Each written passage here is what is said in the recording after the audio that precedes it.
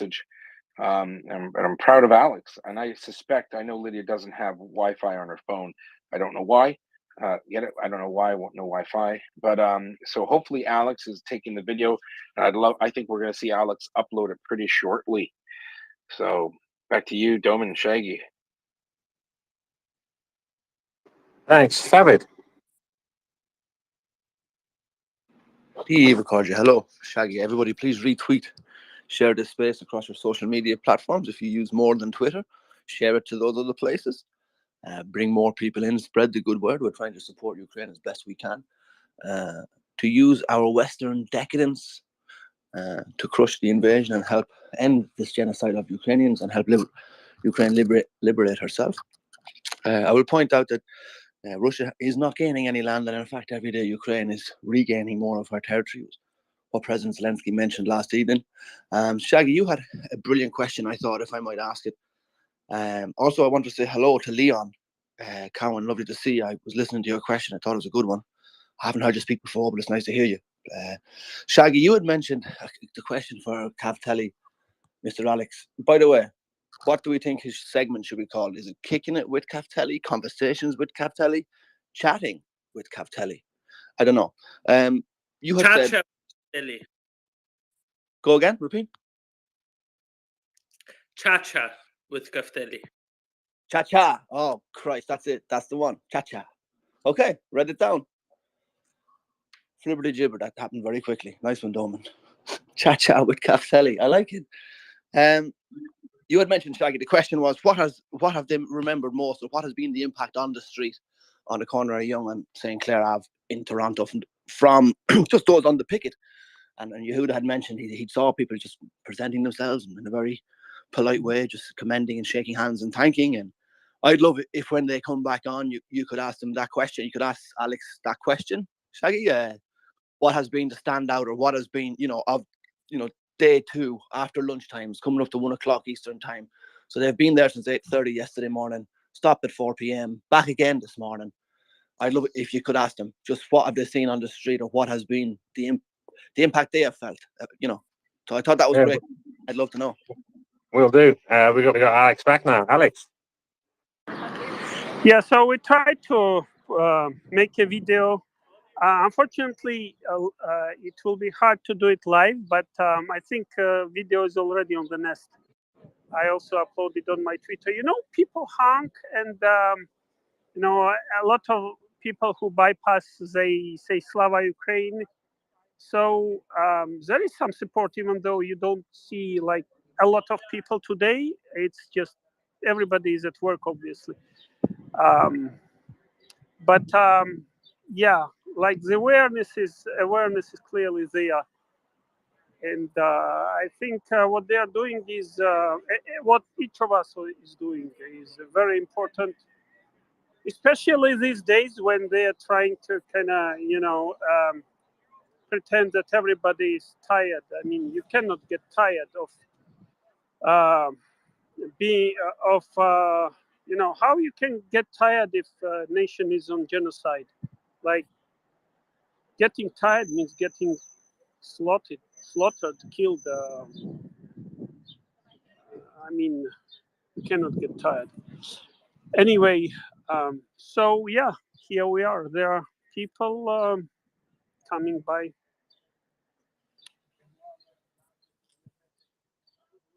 And apparently I've been vindicated. I was not wrong about that beard, was I, Mockers? If you look, that is a beard and a half, man. That is a Sumerian Akkadian beard on a relief somewhere in southern Iraq. I have never seen a man with a beard like that. Yeah, I've just put that. There's a tweet up in the nest showing a bloke with a really heavy black beard. So I'm guessing it's the same guy you're talking about, Yehuda. Yeah, that's one. That's bigger. That's bigger than my beard, and my beard's pretty big. Oh no, that beard goes in every direction. It is not here. It's luscious. It's a gorgeous beard. Yeah, the picture that I'm looking at, he's standing with a sign that says standbyukraine.com, putinprison.com, and all on a flag, all on a Ukrainian flag. Yeah, so it looks very sunny actually there. They're outside Twisted Italian Wrap. Little plug for that company. So Alex, Yes. are you able to do some questioning of your fellow protesters there? Yeah, I can absolutely ask questions. Give me 1 second. I'm also holding a poster, so with my other hand, I will. Well, Alex, why don't you tell the protesters that MriyaReport's been 24 hours, 7 days a week for 15 months, more than that, I don't know, 16 months, and we have millions of listeners overall. And ask them what message they'd like to tell to the hundreds of thousands that will hear this on replay in the next week. What message do they want to send to our listeners? Okay, I will do just that. So. This is again MriyaReport. We have, I think, combined, we have millions of listeners. Oh wow! Now? And we've been not right now, but In total, it's been 24/7 for like 15 months now. Basically, since day one of this aggression. And what is the message you want to tell everybody? And I'd like to give this opportunity to each member of this action today. So maybe we can start with you, Lydia. Yeah, I think you can talk. Can you hear us, guys?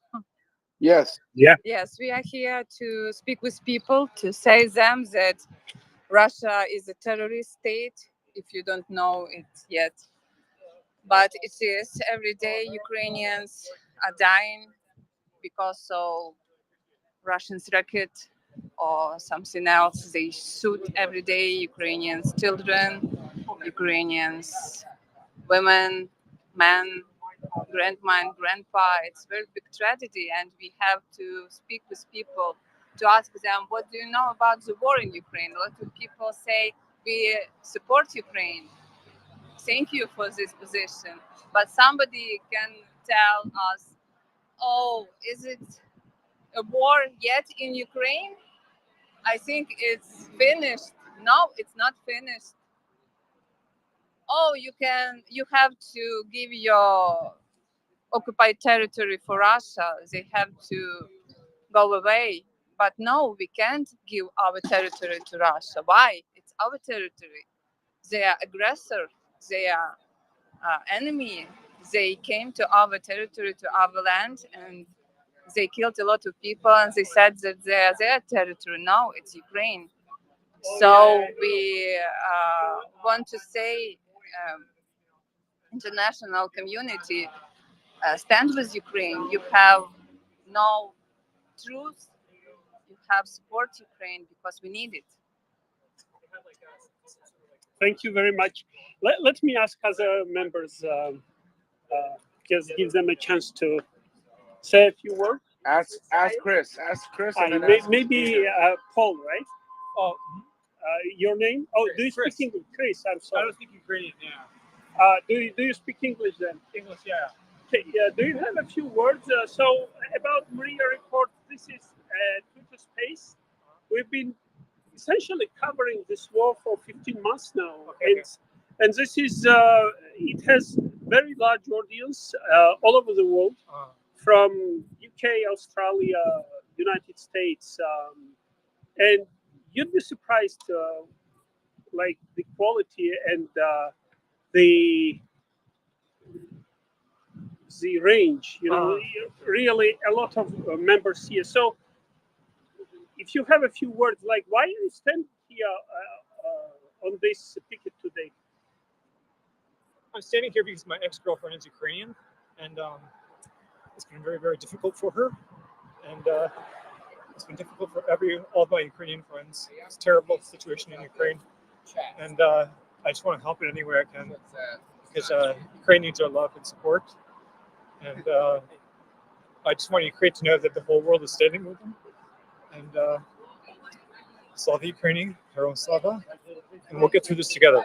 Thank you. So this was Chris, and he's here because he's girlfriend is from Ukraine, and he wants ex-girlfriend is from Ukraine, and it's very hard, obviously, for her. And Chris wanted to do what he can so that Russia stops this aggression and basically goes back to where it came from. Thanks, Alex. Yeah. I mean, tell the people that you're talking to. Go. I'll give a microphone to next one. Ukrainian, Okay. yes.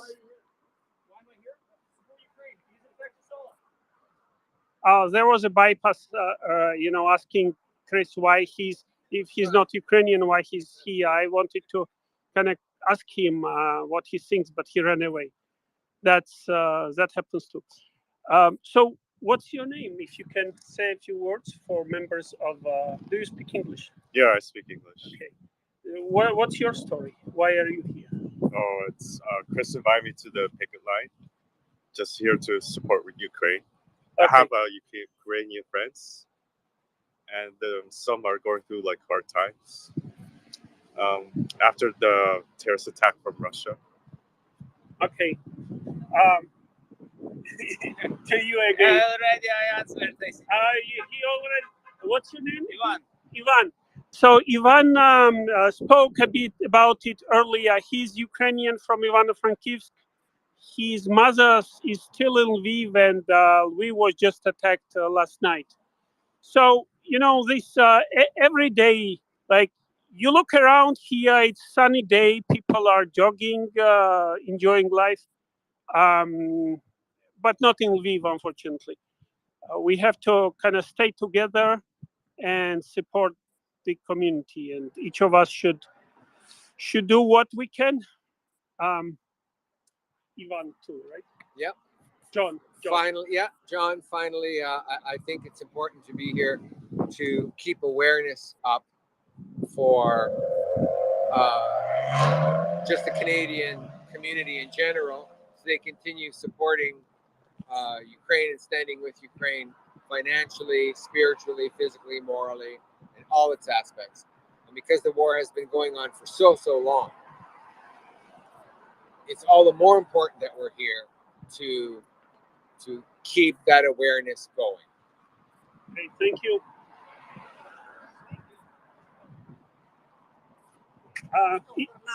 No? Okay. Like, some people are shy. Do you a few words? No? Okay. Yeah, it takes time. Yeah, don't worry, Alex. You're doing a really, really good job. Let the people know there as well that you speak to that there's about 500 people currently listening from all over the world. We're all Ukrainian supporters. We're all virtually standing there. We're doing our bit, standing where we are, our own local protest, and we're very happy to hear that they're there doing the similar things to what we do, but in Toronto. Okay. So there And are Alex, 500 listeners right now to this space. So your voice is being heard. And I wanted to thank you for every one of you to basically speak up. I think it's important, some people are fighting for survival. It's not a time to be shy. But none of you is shy anyway. So hey, Alex, yes. Alex, you can tell them that by the time this recording is done and up, tens of thousands actually listen daily, like 20,000 plus when we reset it and you count all the listens and the downloads. You can let them know we're also rebroadcast on FM radio across the Midwest United States, and people listen to us on Spotify as well. So it's not just 500 right now, it's probably 30,000 people that will hear their message today. Okay. It'll be probably 20 to 30,000 people that will hear your message today. All over the world, like I said, and we also have places in Spotify, and I think on radio too in Midwest in the United States. So your voice will be heard. Thank you, guys. Yeah, I think my battery is dying now. So yeah, I was actually pleased that a lot of people recognize them and honk in support. which is pretty good. Yeah, it sounds really good. Sounds like a really good event down there, actually, Alex. So yeah, hope you bring a battery bank next time with you. All right. If you don't. Yeah. Thank you. I'll shut down now. Thanks for that, Alex. Alex battery is dying. It's not that the protest is winding down. It's just ramping up. Alex, thanks so much for reporting live. It's a first for us. A MriyaReport special correspondent, Alex Cavatelli, drove all the way to Toronto from not so nice Mississauga to report on the Ukrainian protests in front of the Russian consulate, which is at 60 St. Clair East, at the corner of Yonge Street, the longest street in Canada. I know David doesn't care, but it's fine.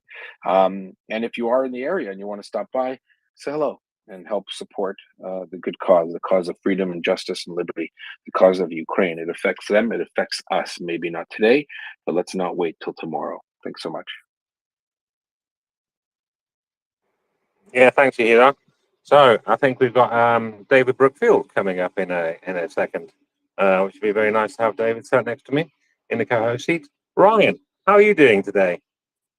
I can see you up there. I'm doing pretty good. I'm just reading through some recent developments that I was made aware of here on Twitter, but I'm not going to sully the reputation of the space by discussing it directly. Okay, that sounded cryptic. Okay, I'll keep that to yourself. Well, we're not going to talk about it because it doesn't merit a discussion on the MriyaReport, but I think my most recent tweet might give away exactly what I'm referring to. All right, I'll have to have a dig. I'll have a little dig around for that in a minute. One word Welcome, describes David. it well. It's called comeuppance. Comeuppance, as in karmic comeuppance. Yeah, That's one of my yeah. favorite phrases, actually. Karmic comeuppance. Brilliant. David, welcome. Hello, how are you? How's the garden?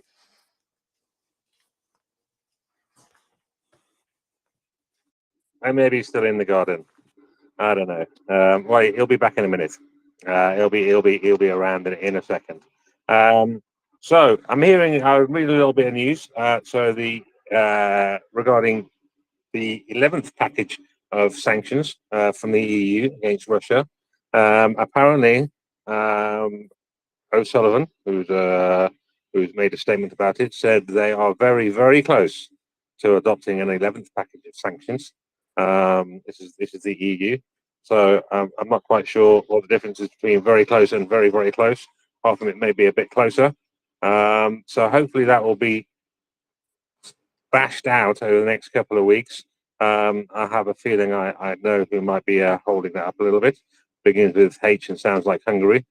So hopefully they will be brought to heel sharpish, and the 11th EU sanctions package will be meted out. Oh, I see David's dropping again. We have a few connection problems there, so we'll get that one sorted out. In a bit of sad news, but it's news anyway. So from the UNHCR, they said there's 6.3 million Ukrainians which have had to leave Ukraine because of Russia's war of aggression. So that's the number they're giving. Obviously, a lot of these refugees, these externally displaced, maybe we call them, are women and kids, which is sad. So they're being parted from their menfolk. One little bit of information in there that I did see was the UNHCR is helping some families still in Ukraine to help rebuild their houses and fix their houses that have been damaged by the war. So that's one of the first little bits of news I've heard of the UNHRC doing something. So they said they've provided support for 76,000 people in Ukraine this year alone. What that support, what that number exactly means, I don't know. But the 12,000 homes was a little bit of information that popped out at me. I see Scribe has his hand up. Scribe, welcome. Good afternoon, everyone. I just wanted to ask a real quick question now that the live interview session's over. Does anyone know what's happened to War Gonzo? Since, from what I'm seeing, he may have been unfortunately disposed of in the front lines in Ukraine. So yeah, there's a bit of a speculation around War Gonzo.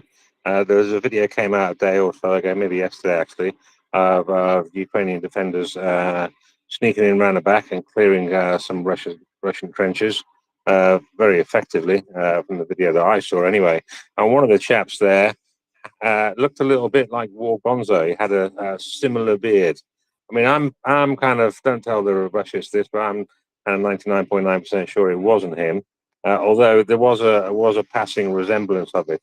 However, NAFO have just taken it to another level because obviously the Russians always say that our Ukrainian generals and various people have been shot or been killed or been bombed or in hospital somewhere.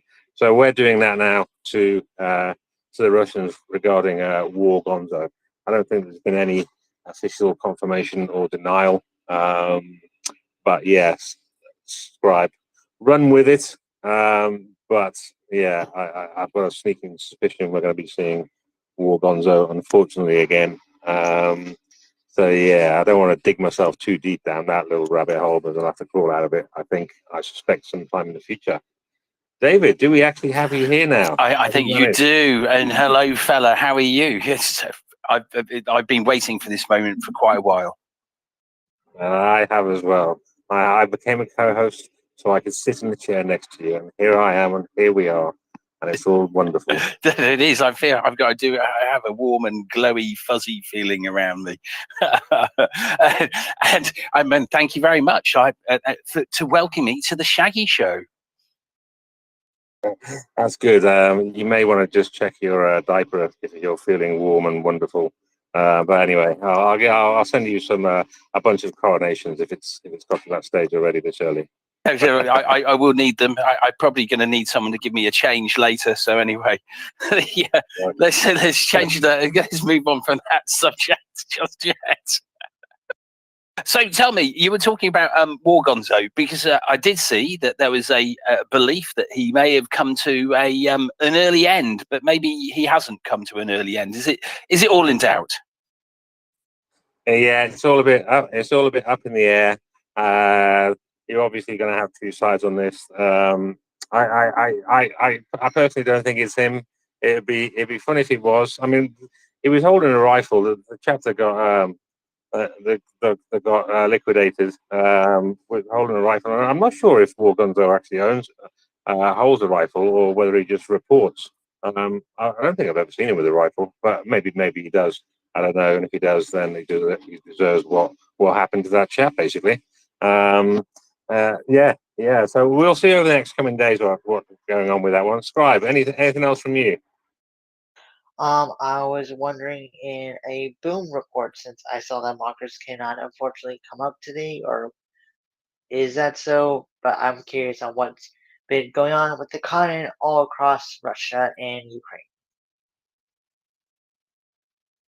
Okay, well, I'm in the process of collating a boom report, which basically means I haven't got one ready for you right now.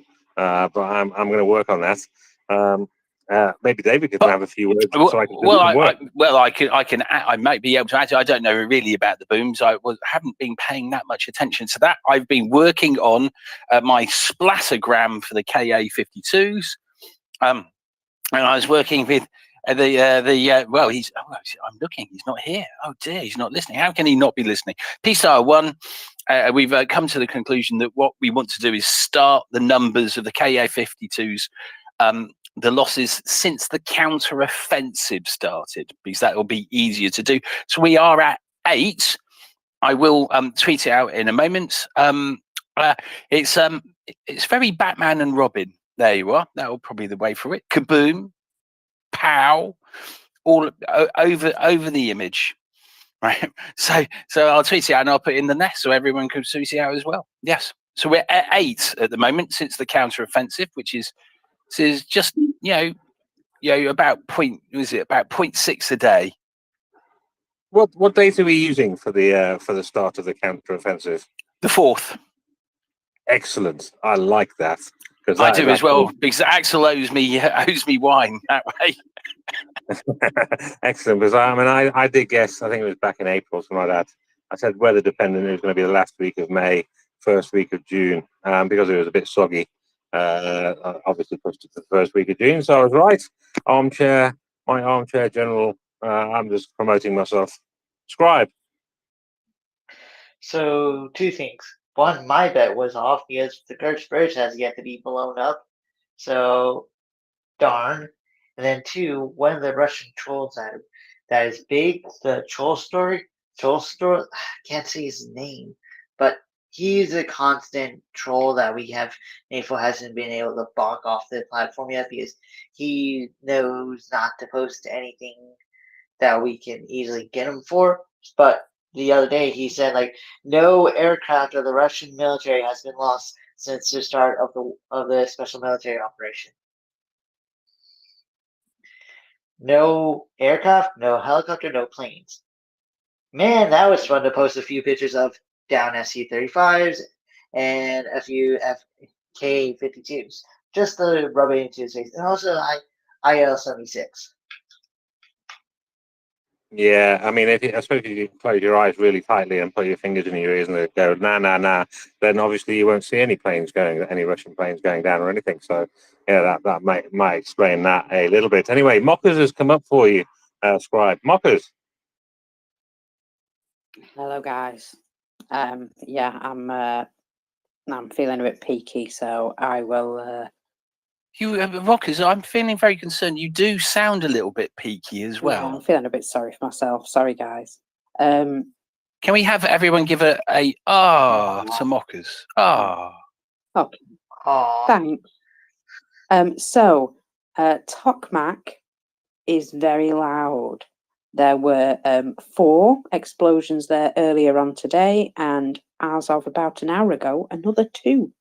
So, Tokmak is, having an emotional day. There was also some other information I sent to you, David, but I'm going to tell you now anyway. That in the Vasilivka direction, Ukraine's offensive is continuing as planned. First Lubakove and then Piatyaki, that one, were liberated with minimal losses. The Russian commander and up to 300 enemy were killed in that fight. A large Russian column was also destroyed near Serebyanki. I'm going with that. An advance of 5 kilometers in a few days is a heroic achievement given the Russian invaders' numbers, aviation, and artillery. Without yet committing the main force, the armed forces of Ukraine are wisely and methodically destroying enemy positions. So it was just a little update for you there. Well, that was a wonderful update, isn't it? We've got so there's been some very good outcomes of that, right?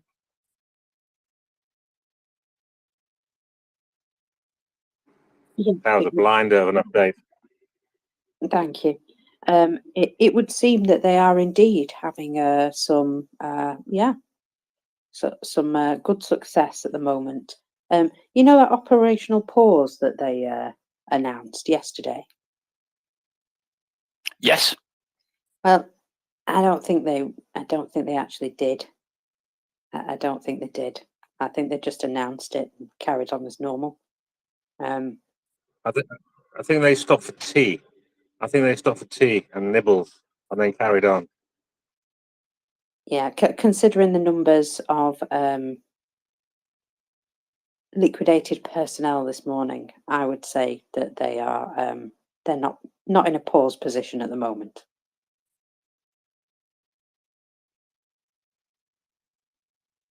May I just say one thing? We haven't seen 1,000 in a long time since the last.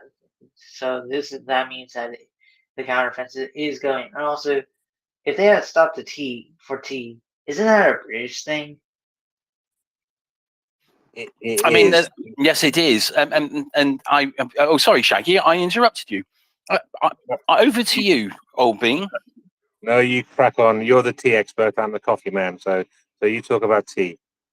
Okay, right, and then you can talk about coffee later. Okay, yes. So yes, it is a British thing, but you have to know that there have been quite a few Brits in Ukraine. So very soon, the whole of Ukraine is going to be drinking a lot of tea. It's just one of those things. It is inevitable, just like the fellas and fella expansion, right, Shaggy?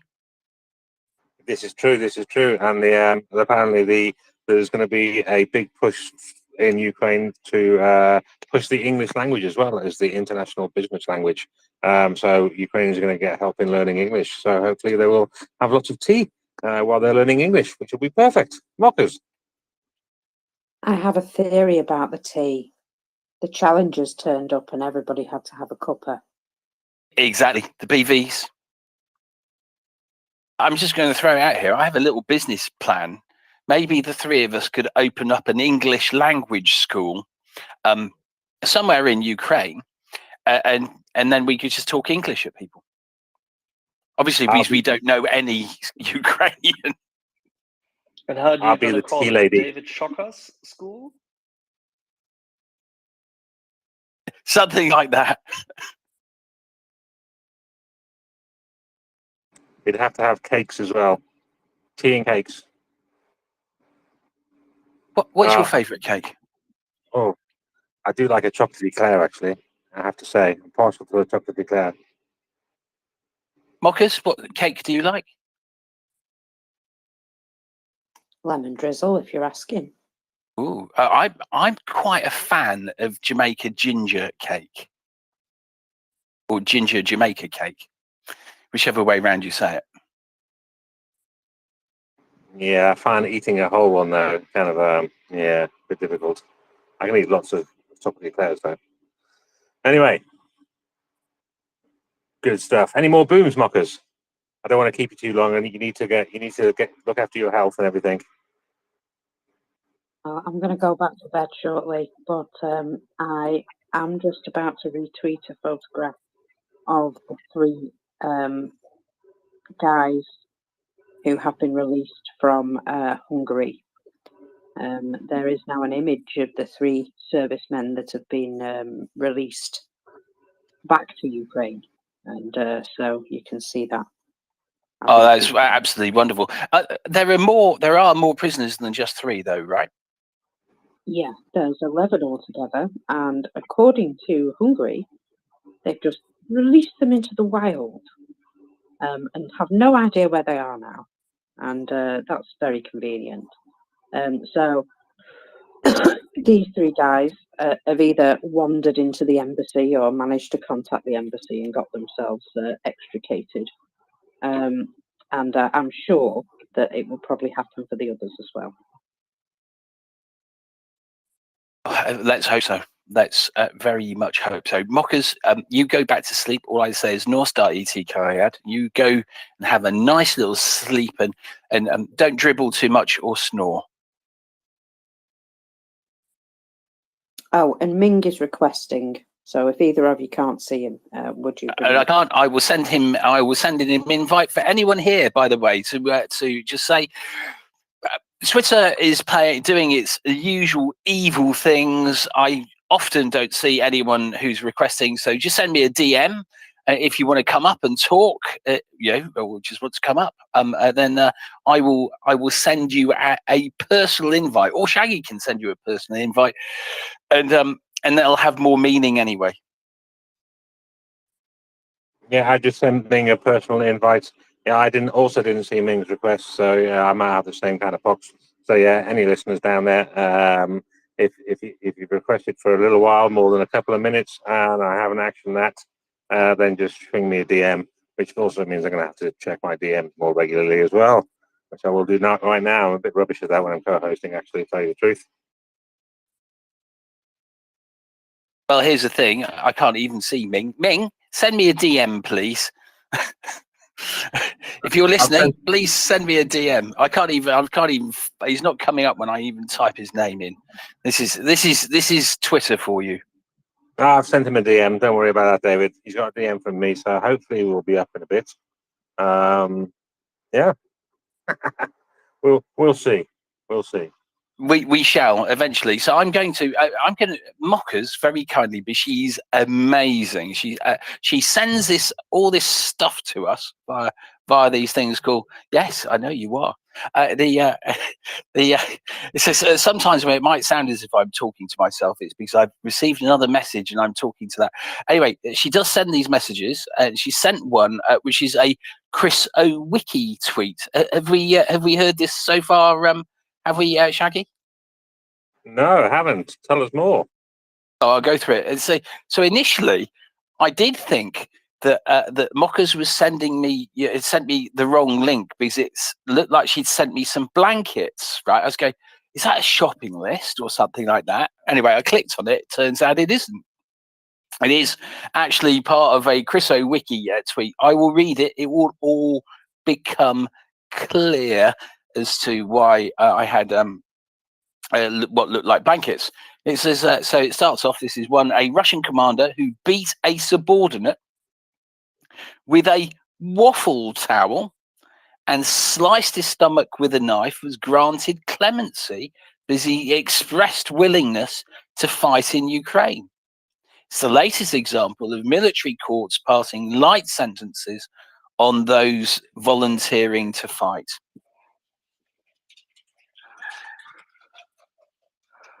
I mean, initially when I read that, I was going, beat someone with a waffle towel. That's not really that's not really much of a punishment, really, is it?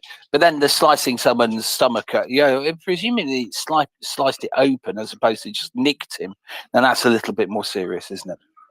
But I don't even know what a waffle towel is. I'm gonna have to Google that at some point. Well. Why don't I? I'm going to do something sensible. I will put this up into the nest, and you'll be able to see. So it's a towel that looks a little bit like a waffle. I'm helping you, aren't I? We've got a little hole in it. No, I'll put it in the nest. You'll be able to see it. All right, cool. Okay, my confusion will be gone, which is good. So I'm reading about a news article I just got handed by also the lovely Mockers as well. So she's telling me, this article tells me that American General Electric have left Russia. So they've left Russian customers without repairing gas turbines. On June the 19th, the company stopped servicing turbines in the Russian Federation, closed access to the monitoring system, and also may stop supplying original parts. So, I mean, I actually kind of wish all this had happened a bit earlier, as with a lot of things regarding Ukraine, more weapons and companies leaving that horrible country. But they're doing it now, so this is good news. I can hear... That is good. Sorry, that is good news, isn't it? I'm going to say to anyone who's wondering about the sounds, that is a coffee making machine, right? And it's not anything else. If anyone was to wonder what those sounds were. I did wonder what was going on there.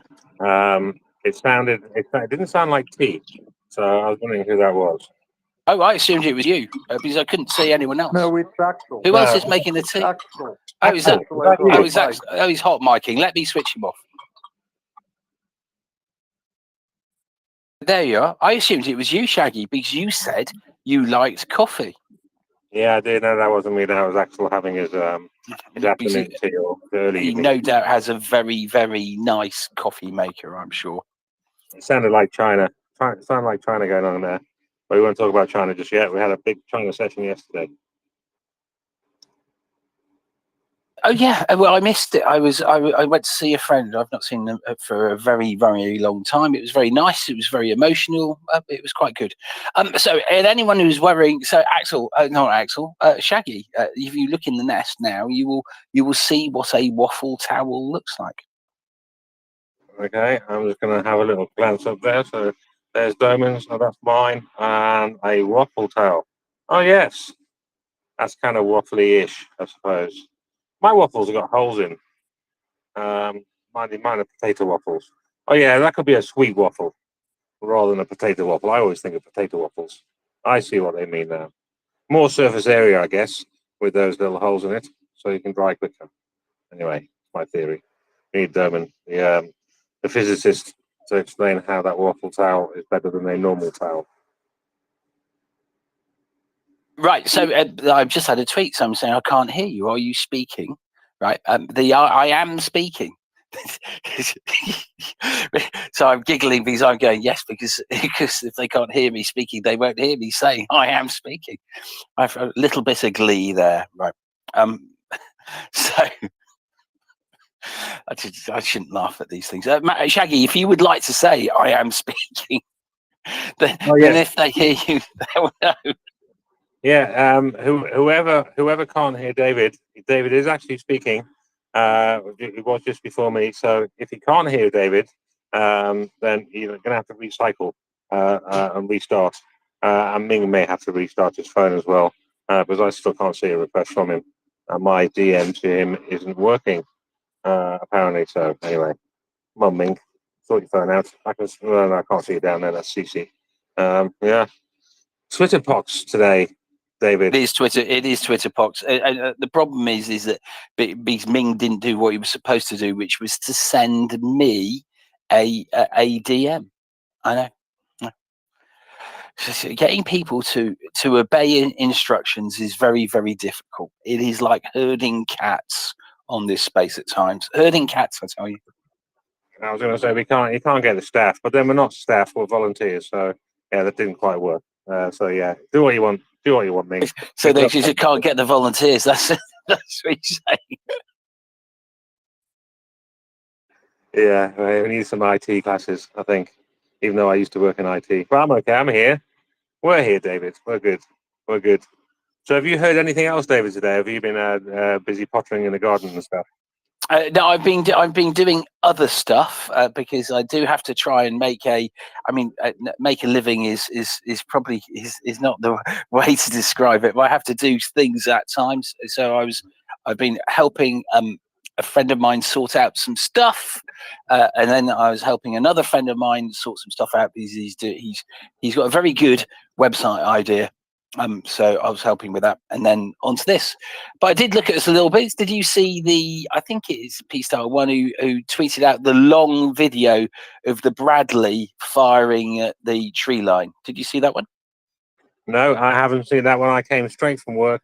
I had a mushroom omelette, and then I got straight to co-hosting. So I'm kind of trying to multitask and get all the news from the past 12 hours that I've missed. Although I did read just now that Italy's Prime Minister Giorgia Meloni is visiting French President Emmanuel Macron in Paris today, and they've reaffirmed their support for Ukraine for as long as necessary.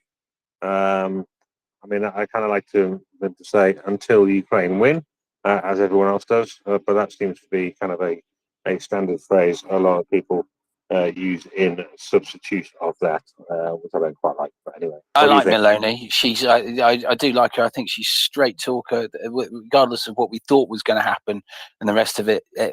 She's taken a stance against genocide and all the other things. Yeah, I do like that. I've no idea about the other politics. Mainly, but I don't know that much about other politics anyway. Because typically, up until I don't know. Oh, yeah, there was that thing that happened in 2016. Up until then, I just ignored politics because it never really impacted on me massively. And then I sort of regretting that I should have paid more attention. Oh, and I've got an alarm telling me something's happening. Maybe your tea's ready, David. I don't know. Maybe the kettle is boiled.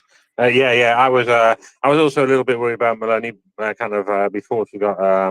before she took office, because of the rumours of what she may be like, and I was very surprised. Maybe because I came down from such a low level of expectation, and she's proved to me anyway, and many other people, I think, to be to be a staunch supporter of Ukraine. Very good. If you probably remember the speech she gave, might be about a month ago now, where she was really passionate. Well, okay, she's Italian, so passionate, but she was Very brilliant. good. And I believe there was someone who was passionate, and she it's not Melania. She's I think Portuguese, who was putting some other politicians into their place. But here's the thing, Shaggy, our English language school idea is gathering legs, right? We have a sign up, so we've got to 4 already. And so he's going to come along and teach Jockernese.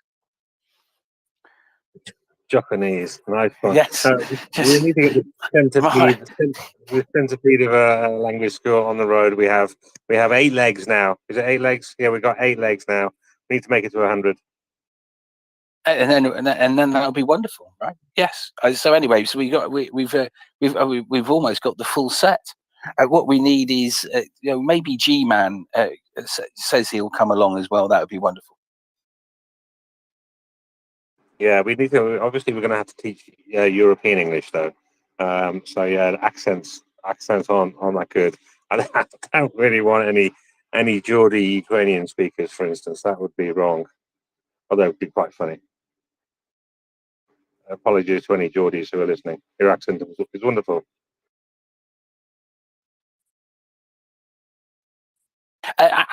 Shaggy, can you give me one moment? I need to reply to someone, and then I can explain a little bit of what I was doing earlier, which was relative to the space, but I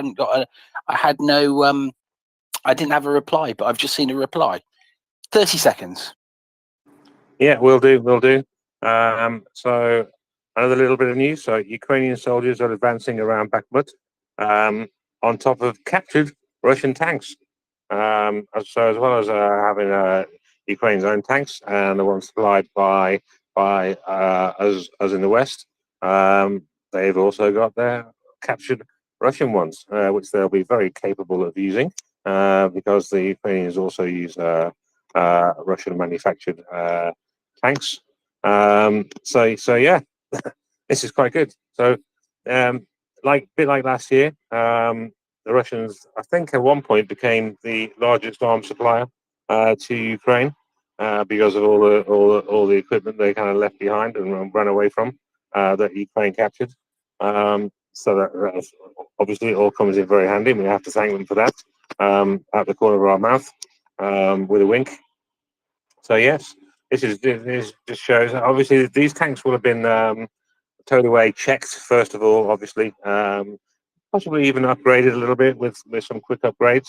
I don't think Ukrainians would have jumped straight in and started using them because they might have booby traps and all that kind of stuff in. But definitely repurposed on the side of good.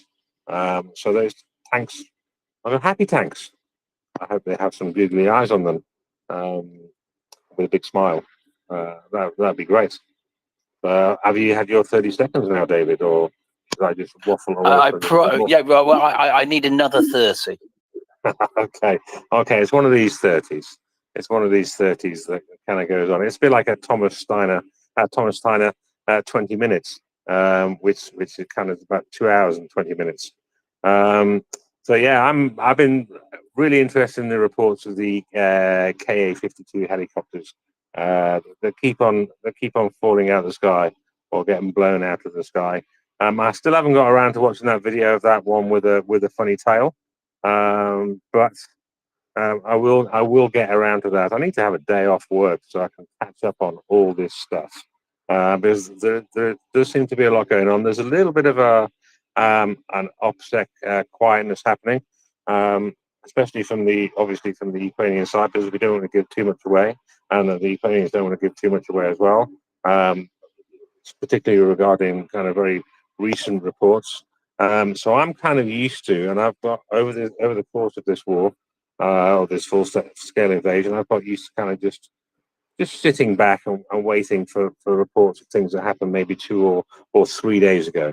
That gives the news that means the news can come out and can be reported accurately, but won't affect any OPSEC because by the time that's reported, things would have moved on a little bit. So when the Russians are all saying, "Oh, nothing's happening," blah blah blah blah blah, well, I don't know.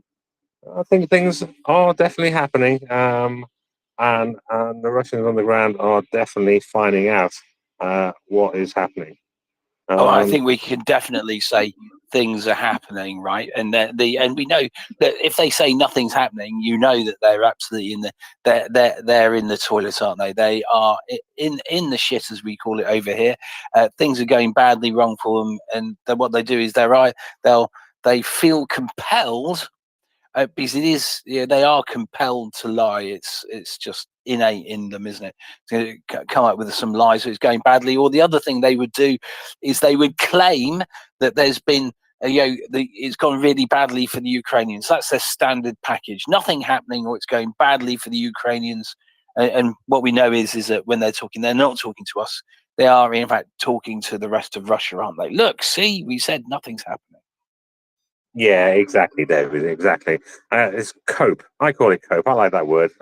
It's a word I learned during this conflict. But yeah, they cope with that. So when they say, oh, when the Ukrainians say we liberated a village, they'll just turn around and say, oh yeah, we kind of fought back and we got it back again, which is a load of rubbish because they didn't. When Ukraine says it's took and held a village, it's took and held a village. And when Russia says it's taken and held a village, well, probably not so much. That's just what they do, make themselves feel better.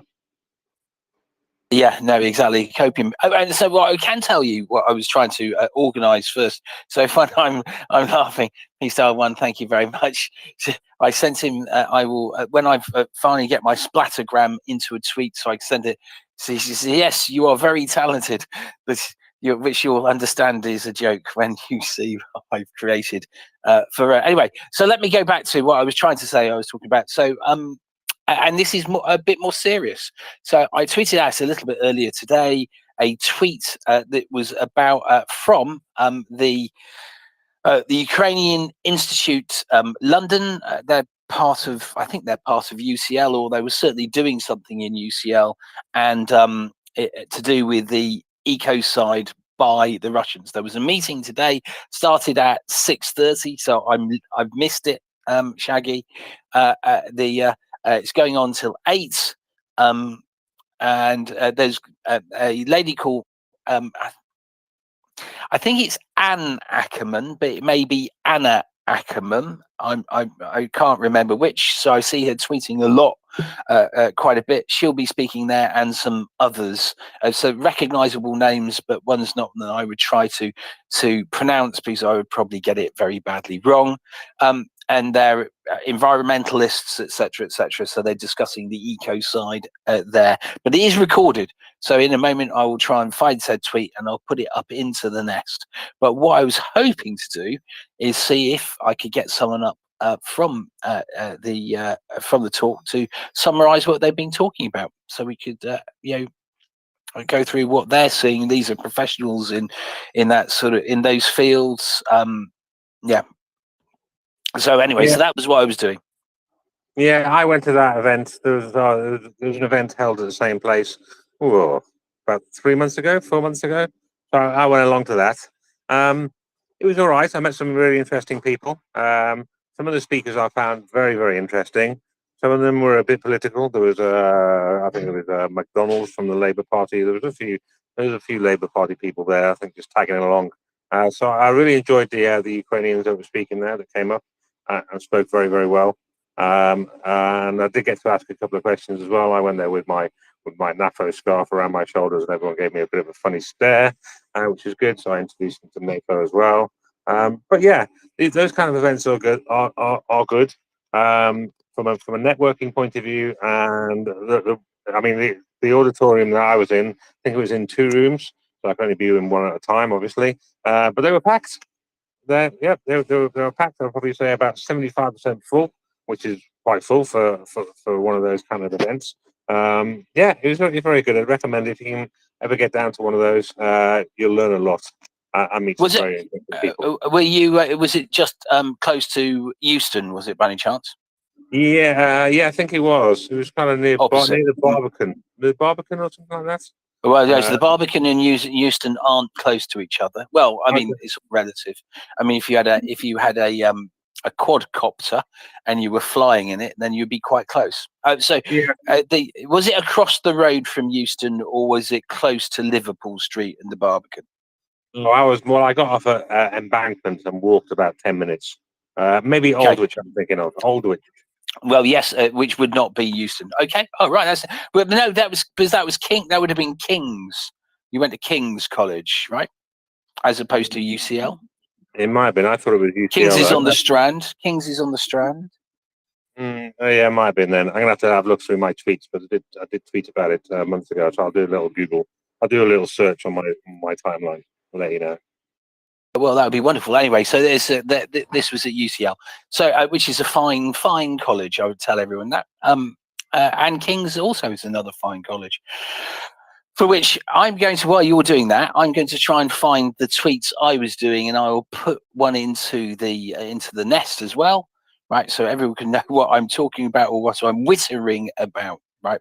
Because unfortunately, I was going to say, I was going to blame it all on Shaggy. Shaggy does have a habit of doing that, but no, it would really be me. Let me put this tweet into the nest as well.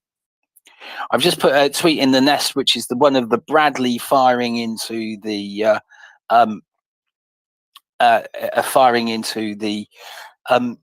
tree line, and there's another tweet of a Caesar doing its little bits and pieces, and eventually, oh no, I'm still going through that. No, well, I do tweet a lot. Which is always a problem. And when you're trying to find tweets that you've sent out earlier, I just go, yes, here we are. Right. This is what I've done. So I've put into a tweet which is from the Ukrainian Institute London, and there's a little link in there which is basically it uploads to YouTube, so you can watch it at that bit. And let me see if I can find. That would be very sensible if I could find the preamble to all of this. But David, I found out where I went. I went to the Solidarity with Ukraine event at the LSE in London. Oh, at LSE. All right. Okay. Yes. Well, I mean, not a surprise that you had some Labour Party people there. I'd be amazed if you didn't have some Corbynistas. Oh yes, they were definitely there. Some chap that looks like Will Self. I'm just looking at the photo. I found my tweet from the 11th of March. He looks like Will Self, but I don't think it's Will Self. So Will Self lookalike. I mean, is that breaking copyright? What's going to happen there? No. I'll send you my little link. I ended up going to the Ukrainian Social Club afterwards. I'm trying my first Ukrainian beer after that event. Well, actually, my first 3 Ukrainian beers. How can you have not had Ukrainian beer? Because there was, I think, Aldi or Lidl literally did a beer called Ukraine. Yeah, I do all my shopping for my cheap company shop, which doesn't sell beer. Oh right. Oh. And besides, I'm a red wine kind of guy. But well, I do like a 2007. Let's not go there. Axel, I think will be up in a bit, in about 5 minutes, and so you can discuss that with him. So I do apologise. It's an ongoing joke between Axel and myself. I do like. There's a very fine area in Bordeaux called Saint-Emilion. I've been there a couple of times, and Axel is adamant that 2007 wasn't a good year. I'm adamant it was. I'm not interested in what the experts say though. So there we are. David, George is requesting. Oh, is he? Oh, right. Well, let me send an invite. Thank you very much. So I'm actually seeing no one then. No, that's not true. I did see someone earlier who requested. That's Do I interesting. now have the name No One?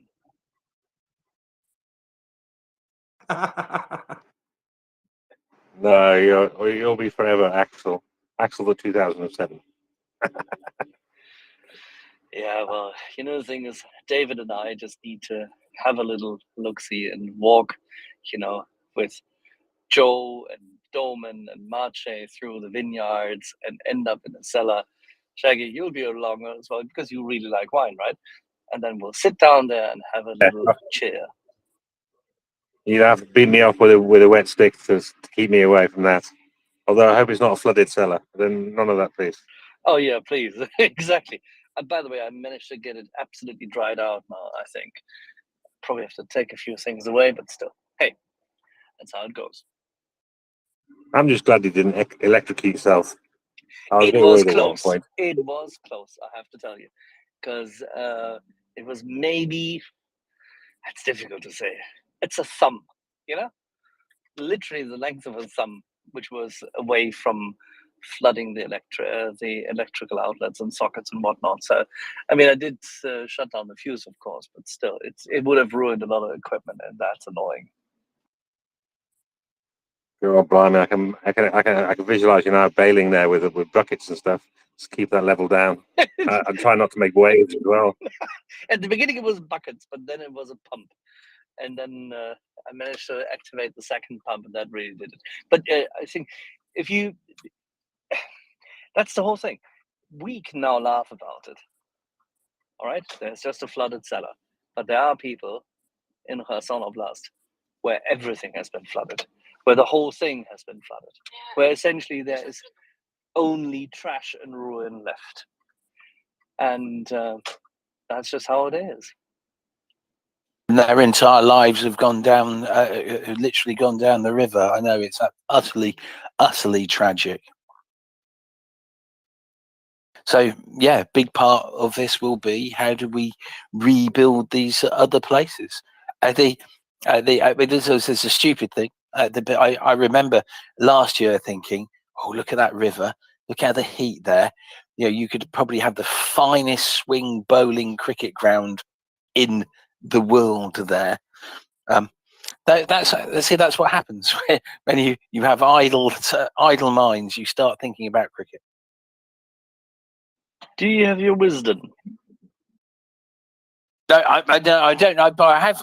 No, I don't. But I have played cricket against the authors, right? Of which there are quite a few contributors to wisdom in it. All righty.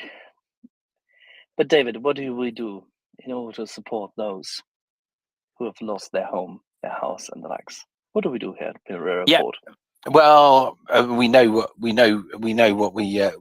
Really, we are here to see if we can get some contributions, whatever that is. Whether that's I don't.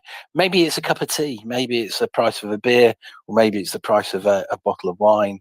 Whatever that is, a sandwich or whatever. And go to MriyaReport.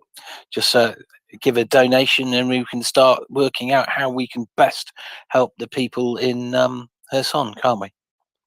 Yeah, fully agree, David. We got George's hand up. Yes, we do. And then it's Randy. Oh, yeah, David, I was just going to comment on that video you posted of that Bradley firing on the tree line. Do you know what? There's a, excuse me, I have happened to swallow one of those frogs from the Dnipro River here.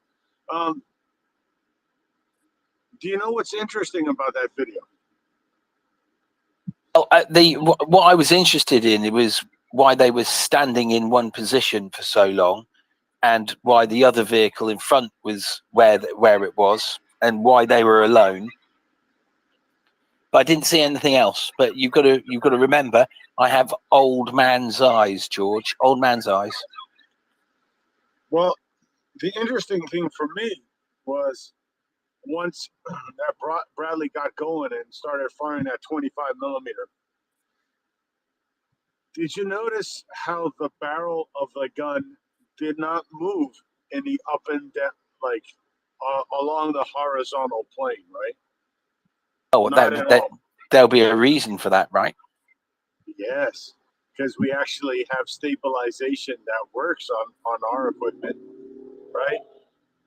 Now compare that to that Kinder Schrecken, that Russian boogeyman, that Terminator,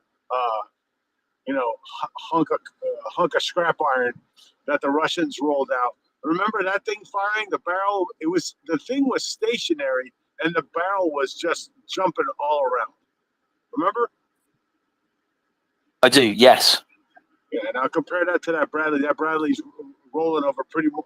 It's not on flat ground, right? It's rolling over terrain.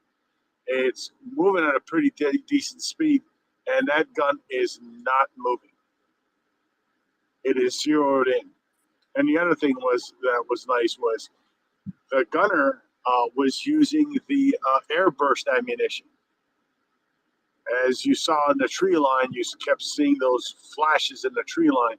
That's what 25 millimeter airburst ammunition looks like when you're watching it go down range.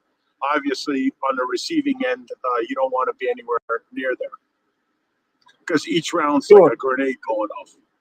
George, I've got a question about that airburst munition. How does it know it's got to the right spot to be able to burst?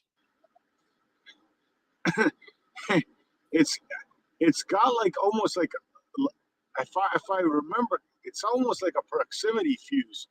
Can I explain it? I think I know. Yeah. I mean, and someone can tell me I'm lying, right? So I think it's the way the Gepard is, right? So the Gepard basically goes when the ammo goes in and it passes through the barrel. There's a little bit that goes. This is when you need to go off, right? So there'll be a rangefinder mechanism, and it goes, here you are, go off at that range. That's how I think it works. You're right. There is on the site, depending on what you're sighted in, that takes that range, and then that automatically feeds into that round, and that's what you get. You get that air burst wherever you're aiming at. But you're talking about that is a devastating type of round because it's an air burst round, and it's even if you're in a trench, right? Even if you're in a trench, you still eat shrapnel. Yep. I mean, here's the thing. And I'm getting a DM right now. Someone is going to correct both of us. So once I get this technology corrected, I will come back up and let you know, David, on how exactly the 25 mic works. Okay, that would be really, it would be interesting. I know how the 120 millimeter works in the 105, but not the 25. So we're going to pause this as we get the correct technical aspects of this weapon system. That would be interesting. I didn't actually know that there was they had a sort of a frag version of the 25 mil. I thought there were things that were bigger. Right. Anyway, but Randy, you've got your hand up. I've not heard you in ages, so welcome, Randy. Oh, thanks. I just wanted to talk about. I was at a meeting today with the top Polish government official involved in Ukraine reconstruction, with the American Chamber of Commerce in Poland and people from the American Chamber of Commerce in Ukraine as guests. And a lot of news. Poland is about to pass a law that would allow financial guarantees from Poland to Ukrainian firms involved in reconstruction projects. And they would not have to be incorporated in Poland, but merely have an office here. They also are working already in detail on further connecting roads and railroads from Ukraine to Poland, basically tying Ukraine more into Europe. And these things there are numerous projects in detailed planning and some in implementation, apparently, already going forward right now. One of the gentlemen was doing a major warehouse in Western Ukraine his company, and he made a couple of comments, but quite encouraging. And the message was that Ukraine reconstruction will not wait for an end of all the conflict, that Ukraine is open for business. They say it's about 50% of what it was pre-war, but businesses are operating, and projects are being planned, and the private sector, along with some of these government loan guarantees and things, will bear the lion's share of the reconstruction work, and Ukraine will be rebuilt better than it was before the war.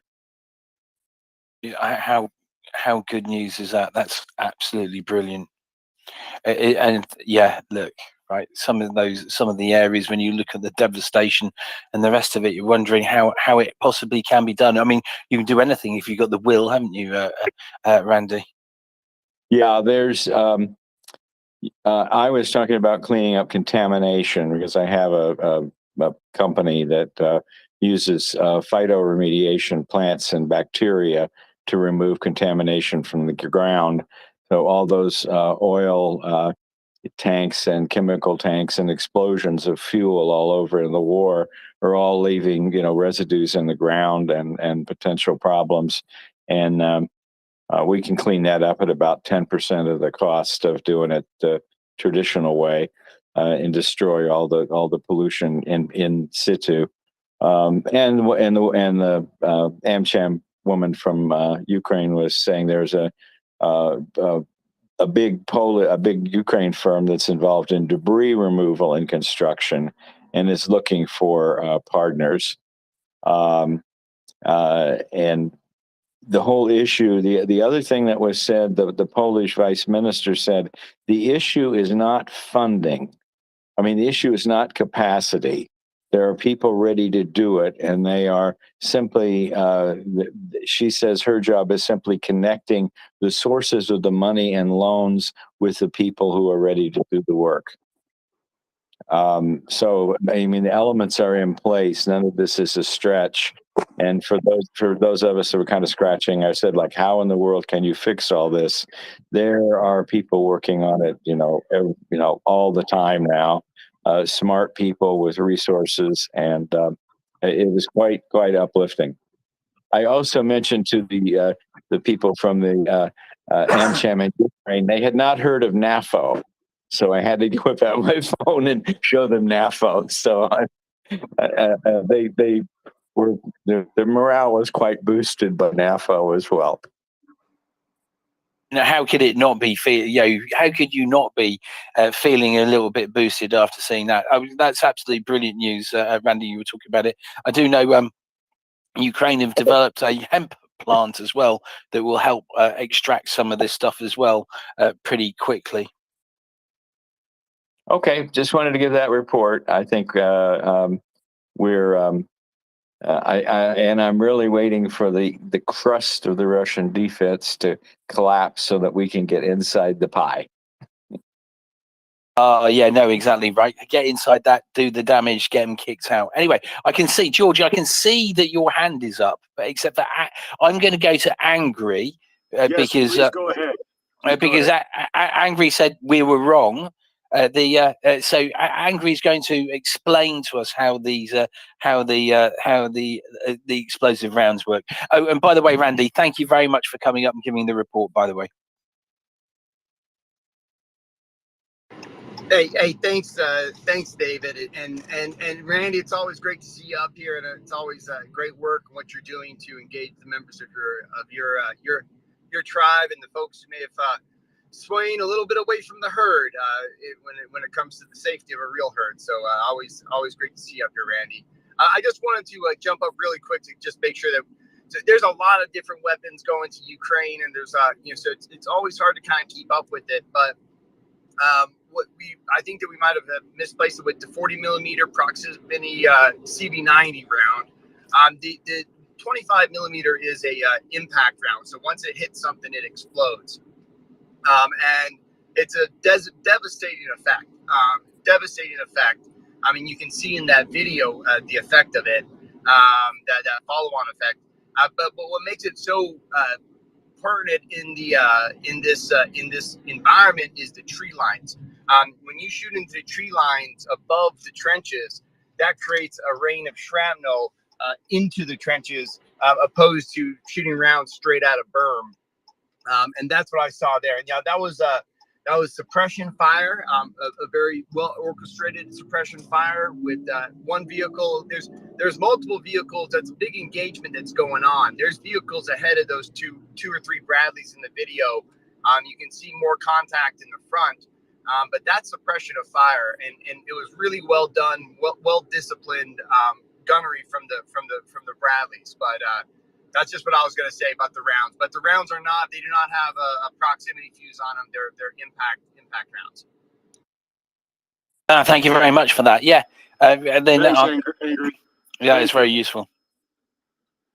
Thank you very much for that. Now for the CV90s, and I'll explain how it works, because just to make sure you guys understand how it works is what the CV90 is able to laze the target. So if say there's a window or a trench that they want to shoot at, they hit a laze button for when they switch to proximity, and what they do is they shoot it's kind of directly above it or to shoot into it.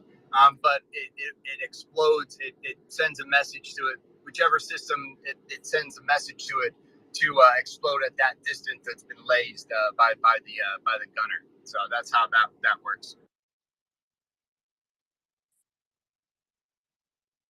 Well, thank you very much. Yeah, yeah. So the signal is done by the lasing; it goes in, which is a little bit like the way the Gepard works. Okay, well, that's pretty interesting. Right. Anyway, so we have. I was looking at a video. It appears there's been a big bang. Tender put a tweet out. Russian occupied Volnovavka has been hit by what looks and sounds like HIMARS missiles. I've also there you are. Volnova. Yeah, it's turning into the next Chornobyivka, because that's I think that's the second or third time it's been clobbered this week. So there is basically, I've already geolocated the exact coordinates. I think another Russian logistics base has just been incinerated. There's a bit of smoke coming out of that. And David, I apologize, but I'm geolocating some cheese now in the shop, and I'll be right with you after. Oh, good man. No, we're fine. You do your thing. Make your cup of coffee. You've already made your coffee, but anyway. Yes, we're good. I've got Shaggy here. We're going to discuss also. What are we going to? I was going to say we're going to discuss all sorts of things. Shaggy, what are we going to discuss next?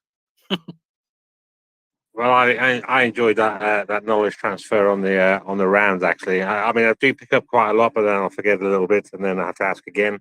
And that's one good thing about the MriyaReport. It's 24/7. Ask questions. Some of it will sink in. If it doesn't, if it goes in one ear and out the other, just come back and ask the question again, and then knowledge is transferred from people like Angry Ants and our wonderful speakers that come up. I love it. Thank you very much. I want to say thank you to all the speakers that come up, because imparting your knowledge to me really helps me make sense of things. Yeah, thanks.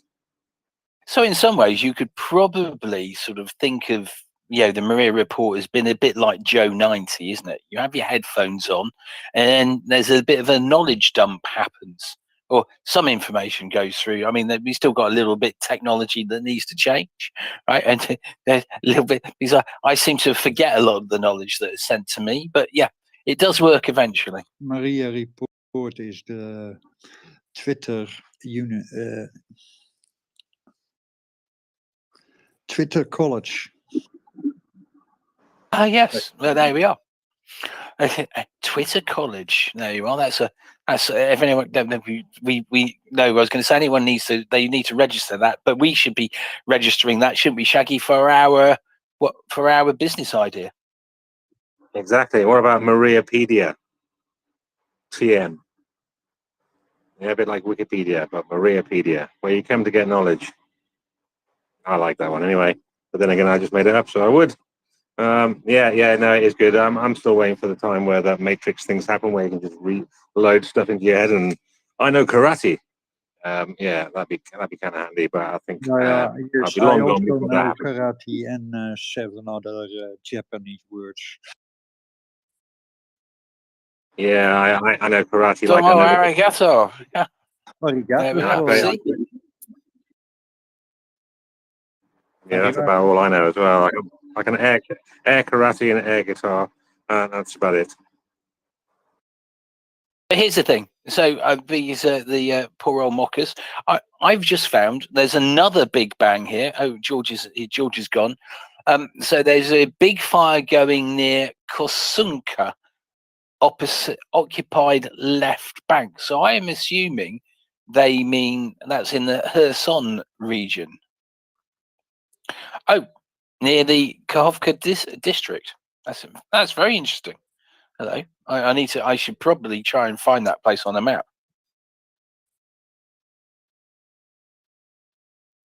Yeah, I'm trying to bring Chris up at the moment, so I've sent him an invite. If you want to send him one as well, David. No, I don't. Yes, okay. Yes, I will. Right, you do your thing, and then I'm going to try and find Kosunka on the map, and then I will send Chris an invite. Yeah. Sorry, listeners. We're having a little bit of technical issues with these invites at the moment. So it's a bit of a.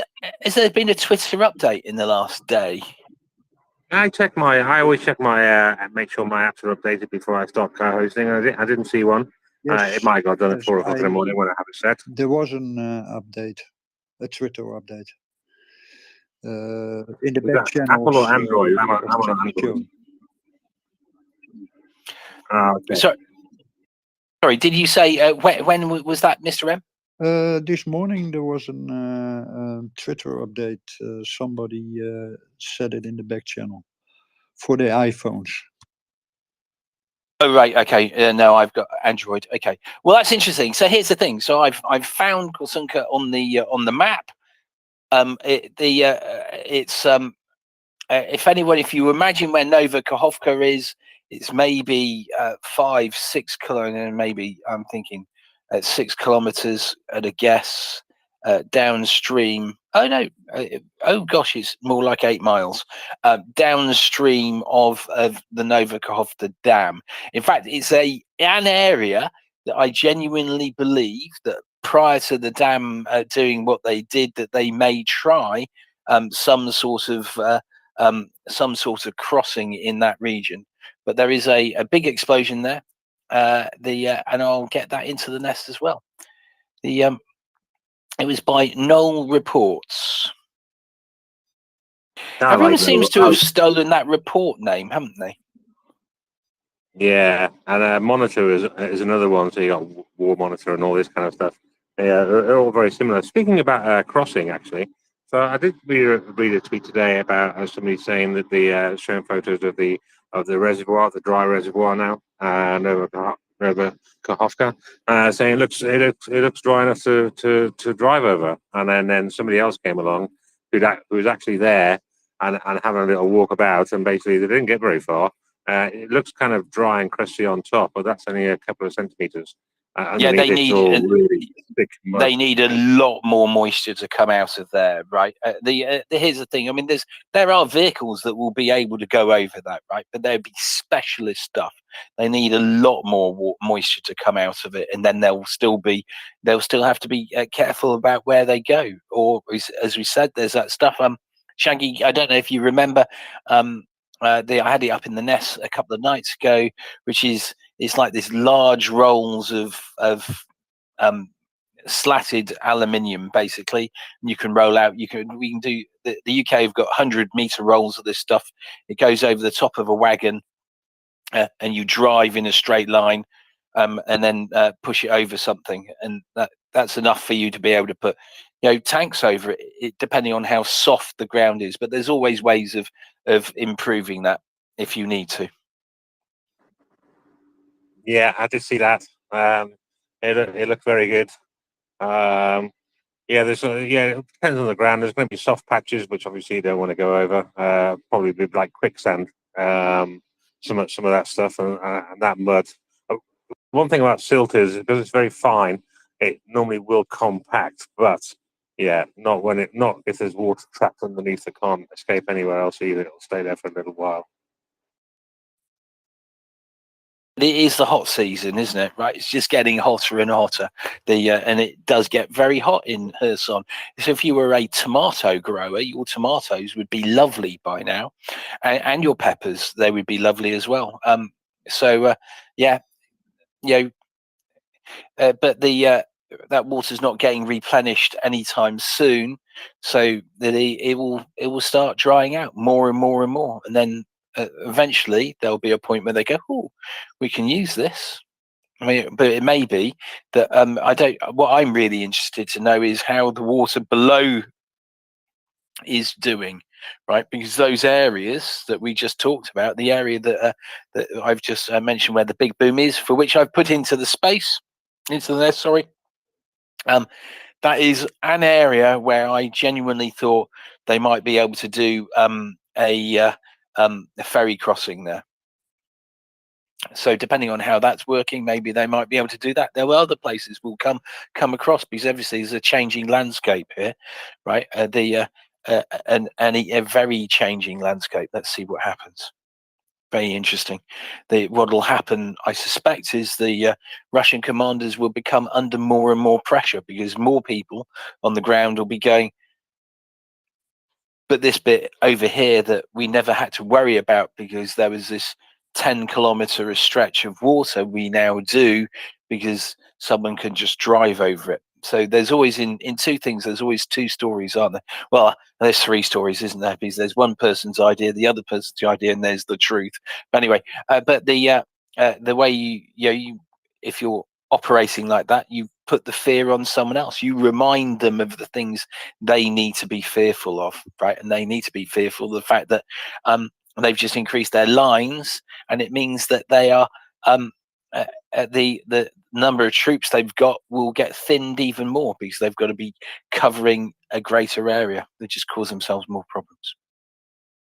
Yeah, do you think they'll be using like some of their reserve troops to put on that coastline if it were on the banks of the reservoir, or do you think they'll just be thinning their front lines? Well, and here's the thing: I suspect the initial bill will be no, but as the pressure is put mounts, right, they'll start second guessing themselves, etc. So then, at some stage, someone may break and go, "Oh, we've got to get people over there," and then anyone who's got good intel and you're watching and you'll know what's happening, and you go, "Oh, they've just moved 3,000 troops out of Melitopol, for instance, and they've put them over 200 kilometers over in another direction." Well, then that might change the focus from one place to another, because suddenly you think, yep, all those troops that were defending that area, it means that other area is not well defended. So it'll be interesting to see where they go. Very interesting to see. Yeah, it'll all pan out, I suppose. And Ukraine has great intel and satellite data, as well as the partisans on the ground, which will be able to report masses of troop movements, if there are any from the reserve or anywhere, going to different places, which hopefully will be fed to the HIMARS teams and everybody else who can just blast them into tomorrow. I mean, yeah, that would be good, wouldn't it? If we're just waiting for the bigger stuff, the longer range. We just know they need that longer range stuff, right? So the stuff that can go out to the 160-kilometer bit, because those command centers and the rest of they've moved back into relative safety. So they need to put the pressure back on them and go, nah, not safe here anymore.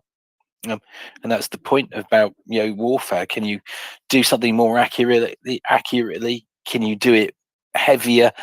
Can you hit heavier in all the other bits and pieces? And can you hit further away? That's a really, really big.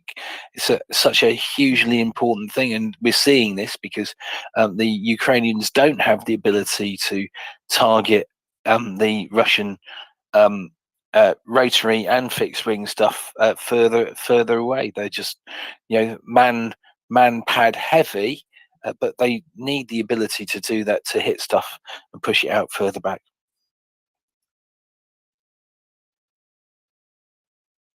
Yeah, I'm still waiting for my little bit of railway that I've had my eye on for quite a few months now to get hit. So it's a little bit of rail. It's only a little bit of railway in Russian-held territory, Russian-occupied territory, that goes from kind of south of Donetsk over to the west. Yeah, I want that bit of railway done. From Donetsk to Melitopol, is it? Yeah, it kind of goes that way. I've put the map out a few times. I'm trying to find it now, to try and find the names of the places. But yeah, it's just this one bit of. It's the only bit of railway that I can see that goes that can connect, like Donetsk and the eastern part of Russia's forces with the west, apart from going by road down near the coast. But it's above that. I'll send you a deal. Well, that would be very good. I'd be really interested. So yeah, you split that, stop them being able to resupply, and I see we have a hand of the lovely Lily Beans. Lily. Thank you so much. Good to hear both of you. Hope everyone's having a lovely day or evening. Please tell your friends, family about MriyaReport.org if they are not on Twitter. You can also access this on YouTube, computer, what have you. You'll get there. And people can start listening, and I think there's some versions you can get captions. Can't hear. Donate would be wonderful. Whatever you can. If you don't have the shekels right now, that's okay. Just coming here and listening and spreading the word about our group would be terrific. Shaggy, about the railway, I'm not in front of a map, east to west. Wasn't that rail hit about 6 weeks ago? Wasn't that a rail that was hit on two portions? I thought that was a rail at least parallel to the one you're talking about. Is there another rail in that region?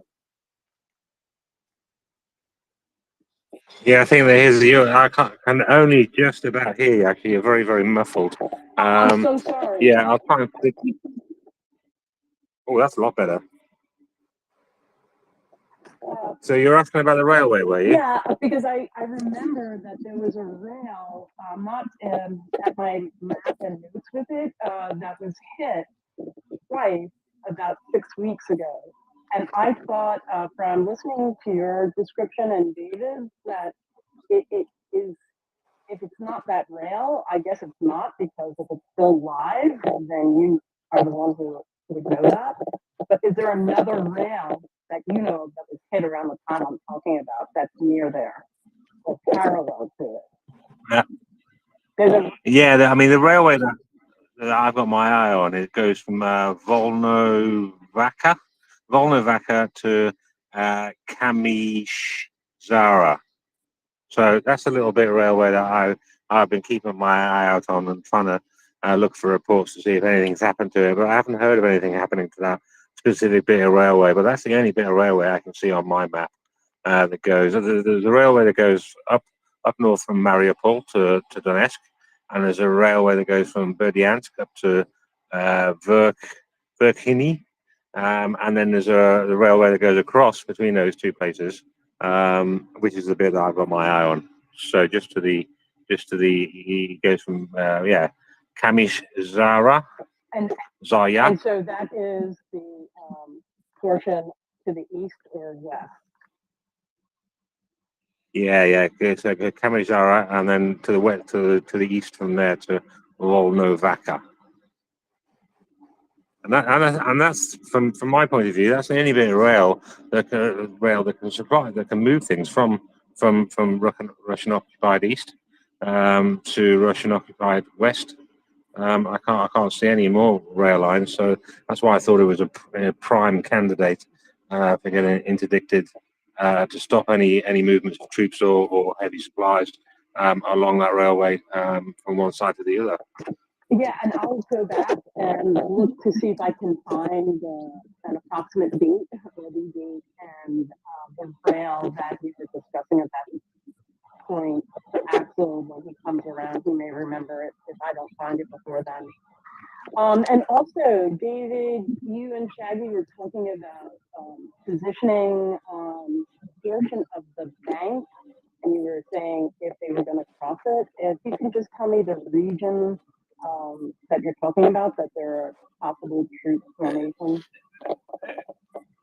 Wait, so the position of the, did you say bank? You were saying, yes, that they're, would they cross the bank now that the water has receded?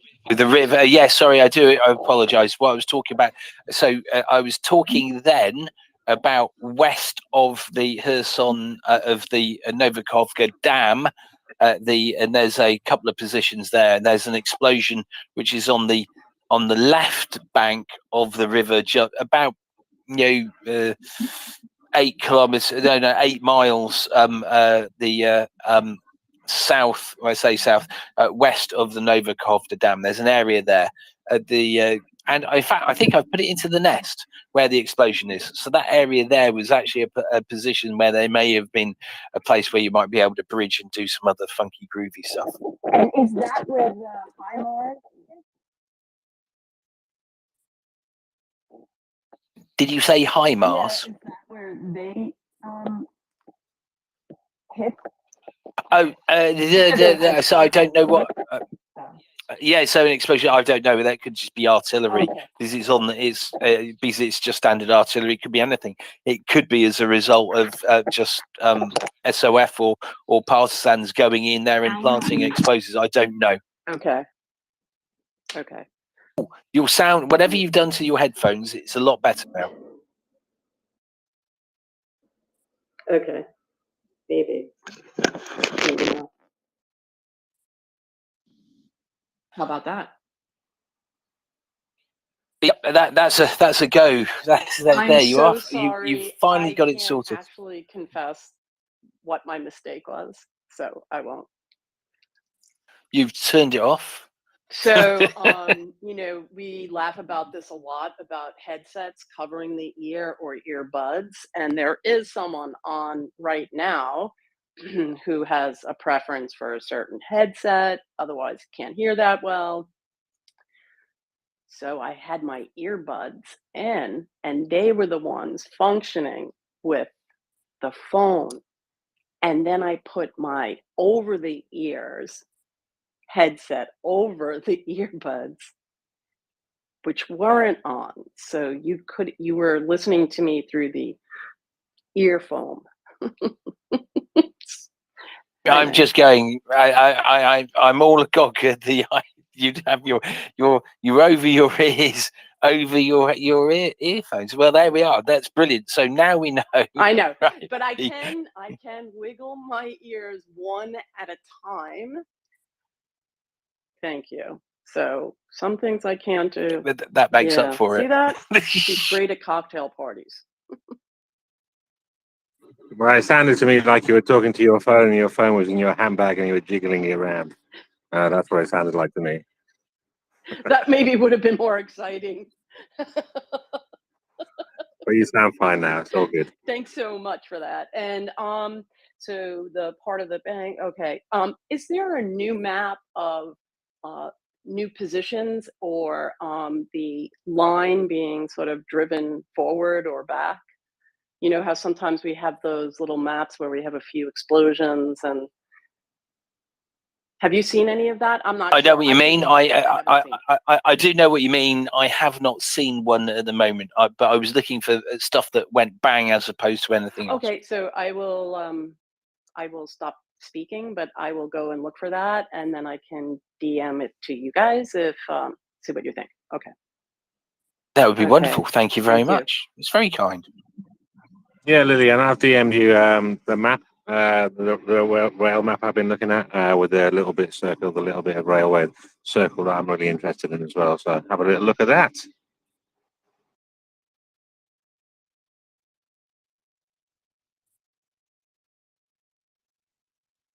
Oh, did we cover? Here's the thing. This is very interesting. So the EU has announced that they've got up to $50 billion as a credit facility for Ukraine. Have we covered that? No, I haven't covered that. There was a little bit of other EU news, but not that one. So what's that 50 billion for? Let me read it out. It says we propose a facility for Ukraine for the next 4 years of up to 50 billion. I assume that's 50 billion over 4 years as opposed to 50 billion per year for 4 years. Which would be a different value totally. 4 times 50, right? But anyway, it says to provide predictable finance to Ukraine on its EU path, together with global partners and the private sector. On migration, we support external border protection and economic development of our partners with 15. That says 15 euros, but I think there's a little bit more to that than 15 euros. Maybe that's 15 billion. Oh yes, there's BN afterwards. Right, so 15 for the migration as well. That's just very, very good news. Very good news. Yeah, I keep on hearing about various bits of various EU institutions putting money away for Ukraine and for reconstruction in the future. The Bank of Reconstruction and Development as well. So yeah, this is all for the future stuff, but it needs to be done at the same time. Well, as soon as possible, so everything's in place for when Ukraine does kick Russians out of Ukrainian territory. These things can take a while because it's a lot of legalese, and big institutions generally kind of go quite slowly, as we know. But once they get going, if we can kick them in the butt early, then they should be ready when Ukraine needs that money, rather than any more delays. Really. Shaggy, I think you were here, but David, I'm not sure. Did you hear about the very lovely gift Warren Buffett and his family foundation are? I have not heard of this. I would like to, though. Well, one is he is completely appalled about the lack of response for Ukrainian citizens, especially since the dam has broken and all this tragedy. And he has dedicated $450 million for emergency help for the citizens of Ukraine after the dam broke. Really beautiful, I thought. And I can probably find some words on that if no one put it to you guys. This came up here, I learned of it earlier. So if I find words or a speech that was given, I can also send that to you and you can do what you want. Right? Yeah, I got my Buffets mixed up. Devin corrected me on that one, thankfully. So yeah, it was Howard Buffett, so the son of Warren Buffett. I should have actually read the article properly. I skipped over the son bit. So yeah, 450 million, and a strong voice and an important voice speaking out in support of Ukraine. So I enjoyed reading about that. That was very good. You know what I think he has done is this being the father of Warren Buffett. A number of years ago, I remember reading that I think he broke funds down and he has a sister actually that was taking on a certain amount of that money to give it to specific foundations. So I think like the son, you know what I'm saying? It's their destiny and their goal, right, is to give their money to worthy causes. And so I think it's just awesome. Yeah, I mean, I would love a job as a philanthropist. I just need the money. That's the only thing that's missing. I think I have the experience for it. I just don't have the cash. So yeah, if anybody wants to give me the cash, I would love to be a philanthropist. Yes, me too. I could be a very good philanthropist with that, right? But I mean, we could start little with philanthropy, though, couldn't we, Shaggy? Just buy a small stamp, and then later we could get to bigger stamps. Exactly. And no green shield stamps. They're not welcome. There's absolutely zero value now. Did we hear any more about the 3 Ukrainian POWs out of the 11 that were exchanged today? Anyone know anything yet? Yes, so we have heard. Mockers said that the 3 have turned up at an embassy somewhere, and the other ones are their position unknown. Apparently, Hungary just let them go and released them into the wild. Presumably, they released them into the wild with no money.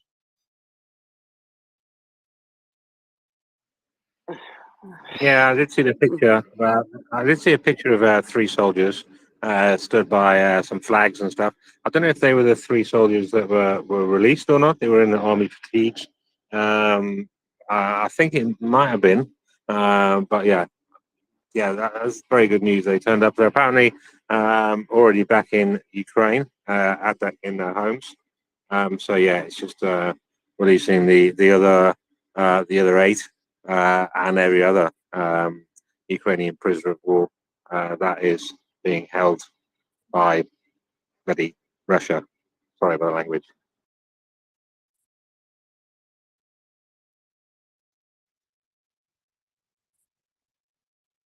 So I went silent. Mockers has sent me another bit. It's very funny. Ukrainian strike on Volnovavka hits Russian military training base. They basically they outed themselves, right? Because they just posted this picture of, and you wouldn't have to be a genius as to how to geolocate their position. There we are. One day they may stop making these mistakes. So I've put a whole ton load of stuff into the nest. Anyway, what I suggest is there's a ton, right, or a lot of stuff on the nest, some big bangs, etc., etc. So I would encourage everyone to give it have a quick look. And I'm not allowed to give it a quick look. I can't multitask like that, David. I haven't got your skills. That is probably just as well. we between the two of us, we might make a quarter wit, right? Between the two of us. Anyway, right. Enough of that. So, if anyone has any questions, feel free to come up and ask a question. Delta 2 Juliet, you have not come up for a very, very long time, almost a year. Right, so I think this is about time you broke your yearly duck. Come up and say something. Come up and ask a question or whatever. But yeah, I said, but yes, see, finally, right. So Ming, I finally got an invite to Ming, and I've sent an invite to Kerry, and Ming turned up, and then he's just disappeared again. What is happening, right? Yeah, I've been sending invites out. I've sent Angry one, I've sent Chris one, I've sent Ming one, I've sent Skykiss one, I've sent Kerry one. But they're not working. I don't know what's happening with Twitter at the moment. I mean, angry invites. Do they work, right? Well, Yes. I'm getting a bit grrr at the fact that nobody can come up, and I can't see any requests. And the invites. Oh, Kerry's popped up. Kerry, you there? Yay! Oh my god, it's been like 2 hours I'm marking at the same time, but it's been a nightmare trying to get up. Well, it felt like hello, 2 years everybody. to us, Kerry. Say it again, darling. I said it felt like 2 years for us. One thing you've covered already, which is brilliant, which was about that 55 billion euros or whatever, 50 billion quid. And the other thing connected to that, which you might know already, let me just turn my radio down, was, so I've been picking up on some really strong messages today, which is great, which is sort of feels really needed with the sort of sense of depression that and frustration we've had with the lack of reaction on a number of things that we would have expected. So this additional thing linked to the money is Ukraine joins Council of Europe Development Bank. So Ukraine officially completes the process of joining the Council of Europe Development Bank. Ukraine's finance ministry reported on June the 20th. Ukraine became Development Bank's 43rd member, so that's got to be a good thing. So it's great to see these various mechanisms, institutions that it's being integrated with. So regardless of anything else that's going on, and particularly with given what Randy was saying earlier, it does give me hope. It sounds like there's a lot more going on behind the scenes than we've been able to discuss up to this point, which is great. And then Blinken has just there's been news this afternoon in the UK, because obviously it's different times elsewhere. So Blinken is about to make at the Ukraine Recovery Conference in London, a robust aid package. So I've been hearing through the Twitter spaces some very strong signalling that this is going to be quite significant. So let's all hope that that is a real thing. So yeah, waiting to see. Well, it'll be good. I mean, look, the thing is that, and people forget the problem, the other problems that the Ukraine has. Ukraine is servicing a debt, right? Interest rates are going up, etc. So they still need to service that debt, and that was one of the fears at the start. They wouldn't be able to carry on paying those debts, and financiers don't. The people who lend money don't really give a rat's ass about why you can't pay. They just know that they're just only interested in the fact that you can't pay. And and we have welcome Ming the Merciless. Thanks, David. No, finally made it up. It was a right old struggle, but anyway, I'm here now. So I just wanted to flag up this translation that Gerashenko English has provided of this Gherkin's stream he did, and it's kind of really interesting because basically Gherkin's decided the war is lost, and now he's actually gone further than he has before. He's blaming it on Putin personally, describing Putin as delusional and a child, and they're not going to win. So I don't know how long Gherkin's going to be alive for. Maybe he and his nationalist friends have other plans, but we need to see what happens next. No, that was stunning. I was eating a little bit of pizza, so I nearly spat it out when you said that that's what he'd done. I mean, that is very, very interesting. Presumably, he's saying that. Sorry, I've just got a quick question on Gherkin. Has he actually got black eyes, or is that some Photoshop-y thing going on? You mean the video where he looked like he'd been beaten up, heavily beaten up? Exactly, but I don't know if that. I mean, somebody said he had been. AI. It wasn't for real. It was AI. That was about a week ago, Oh, wasn't was it? it? Yeah. Ming, have you retweeted Oh, that? all right, yeah. Is it in your timeline? Yeah, I popped it up in the nest. Oh, brilliant! I'll have a look at It's that. in my timeline, and I popped it in the I'm nest. going to take great pleasure in having a read of that. so the interesting things are right because when he clearly will know the risks. It's interesting that he's doing this. Maybe he's being pushed into doing this by someone else. But he won't be saying these things if he didn't think he was somewhere sort of out of the reach, right? But he won't be sure about whether he's really out of the reach of the lunatic Putin. So that is very, very interesting. So whether he goes silent, or whether he turns up in a field somewhere, or whether he turns up having fallen out of a window, which is the yes, the odds-on favourite. I think probably if you wanted to put a bet on, you were going to go to Betfred. I reckon Betfred probably wouldn't give you any odds on whether he was going to fall out of a window. Do you think, Ming? Yeah, I don't know. I mean, yeah, you know, he might be protected because he is GRU. So who knows? Who knows?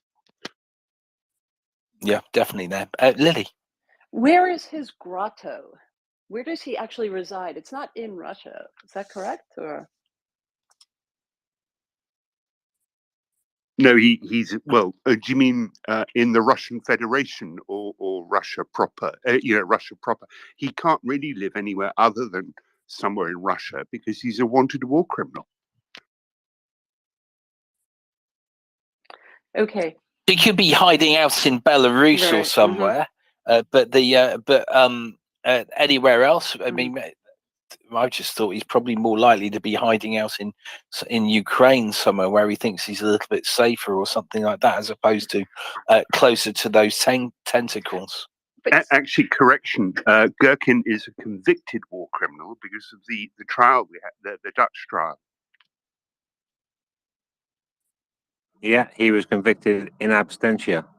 So if he can just pop himself off to the Hague, please, put himself, get put in a cell, he can carry on his commentary. Well, it is quite interesting. But yeah, you can do it from behind some cell walls and a door, I think. But Putin and the rest of the gang, they know his location. Don't you think for every second that they know where he is? No, I don't think they do. I think if we think about how the operations work, everywhere is so disenfranchised with the other team, as it were. For those of us who do watch the movies and TV and the rest of it, when we watch and I don't believe it's entirely true, but when we watch American TV, the arguments the CIA have with the FBI, the FBI have with the police, the police have with whoever it is, and then eventually it goes around to the fire service, whatever. No one really talks to each other. That is a bit more of a joke. Whereas within Russia, I think it's really true that they are different. They are different crime lords, and they don't really talk to themselves, which is why they're in the problems that they're in at the moment. So the way I look at it is, so when Putin gets that people round the table, think of it as the Godfather, right? And they've got all those other mini crime lords around there. None of them talk to the other and go, yes, we're doing a job at so-and-so, and this is what we're doing to get the best out of it, because all of them are trying to get one over on someone else. And I think that's probably, that's one of the better analogies. There you are. However, wasn't it the last time he was spouting off like this? We were saying how this is sort of kabuki theater, that actually he says this, Shoigu argues with Prigozhin, and that it's all orchestrated and they can mouth off to a certain point, and this is how Putin rolls. So that's why I thought he was alive at sort of the behest or the goodwill of Putin. Yeah, I mean, there'll be a point, isn't there? But there's a point at which someone's still. And by the way, Fancy, I saw you had your hand up, so I'll go to you in a moment. But there's a point where if someone goes over, it means that they're clearly all a little bit deranged. But there'll be a point because none of them know. They won't know. By the way, this is where I've really gone over it. But when at the point where you are below the supreme leader, then maybe there's going to be a problem. I would guess he's certainly not going and having his coffee, morning coffee, in a coffee shop opposite the Kremlin. That's probably the way to say it.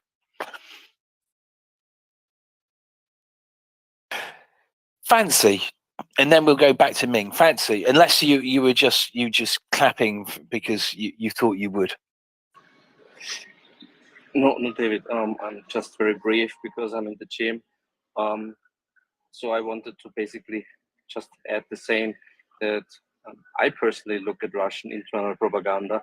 I shared it with people from the interspace, and their response was, "This is uninteresting. That's theater for us." I don't know how many people think that it's theater, but there's certainly a significant number of people who still say, "No, Russia's just putting up the theater for us." I personally don't understand why it's theater. I don't see the benefit from it, right? Because whatever Russia throws out there in the info space, whatever it is, if they say Putin good, Putin bad, army good, army bad, whatever Russia says, ignore it. I think that's the best approach to Russia and to everyone from Russia. If it's Navalny, if it's Prigozhin, Kadyrov, the best approach is, I think, to just ignore the noise, because, yeah, I think until someone starts killing people from Putin's circle, I think everything's just theater. And I'm waiting for the moment when they start to kill each other. Then it's getting interesting. I think until then, it's just noise. Yes, unfortunately, if I took the just noise, then I would only have 5 minutes of content for a 6-hour section. So I'd be a little bit buggered at that point. But yes, I completely understand your point, Fancy. But because I'm a bit of a gabber, I do like to think, well, yeah, but what possibly could there be? What are the permutations? Maybe Ming can help us there. Well, I think this particular video is significant. Both Prigozhin and Gherkin have spent a lot of time criticizing Gerasimov and, in particular, Shoigu. But that's basically the good Tsar, bad Boyar strategy, which is always okay in Russia. I mean, historically, it's always been fine to do that. You attack the leader's advisors, but you don't attack the leader himself. And this is way beyond that. I mean, this is the first time that that Gherkin has gone directly after Putin himself. So I think this is pretty significant. See, and I think you're completely wrong, and I can tell you why. Because every single Tsar and every single Russian leader in the past has used the same very tool. They've used both willing idiots as well as nationalists with fervor. So Gherkin is a nationalist with fervor and a specific ideology, but he can be easily used, and he can be allowed to do this as a court jester. The court jester is allowed to speak the most uncomfortable, most irrational, strange things. He can even attack the king. And still, as long as it is useful that he plays around, he will be used. Prigozhin is still sufficiently friendly with the leader, the El Massimo leader, and his crew. And trust me, nothing Prigozhin does or says is not coordinated. This is all kabuki, to constantly tell the West, oh, there is trouble, this is difficult, they might be crazy, they will throw nuclear bombs. People still fail to understand how insidiously well prepared this inner circle is.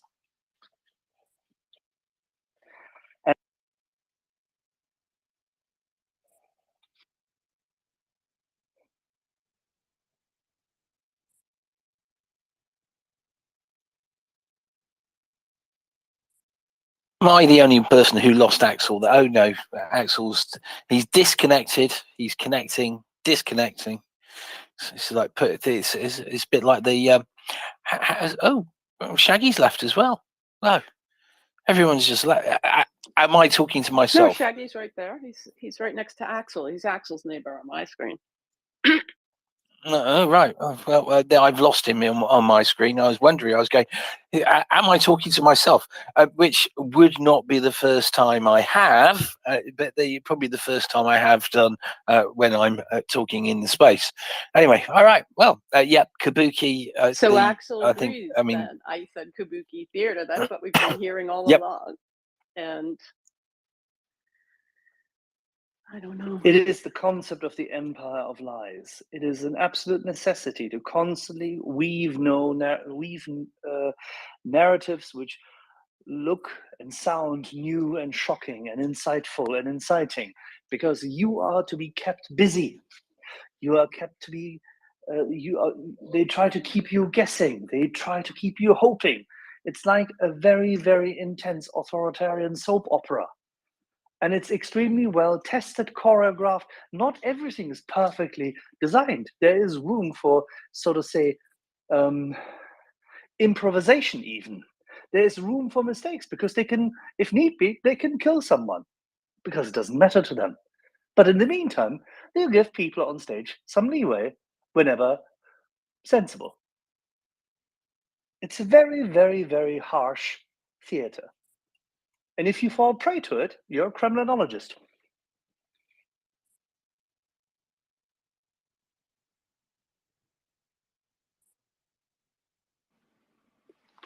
Or you watch too many Western movies. That's also fine. And then you feel happy that you like the death of Stalin because somebody sold you another lie in a different format. Bitte, ich habe eine Frage. no, you can't say another thing at all. Hundscheiß. Yes, exactly. Yes, I am. Yes, I'm a dachshund. Right. Anyway, yes. So no, please feel free to speak, Lily. Well, I was going to say, following that, understanding what Axel is saying and we were saying before, but this point, Vladimir Putin is so fragile. You can see this little man, right? Little man. He thinks he's a big man, but he's raping children and kidnapping children. And how would that kind of a man ever accept one of his minions to make a video or publicly, throw shit onto Putin directly? I would think that Putin, like Trump, they're so fragile. When anything like that happens, they go a little bit or a lot of bit bonkers over that. But that's a cycle. Unless of course it is planned, unless of course it is choreographed, or it is improvisation within a framework. That's the whole point. Don't project our own situation, our own characters, our own rationality, our own situation, our own culture on them. It makes no sense. Oh, stop it, Axel. Things don't have to make sense. It's like a psychopath. It just, yeah,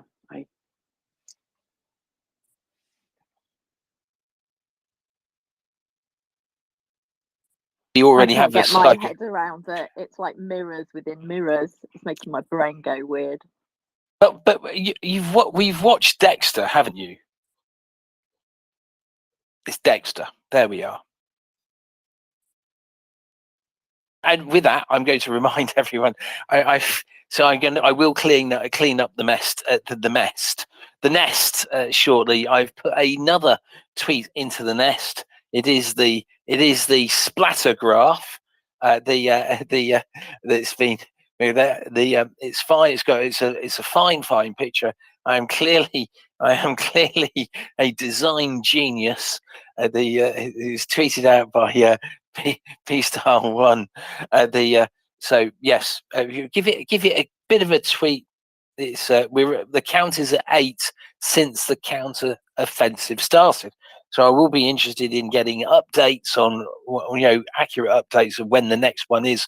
So when we could get to 9, that would be wonderful. I mean, if we could get to 30, that would be brilliant, because it would probably mean they've run out of the KA-52s.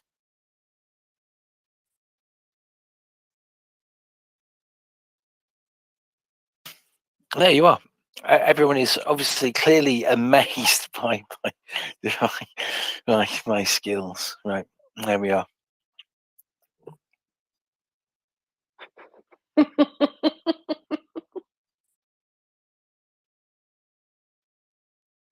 I was trying to work out if I could get a Batman and Robin either side of it hitting it, right? But that was going to take a lot too much cutting out skills out of a picture. But yeah, we got other news, Axel. Have you heard the news about Paris? What about Paris? That Meloni was there, that Monsieur Macron managed to, as an antithesis to the Americans, now say that he is very well in favor of Ukraine joining NATO. He didn't say when, but that or what else? No, different news, but I'm interested in that. There's a little sneaky part of me thinks that he's only saying that because he knows the Americans are opposed, right? And he's doing it just to be a contrarian. But no, there is news about the Paris 2024 Commission. Their offices were raided by, I think, anti-corruption people. How fitting. Did they find some Qatari and some Russian money? I cannot confirm or deny. Well, the good thing is that there's numerous banks in London and lots and lots of additional assets and lots of additional trusts which are currently under scrutiny. So I'm quite sure we're going to find a lot more money in Londongrad. And here's the thing, in Londongrad there could be enough to rebuild Ukraine twice over, right?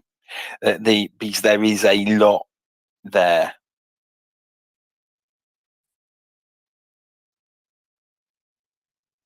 I always used to know in the early days, in the early noughties, right? So go along and go to somewhere and start chatting to someone. I always knew they were Russian when they didn't want to speak to me. They didn't want to speak to me because I clearly didn't have enough money. So my standard line was, "What? I'm not interesting enough for you."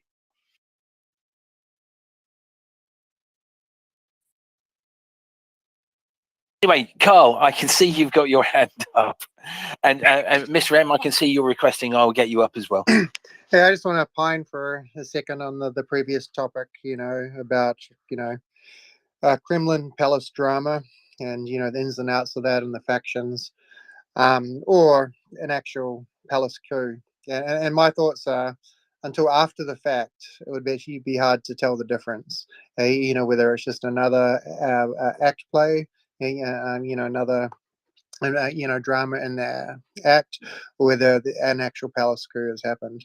And in my mind, I think actually, if there was ever going to be some sort of turning against Putin, a coup or whatnot, it wouldn't be these loud and proud things, right? It would be subtle hints that you might draw the lines, join the dots after the fact, and you're like, that was an indication. Because if they were actually going to pull something off, there's no way they'd show their hand unless it was a done deal, unless it was going to be enacted on in 24 hours or so. It would just be too dangerous.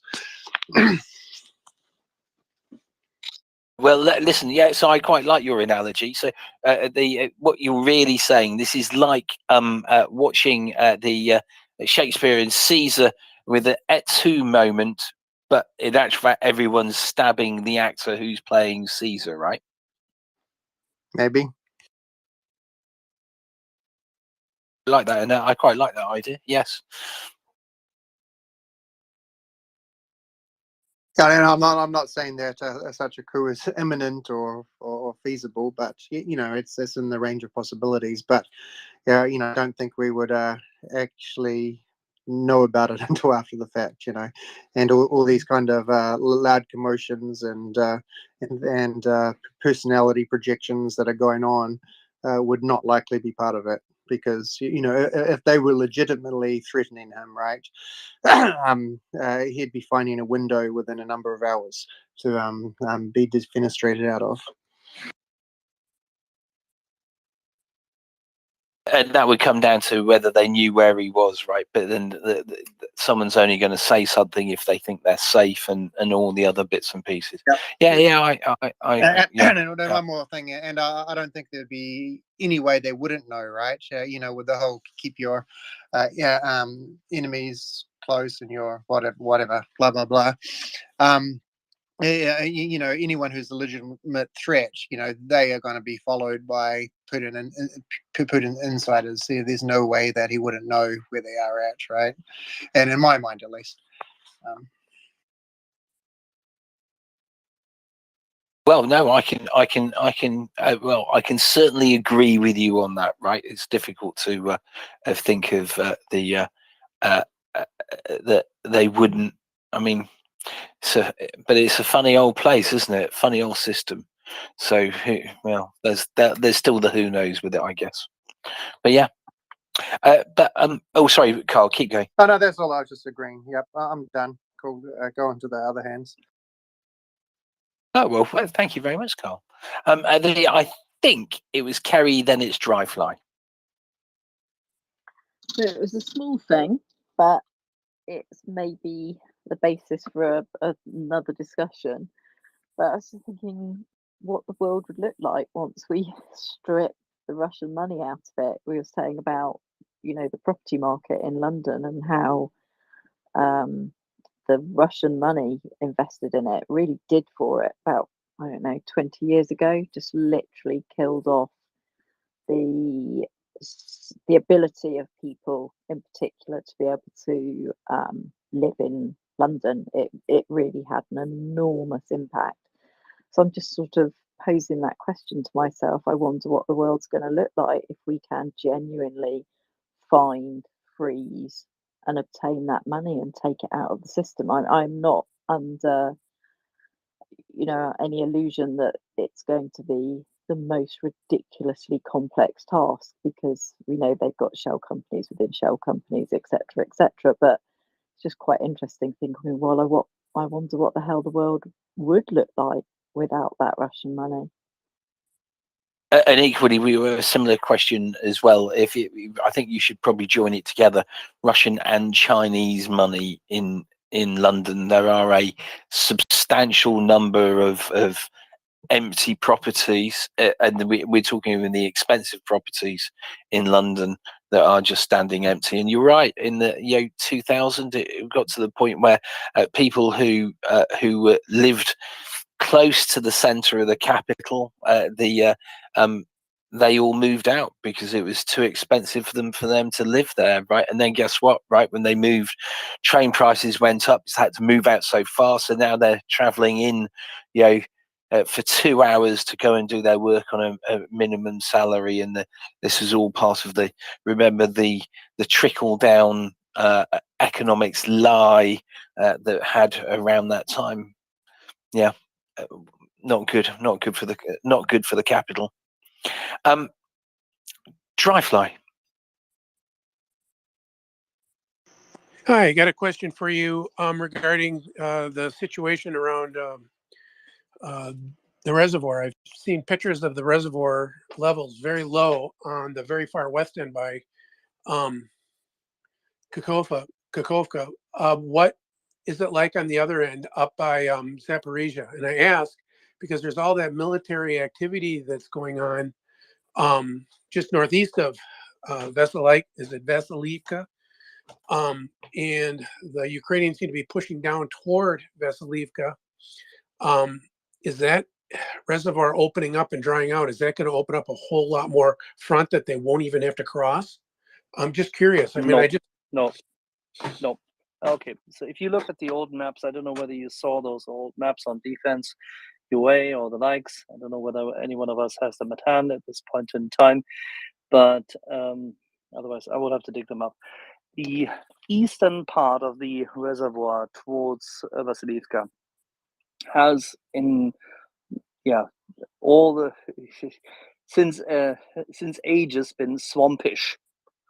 So it's a lower level, lower ground area which is easily flooded. And I think, David, you had one of those wonderful satellite images, did you not, of the reservoir where people see I'm currently going to said satellite images. Because that would be helpful for Dryfly, I think. I don't know whether I can find the map quickly enough, Dryfly, but let me highlight this. So for example, the maps from 1943, which were used at that point in time, there were various crossovers and various roads going through the area, so all around that swampish area. Now, the ground there will not have improved since. Even when the water recedes now, it will be comparatively softer. It's also a lower level. There are certain areas around what is, so to say, the beach line, the former beach line, so to say. However, there are also a couple of cliffs. It doesn't necessarily make that area much more accessible. There are, on a length of about 15 kilometers, a couple of sandy areas where technically you could try to, so to say, outflank someone, but you should expect those to be mined anyway. It would be highly unusual if the Russians hadn't mined them, especially given the fact that they've been creating these belts, mine belts around Vasilivka and those areas beforehand. And we've seen from Enerhodar to the west of Enerhodar towards the crossing over points to Nikopol that they had already had their mines dropped around those areas where the extension pipes for Enerhodar's pumping to the cooling pond, the pumping pipes which you would have to sort of say roll out further, drive out further with tugboats and the likes manually into the area to have sufficient amount of water access in case the water were to recede. Those areas have been mined heavily, and we've seen those mines sticking out from the ground. So on the eastern side, no real gain. On the western side, difficult still.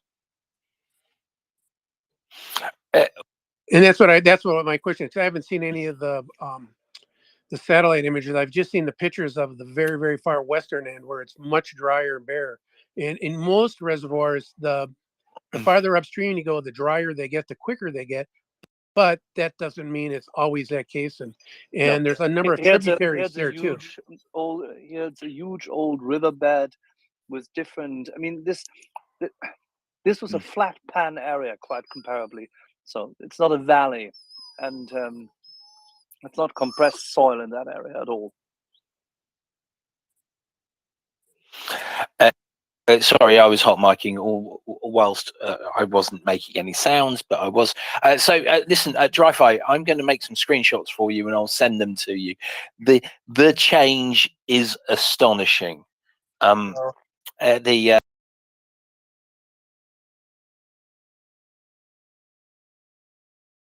it's using a filter, right? So the green area, because it's using a filter, right? So the green areas are farmland. The water. And I'm going to send you a screenshot from a month ago, right? So you'll get an idea of what it looks like. So I can't do an animated GIF on this because it only wants to do very small regions, but you want to see the whole region.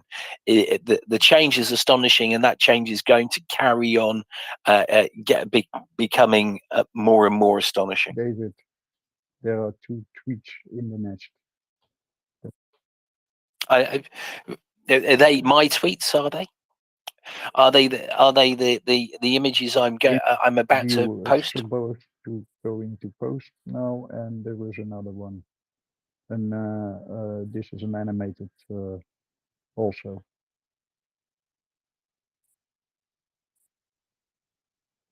I've animated. Then what I'll do is I'll create. So I've animated that bit before, but I want the big region. Yeah, thanks very much. Cheers, Mr. Rem.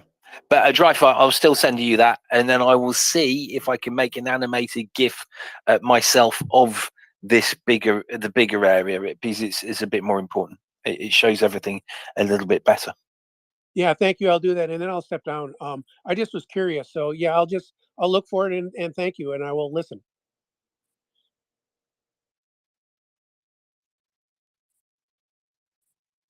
Wonderful. Yeah. So now I prefer my screenshots, Mr. M. Unfortunately, so my other animations were they were done from Sentinel, and I can't change the animations very well. If I'd have thought about the animated GIF bit instead of just being lazy, but these ones will put them together, and it will show a huge difference. 1 second, Axel, are you here? No, he's not, is he? Well, whilst I I'm am whilst here. oh, good. I'm just dealing with some food. Oh, okay. Food. All right. Oh, I've Bon got appetit. pizza next to me. Yes, I bought a pizza base and I put some stuff on it, but no, I think I may have added a little bit too much cheese to it. I'm feeling very full at the moment. Yes. What was that, Mr. Reb? He's requesting.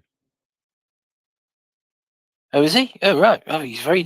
George, I've already sent you that link. Use that. Don't request. Just use the link I sent to you. I know. So, some people just can't get the staff anymore, Mr. M. You can't get the staff. Well, in the meantime, everybody can retweet this space. You are listening to the MriyaReport.org broadcasting from the Twitter app, and we are having a fund for donations of several organizations. So if you please want to go to the website, and if you have some money, please donate to MriyaReport.org. And please retweet this page and let everybody know that we are here and that we have voices from the balcony with our two crazy co-hosters. Wonderful co-hosts. Wonderful co-hosts. Yes, wonderful. Oh. Long-haired, young, splendid. Fit. I mean, fit as a butcher's dog.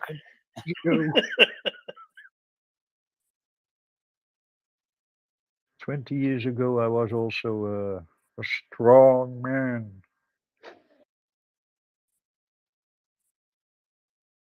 I'm strong. I can pick up my flower pots and the rest of it. What else do I need to do? Oh, Lily, you've got your hand up. Can you pick up yourself?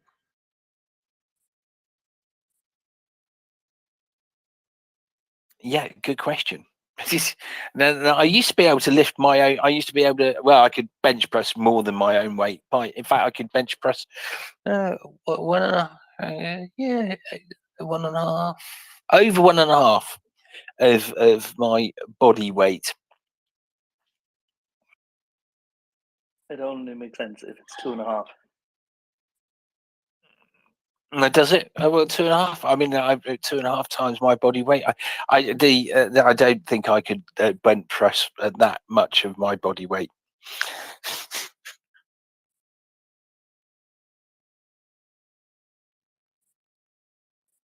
And I'm having too much fun here. So, Axel, I need, or if anyone would fill in whilst I try and make this animated GIF, that would be really, really useful. George is trying to get up. Well, but George needs to do what I've already. George, this is very, very frustrating. I've already sent you a link. You need to use that. You're forcing me to send it to you again, aren't you? Right, George? Once is not enough. George does simply need to finally buy a proper phone. You know, one which has a nice crank in front to start the engine, and then a rotary, and then he can work. Maybe with a Kickstarter. Because evidently what he's using doesn't work. We remember those days as well. Remember those days of the hand cranked. My dad had one when I was very, very young. I can't remember what make it was. But anyway, we had one of those. Right. So, George, I've sent you another easy. All you have to do is click on it and join. There we are. Other than that, if that doesn't work, I suggest you restart your phone. And if that doesn't work, you need to buy a phone. I mean, you could do, George. You get an I got my iPhone 6. Was it 6? No, it was the 6S. I bought an iPhone 6S, and it cost me £35. That's 35 English pounds as opposed to any other pound. I mean, probably in America it might even be cheaper than, it might be less than $35. There you are. Get yourself one of those, or don't get yourself an iPhone, because we do know that the evil empire is Apple, isn't it? You can also get a refurbished one. The interesting thing is that our friend George, the Greek, can send us very nice images of elephants bouncing off trampolines, but he can't get himself elevated. You know what? I have an iPhone, but remember, it's the old geezer hour, and that's usually, it's kind of funny. I never have a problem coming up on the space, except during the old geezers at the balcony hour. So let's not go there. We are pressing the buttons. We are always pressing the buttons when you're there. Is it possible that you're driving at this point in time when we are actually talking? I could be looping, doing loop-the-loops anyway. But just maybe it's paranoia he's got there, Axel. Paranoia setting in. Well, I'm going to tell you. Loop-de-loops. But loop-de-loops, George, wait. What is the day today? Today is the 43rd anniversary of the Blues Brothers having been screened for the first time. Exactly. And where is Loop-de-loop? I'm lost. What do you mean, where's Loop-de-loop? Loop-de-loop is a part of a refrain of a song. I can't remember now. Jesus Christ. Ray Charles. Right? Yeah, that's right. That's right. Yeah. Because all I could think of was Rawhide. No, when they Rawhide. Yeah, well, that's when they're in the bar. But when they're in Chicago and they go into Ray Charles's store, right, and to buy the organ or synthesizer, that's where that comes in. But really quick, the map's from 1943, and I think Dryfly's still on here, and of course Axel and David. If you look at the second tweet from the left, right, the first map, you can see where it says Belancourt. It says Belancourt or something like that. Anyway, you see where the markings show that it's marshland and stuff like that. There's a road that goes kind of southeast, right, and is headed toward another town whose obviously name has been changed since then. But I just remember from reading, the memoirs of different general officers, German general officers. They made a point to say around this area, around these areas of, what was then obviously the Ukrainian SSR, Soviet Union, that it was so marshy, and because of the Rasputitsa and the mud seasons and stuff like that, that the roads were actually like causeways, right? So they wouldn't be flooded, even though they weren't paved roads. They were, dirt and rock and stuff like that. The problem is for the Germans, and when anybody was traveling on those roads, because they were elevated, they made you an easy target. So going back to what Dryfly was asking, that area, even though the reservoir drains out, it's going to be, like Axel said, very soft. There was always marshy, low-lying land, and any roads that used to be there were slightly elevated to be able to allow traffic to traverse them because of the conditions, especially in the in the fall and in the spring, because everything would literally flood. It would turn from a marsh into lakes and things like that, and ponds and just standing water. So they were actually causeways and not necessarily roads. But they caused a problem for the Germans, especially when because they were elevated. You were exposed to fire from the Soviets at the time. So I just wanted to chime in and point that out.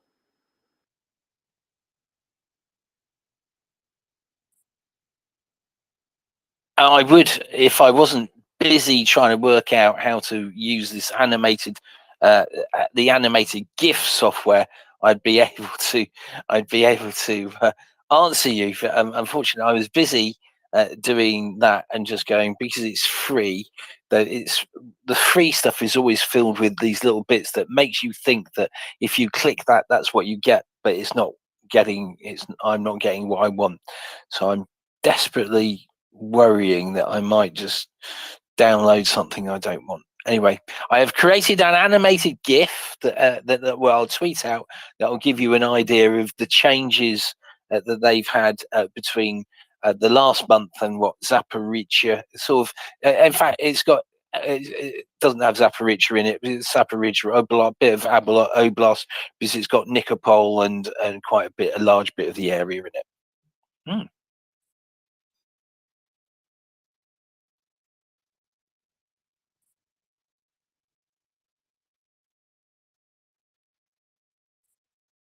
And all I need to do now is work out how I download the thing, because it's not doing what I want it to do. Yes, no, I don't want to convert it. I just want to download it.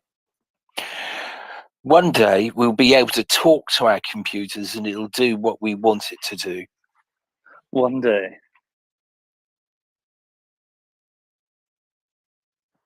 Notably, we thought this was possible when the first version of Dragon Type came.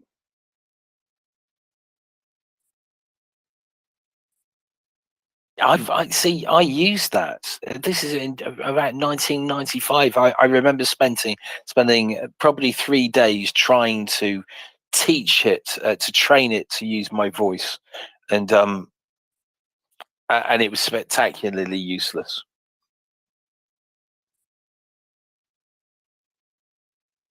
Hey George, do you think those roads still exist? That causeway, obviously, it would be.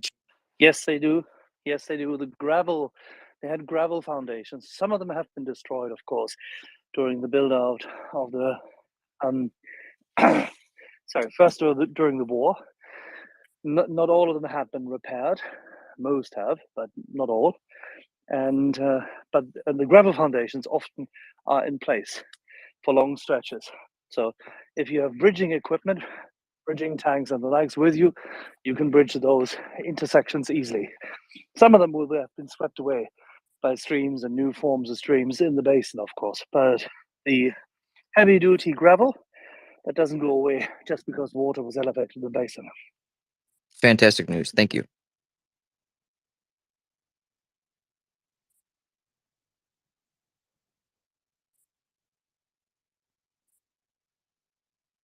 Axel, I need you to talk for a moment whilst I concentrate on this, please. Are you still playing with your...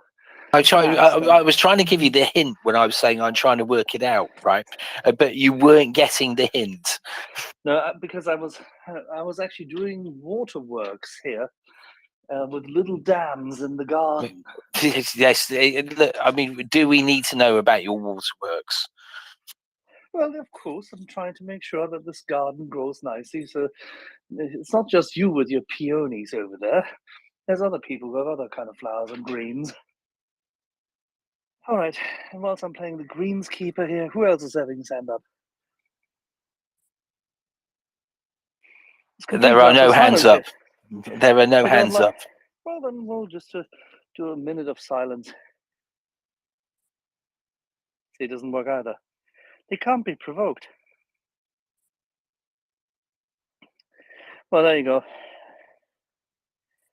Well, you will have heard earlier today that the Times, yet again, in one of its articles, referred to President Joe Biden having an epiphany and reverting to what is now Joe Biden 3.0, which is more like Biden 1.0, going back to the bad instincts of the 1980s and 90s when his foreign policy ideas were often enough rather arcane.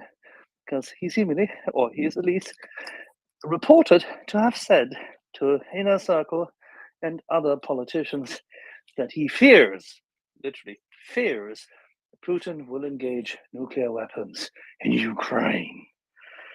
Wow, Jesus Christ. Was another friend of mine said, Anthony Blinken goes on a trip and Joseph Biden is left alone with Jake Sullivan and his crew around him, Elizabeth Warren and whoever else, and God knows what happens.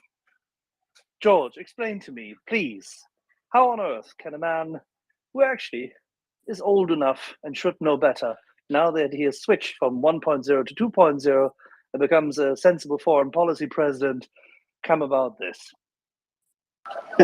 You hit the nail on the head. He was left unsupervised with the goobers. Sullivan and the rest of the wet noodles in his administration probably sat down with him and said, "Ooh, because Blinken and his team weren't there." Sorry, I'm in a supermarket right now, and the overhead paging. I don't know what. Anyway, must be a sale on cherries. Anyway, long story short, what they did was they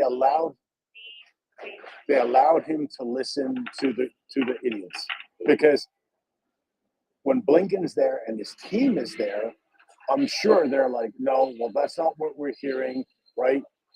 Jake Sullivan is, for whatever reason, and I don't give a damn what anybody says, he's been an absolute disaster from day one on this.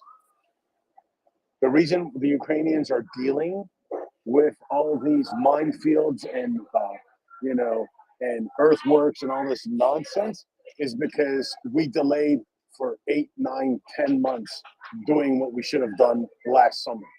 So here we go again.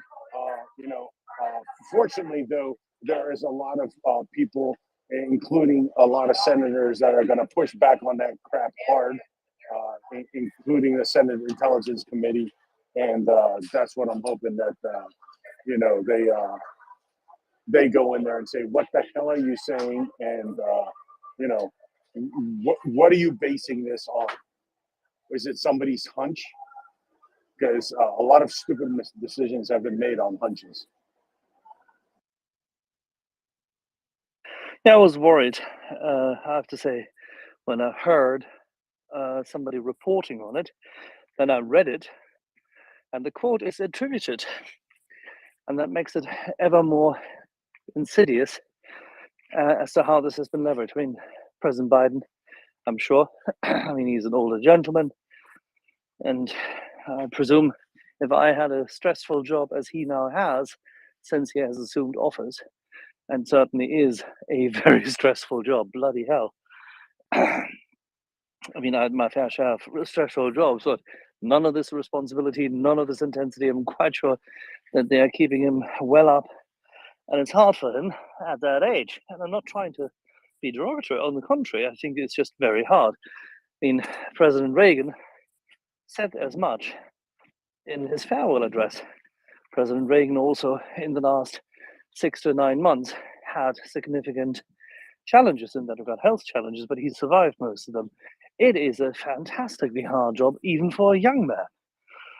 If you look at the very fit former community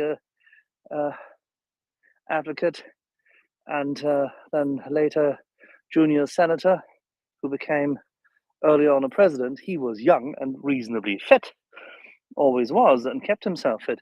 And he aged, shall we say, profusely, because it's a terribly hard job.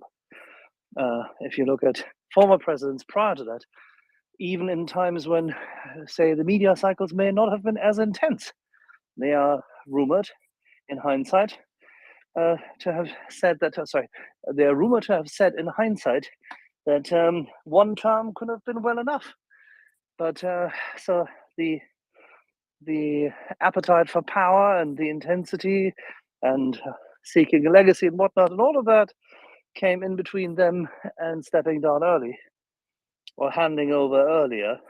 But it seems to be both a mental acuity and massive physical fitness test to run that office, be in that office, and be in that executive position. I think it's reasonable to assume that currently some people capitalize on those moments when they are the last ones to make an effort to pitch a position to him. And if the president takes his advisors, who are all highly qualified, certainly are, seriously, he may, from time to time, fall prey to sitting on the fence and jumping, or say, to a side which may seem pertinent to him at that point in time and expedient and everything, but I don't know. I think the Joint Chiefs of Staff, Mr. Blinken, and many others, and senior senators, just as you just highlighted, George, should hopefully have an impact on that. Because otherwise, if he portrays this further on in public, and supposedly he fears that, that is opening the door for fear-mongering arbitrage and Putin getting his way. And that should not be the case. The United States of America has nothing to fear.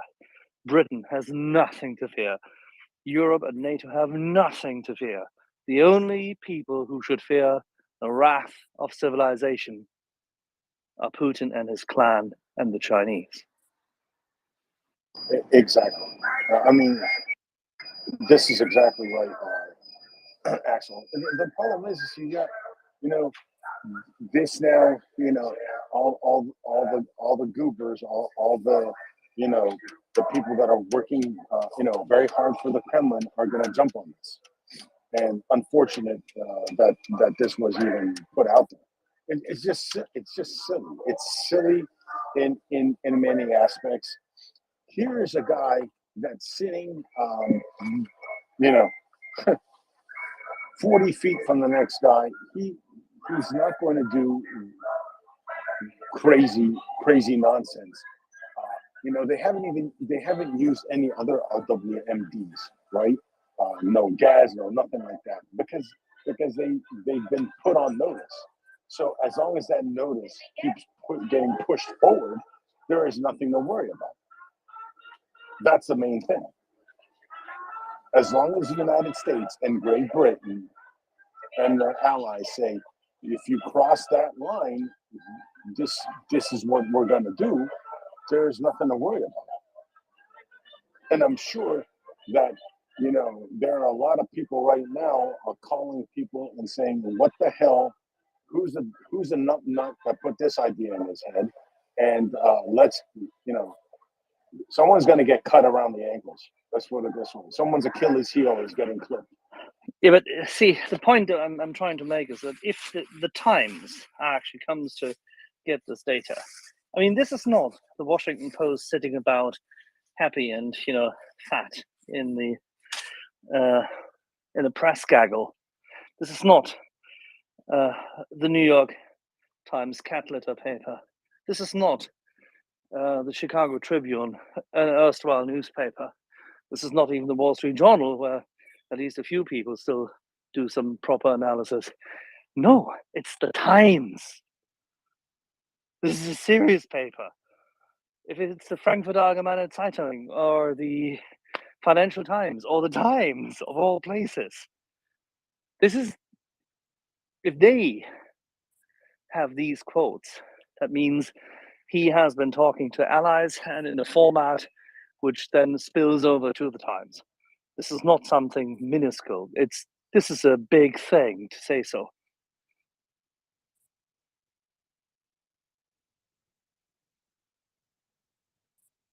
Well, when you're saying the Times, check me on this. Are you saying the New York Times or no, the which, Times? The okay, Times. right. There's The only Times, one in right. the world. It's called the Times. Yes. All right. Well, like I said, we don't know exactly what the hell these idiots are telling him. You know, the fact that that the Times got word of this, but we also have to sit there and remember what was their source is what I would like to know. Where is that coming from? You see what I'm saying? That's the thing that I'm worried It seems it was a direct quote from a discussion, and that's the whole point.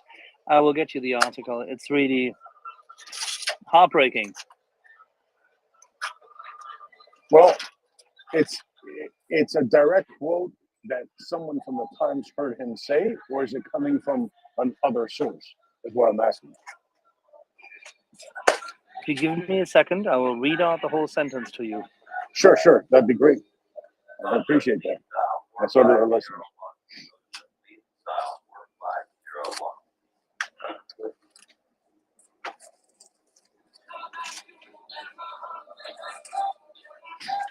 You know. Give me a second. I'm just opening the laptop. Yeah, I'm just saying. You know, the source is gonna tell you something, but like you said before, you know, Blinken's crew leaves, goes overseas, and then you know, the dragonics is what I call them. The people like to drag their feet on everything. You know, they get a hold of him, and God knows what nonsense they put in his ears. So we have to take it from there.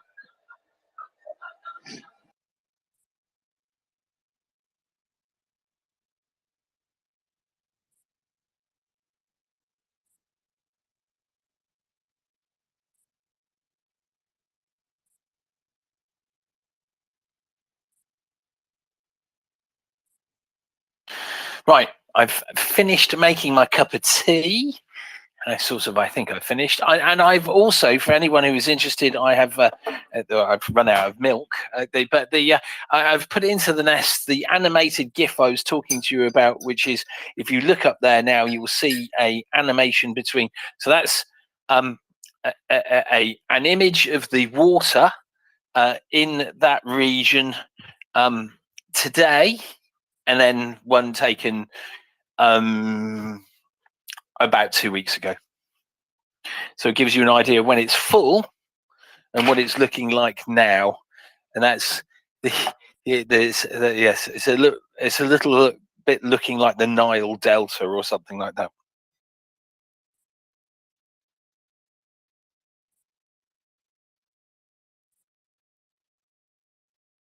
So dry fly. If you can see that, then there you are. That'll give you an idea of the scale of the change. I'll do another one, that's closer to Novakovka in a moment. Oh, and Lexi, I didn't see you come up, and I've only just seen your hand. Welcome to you, Lexi. Well, thank you. I guess Axel is finding the article and he's going to read it. I had put up my hand to ask what exactly. Is he talking about, are you fellas worried about that Joe Biden said he takes Putin's nuclear threats seriously? Is that what you're... No. Oh, No, he's no. even gone, he's Yeah, worse? no. What has he done? We dealt with that this morning. I'm hunting the exact quote. Okay.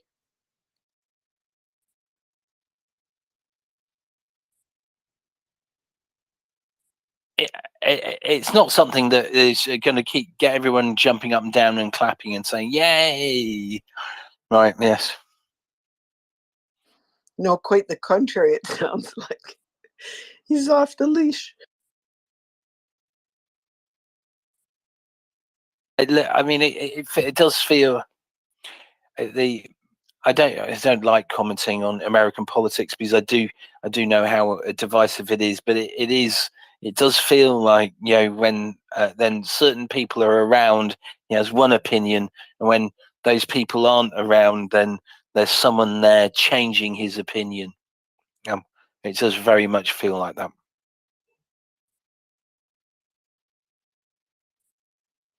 But we could, but he's not he's not the only politician like that as well. Macron has come out in support of Ukraine. Yay!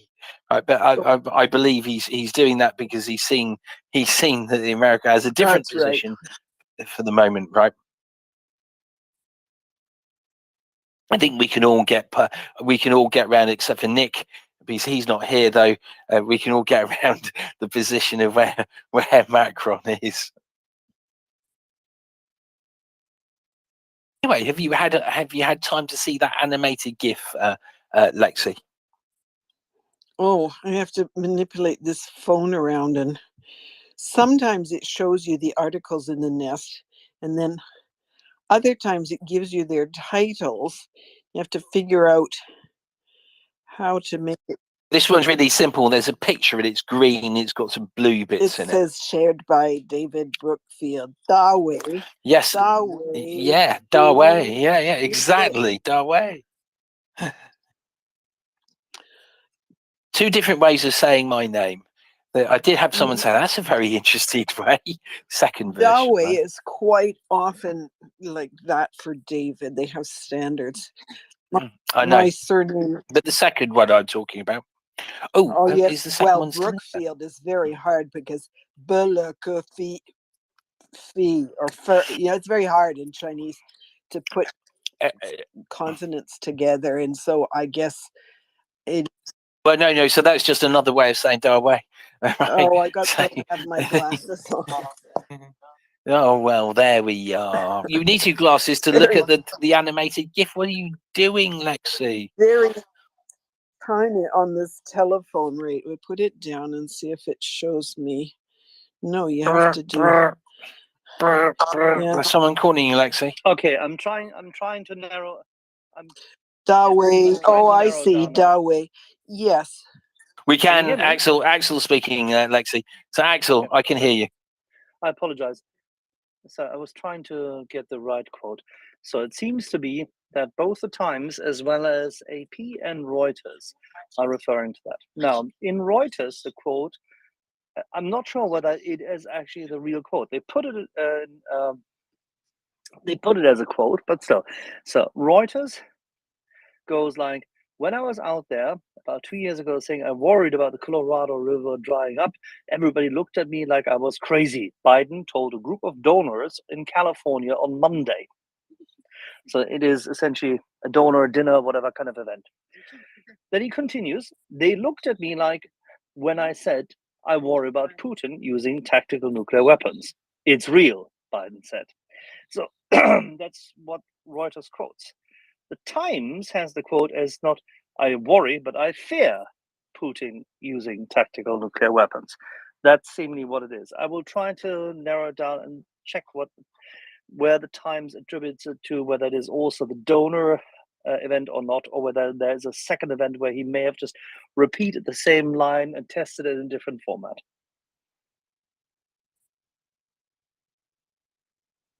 God, you'd think he was speaking in Chinese and 3 translators got it differently. Well, don't forget, if Reuters journalists sit somewhere, you first and foremost have to ensure that they are sober. Yes. Then yes, that is an unwarranted bad mouthing and sideswipe. But I've seen too many of them partaking heavily in the buffet. Well, Axel, thanks for bringing that up. Now, you see, I'm not concerned about the statement per se. I'm concerned how people are going to read into it, right? Now, remember, Biden likes.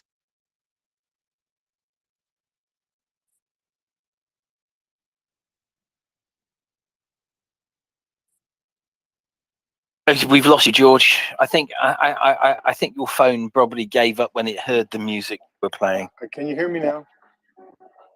We can. Okay, can you hear me now? All right. So, long story short is, with Biden, you have to have like an enigma machine to translate what the hell he was trying to say. And when you say I worry, right, about Putin using nuclear weapons, that's an okay statement, because you have to be an idiot to say, okay, well, he's not going to use them, I mean, you have to sit there, I'm worried about it, but there's methods we can put in place to make sure he doesn't. And those are the sentences. Biden doesn't speak in complete sentences or complete thoughts sometimes, and that's what you have to deal with. Now, the Times report that I fear the problem because the Times adding some salsa to the fish, some a salsa verde or something. I don't know. That's you have to find out. But the bottom line is, it's an unfortunate statement because it's not clear, and people are going to run with it, and it's going to be the people that have bad intent.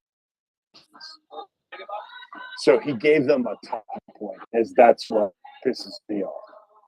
I don't know. What are your thoughts, Axel? Yeah, I think we shouldn't give too much benefit of the doubt to everybody. Okay, I've narrowed it down. So Mark Bennett, at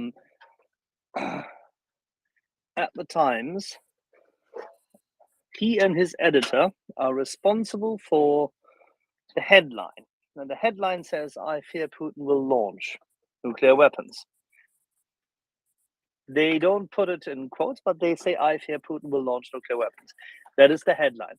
They do, however, quote underneath exactly the same event where Biden seemingly said, I read this out again. President Biden has warned that there's a real danger that Russia could use, all subjunctive, okay, it's all conjunctive, danger that Russia could use nuclear weapons over the war in Ukraine. Then he goes on, "I worry about Putin using tactical nuclear weapons. It's real," he told Democratic Party donors in California. So, and then it continues, Biden is the first US president to publicly raise the specter of nuclear conflict with Russia since the end of the Cold War. So, now we have to check with our friends at Reuters and with Mr. Bennett, who I will write an email, as to whether he could please explain the headline. Because if the headline is just what his editor cocked up, then he should be ashamed of himself. Say the headline again. If it's the headline, which is the issue, meaning if the headline does not reflect a specific quote, then they should never put this headline out. If it is just, "I worry about Putin using tactical nuclear weapons, it's real," that's completely fine. That's a statement a president can make, albeit that it's pretty damn far out. And that's specifically a statement the president should not make since 2014. But hey, who am I to say that? God, no other president has stooped so low, for God's sake. So the headline said, can you just read the headline alone again? Sorry. Yeah, the headline of the Times article is "Joe Biden, I fear Putin will launch nuclear weapons." However, it is not put in quotes. It's not specifying as if he was saying that. It could well be a bad hack headline, which is why I would like to know from Mr. Mark Bennett whether he and his editor cocked this up, yes or no. And because the quote, the real quote they used is the same the people from Reuters wrote down. So people from Reuters, bottle of wine on me. "I worry about Putin using tactical nuclear weapons. It's real."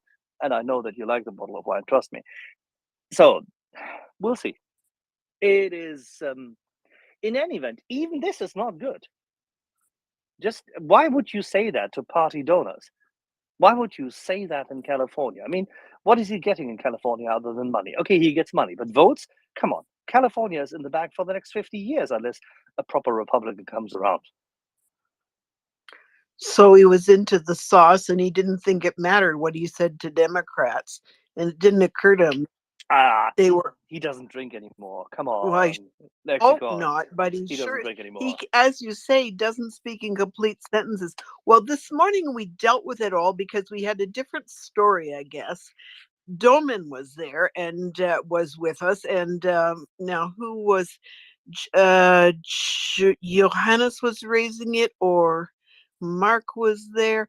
Anyway, so we dispensed with it because, well, it just said Biden says he takes Putin's threats to use nuclear weapons seriously. Yeah, that's That's from Saturday. That's from the weekend. There was a presser on the weekend where he said that, and then he continued using that line because the donor event is on Monday in California. Oh my God! So he said it on Saturday and on Monday. Yes. Awful consistent for the guy, because I was saying that he speaks in couplets, and he says one first line of the couplet one day and another one the other day. So back on Thursday or Friday, he said that he talking about Ukraine and NATO, saying that he would not. Let me see. Oh, Biden removes another hurdle. He would not insist on the MEP for Ukraine if other members of NATO agreed. And so then a couple of days later, he said, yesterday, I guess, I won't make it easy for them about Ukraine. Exactly, which was So one day interesting, wasn't one it? It thing was and a 2 nice. days later the other. But this one is dreadful. This is doubling down with over a space of 3 or 4 days. Yeah, I was just about to say, Lexicon, this was very nice that you put it this way, because on the NATO accession thing, that was a foxtrot step, which is still good forward. But the other one is just tango. He's just going straight at it.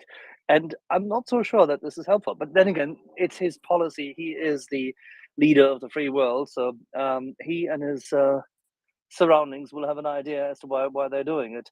I just can't make heads or tails of it. Well, we were feeling annoyed about it, although Doman's view was that he needs to, from time to time, acknowledge that he takes Putin and his threats seriously. Otherwise, if he just constantly said sort of or made out that he'll never do it and so on, and also that we'll smash him mercilessly if I'm reading Ming the Merciless Fellow in front of me, smash him mercilessly if he ever does make a move in that direction. So, but then he has to from time to time say, I take it seriously. So we thought it was all right because it's okay to acknowledge that so that Putin doesn't need to think, well, he won't even take me seriously. But this has gone way too far.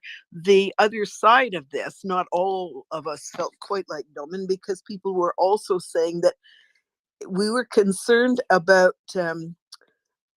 Biden and the Democrats and Americans kind of not grouping, not continuing to feel weak on the Crimea question. And we had bits of evidence about it. I'd heard a couple of things. They just do not get comfortable about it. And people were saying every time he makes one of these weak statements, it speaks to this last bit that they just can't get over, because they can't get over Putin not being in Sevastopol with his fleet, because it's always been that way. And so even when when Ukraine had it, of course, Putin had it. And that's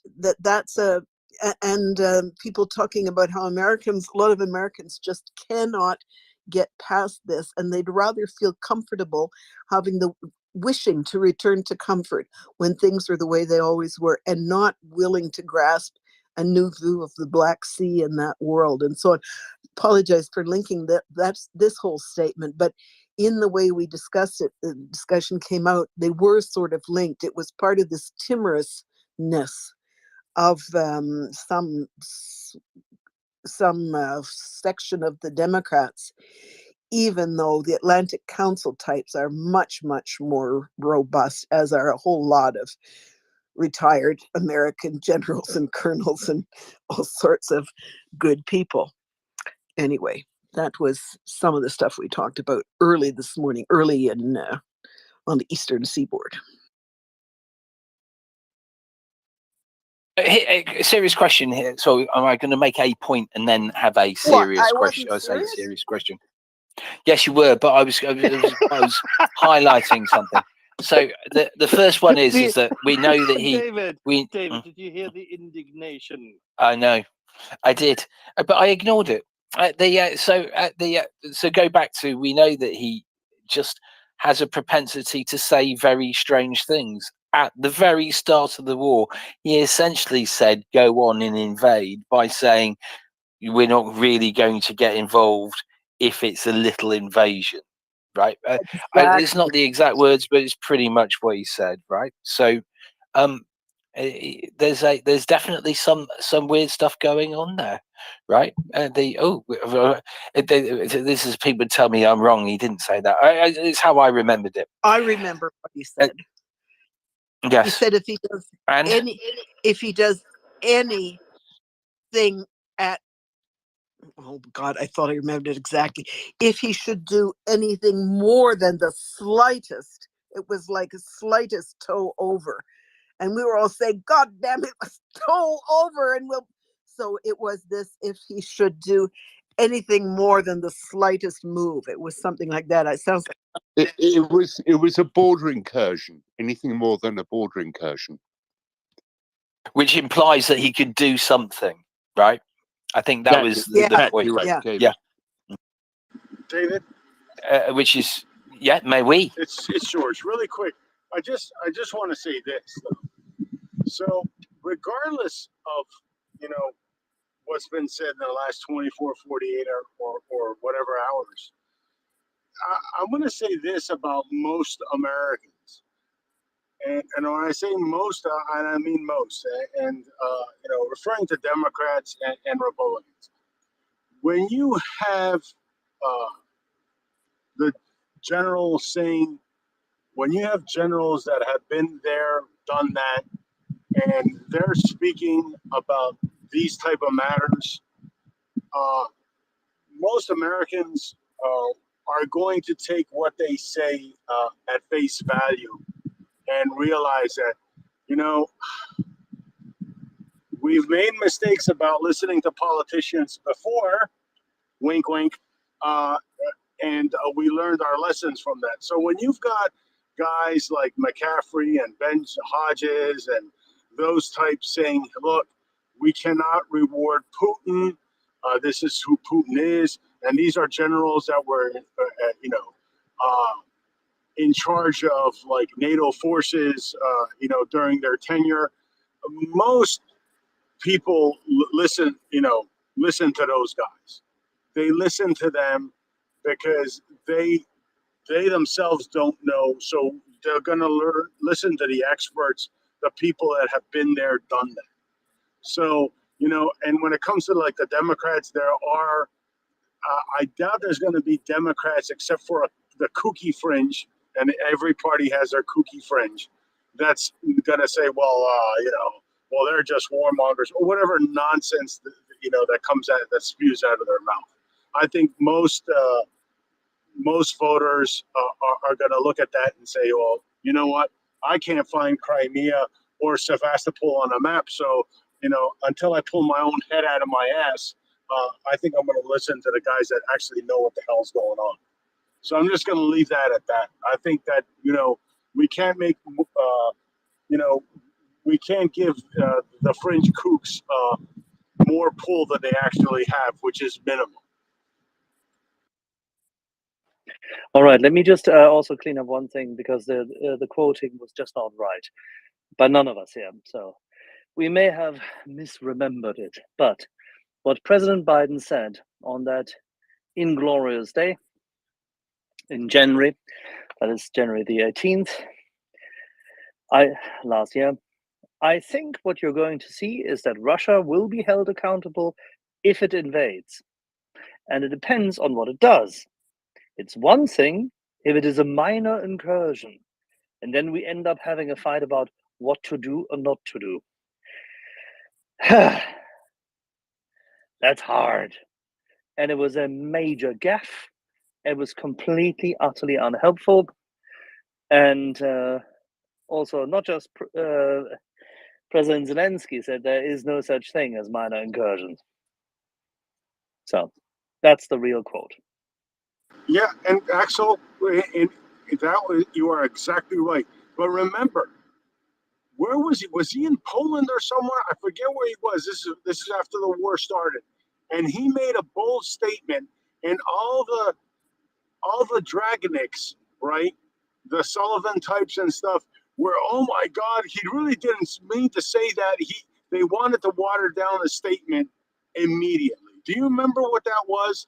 He said something about the Russian people need to overthrow Putin or something to that effect, and everybody that was around him, lost their mind and tried to water down that He statement. said, Do you remember he that? said, my God, this man cannot stay in power. He'd just been to, Exactly. he'd met a whole lot of refugees and he was overcome with emotion. Yeah, in Poland. Exactly. And so, that's the thing is we get these people around him that just need to be, be retired or, sent to the mailroom, pretty much. Alrighty, so who else do we send to the mailroom? Let's pick up some people from the mailroom. Let's go to Hunter and Carrie, then Drive High. Is it Hunter Biden? Fortunately, no, because I really have no interest in people who snort coke off the back of other human beings. Hunter, please. Yeah, I'm all in for not being associated with that particular individual. Thank you. Yeah, so love to see polling data about what segment of Americans you're talking about for whatever that polling is that would support your assertions. I can't even find you. Hang on a second. Lexicon, because it doesn't reflect anybody I know. And I span Democrats, Republicans, whomever's going to talk. Plus, I'm going to go with George on this, that I would say that the majority of, I don't have polling to support it, but everyone I'm talking to that isn't really tied into the industry that I'm in, they're really not paying attention to this at all. It's just another drama scape for them. They're focused on domestic issues at home. They're not really paying attention to the war, to Russia and Ukraine. They're not the people that are listening to a space like this to be.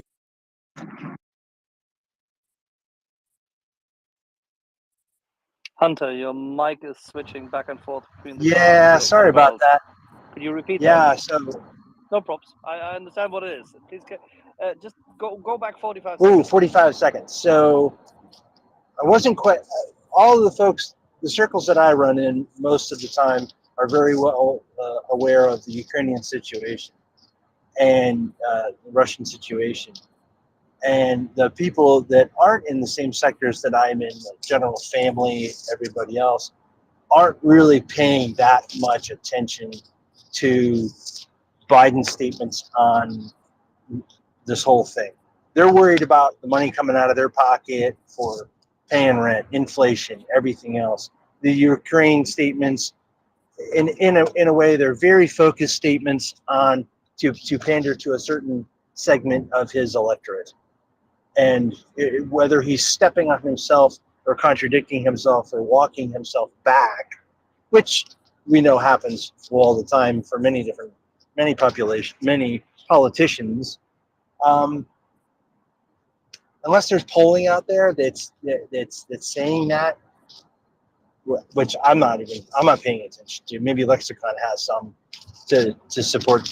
Yeah, okay, well, 20% of Democrats and 40% of Republicans are saying this on a let's say a Quinnipiac University poll that we hear a lot about during election time. I think it's just pandering when he changes his statements or makes outlandish statements in those little pressers around Democrats. And yes, he changes his tune when he's talking to Republicans. Per another point that was made, right? Hunter, can I ask the question though? When you say pandering, I mean, I take that as a good argument that this is a possibility that this happens. However, he full well knows, as do all the operatives around him, that any such donor event will have sufficient leakage. So he's weighing the option as to what he does in order to raise, so to say, sufficient amount of money for the campaign. Completely fine. That's what he should be doing in his job. However, at the same time, he knows what kind of impact this messaging has. The question is the national security and is the overall global security best served by such messaging? Well, that's a very interesting point in the global security piece. Is who is he messaging in his global security sector by allowing that to leak out. Who's he messaging indirectly, back channel conversations? Who's he trying to influence by saying that? You know, is it Z? Is it Koreans? Who's he saying, like, well, I'm taking it seriously. Yeah, so we're going to position this. We're going to, you know, we're going to do plan B, plan C for those things. Yes, I'm looking at it. He's signaling someone to say, I understand your concern. Yes, it's my concern too, without having a direct presser, you know, on national television about the whole thing, right? That very fair piece to the equation for sure. But it may not be pandering, but it may be messaging indirectly, which we know happens a lot. It's decoding it, right? We don't know how to decode it. You may. That's exactly my I don't. point. It's very difficult. It's very difficult. Yeah, I think we all are essentially stabbing in the dark because we simply do not know Correct. what kind of information the president has, what kind of risk assessments he gets, what kind of national security briefing he has had, and we can't judge. And it might just be a strategy, it might just be a narrative, it might be as you just said, messaging, it might be reverse messaging, it might be an answer to something which the other side said. You know, no, I don't know, but it's still, from my personal perspective, my own analysis, which may have nothing to do with what people should be doing, but my 2 cents is that I find this messaging weak, inviting the psychopath on the other side to consider that such weakness will lead to further appeasement and kowtowing, and that he therefore can play his fear-mongering, nuke fear-mongering cudgel further. And I think this is a bad signal. I think a stronger, more calm, confident, and literally derogating statement might very well be better. We all, I think, are aware that the nuclear, that we discussed it here with Olga Koshana last year, with people who are affiliated with the IAEA. We spoke to Mark Nelson, a professor from Cambridge. We all assume that the Zaporizhzhia nuclear power plant, both the main entrance facility, the loading facilities, as well as certain surrounding areas, such as the cooling pond and others, have been mined in one or the other form. It's completely fair to assume that they will run a bomb just in order to spread doom and gloom and create fear. The bomb almost likely will not have any capacity to create a real serious radiation event. Unless you explode, and even a tactical nuclear bomb would not be enough to explode it in that chamber. It's very hard to do this. There's reasons for it.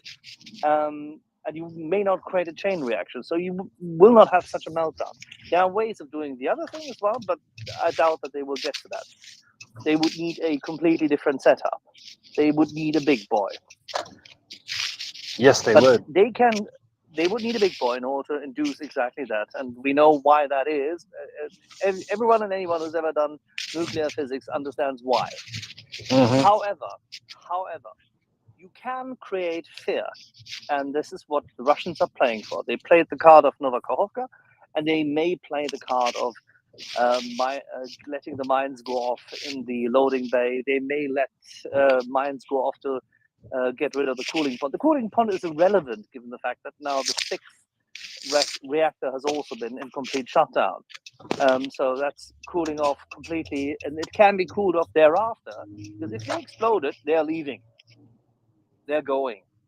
That means Ukrainians will take over, and they will be able to safeguard, control, monitor, and control the plant.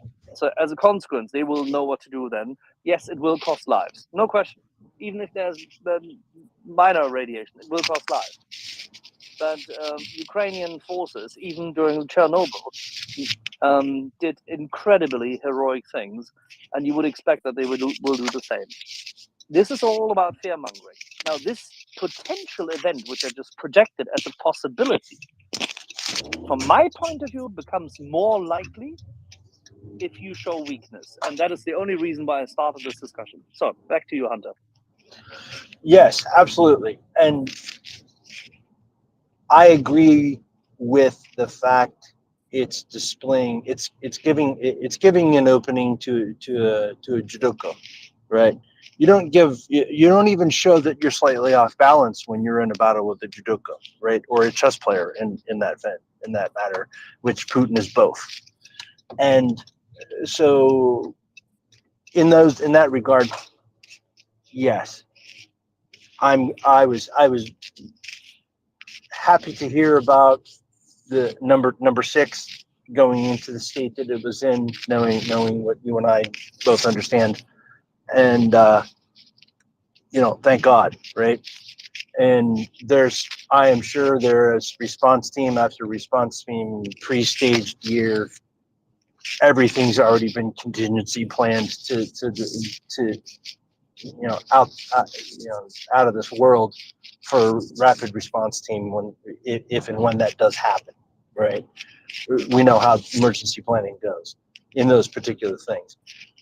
So I'm heartened to hear those things. So that's why when you hear these little tidbits pop out, you're like, all right, we've already disposed with the risk mitigation factors for a nuclear disaster. Okay, the dam being blown. Okay, you hurt more of your own cause than you did anybody else's. So we understand their strategy and tactics at that point. Even well beyond military stuff. That was just stupid. And so thank God, right? So it still goes back to why in the world is he showing weakness, right? Who's he saying that for? And that will be an interesting thing to hear about in a year or 2 or 10 when it comes out that we understood why that pawn was put forth like that. Was it for sacrifice? Was it to draw somebody in? Good thing to think about. But thanks for the analysis. I've got to attend to some things, but always a vigorous debate and lots of educational information. Thank you, Lexicon, for bringing that up, and Axel for talking with me about it, and George dropping your notes in there too. I love it. Thanks, guys. Wonderful. Anyway, listen, before we go to any other names, we're going to do a little bit of house tweeting, right? Yes, we're doing house tweeting, Axel, right? As opposed to housekeeping. Anyway, so I'm going to remind everyone, if you could go down to the heart, retweet and share the space, right? I am going to talk about something else. I'm not going to talk about the usual. I'm going to talk to you about something else, right? A project for everyone, right? For everyone this week is to convince, I say convince, just say to a couple of people and get 1 or 2 people to come up and just have a listen, right? Go, here you are, I'm going to be on. I'm listening at this time. You come on and have a listen. There you are. That's your task, right? Task of the day is to find someone else and get them addicted to the Maria Report, or just addicted to David and Axel. Really, I'm good with both, right? That would be wonderful. Anyway, with that, yes. Oh, that is charming. Yes, no, I think it's the way forward, Axel. We need more supporters, right? As we get older, we're going to need someone to help us, move the chair out and all the other things, right? It's going to be important. I had no idea of hands, so I'm guessing here. I think it's Dry Fly, Kerry, Lexicon, Jaggirl. Is that right? Someone tell me that's right. On a system. Yep. Okay. Jaggirl saying yep. So, yep. Okay. There seems to be something there. So there's some reaction somewhere. So Dry Fly, Kerry, Lexicon, Jaggirl, Dry Fly.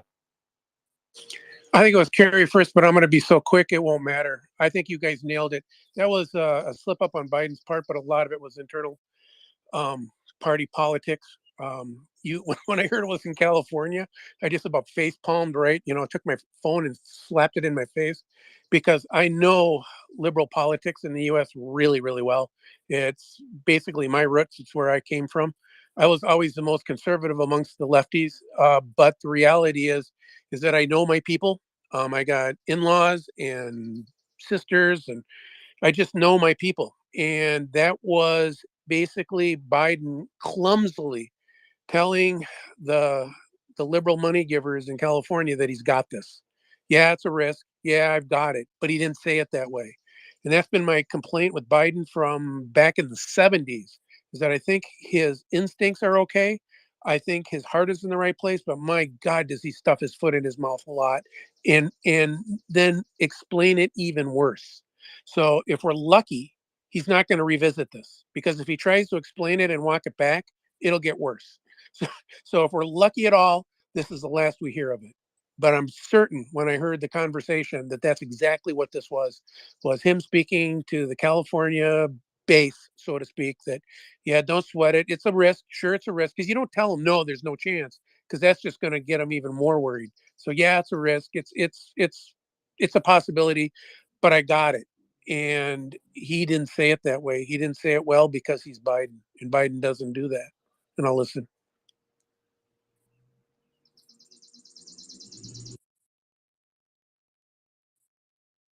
Lost a hand. Kerry, what happened to your hand? My hand went down because I've been listening and I completely forgot what I had my hand up for, but I've remembered. Well again done. now. Welcome to the I've club. remembered again now. Oh, okay. Well, then that's okay. You get your turn. Yeah.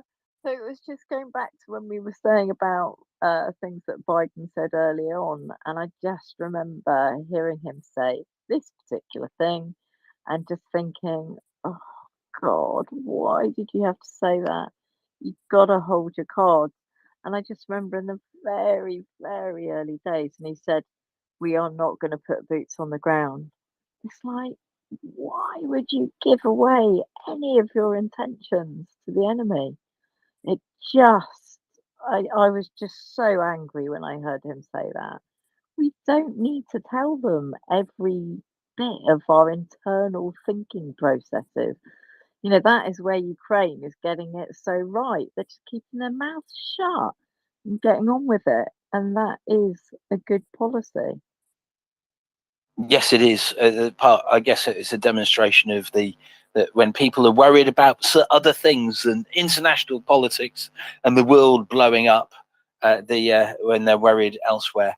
Right. The lexicon, and then I see Dryfire, you put your hand back up, which I think may be a question about this. Lexicon, are you gonna lexicon? Yes, to you, lexicon. Well, I really feel, Dryfly, you said it exactly right. That's really good. I agree with Kerry. I mean, the boots on the ground, he said it more than once. He said it maintes reprises, like it's spaced out over different weeks. But Dryfly, I think you're dead right. The only thing is that now the press has got hold of it, and the other statement that I think Hunter made, that he's, when he said, I am concerned, I take it seriously, it's okay. And we had all sorts of those explanations, suited me fine. This one, unfortunately, to say, I worry about Putin using a tactical nuclear weapon. I think he's going to use one. That is extensive. And as this journalist rightly said, if it's accurate, no president has ever said any such thing. I mean, if that's true, well, I should hope. So I think then that's awful, the use that's going to be made. I personally think the man will not, but I think he's such a 6-year-old that I think he's going to damage Zaporizhia nuclear setup just to make it put it out of commission for Ukrainians. I feel like he just rages and destroys things when he's frustrated, which he certainly will be by the time they're leaving there. So I am concerned about giving openings to this guy, because mark my words, within a day, nuclear threat, whether it's with reference to the plant or reference to a technical weapon. I cannot say, but I just think it won't be a week before he makes use of this, if it gets any press at all, which it has got. Interesting.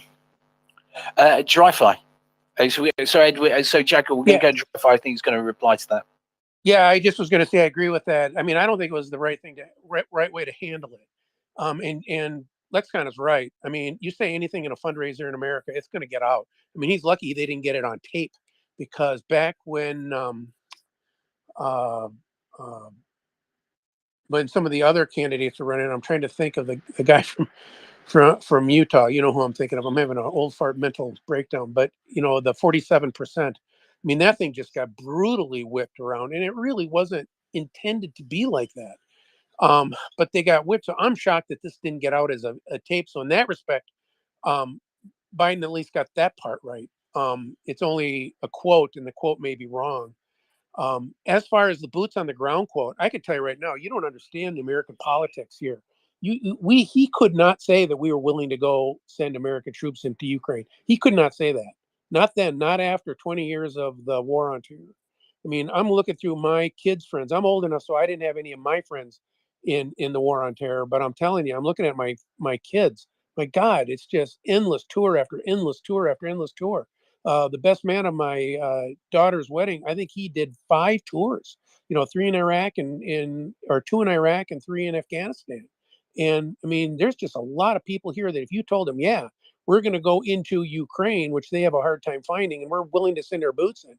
I mean, you're not going to get funding for anything. You're going to have pushback like you would not believe. That's the thing that Putin would want to have seen. So him saying no boots on the ground, but weapons, knowing full well that if he had to put boots on the ground, he might lie to the American people. Okay, all of this, you have to realize our presidents will lie to us when they have to. We know that, and I'm hoping Putin knows it, because even if he says we're not going to do anything, that's not necessarily the case. That's not American doctrine. We will say we won't do stuff, and then we will smash your head in if we have to. And so I just think you have to temper all of this within the American public in the domestic politics at the time.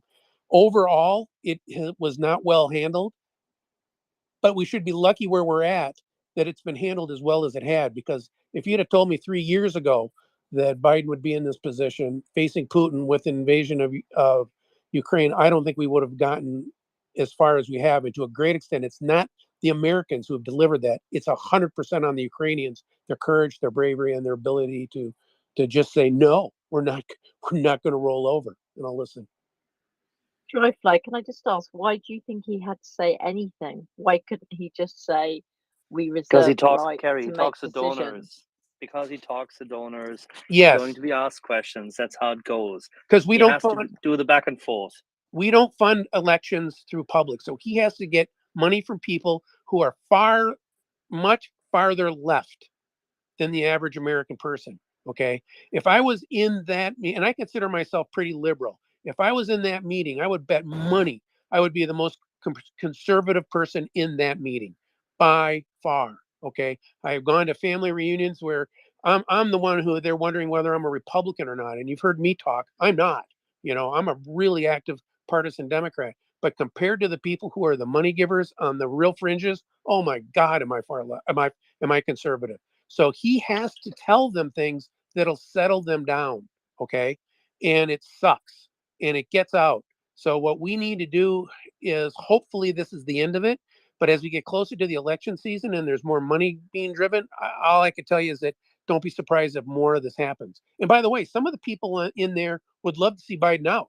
There's tons of people, I'm sure, that were at that meeting, that were at that fundraiser that would love to see Biden out and see Kamala Harris or somebody else far more liberal than him in that seat. Okay, so I mean, you've got to realize there's just a lot of Machiavelli goes on in DC politics. I mean, it's just the way it is.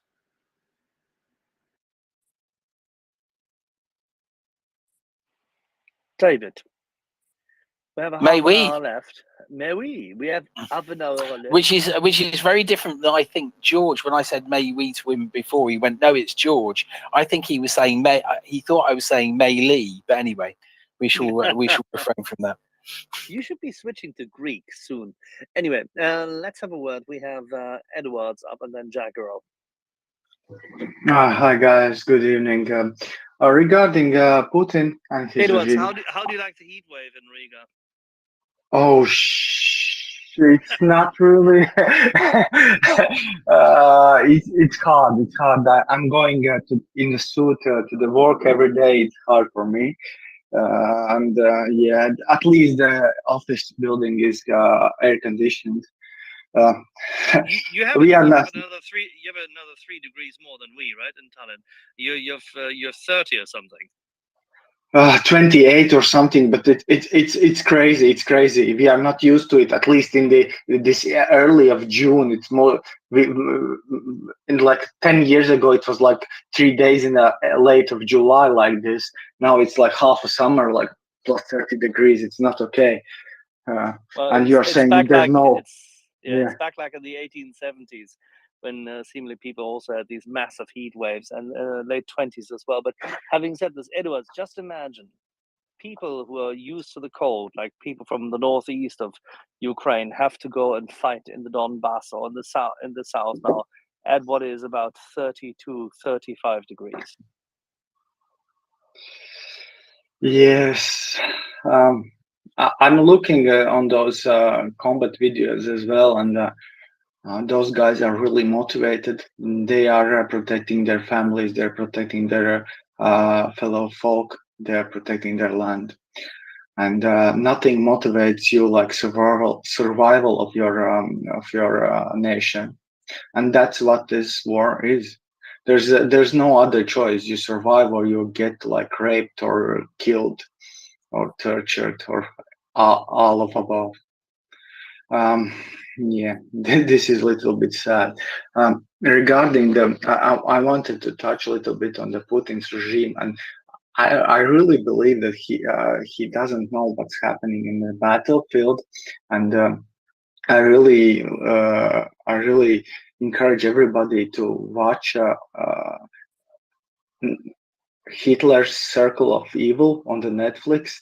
And basically, this is about the inner circle of Hitler's during World War II. And there's a lot of parallels you can draw between what's happening in Russia right now and what happened in Nazi Germany in the Second World War. Yeah. He's more concentrating on keeping his power, and that's all he's scared about. And regarding nuclear rhetoric, just we shouldn't talk even about it. We shouldn't read it about it. We shouldn't click on the videos on the YouTube about it. It's all designed to terror the West, and that's it. Nothing more. Just stop. Russia. I live near the Russian border. I have 30% of our populations are Russians. They are lying, cheating bastards. Don't listen to them. Thank you. Thank you, Edwards. Let's go to Jack Earl.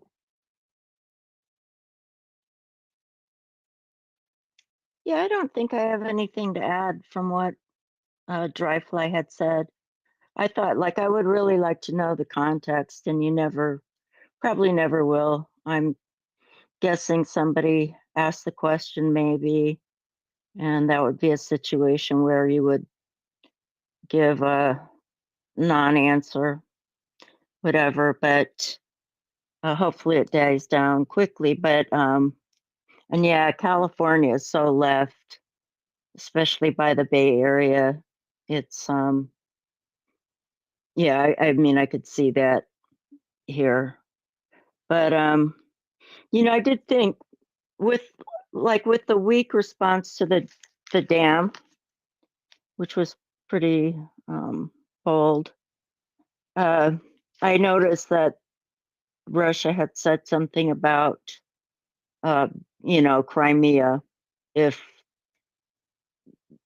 U.S. weapons are used, including in Republican or Russian Crimea or something like that, and that felt like I don't know, it felt like trying to set up or whatever. I don't know. Do you have any thoughts about that?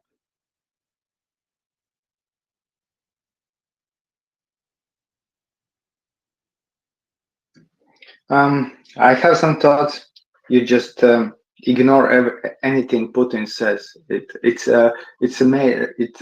All this rhetoric is for inner consumption for Russian people. Ignore what he's saying. That's it. Well, it's good advice. I rarely listen to him. Sometimes I watch it for comedy value to see what he's see some of the stuff he's coming up with, right? But the anything he says, as you say, it's not for us, right? He's talking to two different people, not for us. He's speaking to politicians in the West as well as the people on the inside, right? Those are the messages. People such as me, who really, I don't really give a toss what he says. I would have my responses would be very different, which is probably why I'm not a politician. Yes, because a smack in the face often offends.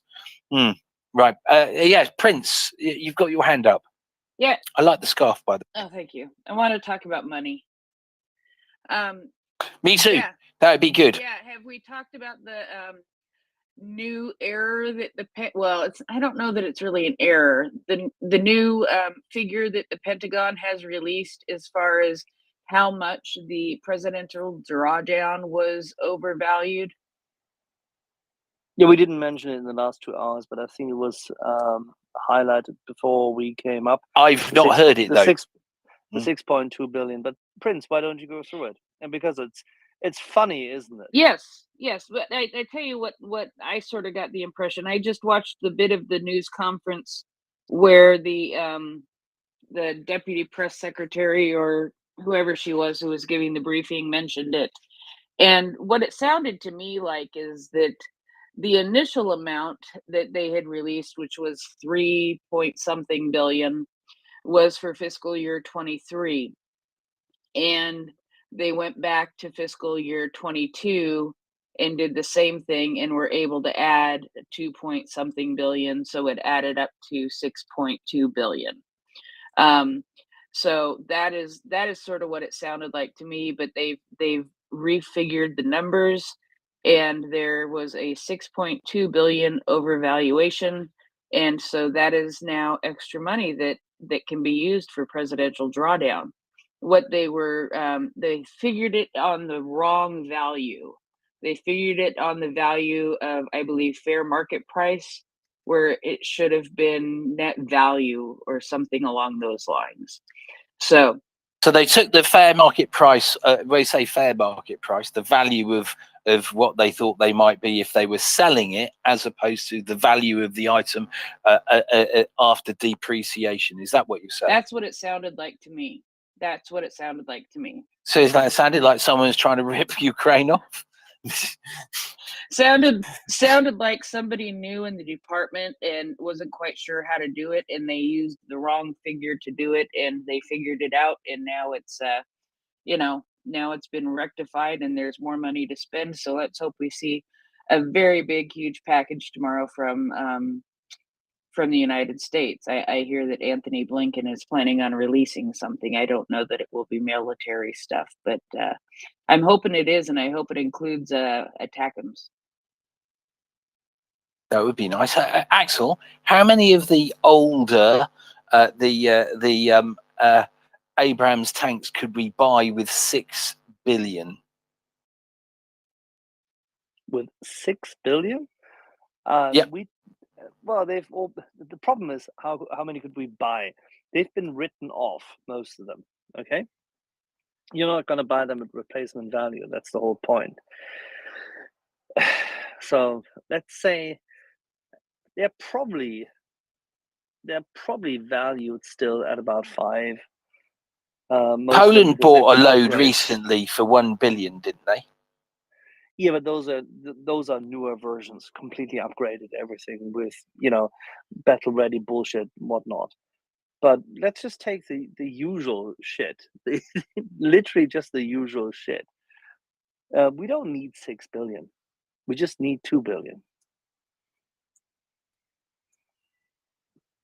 I'm just saying. I know, but that wasn't my question. If we were throwing the boat out and went, here we are, let's supply them with 6 billion worth of Abrams. Sorry. Yeah, we would get anywhere between about 1,200 plus a few more Abrams tanks. That would be nice, wouldn't it? Yes, there we are. It would be very helpful, and it would scare the living daylights out of the Russians. And would that be a red line? Oh, I'm sure it's going to be a dark Bordeaux rosé, preferably 2007, a 1996 or 1998. Yes, it could be. I was going to say 2000. Anyway, yes, a good one, right? It would be a red line but they wouldn't. Putin wouldn't be able to use it as a red line because he's already said he's destroyed hundreds of them, hasn't he? So yeah, they said they have destroyed already 70 Abrams tanks on one day. I found this very interesting in the fact that at that point in time, no Abrams tank had crossed into Ukraine. And I know early on in the war, I think they said they destroyed a squadron of the SBS, right? Special boat servers. This. But shouldn't you pronounce this differently? Special boat servers. Okay, all right, Governor. Yes, I mean, I'm sure Gunny would probably say it better. It's in the style it was meant, right? And then he could do a little jig and a dance. Gunny can't do that. He is not Cockney enough. He's not harbour enough, is he? Well, Portsmouth, though. I mean, what can I say? Yeah, well, look at the football club. I can't bear to look at it, but I can see that we've got some hands. Latin put his hand up, and Melhus. I haven't ignoring you, Melhus. Thanks, David. Axel, I just wanted to come up because you're here. Because earlier the subject that I had brought up, you weren't here. I wanted to hear. Is that a threat, a compliment, or just expedience? That is a direct threat, and you better answer. No, sir. I am interested in hearing. You know that in the back channel I was sharing this morning, well, North America morning time, the latest image that's come out from the Ukrainian Air Force Twitter account, and I don't know if you've had a chance to look at that. Oh, the one with the blurred out missile, you mean? Nope. No, there's actually a later one. That was the video from yesterday, David. This morning, Eastern North America time, there was a very interesting picture of the underside of a MiG-29 in flight that shows, to my assessment, some kind of non-standard equipment under two of the weapon stations. To me, it looks like some kind of modification, and I was wondering, or anybody else who's listening who's had a chance to look at it, or anybody who's. I've not seen it. What's the modification look like? Does it look like fuel related or? No. Well, okay. So all 6 weapon stations are empty. Typically, on an air-to-air loadout, the Ukrainian MiG-29s fly with the longer range, the longer, physically longer R-27 missile on the inner 2 pylons, and the 4 outer pylons carry the smaller R-73. I mean, we've seen that many times over the last year. So in this case, the aircraft, the belly is turned to the camera. It's banking away, it looks like. All 6 stations are empty. It's the 2 inner stations that are of interest that I noticed immediately, even as I was blurry-eyed looking at it at 6 in the morning. They appear non-standard. There appears to be an additional weapons rail or missile rail, which is the rail is the long piece that a missile is attached to, that it initially slides off of when the rocket motor is engaged. Now, that weapon station on a MiG-29 913 that the Ukrainians fly typically operates with one of two potential loads, either an R-27 missile or a large, usually 1150 liter external tank. I've never seen them carry anything else. This is an IRIS-T. Well, you know, I'm still not prepared to go there. I don't know enough but that's what I was going to ask you, Axel. What do you think? I mean, clearly it is a modification.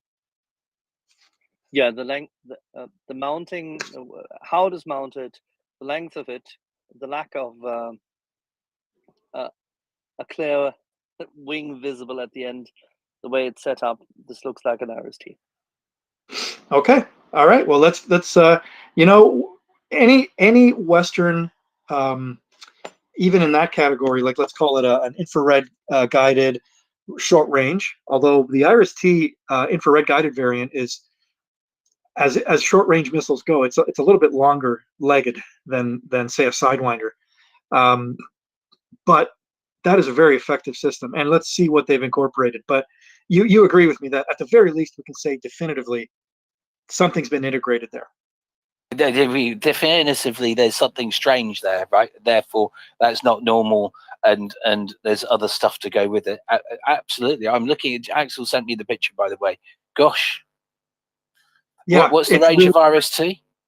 It's really striking when you see it, because it does look so unusual, and not a coincidence that look they want us to be talking about this, right? That Angry Ants made that comment this morning when we discussed it my time in the morning. You know, they're messaging exactly the same way that they messaged about Su-24, which ended up being the aircraft that is carrying Storm Shadow.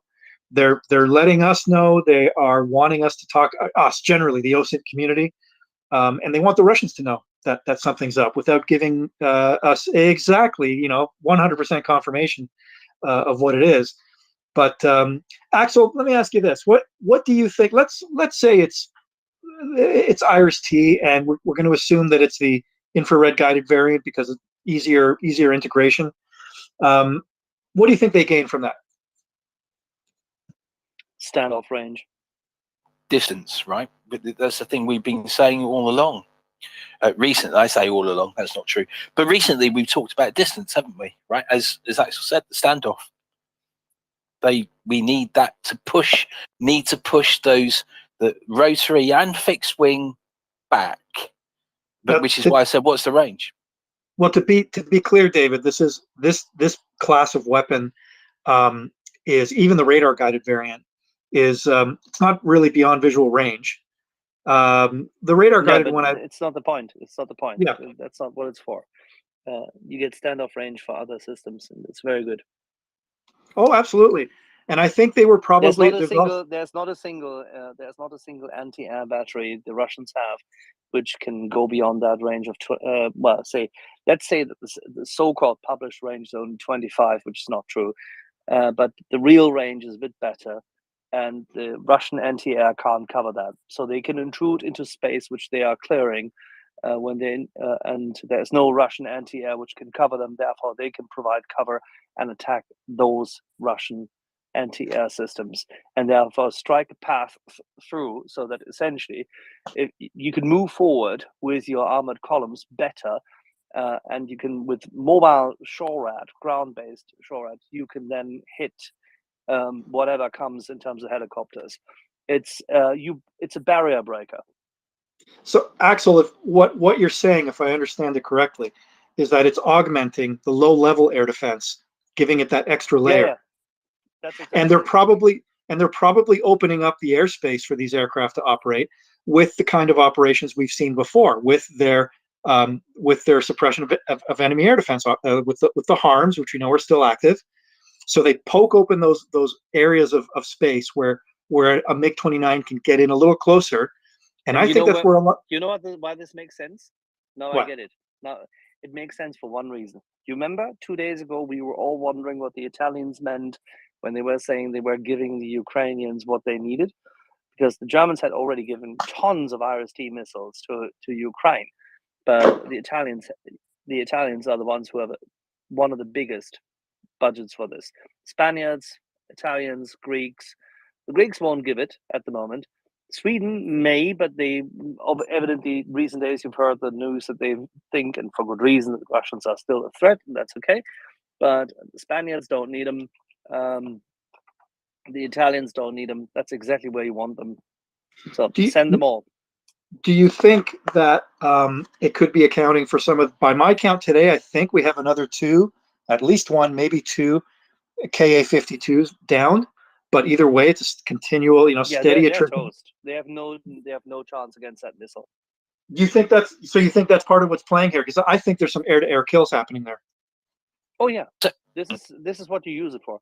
That's exactly. It's a good kill because that's anywhere between. Well, you're now getting them en masse, and you're getting the old ones. You're getting the ones the Italians have in stock and shit and whatnot. So they're not worth the initial purchase price. If this is 200. What are they probably in storage current value? They go for replacement cost, of course, always when they go to their defense minister and for the budgeting round. But they're worth 250. They're worth 250 a pop. Thank you very much, and that's that. So, hey, 250 for taking out a KH, great deal. Anyway, the point I was trying to say is that the other day we were talking about, because the SAMs on the ground didn't have the distance, right? They couldn't push the rotary or the fixed wing back far enough because it was a 4K limit, right? So if you've got this, which is why I asked the distance, so what are they like when they're going top down though? That's the question. Right, so if they've got something that's low to the ground, let's just say a Ka-52, and it's 1,000 feet or something, or it's unlikely to be 1,000 feet, it'd be a lot lower. What's that missile like when it's coming from top down? If you see what I'm trying to say, David, are you talking about its look down, shoot down capability? Yeah, I mean, if you were looking like this on you come up on your MiG, maybe you're a bit higher, maybe you're not. You're trying to get a little bit more distance because you say they're not beyond visual range. Of course, if you're a little bit higher, you will have better visual range, right? The bit I'm trying to say though is if you're looking downwards, there's a different picture, isn't there, from if you're looking upwards with a missile. Right, and a missile typically operates at a rocket-powered missile, experiences some degradation of range once you're shooting up. So I agree with Axel. I don't think the primary target here is the Russian combat air patrol, which for the moment is not in the battle, or the Russian more advanced tactical aircraft, which are not in the battle right now. Who's in the battle? Su-25s and Ka-52. Exactly. That is the prime threat right now. You're absolutely right. So that means that, and I think everybody needs to be. It's a good reminder that in terms of Russian aviation response to the counteroffensive, those two that we just mentioned, which operate at low levels, so the fixed wing Su-25, and I think primarily the Ka-52, are the ones that have been chosen by the Russians to initially, at this stage, anyways, really try to take on and slow that Ukrainian advance. And clearly, because the Ka-25. K-26, correction, I'm all confused. The Ka-52 is experiencing almost daily battle losses. So this is good news. This is very good news for Ukraine. I would just say to you, Lasson, if you look up in the nest, you will see my splattergraph counter of a Ka-52. You just scroll along and you'll get to see it. I've already taken this into account. I was going, and this is the value from the start of the offensive, which we're taking as the 4th of June. David, is that did you say in the nest? Yes, in the nest, there will be, you see a picture with a Ka-52 with bam, kapow on it. Yes. Well, all I can tell you is that between the and this is basically what Axel said, but between the man pads, AAA, anti-aircraft artillery, we know they have a lot of mobility in both of those. Add to that next layer of a weapon like IRIS-T in filling that gap between manpad and book is where I would put it, somewhere in between there. That creates a lot of problems for Russian air right now.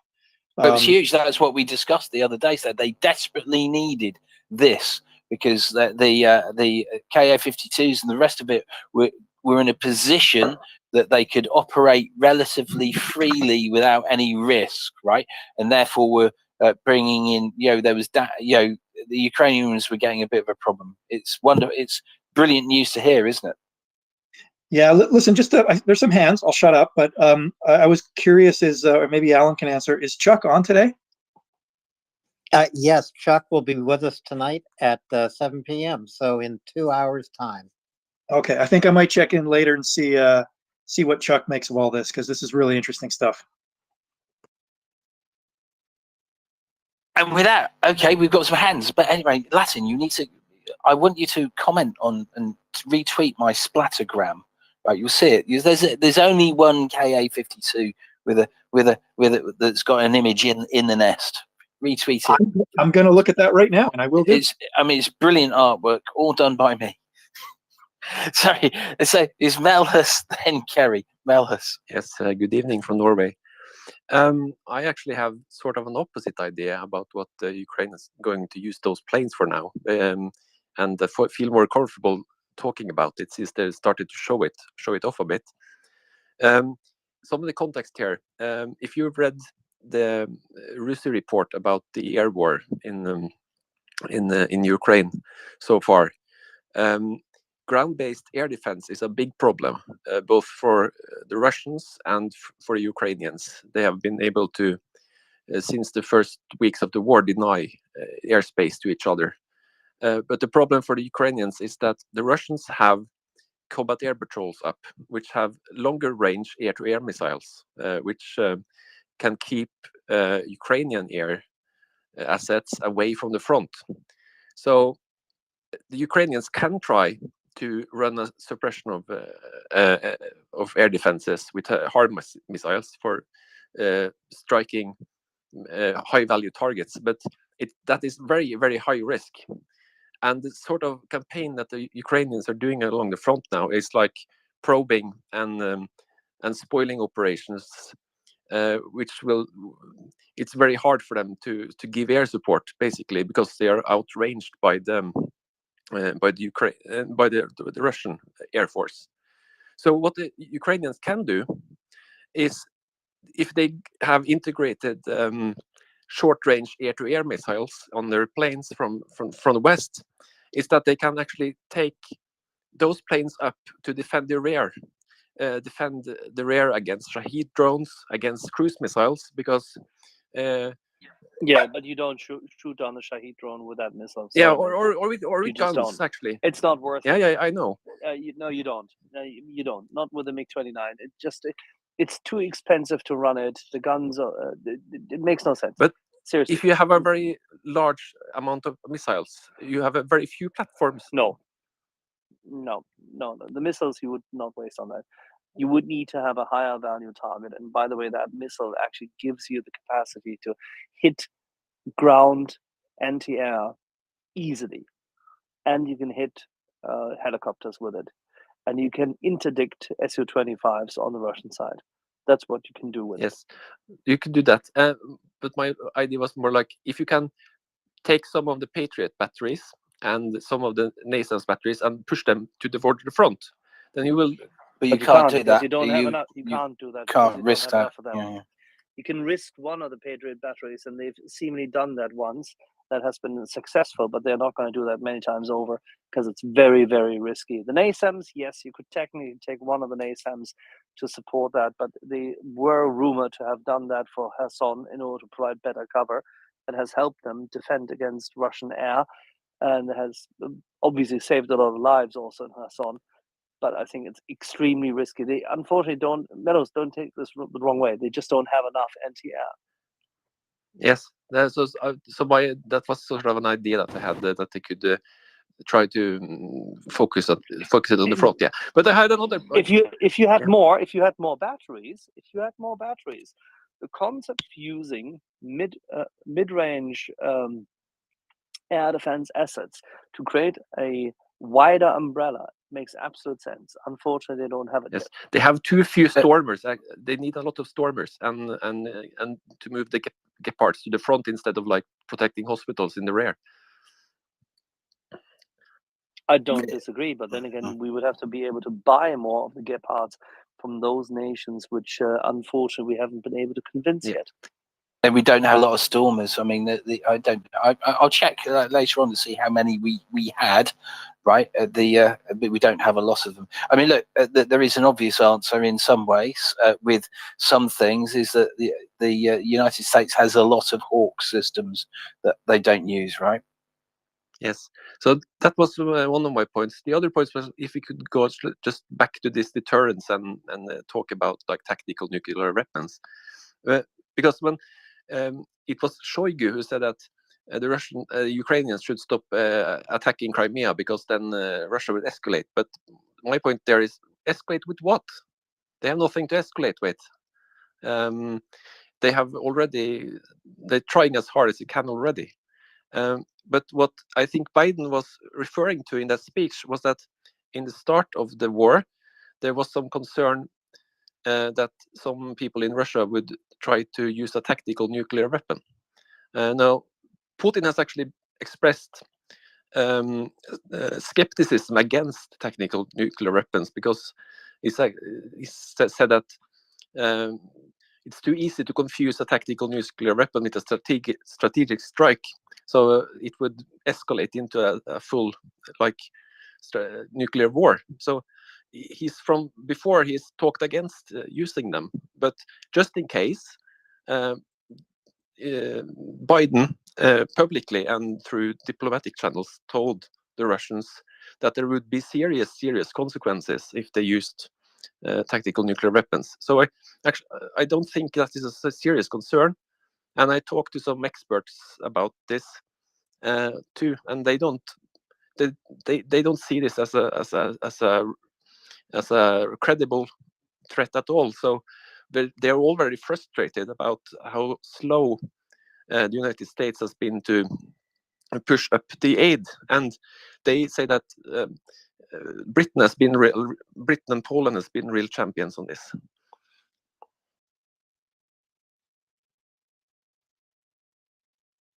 So that was all I had there.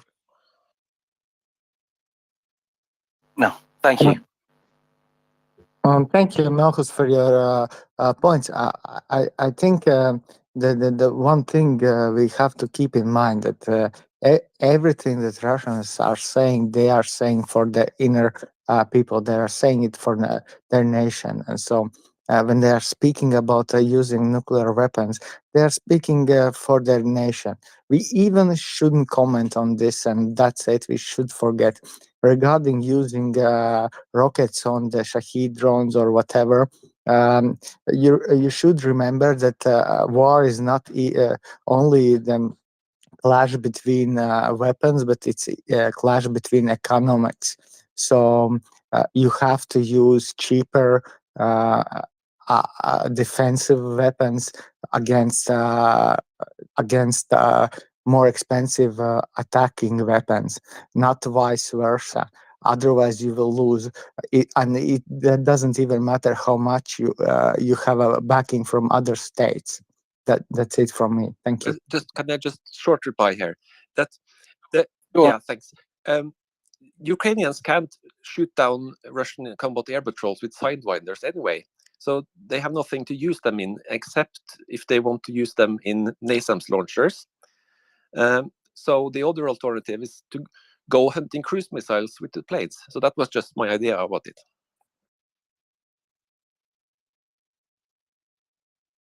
Yeah, for cruise missiles, you need different systems. By the way, having said this, I can see a wonderful friend, the younger brother of someone who looked extremely fit on photos going through the mountains. Alan. Yes, I'm back out of the mountains and back into the calendar, and happy to be back, but I'm way behind on the news.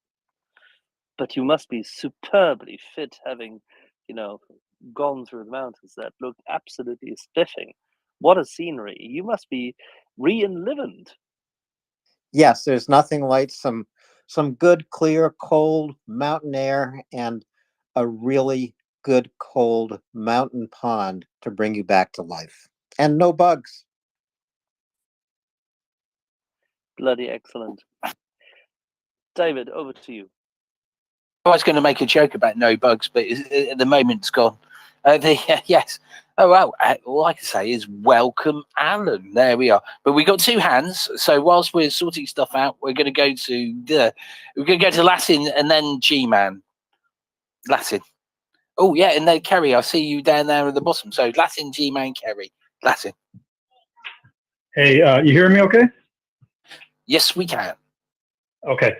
So I wanted to respond to what Mel has said, because I think it's actually a case of both. The particular tasking he's talking about, which is the defense against cruise missiles and drones, that is something that the Ukrainian fighter force has been pretty busy with since at least late last year, since pretty much since these things showed up. And that continues. Every indication I've ever seen and interview with their pilots indicates that that continues to be a priority mission. But I think what is happening here, and we're beginning to theorize with potential, based on this evidence of a new weapon that those, at least the MiG-29s are carrying, means that that gives them the opportunity to try to do something closer to the front, closer to where the counteroffensive activity is happening. And I'm with Axel on this one, that I think that the primary target there, it's a low-level air defense tasking against Russian tactical air, helicopters and Su-25 type aircraft. And again, just repeating what I said earlier, that I am convinced now that some of these Ka-25 kills that we're seeing are air to air.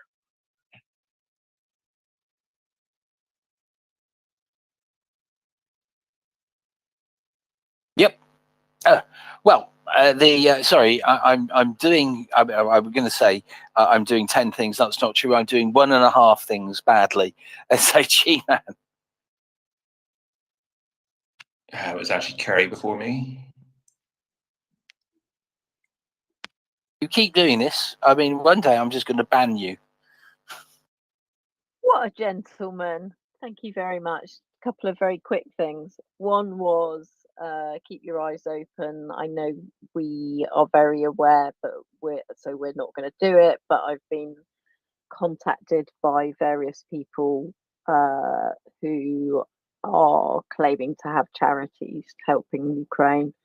So possibly almost more a conversation to have with other people that we know that are supportive but don't necessarily listen on the space as much, or aware of quite how many people are out there trying to scam the situation.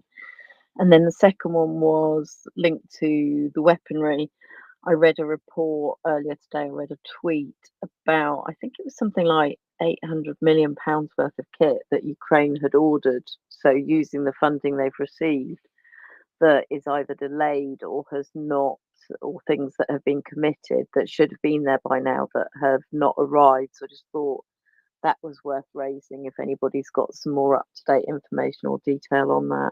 I don't have any detail. I've heard the same thing, that stuff that they've paid for hasn't arrived. They've ordered stuff that was yet to be paid for. That basically stuff. There's been an ordering process. Problem somewhere. But given the extraordinary amounts of stuff they've been sending, it's not a surprise if you put in an order of 25,000 items into Amazon. You could probably expect there's going to be a substantial number of them will go, we're out of stock or whatever, and that's going to be the same with stuff that's in the war machine as well. This is 800. Sorry, I was just going to say, it did sound like there was an expectation that these things should have been delivered by now, as in they've been given commitments. Of course, but if you bought 25,000 items right from or whatever, when you make your order, right, there's an expectation to get it. I think the expectation that everything that you order comes in is probably a bit wrong. And because 800 million sounds like a lot, but how much kit value has already been sent, right? So I would just go, look, some stuff at some of these things. I would expect these things. We don't know what they are yet. It'd be interesting to see. I mean, maybe there are other systems, that maybe they're air defense systems. I don't know. We at the point where we can see what is missing, or as we call it in the military, diffie, your diffie from when you were supposed to be handing it in, and that means that you get charged by the storeman. That'll be very interesting. What is it that's missing, right? I think that's the important part. I would be very, very interested to know, right? So no, so I can't give you any detail. I want to know that detail because I think it's very, very important. But again, I'll go in anything when you order something. We all expect something to arrive because it says on the web page it's in stock, right? But then, and here's the thing: let's just say out of, for example, it was 20 tanks. They're just in stock, and they go, yes, yeah, of course, right. The turret's missing off 19 of them, right? And then the engine's missing out of a whole load of them. And then you go, well, okay, we've got to get those parts, we've got to put them together, right? And that could change the times. The variables become, almost incomprehensible at that point. So I think we definitely want to know what it is that's missing, though, right? Definitely, and it's interesting. I mean, we'll never ever know this, but does that in turn change their plans and preparations to any marked degree? Well, I mean, we don't know until we know what the equipment is. If the equipment was right at the 800 million of modern fighter jets, yes, it probably would do, wouldn't it? If it's 800 of something else, or these are things, replacement parts for stuff that's broken, that will change plans at a later date. But I mean, the thing is that I would go, the deal is never done until the money's in the bank. That's what a good salesperson will always work on, right? So you would only be making your plans based on what you had and not what you think you're going to receive, because, and the Ukrainians will know this, because there is more than a little risk that there'd be a rug pull at some stage. So I would be going, what if they would be going, doing their plans on what they currently have, and plans may change at the point where suddenly something arrived. Thanks, David. And my pleasure. G-Man. Yes, thank you. Sorry for earlier. Yeah, was that the New York Times article that basically? I haven't read the whole article, but one of the bloggers and friend of the space war machine 188983444 needs to get a better more different handle, but he's one of the Ukrainian drone guys. Sent me it. It just seems to be another case of the New York Times. Obviously, still has some lingering Walter Durantes in my mind. In some of its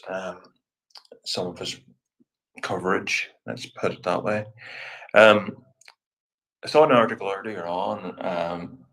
Dolman had tweeted it out about. Well, it was actually yesterday, but and then it was on Vice Grad had posted about it on their Twitter space, which is about the CV90 order.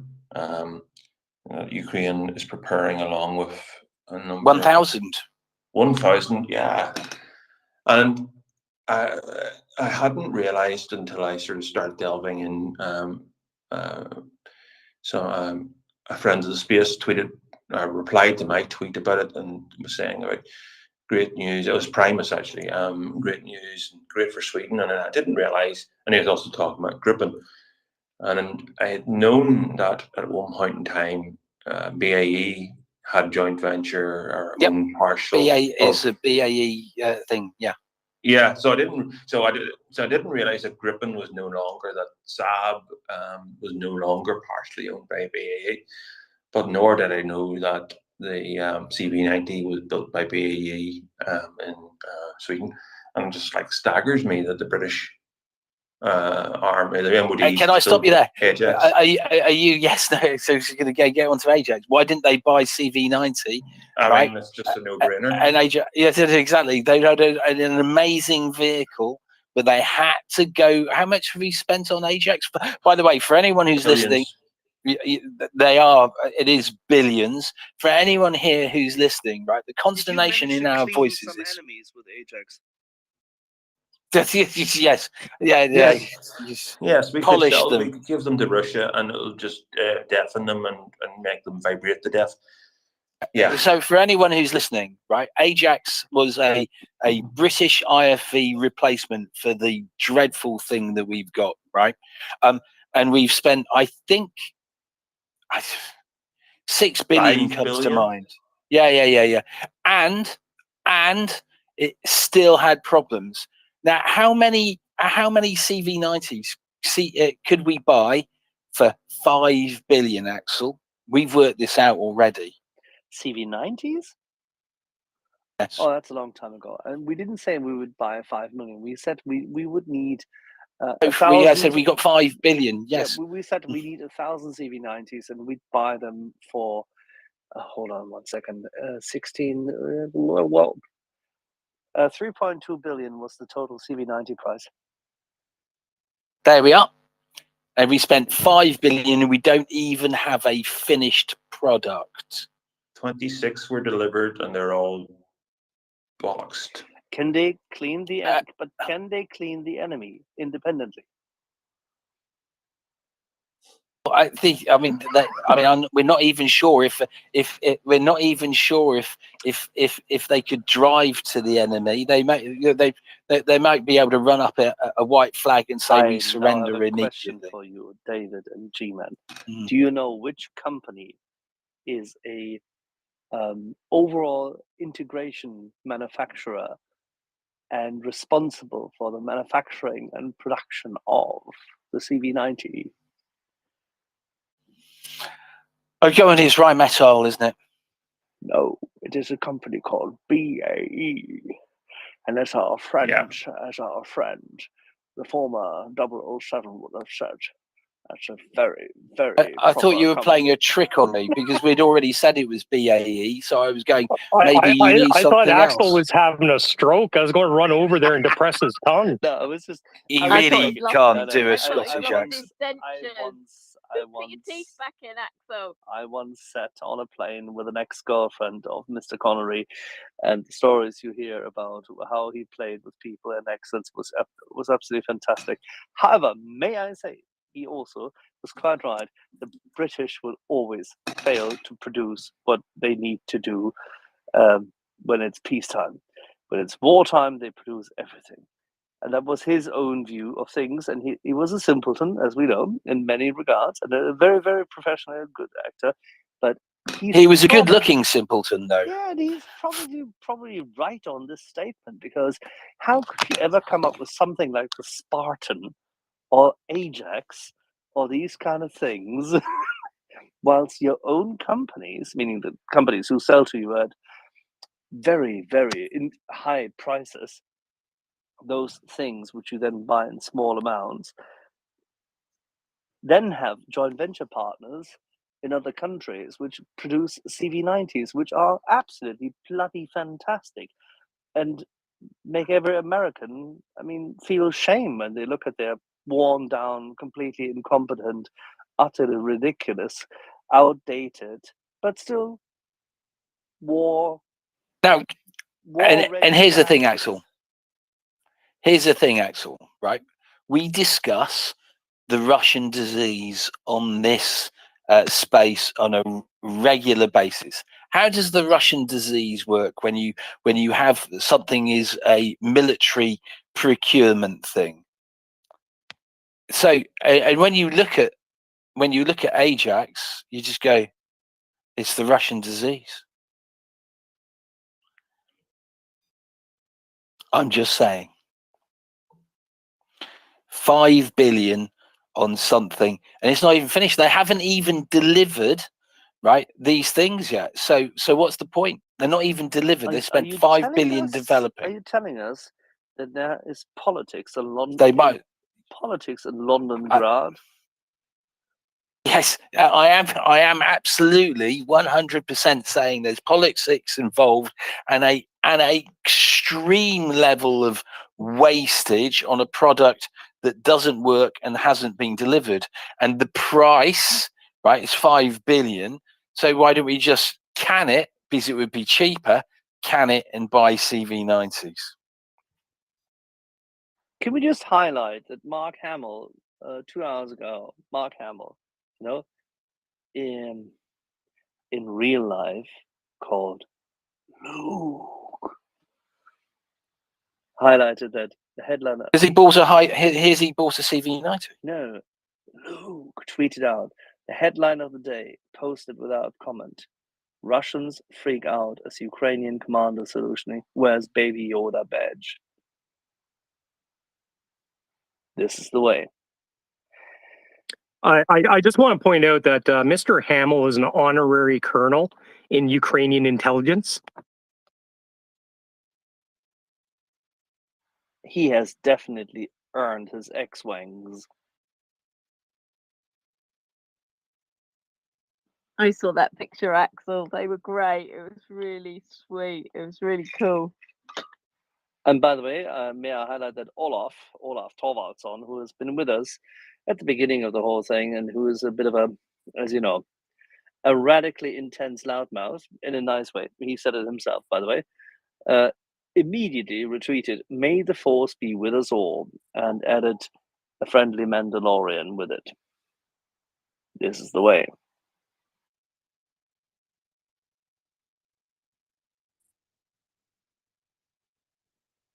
All right. I'm going to make a cup of tea, I think. I'm a little bit parched. Yes, David, you are so parched. Your voice is far, far away. Take your time, make a cup of tea. We'll go to G-Man. G-Man, please. Sorry. There was one other thing that I was just looking at. I got an email from Rusi. They have You mean Rusi? Conference. Rusi, yeah, Rusi. Just So they have a conference on the it could have 26th. been it could have been your Northern Irish version of Rishi, as in Sunak. But Yeah. Okay. Yeah. You're right. But no, they've got a land warfare conference coming up, 26th of June, 27th of June, and a friend of the space is speaking at it. General McRyan. Also, speakers. General Sir Patrick Sanders of the British Army, Chief of the General Staff, Andriy Zagorchny, Chairman of the Centre of Defence Strategies in Ukraine, the Commander of the Finnish Army, also, the Deputy Chief of the General Staff, British Army, Lieutenant General Sharon Nesmith, Professor Nina Kollers of the US Naval War College, the aforementioned Major General retired Mick Ryan, Major General John Klein of the U.S. Army, Major General James Bowder, OBE Director of Futures, British Army. Maybe he'll know about CV90s or not. Michael Kaufman, Director of the Russia Program Center of Naval Analysis, and Brigadier General Herve Pierre, who's, I presume, commander of the 9th Marine Infantry Brigade, Army de Terre.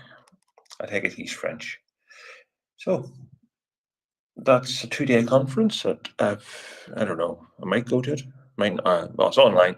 It's it's in London, and the tickets for in person have now been all sold, but there's still some available for online. Should anybody want to spend 2 days listening to stuff, that might actually be pretty interesting. But anyway, there you go.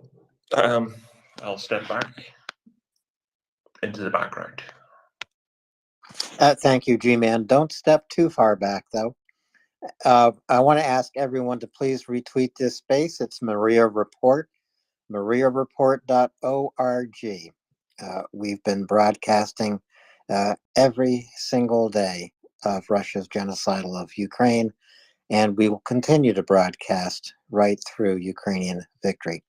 You can also go to MriyaReport.org. That's MRIYA report.org. Tap on the donate button and make as generous a contribution as you can. Thank you very much. Angry Corporal, go ahead, please. Yeah, I just want to mention that it's often forgot to encourage the new people that come to the space to come on up and speak with the host, speak with your fellow people in this journey to assert Ukrainian freedom. You know, for each new person that comes up here and speaks that's never spoken on space before, I'll kick Axel. How Sorry, what? about you? How about you give I a didn't. buck? I didn't quite. Hold, Alan, my dearly beloved I friend accept Alan. that. What did this young man from over there in the icy range of Edmund just say? You heard me, old man. No, I didn't. That's the whole point. I just heard Axel at the very end. And Good. We don't need any of your buy-in. Buy-in? So Angry Corporal generously volunteered to give $100 for every new speaker who came up to speak. Someone who has never spoken here on the space before. I think it's a wonderful idea. I shall drop immediately. No, I don't think that's what he was getting at. We need you up here for a while. I wish I had that kind of money, because I would. But that being said, I offered to each new person that came up here, we would torture you, Axel.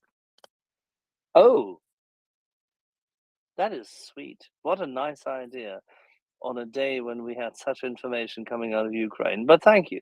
How do you want to do this? By making me laughing silly?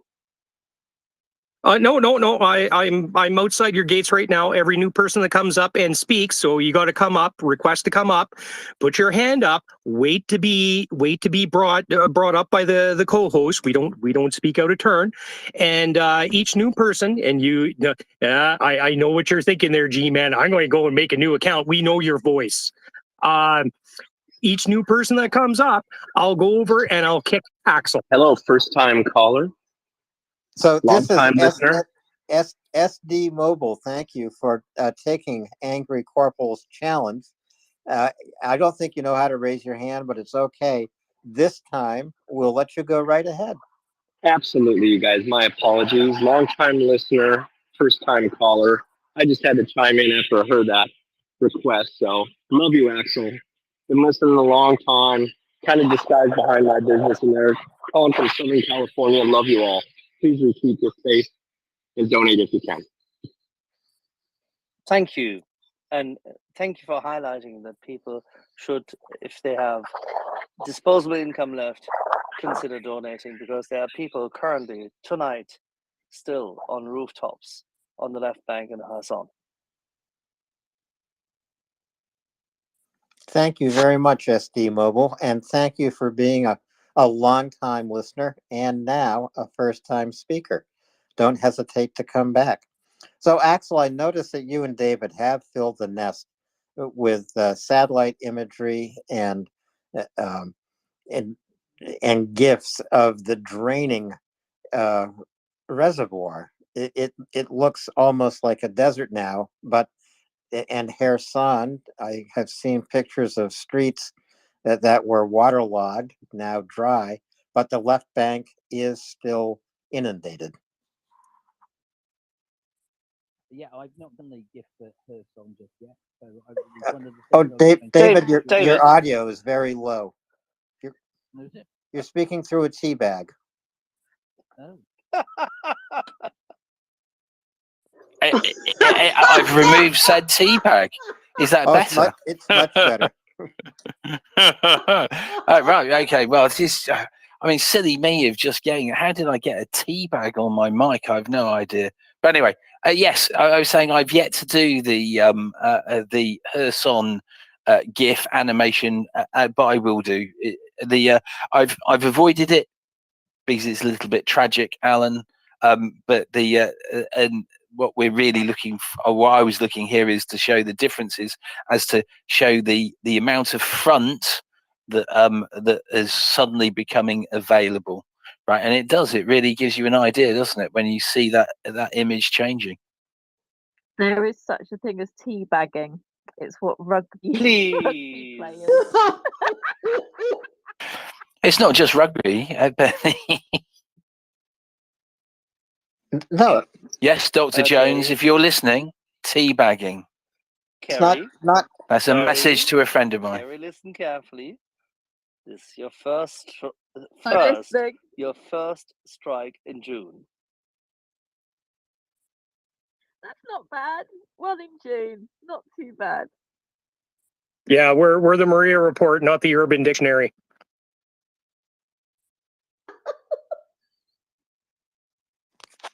So David, back to the now desert-like Dnipro reservoir. It does look dry enough to drive a vehicle over. Yeah, it won't be. I mean, it'll be dry, but there'll just be a crust, right? That you still got all the other bits and pieces in it, right? Silt will compact, but you need it really dry, because if there's still water in there, it'll just, a bit like when you squeeze, it'll be like a sponge. It isn't like a sponge, but you know what I'm trying to say. That the water will move out of the way, etc., and go down. But you need it. It's getting there, right? So it's getting very, very dry. Right, and there are means and methods that they could use, but yeah, very soon. I mean, it would be interesting. I'm interested to see that if the Russians have started to try and mine that, right, because that would be very interesting. I suspect that the Ukrainians will have drones up constantly, seeing, are they trying to mine that area, or the area just across the on the bank. Are they trying to do that? I think that would be very, very interesting to know. And if they were trying to mine out into the dried reservoir itself, they would have to do that remotely, or with aerial launched mining equipment, right? Because yeah, you would probably expect that. Yes, unless they're silly. Right, depends. I mean, the thing is, I don't know what their remote mining, that would the stuff they would be doing. That's the missile stuff, right? But when that lands, that because it's still soft, that might just go all the way through, right, and not even operate, right? Because most of they work slightly differently when they're the remote, like the remote stuff. If you see what I'm trying to say. Oh, exactly. But it's wide open now, and as I say, it looks like a desert. I understand it has to dry out some more. I don't know. I don't know if I'd be concerned about the remote mining, like the artillery mining or the rocket mining they got, because if they burst that over there, and there's still like 27 feet of loon shit that this stuff's going to sink into, the mine's essentially ineffective. Yeah, if it goes down, that's my point, right? That's what I was saying is that when it drops in, it's gonna go, it'll sink in, and it will be a bit ineffective. I mean, that if something goes over it, I mean, it'll cause them a problem, which might mean they want to hand lay them. You can see the mines that they had, which were the ones that they laid when it was in water, because they got the tilt switches on them. Of course, that makes them visible now. They're in a whole world of pain. Melhouse, thanks for coming back, and go ahead. Yes, I just have a couple of tales of woe from Murmansk area in the north. So several posts is reporting that some grave sites for Wagner soldiers up there got destroyed by bears. Apparently, people were leaving bread as a traditional gift on the graves, and the bears came and destroyed them. So that was one of them. And the other is that the Northern Fleet put up a memorial for their submarine force, and the landowner is now suing to get it removed because they don't want it there anymore. So it's not all fun and games up in the north. I don't think it's ever been fun and games up in the north or in Murmansk. G-Man, go ahead, please. Just a quick question for Axel, David, or anybody else, actually. So $6 billion US dollars, how much kit would that buy? Let's say, how many F-16s?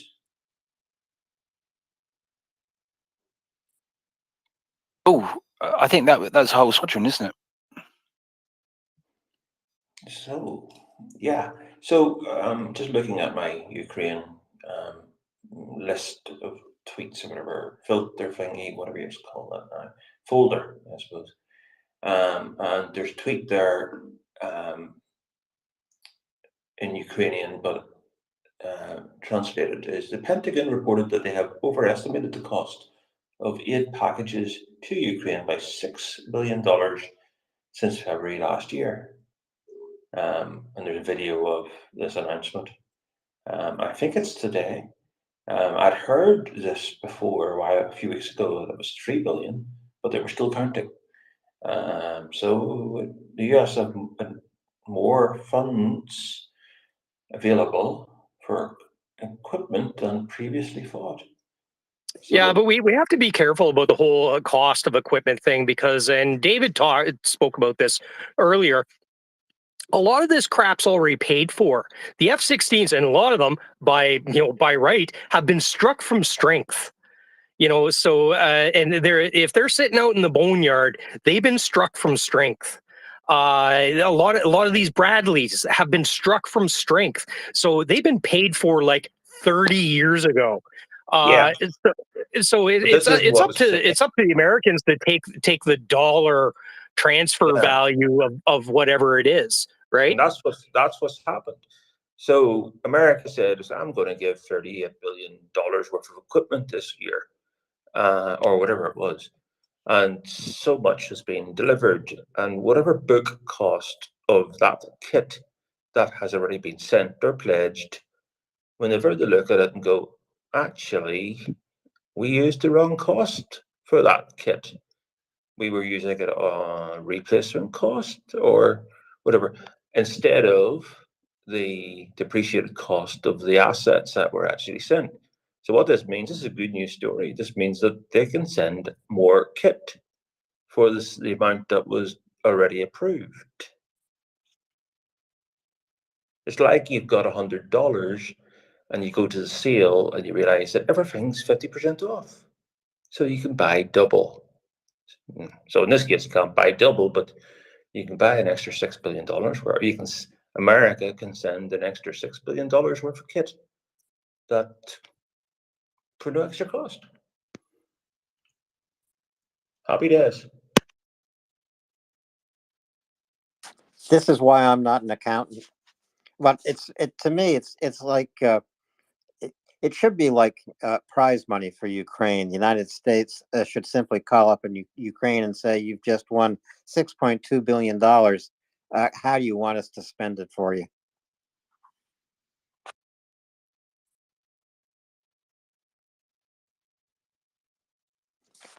Well, whether on Abrams or F-16s, it can be spent well, and I'm sure it will be. It also strikes me, David, that lots of countries are finding new weapons or new backlogs of weapons to uncover and send to Ukraine immediately. I think Portugal is sending more self-propelled howitzers. Germany is finding new stuff to send. The Netherlands, new stuff to send. And I think that there is an urgency now in not only supplying Ukraine, but resupplying Ukraine as the counteroffensive picks up. And I think as people look at this war with a a new sense of what has been lost by the Ukrainians in terms of lives, and the time that they would like to give back to the Ukrainians, so to speak. In other words, to speed things up. I mean, look, yeah, I mean, they are, but I think I said a while ago, I expected this to happen, to speed things up, because the finance ministers throughout Europe are suddenly working out the consequences of these delays, right? So we've got interest rates going up in the United Kingdom, right? And all these things that many of them are related to what's happening, and the problems with Russia. The longer this goes on, the worse it's going to get, and they're suddenly recognizing that their idiocy at the start, the slow rolling, which will have had other reasons, but they're now working out the cost of these decisions. Part of the problem is I suspect that so many politicians aren't economists. I'm not even sure if they could do basic kitchen household stuff, economics either, right? So they don't even know how to tally a book, and as a result, they're unable to think very far ahead. So just going, this is the cost of what we do in 3 years' time. If interest hit here, and they're going to go hit here, because guess what? We have inflation and all of these other things are pretty much a direct consequence of this war. What's these costs? What they did is they rushed to get rid of their old crap, gave it to Ukraine, instead of thinking we need to rush to give them the good stuff.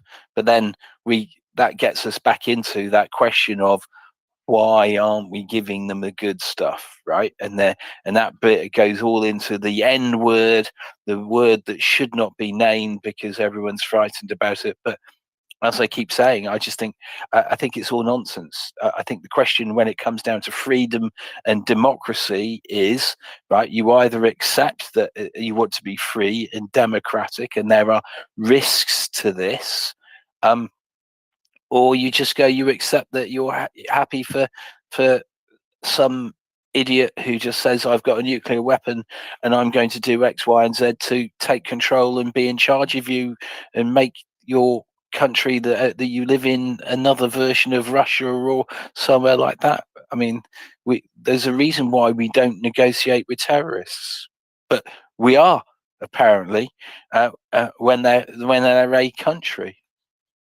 I mean, I'm very confused by it, Alan. Very confused. Necromancy, is that the N word? Yeah, we shouldn't talk about necromancy. No, we shouldn't. Yeah, Can we just no, we're not abstain going to from talk what? about that. No, we have to find one agreement here. I know that a large part of our audience is North American, and trust me, we love you all of you, Mexicans, people from the United States of America, Canadians, all included. We love you to bits and pieces. We're completely happy that you're not fighting amongst each other, that you consider your relative southern borders always an issue, but you're completely happy with each other. You've got this NAFTA thing right going. We're happy for you. We trust you to come to the defense of those who don't get their act together. That's fantastic. If only you could get the 180 million people who live in and around Mexico in some shape or form, declared or undeclared, to also join in, that would be even better. Having said this, oh silly me, can I just highlight,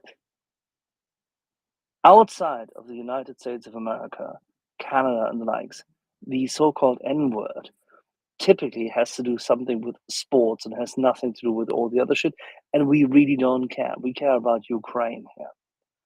We really care about everything else. Could you please all just keep your shit together and get rid of it? We only care about one thing, and that is beating the orcs. It's the O word we care about. Getting the orcs out of Ukraine. All right? Hey, you put the N word and the O word together, and it spells no Russians in Ukraine. Very, very simple. Alan, you're great. What a fantastic mediation. Lily, you put your hand up and down. So that's a kind of signal that you're undecided about speaking. And she's now giving me the thumbs down. She's not undecided anymore, David. She doesn't want to speak. Well, anyway, listen, whilst you're there, so I've just had a very good question. I'm going to answer it because there may be other people who are asking the same thing, right? So the question was, if Russia does the Russians, and they have tried some counterattacks, etc., against the Ukrainians, and they do a armor attack or something, why don't the Ukrainians just rush through that area there, because it's be clear of minefields? So the answer is that we don't know it's clear of minefields, because you can easily fill them in, and the Russians do have the air launched mines that we were talking about. But also these areas will be covered by, or may very well be covered by, artillery. So rushing into an area that's just been vacated without it being done correctly is most likely lead to quite a considerable number of losses. Much better to take your time, do it the way you want, as opposed to rushing in and go, oh, look at that, that appears to be clear, because when something does look clear, often it isn't. May I make another remark? Go right ahead. I was just reminded of the fantastic amount of money and effort spent, which is okay. I understand this, and don't get me wrong. I see where this is going and why it has to be done and all that kind of jazz. But the amount of media attention currently being given to a tourist submarine, where a number of people are likely to have died, whilst at the same time, more people today have starved to death, have dehydrated to the point of oblivion and perished, have suffered from heat stroke and perished, or have in their sleep during the night slid off a roof into the water and drowned on the left bank of the Dnipro River, exceeds the number of those at risk and potentially having perished going after a highly prized, risky adventure to watch a grave of a ship. I think we should put things into perspective here. I agree with you, Axel. Tuning in the car radio on the drive back today, this story of the submersible, the tourist submersible, was the top story, no matter where you scanned the dial. And in some cases, none of the news stations carried a single report out of Ukraine. And I fully agree with you. To put this tourist submersible into perspective, a few extraordinarily wealthy individuals paid a massive amount of money to go look at a grave, as Axel says. And unfortunately, and it's grisly, they have likely found their own grave next to the Titanic. But you do have to put it in perspective and look at what is happening in Ukraine every day. And humanitarian workers in Kherson were, I believe, under fire today by the Russians. One was killed, 8 were wounded. But a number, of course, were saved thanks to the bravery of Ukrainian soldiers.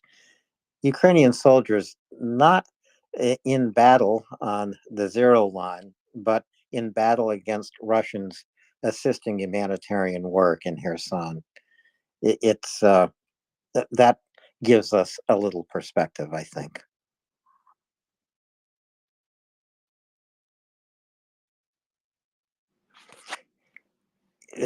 So David, I know that there is still a lot of fog of war that the Ukrainian Ministry of Defense has still imposed a near complete news blackout.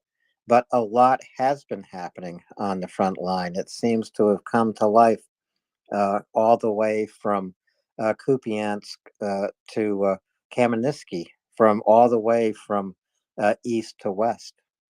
And Chuck will be guiding us through all of that action tonight in an hour's time. We will get his maps of the day up into the nest as the time for bullet points approaches. But there is a lot to talk about. And I think that I mean, you were talking about all these Russian helicopters essentially falling out of the sky, more than one a day, it seems. But there have been heavy casualties. Heavy casualties for the Ukrainians, heavier casualties for the Russians.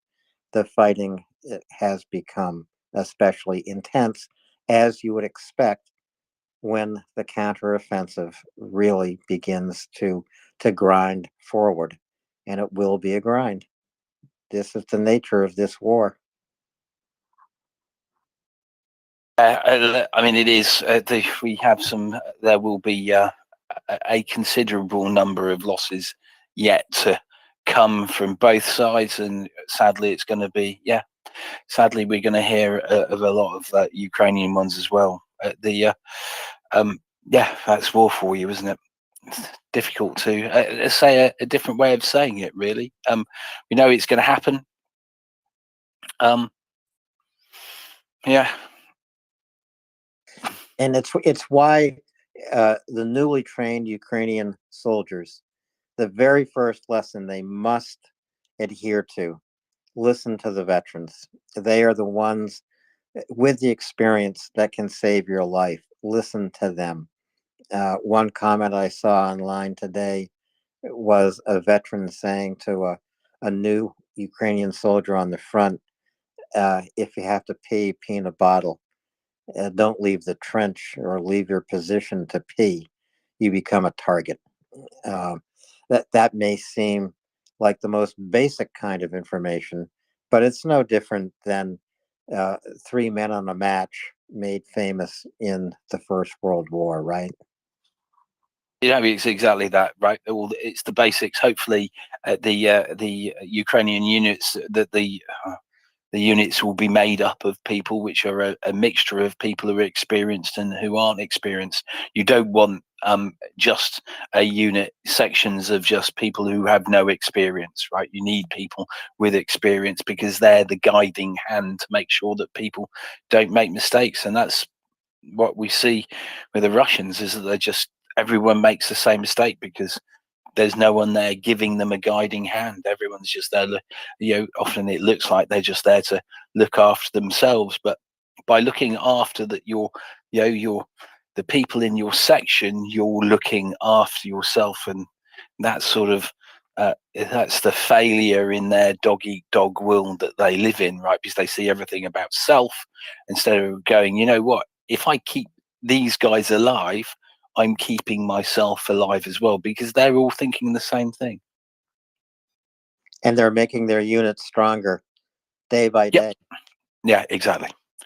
I mean, I hope that because Ukraine has not committed the majority of its troops yet, so these people will carry on. They're doing more and more training, getting to a point, just like athletes. You're at a point where you're sort of peaking in your abilities, and they're getting to a point every day they do more training. Every day they get a bit better. And I've noticed the Ukrainians are still doing everything for the welfare of their soldiers. For example, rotating soldiers out who have faced intense fighting over 2 or 3 days' time, rotating these soldiers out for rest, for just a break from the intense action, whether it's the constant artillery shelling or the constant threat of Russian advances of one kind or another, or of Ukrainians advancing themselves. You can't go through this although in the Second World War and the First World War, and in this war, soldiers have gone through this at weeks on end, but it's not an easy thing to do. It's completely outside my experience. So I'm not talking from personal experience. I'm simply repeating what veterans have told me. But even in the midst of a counteroffensive as complicated as this one that Ukraine has launched, it is still possible to rotate weary soldiers into the back of the lines for rest and rotate fresh soldiers into the front lines to reinforce those advances. Yeah, no, it is right, and that's the point, to rotate people in and out, right? You don't want. I mean, that's something that the Russians aren't doing. They've got these guys. Have some of them have been out there for a year. They'll be feral, right? The absolutely feral at that point, right? And you don't want them like that. You want people, with, call it, going away, coming back rested, because their reactions are different and they've got a different perspective on life, instead of just someone going, call it cracking, and then just deciding to take a grenade to the whole section because they just think it'd be easier to get it over and done with. Which is entirely possible with the way it's happening at the moment with the Russians. So yeah, they yeah. I'm struggling to find words because there's a lot to be said. We discussed it at the back channel today, because at the moment and there are some things that we should make sure is that we should not expect this to carry on. As a result of all this, there'll be people who in the Russian army who've been on the front line for a very long time and are still alive, right? And this means that they've learnt Darwin theory, right? Survival of the fittest. So there will be people who know exactly what to do and how to do it best, and they've been there doing it for a year, and it's kept them alive, right? The thing is that what we want is obviously not those numbers not to get higher, but they will do by the fact of statistics. More and more of them will be gaining that ability. What we hope is, and those are the ones you need to kill. Exactly. And for those, you need different ammunition. You need the airburst ammunition. You need DPCIM. That's what you need. Yep, exactly. All And that stuff when you've got, David, because we need to kill them indiscriminately. We need to surprise them. And an air burst over a trench, there's no training for that unless you've dug your trench and you're in a dugout and all the other bits and pieces, right? But the thing is if you're out in the open and an air burst goes on, doesn't matter who you are, then you're gone. And that's part of the issue why this air burst stuff is so important, right? And the ATACMS with the bomblets, here you are, those bomblets, put them across an airfield, and suddenly all those aircraft, the helicopters, and the rest of it, they're ceasing to be, right? So these are the things, the bits and pieces that we need. Well, as I mentioned, Chuck Farrer will be here in an hour's time at 7 p.m. Eastern time here in the United States.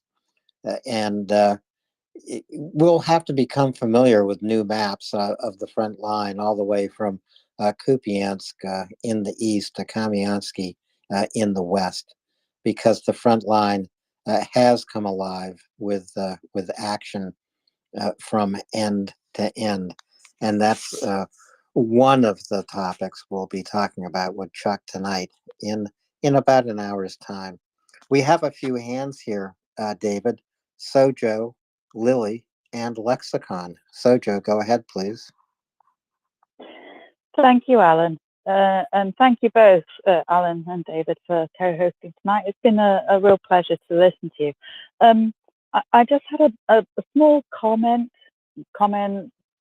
dash kind of question to your commentary, Alan, regarding the submersible going missing and the amount of news coverage it received. I don't know. I think actually, it's very traditional for journalists and news broadcasts to broadcast things that are relevant to, close to home. So it's not really surprising to me that it has dominated the news over with you, because it's something very close to home. But I do agree that that it should give us food for thought. There's so many things, so many different in inverted commas conflicts and awful things that have been going on worldwide, where if it doesn't affect us directly, we don't really pay much attention to it. And I do think you're right, where perhaps it should give us a bit of food for thought, and perhaps we ought to focus on things a little bit further away. I don't know. I'm sorry. I'm speaking without having made any notes or anything, ad hoc as per usual. So probably not making sense. What do you think, Alan? Well, we've not. What I'm saying. We've not really talked about it, Sojo, since I've been on 5 hours now, so we've not discussed it. I didn't know about it. For about So you were about talking 10 minutes. About 10 minutes ago, we were talking about the submersible. Did we? Well, I did. Yes, we did. I did. I was zoned out at that point then. No, I was just going to say, David, I agree with Sojo. This is unfortunately is exactly the kind of story that claims headlines, really for all the wrong reasons. It should be no more than a line item, frankly. But I suppose it is also why that weekly TV show in the deep past, the lives of the rich and famous, was so popular, and you would get to tour rich people's homes and see their pool and look into their closets. But it's absolutely silly, an absolutely silly kind of fantasy broadcast. And I'm not saying that individuals in the families who love the people who went on this journey to see the Titanic,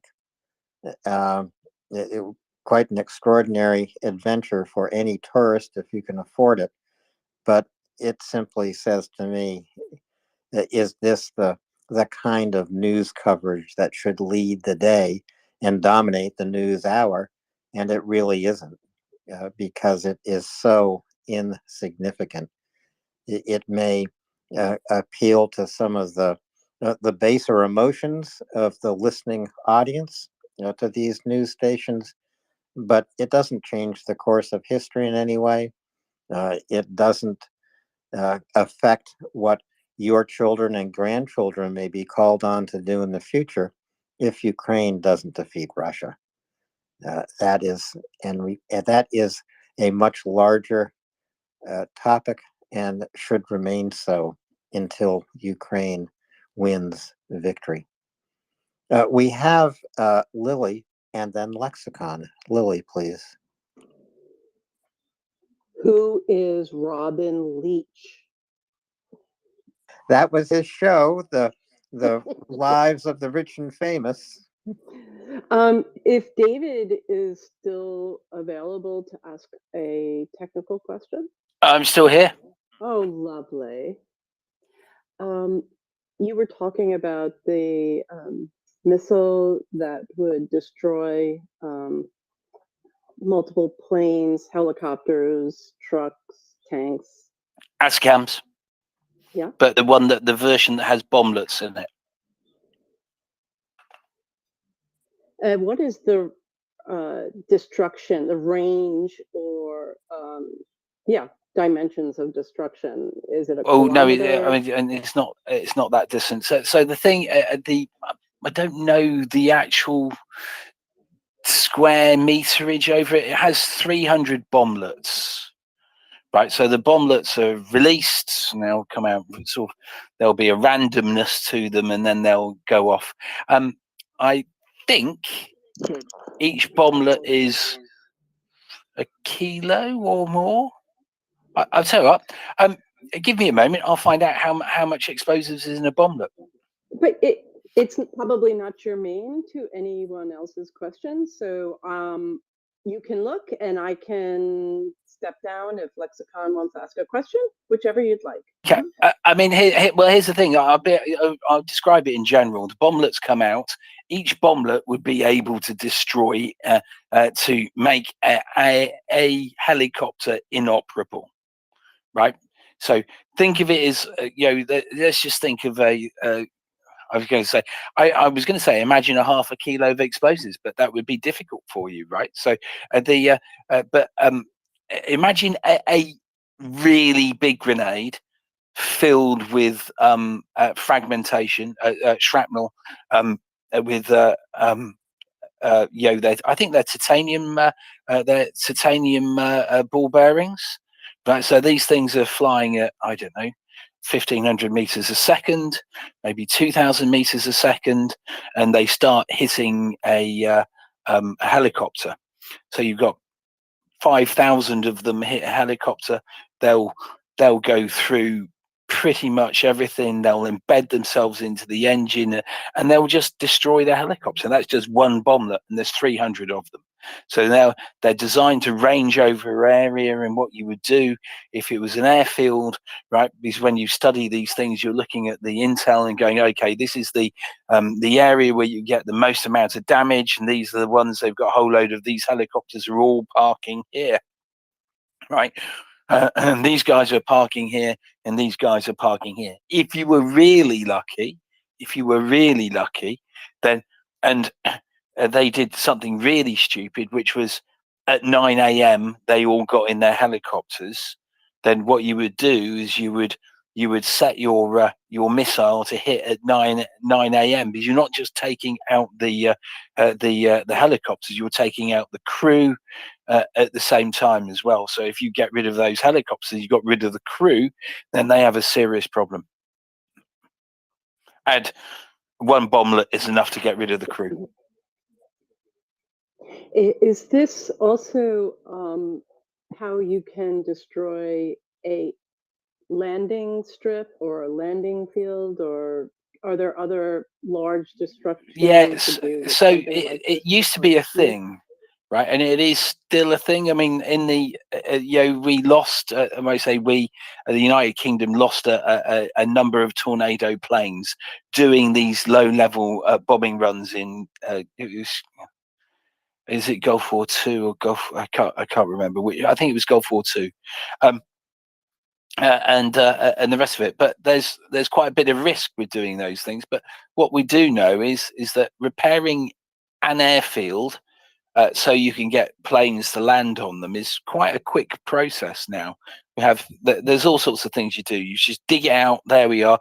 Got a compactor in there, and then you have these pre-formed concrete pieces of concrete, and then you fill it, and these things are really hardened concrete, right? And then what you do is you use this quick drying cement, and 4 hours later you've got a landing strip that you can still use. You're much better off taking out the other infrastructure. So in the good old bad old days, taking out the airfield, and we used to see it in World War II, the Pockmark airfield, it was a bit different. Things were a bit different, but now they have bulldozers and all these things and quick drying cement, and it's not really much of a problem to fill in these holes. Now, if you completely splattered it, but if you had enough to splatter an airfield like that, then you've got enough to splatter other things, such as, you know, the air control tower. Take out those people,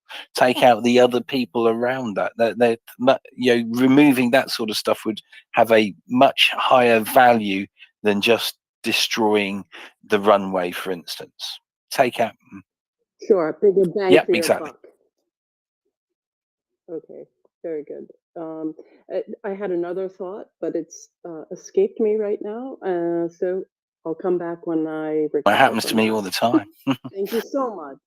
And please retweet the space, tell your friends, family, people you don't know, give them a flyer, give them a website, MriyaReport.org, and tell them to listen. It'd be great if we can donate more frequently, but everyone has hard times, so we really appreciate people just listening. And also, we encourage you to ask questions, and there's no such thing as a stupid question. So everyone co-hosting, they may, you know, sort of rib or tease one another, but this is in good spirits of the people that are hosting. So it's nothing that you should be intimidated. So we really love it, and we learn a lot from people asking questions. Thank you so much, MriyaReport.org. Thank you very much, Lily. Thank you, Lily. I was going to add a little bit to that, Alan. Please, David. Well, thank you please. very much. You'll see, you're so nice. See, I never rib Alan because he's wonderful. But I've got I have a different message, right? So before we have messages asking people if they would donate and the rest of it, I have a different task for everyone. Anyone who's listening, to say this week. It's only Tuesday. Had to check that it was Tuesday. So by next Tuesday, make it a task to see if you could recruit 1 or 2 people to come in and listen to the space. Tell everyone that all those other people that you will be talking to about Ukraine, because you'll be no different than I am. I'm constantly talking to my friends about Ukraine. Come and listen. Get them to see if they come in and we're talking about the same sort of things that would keep them interested. So I would say 1 or 2 people makes a big difference, because it helps with spreading the word. Because when we're 1,000 listeners, or all the time, then that means our reach is better. We can do more good for Ukraine. And with that, I'll go to Lexi. Thank you. Hello. I wanted to ask about, probably you've been too busy to see, but there's this hideous bit of snuff, footage online. I just went in for a break a little while ago and saw this. So fascinated, like a school kid torturing insects. I watched a lot of this. So you've got, maybe you've heard of it. So there are some poor benighted Russians down there in their crappy trenches. And there's this whole pack of cheap Chinese drones, as they say.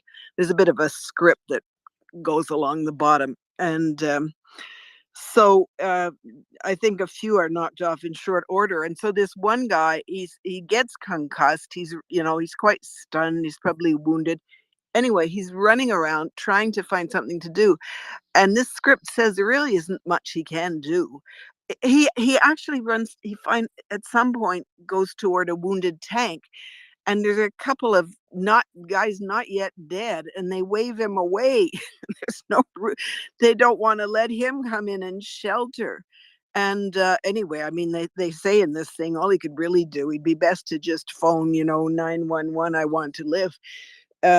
But and it does look like this. I mean, there's no cover here anywhere. The trenches don't have, there's almost nothing that has any bit of a roof. And how's he going to find it? It's a very big area, expanse. And these drones are just hovering over there, buzzing and driving him mad. And I mean, it's an awful thing to watch. I'm not sure why it's there. And but because you often watch stuff and you think, if I were that person, I mean, how horrible would it be? And also, what would I do? And so I don't know, it's kind of pointless question, because I think the answer is nothing. But is there anything that anyone would want to add to say to that question of mine? It's more a statement, isn't it? But I would say yes. The reason, the most likely reason that he's behaving like this, he's probably lost his mind. Oh yeah, and they think he's concussed. He's, his head. Yeah, I mean, head injury or anything, but the fact that he could very well have the head injury and lost his mind. They're not rotating their troops out in the way that the Ukrainians do, and guess what? You've got this injury. The reason why they've waved him away is because they're thinking that's what that thing's watching him. If he comes over here, next thing we'll know, we'll have a bomb there, right? But equally, one of the things they could do if they just dug their trenches better, right? So there are things that they can do, but when they dig a trench, and these guys, they're in there for days, right? No one's going, yeah, hang on, where's my shelter? They're not saying that. Well, maybe they are saying that, but they're not digging it. They're not doing anything about it. There's so many things you could do to make your situation better by improving the shelter that you've got. And yeah, as I said, there's so many things they could do. They could be digging things deeper.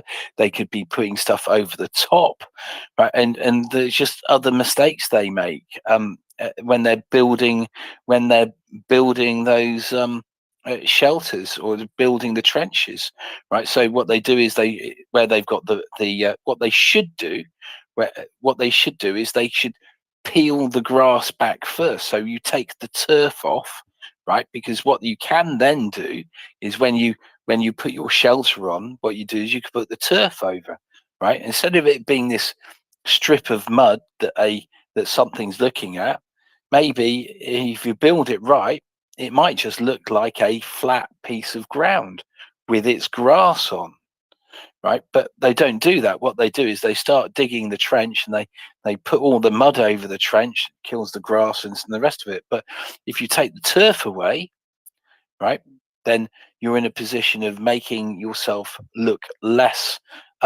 make it less likely someone will spot you. So many things they could do but don't.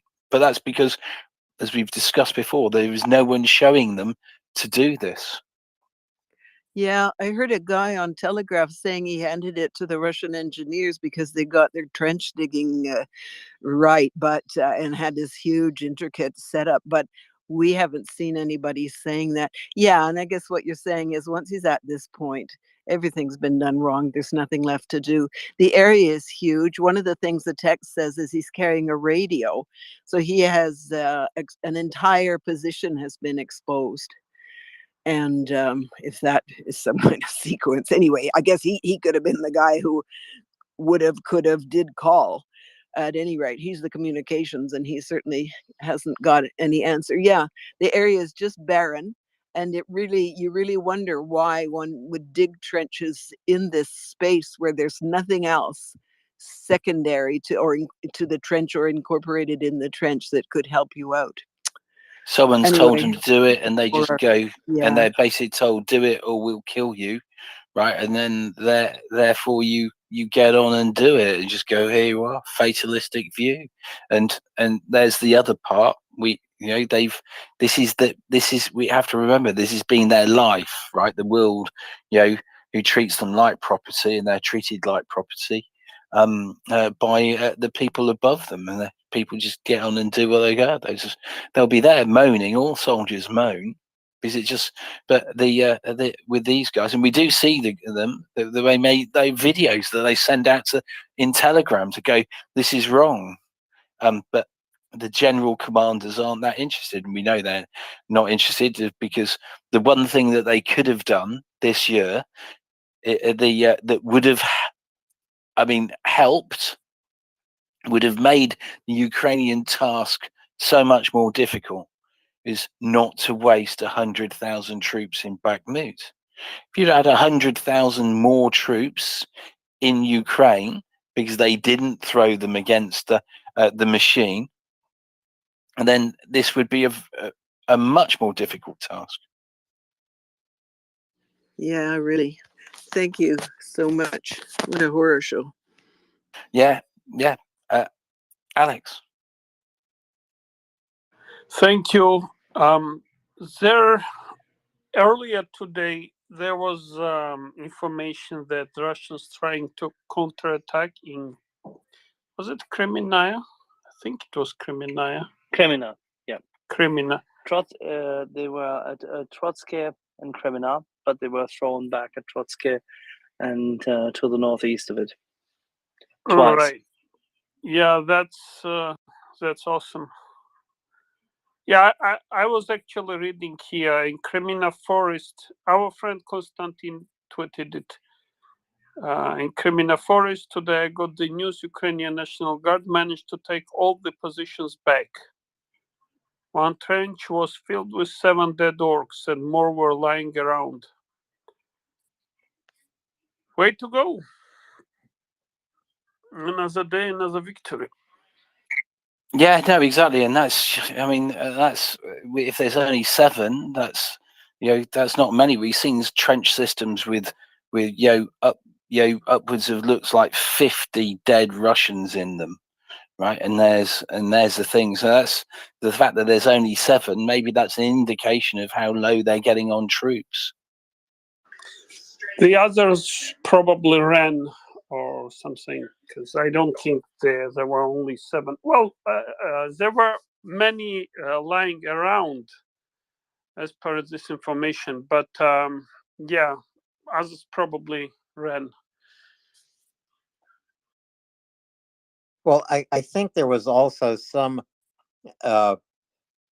intelligence, Russian intelligence captured on the battlefield today that was disseminated.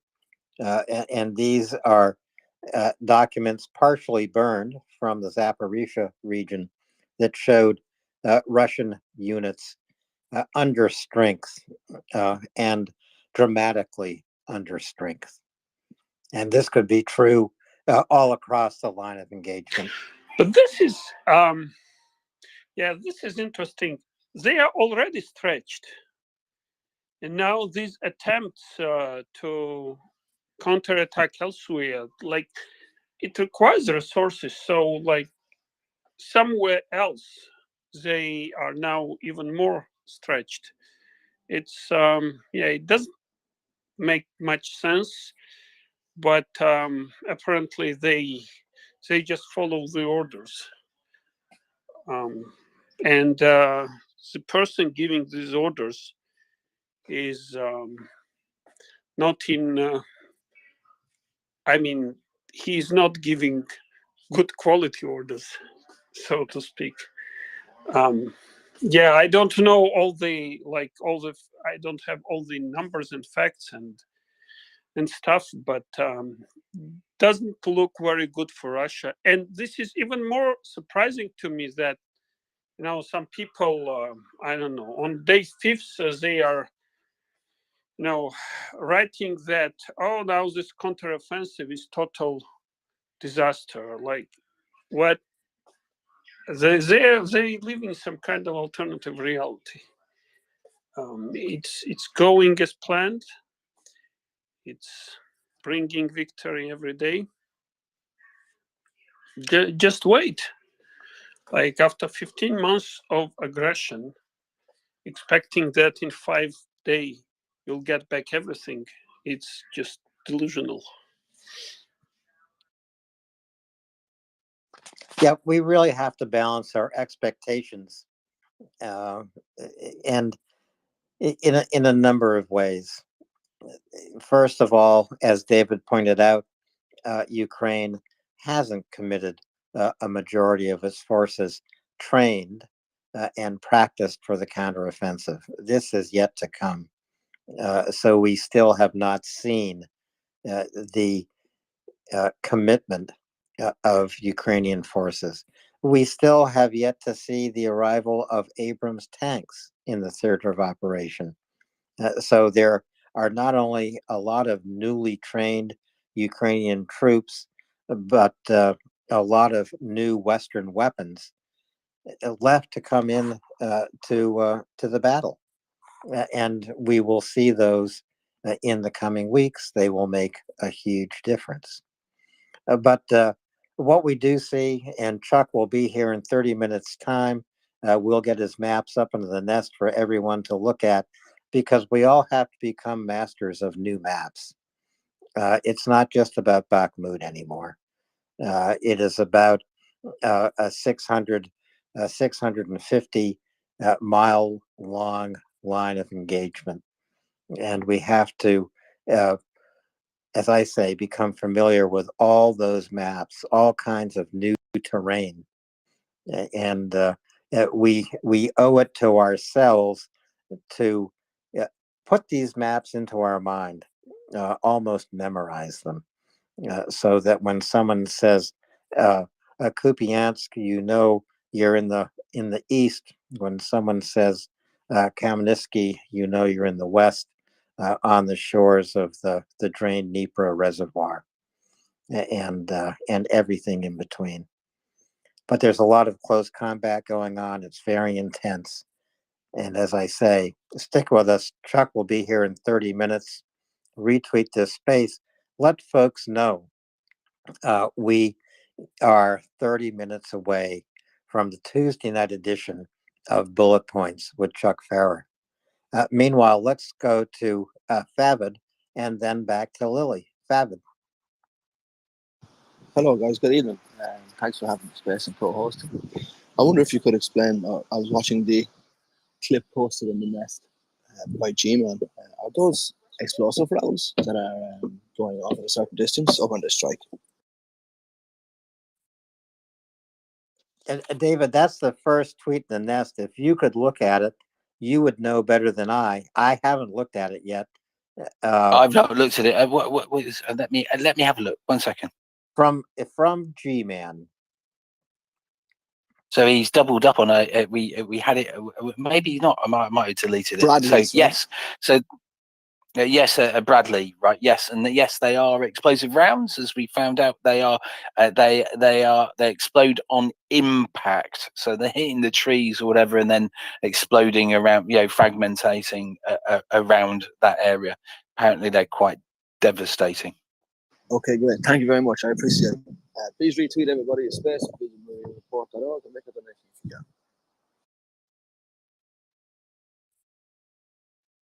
can. Thank you, Favid. Back to Lily for a moment. Favid, don't go away, because I don't think Alex Cha-Cha Cavtelli knows his role yet. Did anyone know that Alex was the first Maria reporter live at a protest, and we got to speak to fellow protesters today? Did you know that, David? Oscar, Yeah, it's not true. Orlando Gibbons, our colleague who protested last year already in summer in front of the Russian embassy in London, was the first one. And showed the gun. But he was the first person to do it today. Yes, for to date. That's right. No, but it was great. So if David or Alan, Axel would like, I know a lot of people probably didn't hear it, but it was really great. And Alex was awesome, getting people to listen and tell them about MriyaReport. So I will let all of you decide. Thank you very much. It was not large protest, but I think it's important, like, that people still I mean, it takes stamina, and I mean, it's not easy staying in the sun, for these days, but people were joining, so that's very good. I would actually encourage anybody who is in Toronto to go at least for a short time to support these guys. So Alex, tell them it's all week, the protest? I think they plan.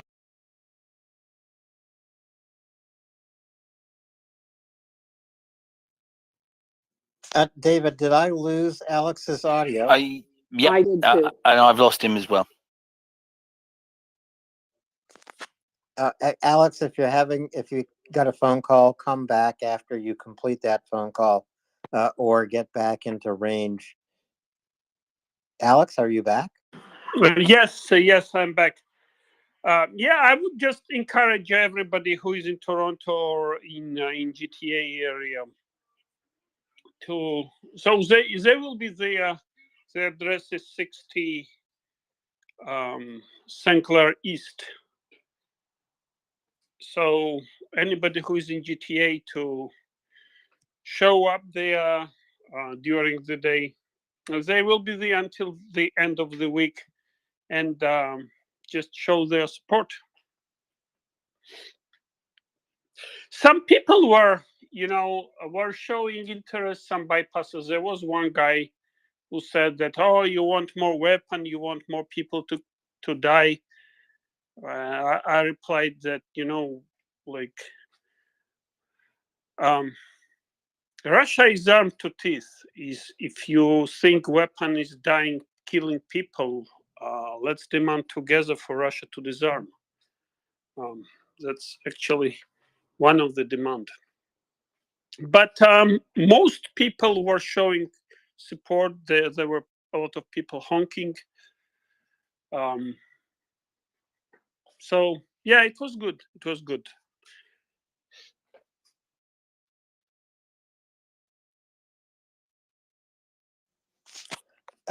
Karen, please go ahead. Hi, I just wanted to get a quick question in before Chuck comes on.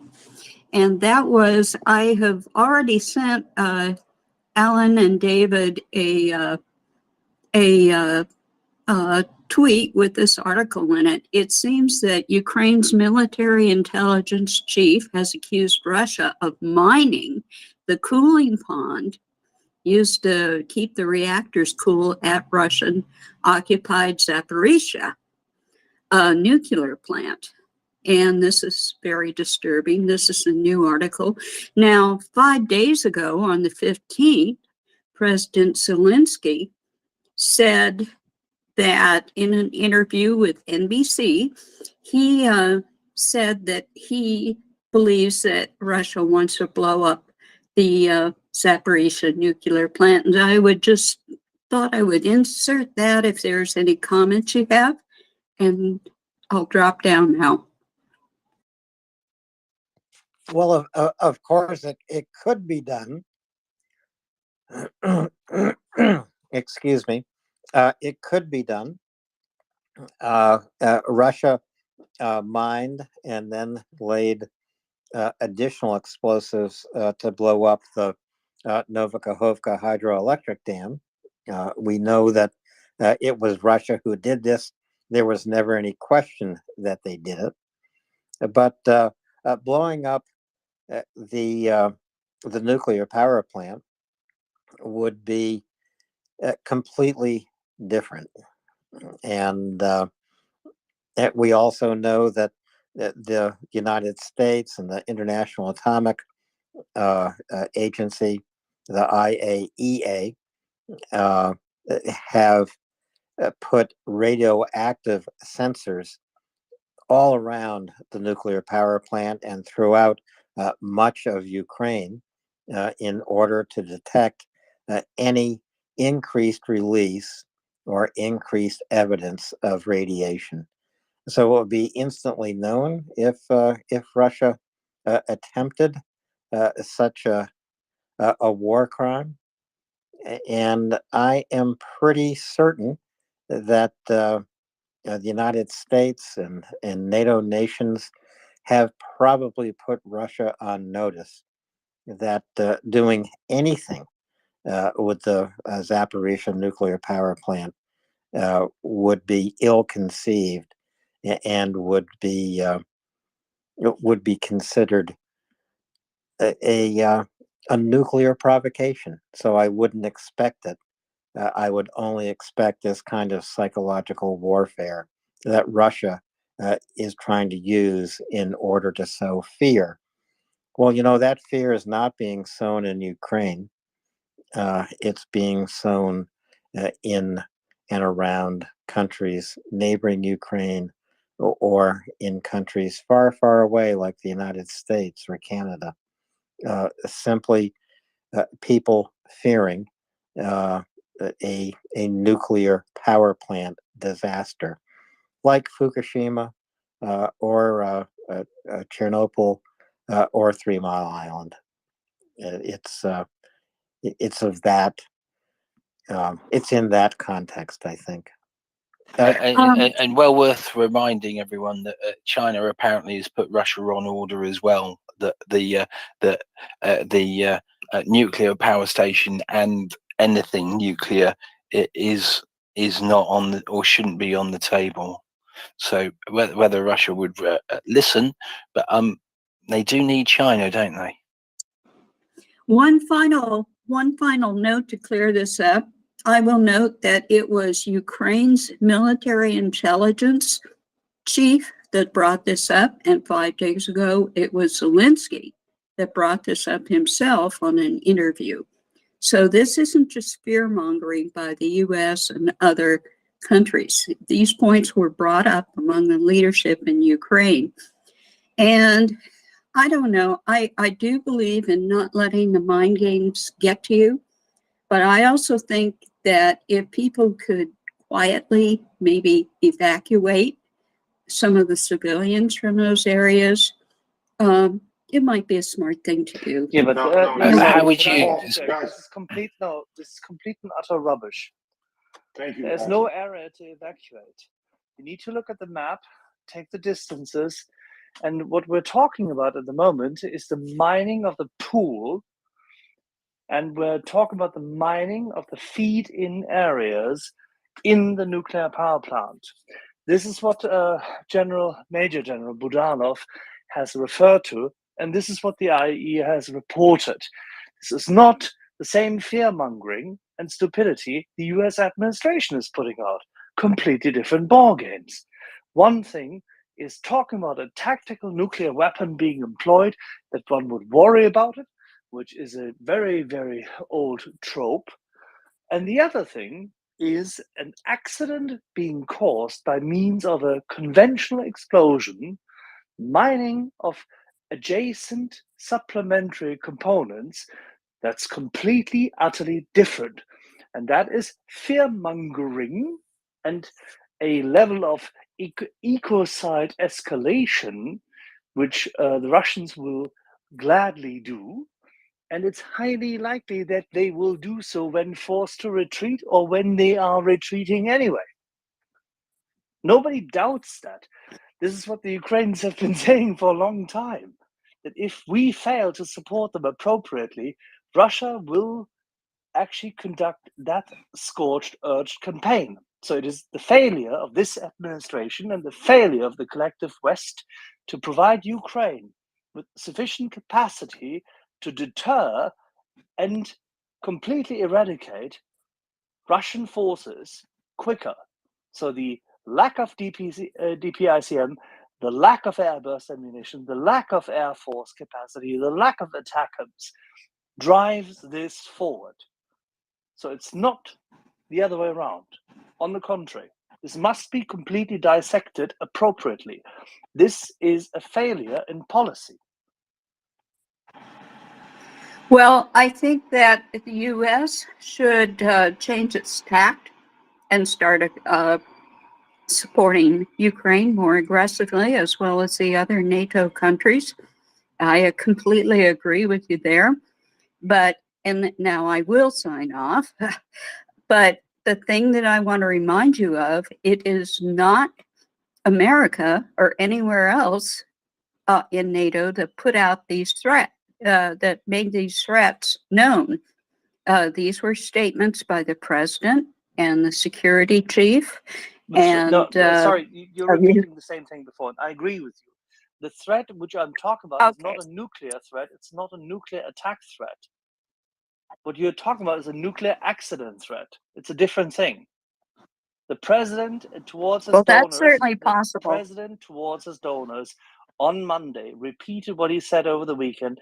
He talked about tactical nuclear weapons. Major General Budanov and President Zelensky have not spoken about this. They are speaking about the mining of the Zaporizhzhia nuclear power plant. These are completely separate incidents.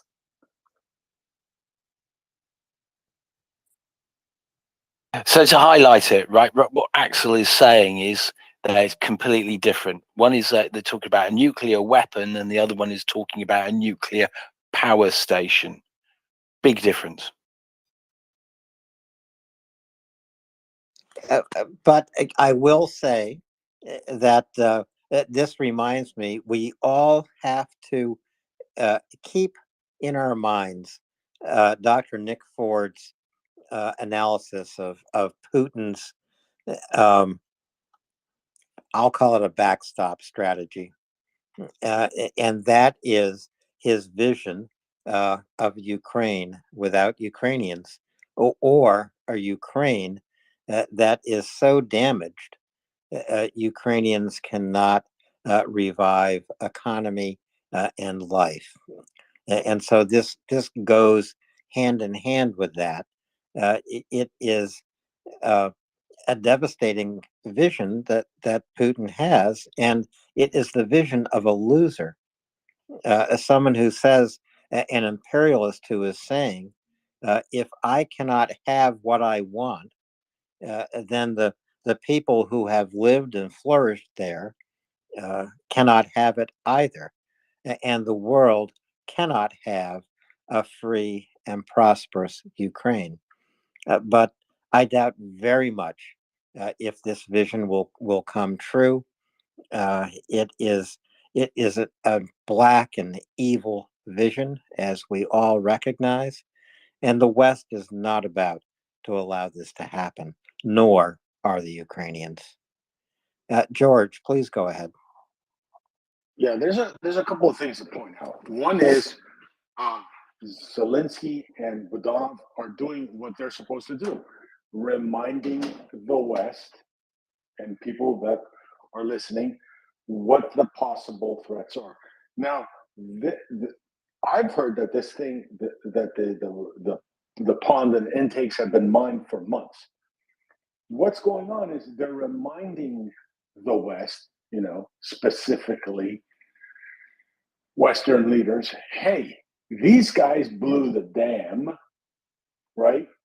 They might blow the cooling pond or whatever at Zaporizhzhia. Now, because Ukraine needs things to get the job done quicker, faster, and more efficiently. So how do you convince people that, hey, I need X, Y, and Z? You remind them who you're dealing with, right? You're dealing with a Kremlin. But let's also look at this. If those idiots were to blow the cooling ponds, whatever, let's say something happens where the things can't be cooled right away or whatever. There's some kind of malfunction and failure. We're talking about something more like a Fukushima instead of a Chernobyl, okay? So it's not on the scope. It's not going to be on the scope How of many Chernobyl. people died of Fukushima, George? How many? How many, Axel? Remind Two. us. One. Thank you. No, one died directly. The other one had a stroke. Exactly. So there you go. So and remember, there's there's people still working there. So let's take it what it is. This is, the Russians are doing it, and they obviously they didn't do it quietly. They're letting everybody know that they did it, right? Because it's a threat. Ooh, the big radioactive boogeyman. But the Ukrainians are also reminding people that, maybe we could do peace talks. You don't do peace talks with lunatics that mine nuclear reactors and blow dams and cause ecological catastrophe. And let me remind people that this ecological catastrophe. So you don't? What's that? George, you don't hold peace talks with people who mine your nuclear reactors after they eradicate towns, kill hundreds and hundreds of thousands of your citizens, bomb nurseries and civil infrastructure, hospitals and castrate soldiers so soldiers. that they can't procreate in future. They and they do this in the hundreds and thousands. Yeah. Rape women, children, the elderly, men alike. Oh, you don't? Well, yeah. You don't negotiate with George. How could you not? You insidious outsider. How could you not want Yes. the Ukrainians to How negotiate foolish with of these? How foolish of me. But the ecological disaster, here's the issue. It's not only causing an ecological disaster in Ukraine. If anybody took biology 101, you'd understand that these things have a trickle down effect. So what does that do? All that poison, all that water, that sewage, all those fish dyes that are now, that there's no one to clean them up, all that water becomes toxic. Guess what? The next rain season, whatever, that all flows downhill. Well, guess what downhill is? Downhill is Romania, Bulgaria, Turkey on the other side of the coast of the Black Sea, Russia itself. You're going to have fish dying.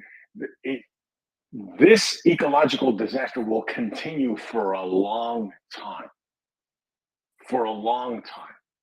And that's what Ukraine is reminding people. Hey, dummies, we're not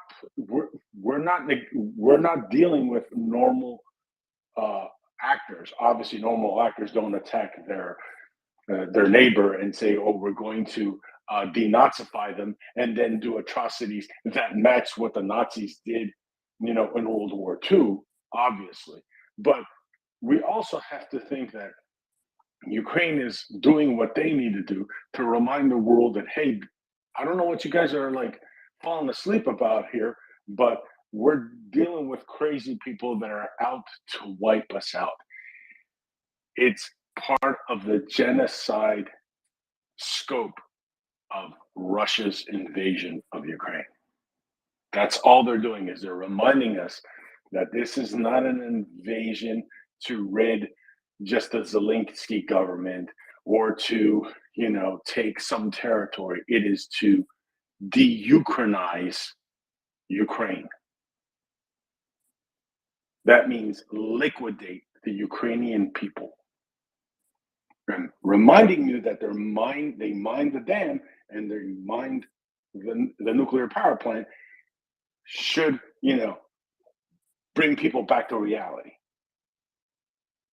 They will explode it. Of course they will. They plan for it and they will do so to scaremonger.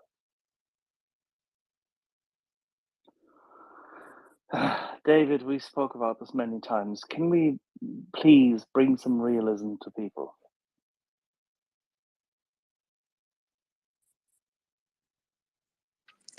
Yes, I'm sure we can.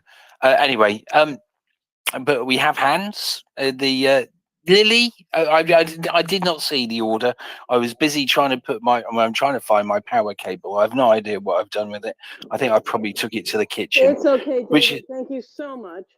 Axel, ich habe eine Frage.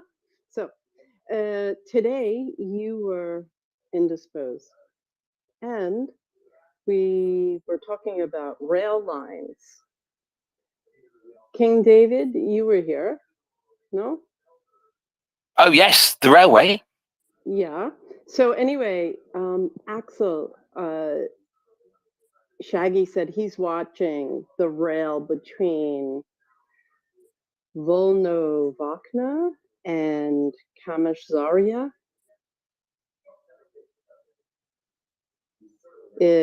East to west. Are you with me, Axel? Yeah. I'm listening. Oh, okay. Danke.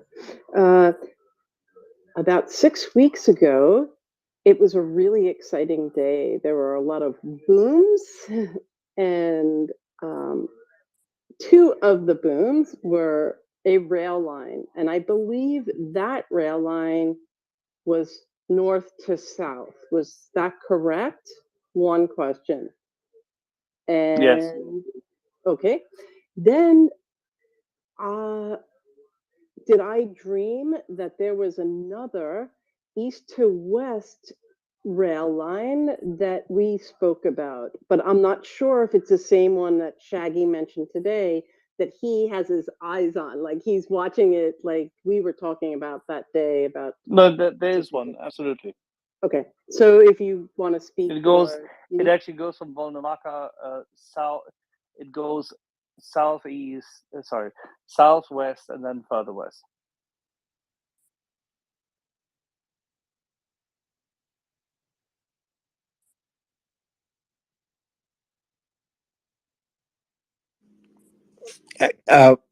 So what was the question? I'm sorry. I didn't get the question either, So, Lily. okay. Because we were talking today about all things Ukraine, please retweet the space. Shaggy said that he was really, keeping a focus on the rail between Volnovakha and Kamyshzaria, right?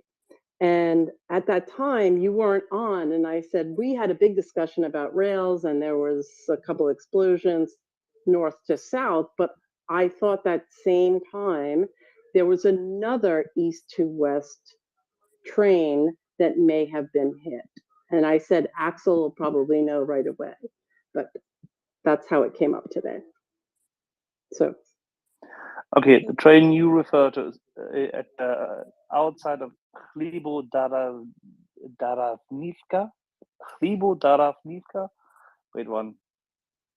Darivka, not Daravnivka, Darivka. Chlibo Darivka. That's where it is.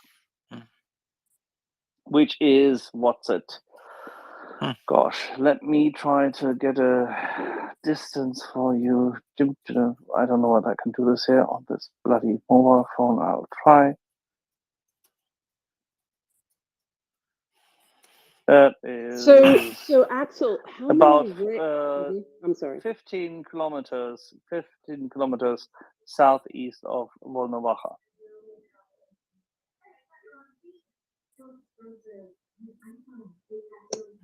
Okay.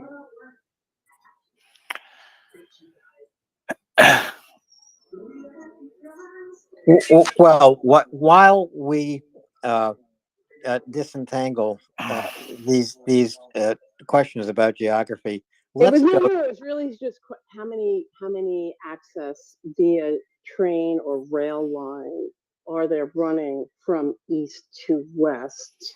There's only one in south of Volnovakha, far south of Volnovakha, which is relevant to the Russians. And I think David will be able to highlight this. I was just looking at the one rail line which went to Volnovakha, where the Russians have been feeding ammunition back from the Donbass to what is the region around Tokmak, which is what the Ukrainians want to interdict. So Axel, you are spot on, and this is what Shaggy was speaking about earlier today, and focusing right on this region. So, And are you so much. saying that this is what they've done? They've just blown parts of it up. That was the bit I was getting excited about. Oh no! So, no. That's why Shaggy was looking at it, because he's very excited for the day that that's taken out. Yeah, and there's the thing. I got very excited because I thought that's what you were saying. Yes, you've just had a tweet to say that had happened. I was going, oh, that's wonderful news. So I brought this subject up again because Axel was on the discussion when we were having all the rail discussions about 4 to 6 weeks ago. That's why I brought it up, to see if there was any other information he could add. No, not at the moment. And my brain is slowly going dead. It's turning to mush, Alan. But Anda does have a hand up. Anda? Yeah, I'm here. Hi. Yes, you've got your hand up. Yeah. Um, well, first and foremost, I need to say that I I kind of loved George's rant. It kind of reminded me, um, and his interaction with Axel kind of reminded me um, about Churchill actually. Uh, but yeah, uh, about not negotiating with crazy people. Um, so thank you, George, for that. Um, actually, I came to ask a question, which is not very unusual for me. Um, so there is a piece of news in our newspapers. Um, and it's something about something that went boom. I think Mockers was super excited when she read this one. Um, it's a factory. It's in a region called Tambov, somewhere in Russia. So it's not in Ukraine. It's deep actually in Russia, somewhere halfway from Ukraine to Moscow. So um, the first thing was that they said, no, this is not a terrorist attack. This is not from Ukraine. Ukraine didn't respond in any way. So I was wondering if anyone kept track of the number of things that went boom with no apparent reason in Russia in the last year. And I'm asking this because at some point we discussed here, and what people said was, they have very poor safety measures. They don't. We see this on the front lines every day. They don't care about their people, so they don't care if the work environment is safe, and therefore they have a lot of accidents.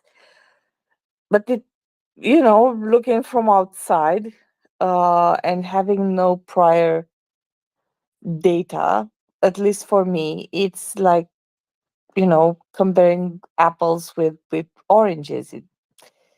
It doesn't rhyme in any way. So I was wondering if we have any kind of statistics or something to see if all these are, yep, regular stuff which happened every day in Russia. Once every 2 weeks, so a factory goes boom and burns to the ground.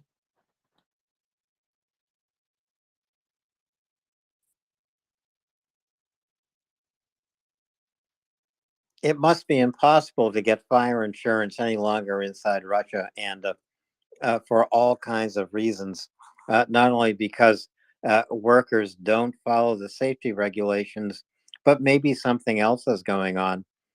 Maybe there are partisans inside Russia who don't want to see Putin last much longer. And so they are trying to knock out all the legs under his stool. Maybe that's what's going on too. We don't really know yet.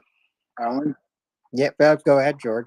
One of the things is also when you're running, like especially places that have machinery, if you're not replacing some critical parts or what have you because they're not available, and jerry rigging parts and things like that, that can also cause fires, overheating machine tools, things like that. So it could be just a bevy of things we're seeing. Not only, guys that were in charge of maintaining equipment that now just 6 months ago became, part of the landscape of Bakhmut. We're called up and that's it. manpower shortages. That one mobilization that they did pretty much around last year in the fall was haphazard. I don't think they discerned whether this guy was critical to manufacturing or not. They just picked him up off the street. So you've got that, is that you might not have the people that actually know what the hell to look for, in safety violations, or knowing how to run the equipment safely. Not maintaining the equipment because of sanctions, because you can't get the parts, ball bearings, what have you. Partisan activity, it could be just a cavalcade of different things. And that's why we're seeing something catch on fire in these factories, like pretty much weekly. I think you've hit on it, George. Anda, what do you think?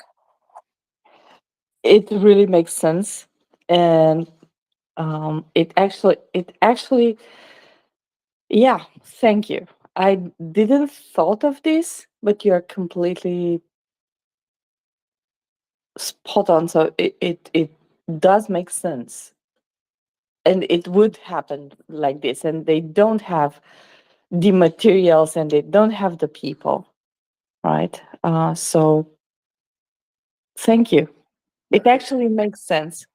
Yeah, and so if let's say I've been working at a factory and I'm in charge of machine X, right?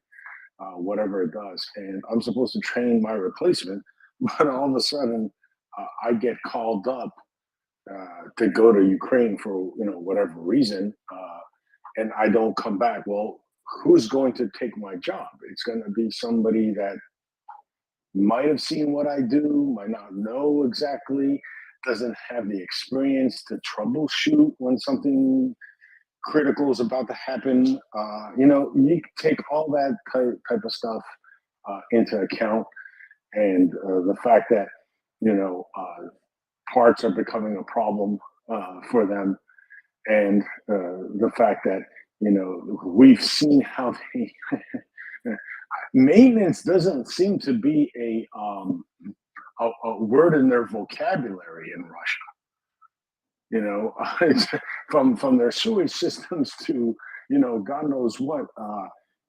Maintenance or preventive maintenance doesn't seem to be a concept. So, and the people that knew that stuff are probably gone now, and that's why you see what you see.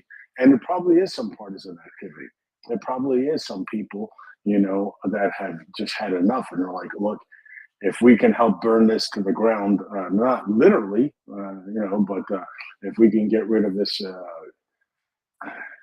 this regime, maybe the next one might be worse. It might be better, but right now, the way we're going, we have no other choice. So maybe that's what it is. It could be partisan. Thank you, George. Thank you, Anda. David, I know you're going to stay as listener. I wish you could stay also as speaker. Think about that, and you know the reason why. It's because I'm too tired. You're too tired. Chuck will not accept that as an excuse, David. No, he won't. But yes, you are right about many things. I will be listening. Chuck, as always, it's wonderful to see you all here. But again, we are passing ships in the night. So I'm going to say good night to everyone. Nostar, but I'm really looking forward to hearing what you've got to say, Chuck. And good night to you. Good night, David, and get some much needed sleep. And one of these times I'm going to come over to your place and make you listen live. That would be a perfect setup, Chuck, if you and David could broadcast together from a bar in Wales somewhere or in Cornwall. You had a specific place in mind, Chuck. It sounds like a great place to broadcast from, you and David together. Absolutely. The little place is called the Sheaf of Wheat, and then we could also go to the Builder's Arms in Coombe Down outside of Bath, where I drank as a college student, and the place looks just as grody now as it looked back then. So it won't be much of a move up. It sounds perfect to me. I want to welcome up my co-host for Bullet Points tonight, Scott, Dr. Scott. Welcome. Hi, Alan. Hi, Chuck. Hi, Scott. Very much looking forward to this evening together, and to all our listeners as well. Thank you.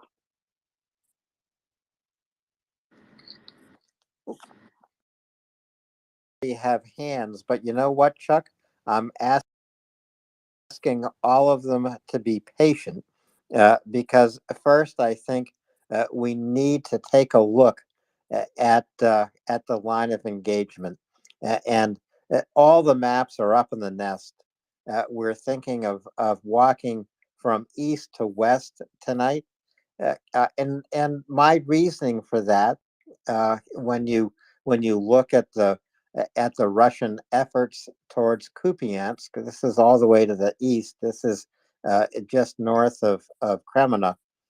This is where that Russian general kept his 400 plus soldiers waiting at battle rest, or in order for him to arrive to give a pep talk. What's happening on this axis towards Kupiansk? He didn't get there in time to give the pep talk. I guess he needed to. Yep, and I'm sure he gave the shortest pep talk military speech in history, because when he got there, about 3/4 of his assembled men had become casualties.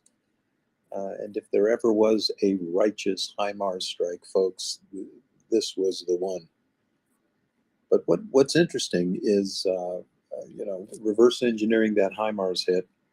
We do know that the general assembled these men in a parade. Apparently, they were gathered out in the open by squads and platoons and by companies at parade rest, just sitting there. Despite this massive blow, the Russians went ahead, apparently, with their planned action around Kremenna. And if you just give me 1 second, I put up 2 maps regarding this. One of them this morning, I had an epic mapping day, Alan. I put up about 4 maps. I don't know if I can do that much more. I think I have a grid square, 8-digit grid square problem in my head right now. But elements of the VDV, which is the Russian Airborne and Parachute Corps, the 76 Air Mobile Division, they were the guys who got hammered in that HIMARS strike. And of course, there are more than 300 guys in a division. 300 guys is, some portion of a battalion.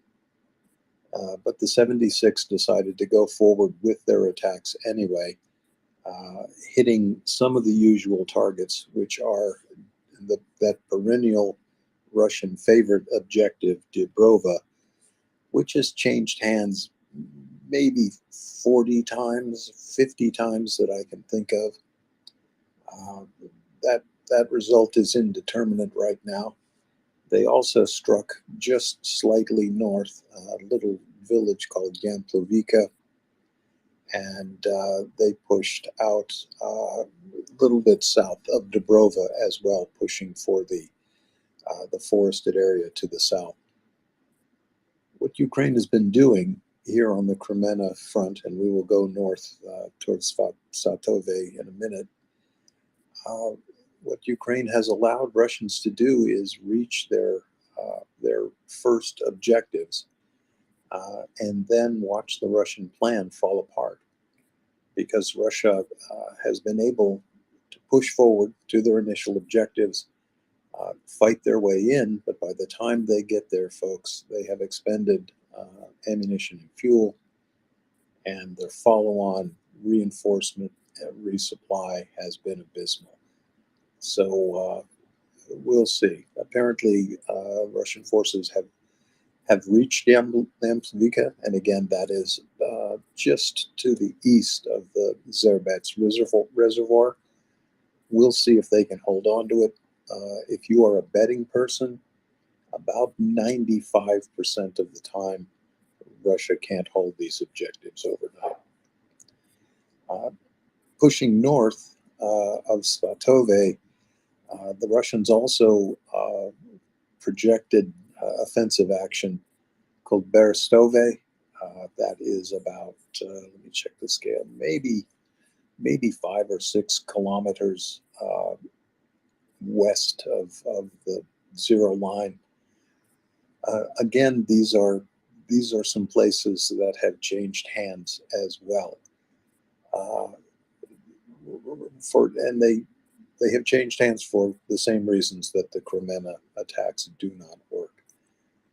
Ukraine plays a little bit of rope-a-dope with the terrain. Again, let them reach their day one objectives, and then wait until the Russian troops at the objective expend their ready ammunition. Ukraine then attacks the routes of resupply and reinforcement. They hit the reinforcements on the way in. When that first effort at resupply fails, naturally the Russians, who are at the objective now with empty magazines and fuel running low, those people normally cut or run, or they surrender, or they get killed trying to reach their own lines. But this has been the first kind of offensive action here between Kremena and Svatove for a while. And it's not surprising that the Kremena effort is going to sputter, because if you start this operation off with a briefing with 350 men assembled and 200 of them get killed in an artillery strike while you're standing there, I just don't think the rest of the day is not going to go very well, Alan. Is there a tactical reason why Russia has launched these attacks north of Kremena, in and around Kremena, northwest of Svatove? Are they trying to affect other areas of the line of engagement by launching these attacks now? No, I just don't think so, because this part of the battlefield, and remember, the battlefield, folks, if you're looking at a clock, it goes from 12 o'clock, which is Kharkiv, and then to like 2:30, 3 o'clock, which is Bakhmut. You get down to about 4:30, we're talking about Avdiivka. And then by the time you get 8:30, 9 o'clock, Vuhledar. And when you get to 9 o'clock, we're talking about Kamiansky and the Zaporizhzhia front. So the Russians here in Kremena, they're way up at in that first quadrant of the clock. And we talk about this every night. Ukraine is inside the clock face, right? They have interior lines of communication and supply. Russia has to go all the way around the outside of the clock. And just having an interior line, even in a company-sized engagement, it's a tremendous advantage. Even if you're just fighting 10 guys against 10 guys. For example, you have 10 guys in a building. Now that's about the most interior lines you could. Attackers have to go all the way around the building. So you could see there's an advantage right there. But when we're talking about 600 miles of battlefront, and when we're literally talking about a battle space that is the size of Texas, and these guys have got to go from Little Rock, Arkansas, all the way over to not El Paso, but certainly Brownsville. And it's hard for Russia to if some Russian general thought by initiating offensive action around Kremena, they were going to get Ukraine to sort of divert offensive forces from somewhere else. I just don't think it's going to work. So, Alan, they may have, that may be the reason they're doing it, but I don't know that it'll have any effect. So the Russians still have a dominance in terms of numbers here around Kremena. But it strikes me as I look at your maps, Chuck, the Ukrainians hold advantages in terrain, not just in the forest areas south of Kremena, but between Kremena and Svatove, all the way up to Berestove. I can't, I'm squinting here, but this is not flat terrain. No, and there are numerous water courses, kind of lakes,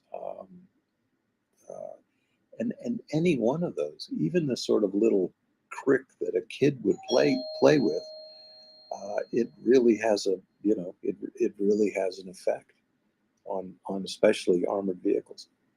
And Ellen, if you would stall for a moment, somebody rang the studio doorbell. I'll be right back. So I heard.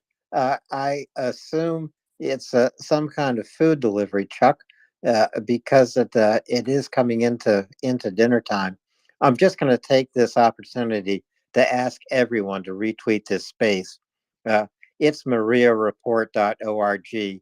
We are here 24 hours a day, 7 days a week, and at least 2 days a week on Tuesday and Thursday evenings. We are with Chuck Farrer, a former SEAL team commander, and an expert analyst of what is happening on the Ukrainian front. He is with us Tuesdays and Thursdays for a couple of hours or as long as it takes. It will take a while tonight. We have a long way to go, starting in the east here around Kremena and Svatove. We're going to go all the way to the west around Kamyansky. And a lot, and I do mean a lot, is happening. So please do retweet this space. We'll catch you up on all the news. There's a lot of close combat occurring all along the line of engagement. This entire front, 650 odd miles of it, has really caught fire as Ukraine presses forward its counteroffensive in some areas and attrits Russian forces in other areas. Chuck will let us know just when he's back, and he is. I am, and that was somebody who's running for sheriff.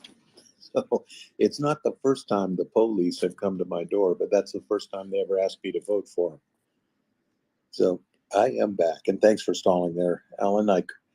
The way my little place is laid out, I couldn't ignore them because they were looking right through the front door at me. So anyway, we are back, folks, and talking about the terrain to the east of Svatove. It's a very I don't know, disadvantageous place for Russia to attack.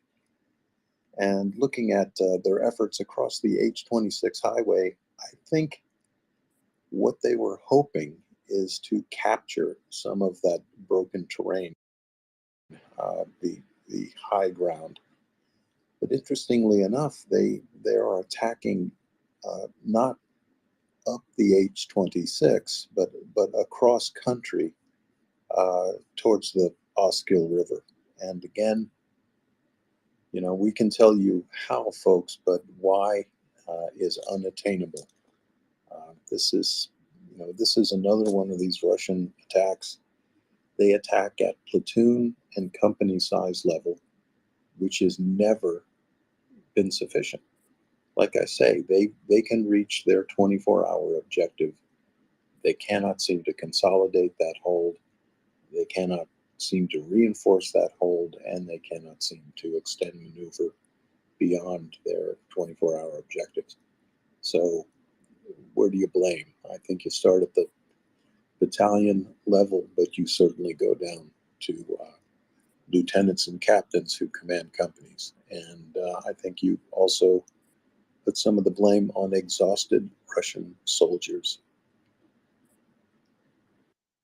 And exhausted Russian commanders. They're having to make too many decisions too quickly. They might as well just be flipping coins, whether they're up in Kremina or in Bakhmut, almost anywhere on the line of engagement. And if they flip their coin up in Kremina, why in the world do they say, you know, heads, we're going to attack through this forest between Kremina and Liman? It doesn't make sense as a well-chosen area of attack. No, and Russia faces, they're in a real dilemma right now.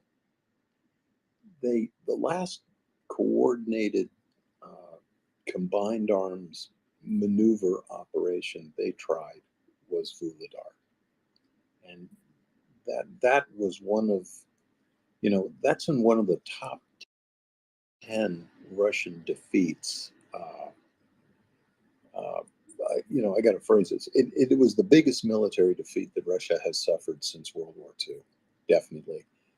And it even can rank itself among some of the bloodiest repulses that Russia fought during the Great Patriotic War. So it was an absolute butt kick. Bakhmut is an air quote victory for Russia, but it was fought in the most inept and costly manner imaginable. To expend 40,000 lives to take one city is incredible. To take that many casualties, to take a city like Bakhmut with that adds nothing to the strategic picture. I mean, that's unfathomable. And we've got an attack here in Svatove. It's another probe. It doesn't do any good. But the Russians, here is their problem right now. They can't put together any offensive operations. I think they've figured out that they cannot consolidate forces without the Ukrainians, using that concentrated force position as a target. They can't do anything in secret. They don't have the element of surprise. Because Ukraine has interior lines, Ukraine will always be able to concentrate its forces more expeditiously on the Russian point of attack.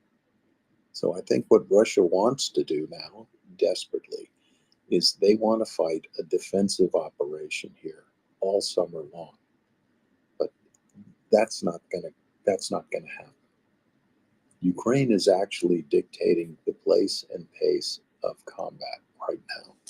And as we go around the battlefield, we'll see that, because it's Ukraine that's playing the organ, pushing the keys and making the music. And it is Russia that is having to react.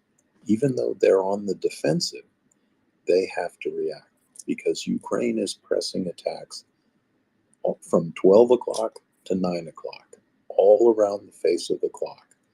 And by doing that, they are running Russia from pillar to post and back again, because Russia has to react to every Ukrainian attack. And as we go through the battlefield, we'll link that all together. But keep that in mind as Alan takes us through the battlefield tonight. Chuck, I don't think we have ever opened a Bullet Points broadcast with so many hands up, even before you arrived. The anticipation for you, Chuck, has been, I'll have to say, magnificent tonight. So I think we should take those hands now. And I'm afraid they will run us ragged from east to west as well, just the way the Ukrainians are running Russia ragged. So we're going to go to Sussex, to Guido, to Melhouse, and to Jameson. And Jameson, I am relying on you to focus our attention on where we need to be. Sussex, go ahead. Hey guys, good evening, good morning, good morning, and all that. Hey, sorry to ask this question. I know it was Chuck's time to talk about the war and stuff like that, but my question about Iran, about like how does Iran transport their equipment to Russia? Do you know what I mean? Because they're under sanctions as well, and I was wondering, like, Yeah, that was my Sussex, that is a good question. I can tell you there are daily flights between Iran and Russia, daily military cargo planes, and we can only assume that Iran is delivering more and more ahead drones, for example, as well as that Russia is building itself with Iranian help to construct these drones inside Russia. But I think that takes us a bit astray. no. With Chuck question is like, what are the military aspects that's Ukraine need to do in order for the offensive? Like, I mean, the military stuff, the tanks and stuff like that. What's the new, what equipment they're using and stuff? That was my question to Chuck as well. Thank you. Yeah, good question. Here's the problem. You've got Russia, that is the junkie, right? And you've got Iran, who's the only dealer in town willing to supply this particular junkie. And naturally, when you've got a desperate client and you've got something to sell, you don't have to sell good stuff to this guy because he needs it so badly. And I'll wrap up the Iran thing with this. Last night, 30 Shahed drones were fired at, let's see, Zaporizhzhia, Mykolaiv, Kyiv, and Lvov. Of those, 28 were shot down. So that's better than 94% of those things get shot down. Last night, Iran got lucky. Most nights, Kyiv has been shooting down 100% of those drones. And here's where the pathos comes in. That Shahed drone, man, it ain't cutting it as a weapon system, right? If you're getting through with like 8% of your projectiles, I shoot 100 of these things and 8 of them get to the target. But here's how hard up Russia is. They want Iran to build a Shahed factory in Russia. So why is Iran doing this, right? Because Putin is so desperate that he's going to give Iran fighter radar technology. He's going to give them help with their nuclear program. And I'll get this over quickly, folks. Here's my hobby horse. Iran is a covertly armed nuclear power, meaning it has nuclear weapons. Don't kid yourself. The technology is almost 80 years old, right? Well, Chuck, there's never been a covertly armed nuclear power. Well, I'm afraid so. The Republic of South Africa was a covertly armed nuclear power. Look it up. And Israel still does not admit that it is a nuclear power. So anyway, that's the desperate little triangle that's going on there. But out of Iran and on to Ukraine. And I think that is exactly the way to put it. A dealer and a junkie. A junkie, Russia, who is in desperate straits. Guido, Melhouse, and Jameson. Guido, please. Thank you. And of course, thank you as always, Chuck. And thank you, Alan, for this amazing and wonderful space. So, my question is about basically how many resources, be it military or economical, can Russia actually permit itself to send to the Ukraine war? I'm going to start with a historical example, because this is where I got the inspiration for this question. So I've heard in a documentary and in a book that when the Vietnam War was starting, basically Lyndon Johnson was asking for Congress for more and more troops to send to the Vietnam War. But then it came to a point where the Joint Chiefs told Lyndon Johnson, no, you just can't send any more troops to Vietnam because that would compromise our other open fronts, be it the European theater. So if we send more troops into Vietnam, we're just becoming more vulnerable in the European theater. And that's why the draft was imposed. So, in the overall sense, can we start seeing the same thing with Russia? I mean, is Russia starting to have this problem? I'm thinking they might because we're just seeing that the Free Russian Legion just took, I don't know, 200 guys, and they were able to cross the Belgorod region. And I don't know what happened with those guys, but I don't think that the Russian army was able to fend them off yet. And I'm asking it because Russia doesn't have easy borders, as we say. What if China gets any ideas? I wouldn't say Japan because they're mostly peaceful, but they don't have easy borders. I mean, they've been historically aggressive towards their neighbors. So everyone is with their knives in between their teeth, thinking about Russia. So yeah, I mean, are they going to start having that problem strategically? I mean, they have dedicated so many resources into Ukraine. Are the resources going to start, uh, being missing somewhere else in some other front, in some other parts of the border that Russia might have to defend? Oh, thank you. No, it's an excellent point. And, Russia has its own strategic defense needs. And in invading a weaker neighbor, that shouldn't be a strategic objective. But it is. I mean, this is an imperialistic war of aggression. And it is, if you were a hippie in the 70s like I was, to turn around and look at Russia and say, look, here's an imperialistic war of aggression. It's those words are very sweet in my mouth because this is exactly what Russia accused the West of, since the October Revolution. But Russia does not have a friend in China. Okay, China has its own plans for who is going to dominate Asia. And newsflash for Mr. Putin, it isn't Russia. So Russia, I think Putin looks at it this way. He has what he considers to be an unlimited amount of people. And that might translate in Russia into meat. So he thinks that he can expend soldiers as much as he wants. And you see the way he's fighting in Bakhmut, that's obviously the way that his military thinks.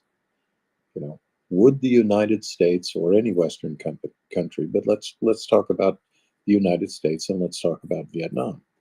Would the United States expend 40,000 dead to take one city in South Vietnam? That's almost as many people as the United States lost in all of the Vietnam War. No, there isn't a general alive that would serve the President of the United States by allowing 40,000 Americans to die so that the United States could capture, say, Hue or Saigon, any place. It's not how you fight a war. But Putin thinks his manpower, it's simply a resource. They're just a commodity to be burned. But by digging into his cruise missiles, his precision guided missiles, he has really laid himself open. Last night, there were 4 Caliber cruise missiles were among the the missile barrage. Look, these were sub-launched last night. The 4 caliber cruise missiles were fired from a Kilo class submarine in the Black Sea. Those caliber cruise missiles, they were supposed to like attack American land bases. They were supposed to sink American aircraft carriers. Putin has expended at least 70% of his air-launched cruise missiles thus far in this war. 70%. So that means since the invasion has gone, he's only got 30% of those missiles left. And his time to replacement for any expended missile, it's years. He doesn't have the electronics. He doesn't have the parts. He probably doesn't have the raw materials either to replace those missiles. So he is digging himself in a strategic hole. And I've got some more bad news for him. Ukraine sees this war like I see this war, and like any Western military analyst sees this war. Remember, this summer offensive has been absolutely war gamed tactically by NATO officers, commanding generals, working hand in hand with Ukrainian representatives so that they crafted the best offensive campaign. And campaign is a series of battles. The best offensive campaign that the best minds in NATO and the best minds in Ukraine could come up with. Okay, those are the tactics, right? The nuts and bolts of how we're going to do this. But here is the strategic objective of this war. It is the destruction of Russia's ground forces. You have to wipe them out so that Russia can't do this anymore.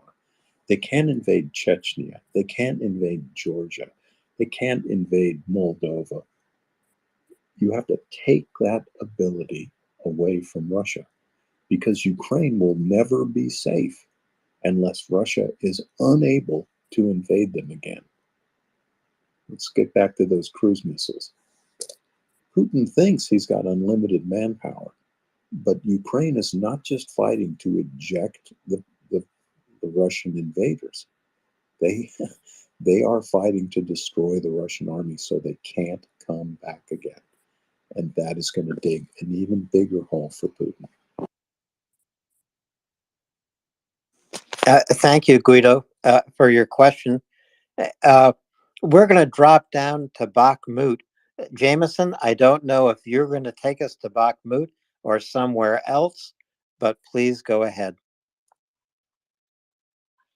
Yeah, I'll be real quick. And actually, this statement I'm going to make actually has more to do with the conversation right before Chuck got on. So I don't know if you guys are familiar with. First of all, I love all your stuff, Chuck, and I repost it constantly. And I thank you for your hard work. Thanks, bro. But you're a SEAL, so you probably don't sleep, and you got to be ahead of everybody all the time, right? Anyway, I'm never ahead of them. Thank you, Doug. Yeah, well, I mean, you got to at least put the show on, right? I got kids. You got to at least pretend like you're bad, So there's a guy called Jordan Harbinger, and he's got a podcast, and usually it's boring stuff. But right when this war opened up, there was a guy who did a lot of analytics about Russia, in particular their economy. And he was saying that this is without question an invasion, because after the fall of the Soviet Union, the economy, the government, everything went belly up. And so basically the trade schools like we have in America, like back in the day, we had a lot more of them in high school. Well, they had kind of a similar program, except for we can also do it, on the commercial side and with college. Well, when the Cold War stopped, all that went belly up. And so we were talking about maintenance earlier and that kind of thing. They can't maintain hardly anything. And the corruption's only gotten worse, and accountability's only gotten worse. And so now a lot of these competent guys were thrown on the battlefield. But their military is not set up like our military. They don't say, hey, you've got some experience here as a truck mechanic, probably carry over to, fixing our trucks or jets or something. And so they usually take their worst troops and they're like, yeah, you go fix this. Doesn't matter what their experience is. And so that's not just happening on the battlefield, that's happening on the economy. But what this guy was saying, as soon as he realized that there was going to be an invasion, that no doubt this was going to be a land grab, because part of the strategy is that they were going to try to take over other schools so they could take that knowledge back to Russia and take whatever equipment they needed back to Russia, because everything they were using has fallen apart. I mean, imagine since like the mid 90s, wherever you live, there hasn't been people training people how to do oil changes, much less transmissions and all that kind of stuff. And then there's, when you talk about birds and that kind of thing, that's a whole nother level, echelon of maintenance and training and school and certifications. And so the other thing is they're the way that they've taken everybody into the cities, and they made all the village leaders basically evil people trying to take over the government. Well, what do farmers always have? A lot of kids, because they need them.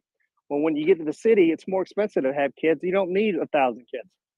And so that's changed the dynamics as far as the next generation. And if Putin was going to invade other countries and need a draft, he had to do it within the next 5 years, because basically the young male population takes a nosedive in like 2 years. And so if you think that you're Peter the Great and you're getting old and you're potentially having health issues, and you've got leadership in NATO and the West that seems to be indifferent or incompetent or afraid of you, then now's the time to roll the dice. And so you can look it up on the Jordan Harbinger podcast. All that stuff's free. But then back to Bakhmut, what Chuck was saying, he's hitting the nail on the head. I mean, that's just about as many people as we lost in Vietnam. I couldn't imagine. I feel like even if they took Kiev, they'd have to feel like that amount of casualties would have to end the war. And I don't think, and I think they're forced to fight a defensive fight right now. They just don't have the capabilities to do anything else. I think the only card they really had to play, I thought they were going to push for Kyiv from Belarus, from the north. And when I realized that wasn't going to happen, and I guess it still could happen if they could hide the forces they're massing, I don't see how Russia comes back or even pretends like they're winning anything. It's almost a chain reaction at this point. It'd be, a miracle that would have to stop this, or nuclear warheads, ICBMs. Like I don't see anything else. I hate to say that, but it was like when we were going into Baghdad, it was like, well, if he's got them, he's going to use them right now. And I think we're getting close to that threshold. But finally, I don't think Putin's going to be with us much longer. I know everybody's been predicting that. I bet you a whole brand new dollar that he'll be out of power within a month at best. It's just too much has fallen apart. If there's one more good push from the Ukrainians, it's kind of like Normandy, and then you had Operation Cobra, and then you had the breakout. If they really get a really good breakout going, I don't want to be too optimistic, but logically, I don't see what's going to slow them down. That's everything I want to say. Thanks, guys. No, those were very well put. And I'd say this too. I think Putin doesn't just have a hold on power in Russia; he is power in Russia. But Jameson, I think you're right about this. So Putin's he's lost about 200,000 and upwards of 200,000 dead so far in this war. And he's been able to survive that politically. And, I'm the guy that's saying this war is going to go on for at least 2 more years. So that's 3 years. So he lost 250,000 this year. He will have lost 500,000 by the end of next year. And the third year, and I'm still going to be on here with Alan doing bullet points. I'm afraid to tell you folks, but we'll be on here 3 years in total. But by then he would have lost 750,000 dead. Can he survive that politically? Here's where Jameson and I agree. I don't think he can. I don't think if he's closing in on 1 million casualties, and I'm just counting the dead. So if you've got, if you've got 250,000 dead, we're looking at almost, 1 million in total casualties, which is killed, wounded, and missing. So 3 years from now, if he's got 750,000 dead, what does that make? 3 million casualties? Is he going to survive that? All of this for Ukraine? Which, believe me, no matter what happens to this offensive or the next one or the next one, Ukraine is never going to quit. So, we talked about this. Putin's problem right now is this is exactly like the United States in Vietnam in 1969. The war isn't winnable anymore. Not with the army we had, right? If the United States Army was completely Green Berets and U.S. Navy SEALs in 1969, well, yes, then the United States might have been able to win the Vietnam War. But that wasn't our force posture, and that wasn't achievable, right? It wasn't possible to produce 2 million Green Berets and 2 million Navy SEALs. Our training was not appropriate for that. Selection was not appropriate for that. You couldn't find that many people in the civilian population to make it through those training loops. All well and good. So why am I saying that now about conventional Russian forces? Because they show me in Vuhledar that they can't carry through a planned operation with numerical superiority in broad daylight. They show me in Kremenna with 5, 6, 7, maybe 10 to 1 force superiority. They can't reach an objective 4 kilometers across the zero line. They show me there. They show me in Bakhmut that their command is so effed up that they think it's somehow acceptable to lose 40,000 guys in 8 months trying to take a city at the bottom of a river valley. It's crazy. So that's why I stick to this, folks. The Russian army, the way it is now, the way it's led, the way it's constituted, the way it's armed, it cannot win in Ukraine.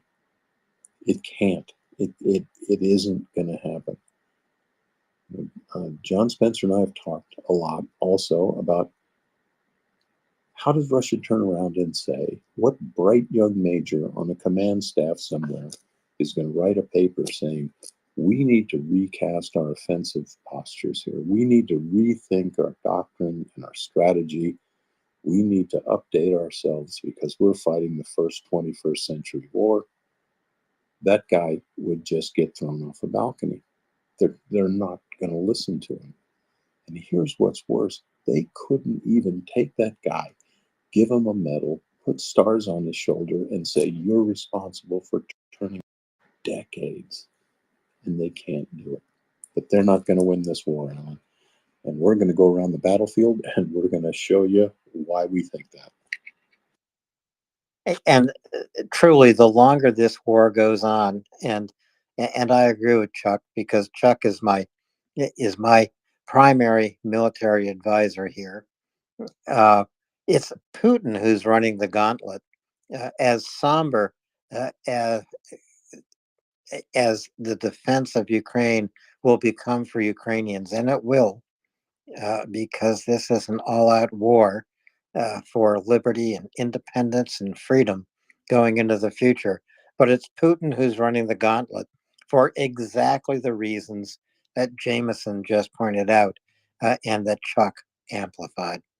So let's go to Will, to Angry, and then go to Bakhmut, because we have 600 more miles to go. Will and Angry. Will, go ahead. All right, I got two questions, and I'm going to save you 150 miles because I'm taking you to Bakhmut if I can, Chuck.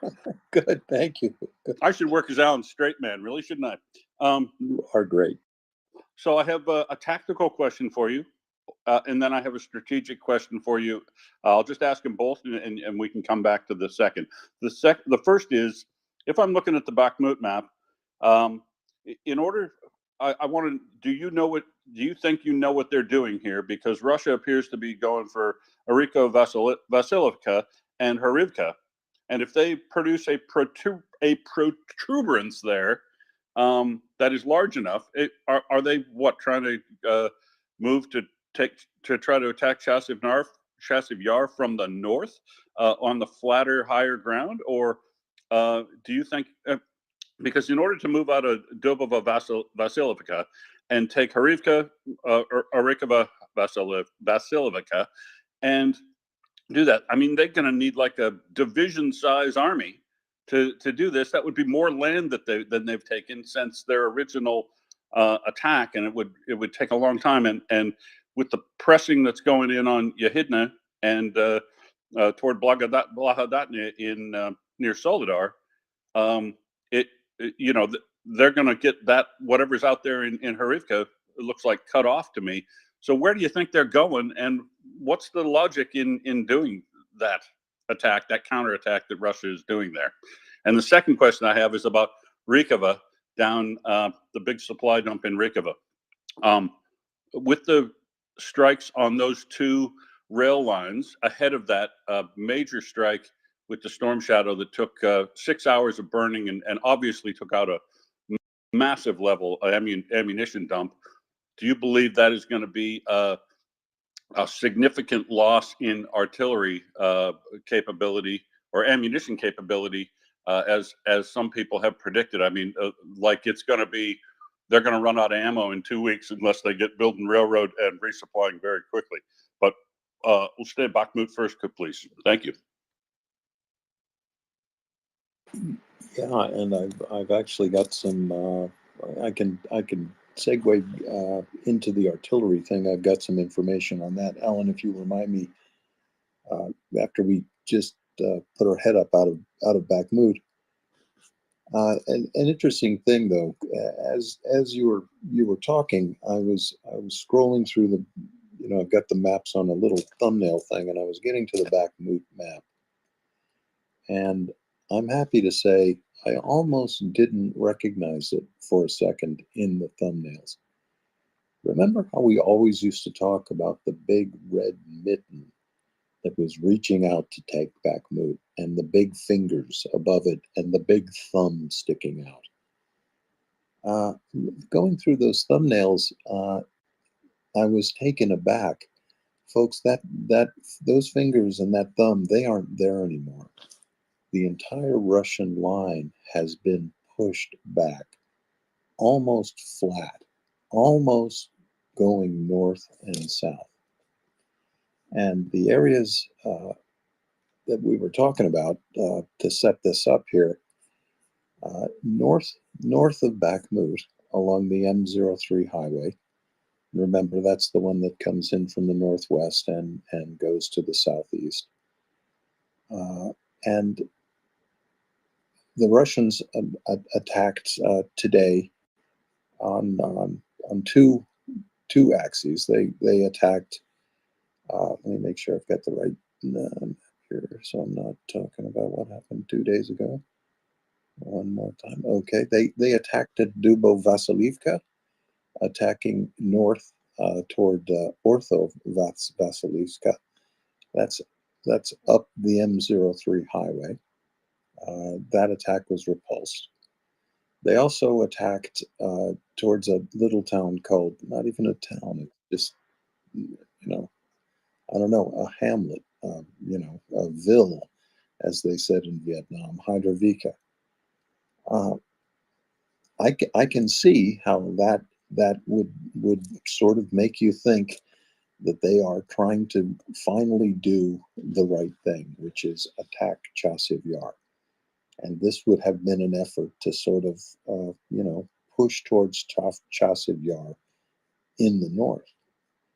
but what's happened there, you know, these two attacks were broken up by Ukraine. These two attacks were, again, platoon and company sized, and that is never a sufficient force for these guys. It just isn't. And those two vectors of attack, the one that paralleled the M03 and the attack toward Hyrovika, they covered the same ground as 100 other attacks before. And like those 100 other attacks before, they were conducted with insufficient force. But what's interesting is this used to be the part of the battlefield that was manned by Wagner. And so now the attack modality has changed. When Wagner was running the show, they would put 100 convicts and walk them forward from the zero line, waiting for the Ukrainians to shoot at them and then shoot artillery at the Ukrainians. Now it's regular Russian troops, and they're conducting the attack. And they don't have the luxury, sort of putting 100 people out in front to take the heat and hope to develop some sort of enveloping attack on the Ukrainian positions as they're revealed. So these attacks are doomed to failure. They're just not gonna work. And Ukraine has taken a lot of territory back in the, on the northern part of Bakhmut. There's a little town called Zaranachki, and it was the little hamlet at the bottom of a lake, a little linear lake to the north. It went from the northeast to the southwest, and that was a barrier behind which Wagner was able to, to center its defensive operations there, and that's to the west of Blahodante. The Ukrainians have gathered 2 or 3 kilometers on that front, and they are pushing quite close to the TO513 highway. Very short answer, the Ukrainians are pushing very close to Soledar. They're very close to Blahodante right now. They're within rifle range of it. And the first little suburb, I would even say the first exit north as you're going up the highway out of Bakhmut is Yahodante, and the Ukrainians are pushing there too. So the Russians, having declared victory in Bakhmut, are now in the process of losing terrain to the north and the south of Bakhmut. And I promise you, tonight there is some sergeant kicking a Russian trooper in the butt, telling him to fill up more sandbags to build combat positions in the ruined urban center of Bakhmut. And Sergeant, I hate to tell you, but you're fortifying positions that Ukrainians are never going to attack. You are the chump who attacked in the city. You are the guy who spilled the blood going doorknob to doorknob, and the Ukrainians are never going to do that. Another news flash for the Russians. Ukraine is fighting you here because they know you'll stay. They know you will expend every resource you have to hold on to this grubby little pile of rubble that you captured. And everything that you keep in Bakhmut can't be used elsewhere to resist the Ukrainian offensive. So Bakhmut continues to be an attritional battle. It's an elective battle, and Ukraine is electing to fight here. And they are doing so because they know that orders from the Kremlin are compelling Russians to fight in Bakhmut. And like I've said, Alan, we talked about before, it would scare the crap out of me if Russia pulled back from Bakhmut and took up a more defensible line to the east. That would scare me, because it would tell me someone in Russia accidentally turned their brain on and they're shortening their defensive lines, and therefore they will make more troops available for use elsewhere in Ukraine. But as long as they want to be invincibly stupid, and they are, they'll keep fighting in Bakhmut, and Ukraine should keep fighting. And we will not forget your ammo depot questions at all. But, you know, one thing I noticed when I look at the Bakhmut map, Chuck, it's the second tweet up in the nest, everyone. These are now regular Russian forces fighting Ukraine in and around Bakhmut, but they are taking huge losses. 1,000 losses in 24 hours is reminiscent of what Wagner suffered when they were the primary fighting force in and around Bakhmut. So they might not be using the same tactics Wagner used, but they are suffering the same losses, if not more. You know, they are, and it's, but you know, and again, I think that, you know, when the history of this war gets written, Bakhmut is going to be seen as this sort of unnecessary battle uh, that turned into a very significant drain on Russian resources, and that, you know, and look at it this way. I mean, let's say, you know, John Spencer thinks it's more than 40,000 dead here. Let's say it is 40,000 dead, you know, and I would defer to John's estimation. So let's just kick it up. 50,000 dead in Bakhmut. That means 150,000 wounded and 50,000 dead. So 200,000 casualties just in Bakhmut. You know, all right, let's just half that and say only 100,000 casualties in Bakhmut. What could those Russians have done elsewhere? You know, you could have done a lot with them. You could have maybe taken Avdiivka, which would be an important strategic goal.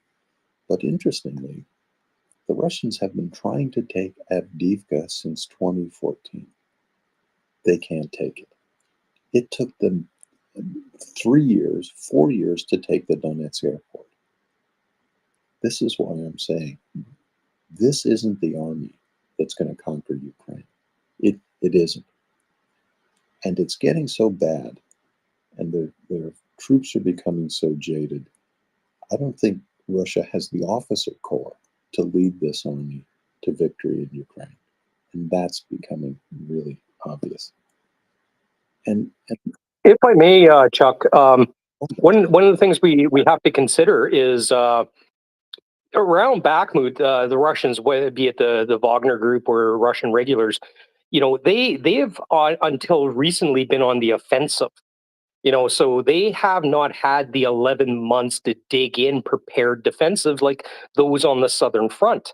Like the troops on the southern front, the Ukrainian troops, that's a hard slog. You're hitting highly reinforced defensive positions, not around Bakhmut. Like, and we've seen like the level of Russian defenses. Like, we're going to be lucky if of the 72nd Regiment's even doing shell scrapes you know, on their nobody retreats anymore. They withdraw, you know, on their withdrawal from battle. So, you know, if there was ever to be a big breakthrough, I would say it'd be around Bakhmut, because there are no big defensive trench networks around there. And I think Ukraine is exercising like the utmost restraint in not exploiting that, you know, because they're using the attrit mechanism to their advantage. Sorry to barge in there, boys. I want to get that in before my phone died.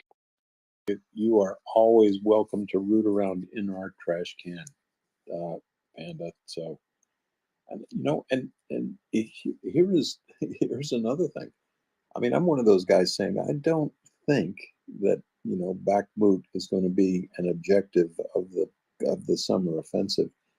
But here's something I will say: Ukraine's plan, its leadership, And in the tactical abilities of the people at the front, they can change the plan in a second.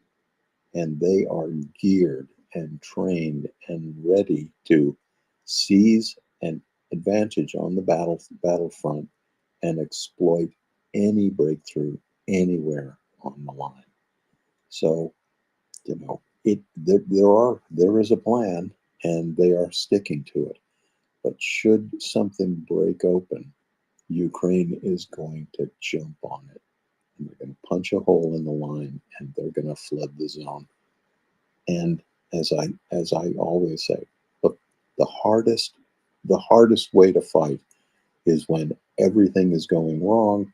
You're not getting any help, and you're not getting any orders from the top. That's hard enough for a person who is trained to take initiative on the battlefield. There is no Russian soldier or junior officer who has been trained in any way to take charge in his tactical space and show initiative. That doesn't happen. That's not the way they're trained. So when you cut the head of the chicken off, they don't know what they're doing. That's why knuckleheads like me have been able to get these people to shoot at each other all over the world, right? They were Russian trained. They were all waiting for orders. And when their orders were to shoot in a certain direction where I used to be, but I'm not there anymore, they prosecute the attack, and they crossed each other up. And, you know, wow, that's what's going to happen here. So good call on that one. Yeah, Angry Corporal, a follow-up, then on to Angry Ants. 2 angry people in a row. That is not typical. I think Maria Report. we should get our own show, and we'll call it Angry Again, and we'll have the Megadeth Angry Again theme. Oh, it's going to be awesome. But I'll defer And we're to such Angry. nice guys, Angry. Yeah, we deep down we are. But I'll defer to Angry Ants because he's been waiting for a while. No. Go finish your thought. It's totally fine if you want to. To be honest with you, I was stuffing French fries in my face, and I kind of forgot. No, I'll take that then. Chuck, hey, great to be up here with Thank you. you, man. I'm going to wait till you get to a little area where we've seen some Bradley action, but I did want to come up when we were talking about what the events of today and kind of what we've seen, and it just seems like they are trying to do something. It's like it keeps seeming to me like we've got to do something when it comes to the Russians. We've got to do something. We got to send Ka-52s into action. We've got to go on the offense in the south. We've got to send VBIDs into certain areas. But I just really think that we've already seen Ukrainians' ability to create layered standoff. So the reality of it is we've all talked about the big breakthroughs, but the reality of it is this ability for Ukraine to be able to really tear up Russian forces through layered standoff, because again, as quickly as as Ukraine moves forward, they can create that layered standoff behind them because they control their own territory. And I think that that's kind of something we're seeing. I'm not sure if that's what you're seeing or not. But it just does not. I welcome a lot of these little counterattack things that we see, because we've seen the videos from the day from multiple places where armor's gotten really decimated. But just your thoughts on that, Chuck, and I'll wait to get to talk about the Bradleys later. Yeah, absolutely. That'll be a welcome question. You know, I will just while we're kind of on back mood, and before I forget about the artillery. It was interesting. There is on the 16th, the head of intelligence of the Estonian Defense Forces, a guy named Colonel Grossberg, and he, he commented that he thinks the Ukrainian offensive here is entering a planned pause, and he thinks, maybe for the next week or so, there'll be reduced operations. But interestingly, one of the reasons he thinks that is that at this portion of the operation, it's his analysis that Ukraine plans as much as possible, and to do that in this sort of opening act of the summer campaign. You know, and I'm getting away from calling it the offensive, and I'm calling it a campaign. You know, meaning it's a planned series of battles. You know, to gain territory. But Chuck, can I just say that I've said that probably twice today, and I just wanted to thank you again for saying that, especially with so many people listening, because it's something I've talked about quite a bit about how these operations work. I believe we're in a campaign. This campaign might wait till the fall to really develop in the way that it really has to develop.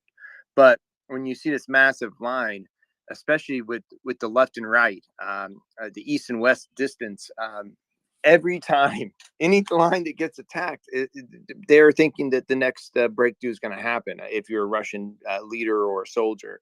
On places like Crimea, right? They still have National Guard members holding the front line, repelling attacks from regular army folks. So wait till I really think that that's a place that we still have to watch out for maybe a push a little bit later on with some NATO vehicles. I really think, and that's one of the reasons I really wanted to come up. It's the idea of the Crimea area is a place where I really think is very, very susceptible for a counterattack. And that's where I would have to counterattack if I was the Russians, to know your weaknesses there. yeah, that's that's the other thing that we see Ukraine, and I use the example of Ukraine's playing the organ, right? And they're hitting high notes on the keyboard and low notes on the keyboard. And what that means is Russia has to rush to the point of all of these attacks, because the big punches haven't started flying yet. We've been all jabs so far and dancing around the ring. But and I've used the analogy that Russia has to pay the freight, right? Russia's got to burn the gas to get to the points of attack. And it's not just a question of loading the kids in the minivan and driving to see grandma, right? You're moving large tactical elements and their supporting arms and their logistical tail and everything else. So anytime a Russian general wants to get a couple thousand guys south of Vuhledar, look, it's a big deal, right? And armies move slowly.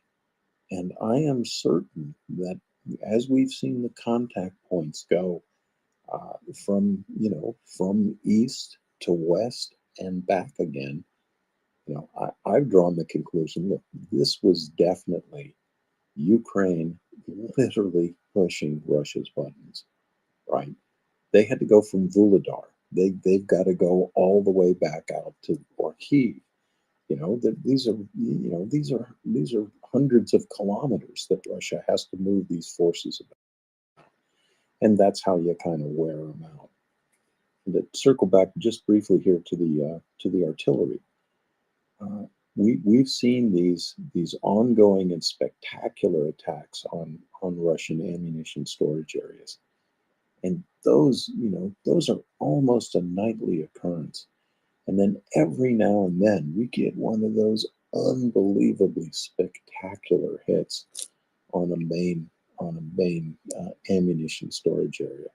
And when you're seeing those multiple 20, 30, 40, 50, 100 secondary explosions and rockets streaking up into the air, it's obvious to everyone that is an artillery storage area that's been hit, an extremely large one. And that has a big effect on the battlefield, because artillery is the principal weapon of the Russian ground forces, right? Artillery, the king of battle, it's something that the Russians lean on quite a bit doctrinally. They count on the fact that they have an overwhelming superiority of artillery on the battlefield. But we've seen two things in the last 14 days. An uptick of attacks on their ammunition storage areas. And I don't think anyone else has commented on this. There has been an ongoing campaign against Russian artillery. Over the last, 10 days or so, A day doesn't go by that Ukraine hasn't destroyed 15 or 20 Russian artillery pieces, and their vernacular is in their firing positions. But what this means and what's going on behind the scenes, quietly over the last 8 months, NATO has been supplying sophisticated counter battery radars to Ukraine. And with these counter battery radars, we've said this all the time, you fire an artillery piece, the counter battery radar locks onto the shell. Within milliseconds, it knows where exactly that shell is going to hit on the battlefield. But more importantly, it pinpoints the location of the Russian gun. And Ukraine is configured in this, high state of readiness so that counter battery data can get almost instantaneously to a ready firing battery that's on standby and can train their guns on the spot of the Russian firing positions and smother it with artillery. And if you're really lucky, you've got an M777 howitzer firing an Excalibur round, and that counter battery fire is only going to take one round, because that Excalibur can go right to an 8-digit grid coordinate and pop that gun with one round. So, as Colonel Grossberg was saying, in his opinion, scene 1 of Act 1 of the summer offensive is going to require Ukraine to, delete Russia's artillery superiority.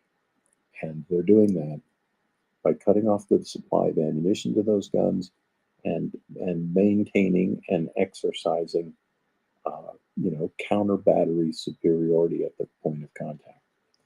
And remember, folks, if you want to win a battle, you don't have to win everywhere.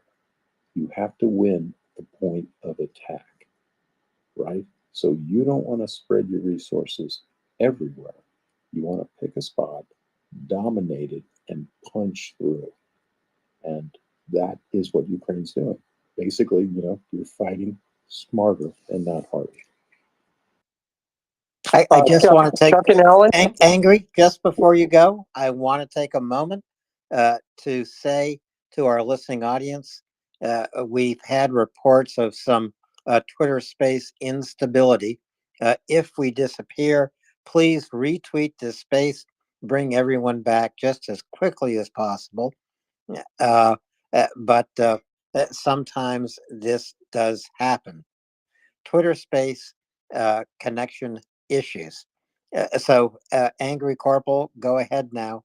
Oh, I was just going to say that we're getting, as audience, the host connection warning. So, if I don't know if you're getting that as host. Yep, exactly what I was saying, Angry. If this space closes suddenly, and when we get these alerts from Twitter, it's a Twitter space glitch. Just be patient. We'll be up very, very quickly. Once again, come back, retweet the space.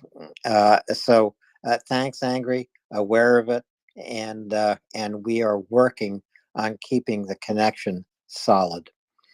So one thing, Chuck, I want to say is I don't see on the Bakhmut map Ukraine fighting down the H-32 or along the Patrice Lumumba Avenue through the center of Bakhmut. Rather, I see Ukraine pressing in from the north and south of Ivanivsky and in towards Klishvika. They're not fighting through the center of Bakhmut, which is what the Russians did when they destroyed the city and claimed to have taken it. Yeah, and Ukraine isn't gonna, it isn't gonna fight through the city. Ukraine just put on a clinic showing the Russians, how many casualties it takes to capture a city. And you think of it, it is a three-dimensional battle space. You're not just operating on the surface, right? There are underground utilities, sewers, drain pipes, all sorts of things. The battle goes on there as well. And complicating anyone who's thinking of moving on the streets, you're overlooked by multi-story buildings, and they have absolute fire dominance over the whole streets. So it's incredibly casualty intensive to take a city. And to show that Russia has zero ability to learn from its mistakes, its losses. This is exactly what Ukraine did in Severodonetsk, right? But in that case, it was even more egregious because Ukraine feigned a retreat. The Russians came pouring in. They had their mill bloggers dancing around in the streets, literally, and woke up in the morning and discovered that Ukraine had re-entered the city, and that was the start of a 5-week battle. And it cost the Russians 10,000 casualties. And what were they left with? Nothing. And in fact, then the Ukrainians withdrew, and they didn't just withdraw from Severodonetsk. They withdrew, I guess it was 10, maybe 15 kilometers. That was the time that Russia should have leapt out of the city and smashed Ukraine as it was retreating, because that's how armies get annihilated. When you're withdrawing, it is retrograde maneuvers are the hardest things to pull off in battle. But it taught me a lesson, and the Russians have proven this every day since then. When they reach an objective, they are expended. They can't push themselves forward. The Russian forces in Severodonetsk, they shot their bolt. And it allowed the Ukrainians to withdraw. I'm not going to say at their leisure, because the Ukrainian withdrawal, if it wasn't precipitous, it was certainly rapid. But that missed opportunity told me a lot about the Russian army. It's getting harder and harder for me not to draw this conclusion that Russian combat effectiveness is extremely low. We know that their manning levels are generally between half and 2/3 of what they should be for any unit listed in their order of battle. For example, a company should probably have 100 men in it. I don't think there's a single company deployed in Ukraine from Russia that has 100 guys. I don't think they're at full strength. I think they've often got a company that's actually only one platoon. So 30 guys in the company, not 100. That's not unusual in war. I mean, you see the band of brothers, right? And it's the perennial old veterans and the effing new guys coming in. But it isn't just that prosaic. It's not just an infantry unit with less bayonets.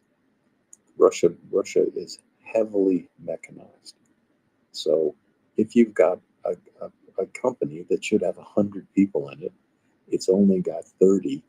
You've got infantry fighting vehicles and supporting armor. How are you going to put butt or not? If you've got these armored vehicles, infantry fighting vehicles, and they're not supported by infantry, they're extremely vulnerable. And we just saw it yesterday. Russian armor, infantry fighting vehicles advancing. I looked at the video, and there it is, folks, for everyone to see. When you see a Russian tank throwing its turret, rewind the film about 30 seconds. Look real hard around the tank and ask yourself, where's the infantry? Where were the guys that were supposed to be covering that tank?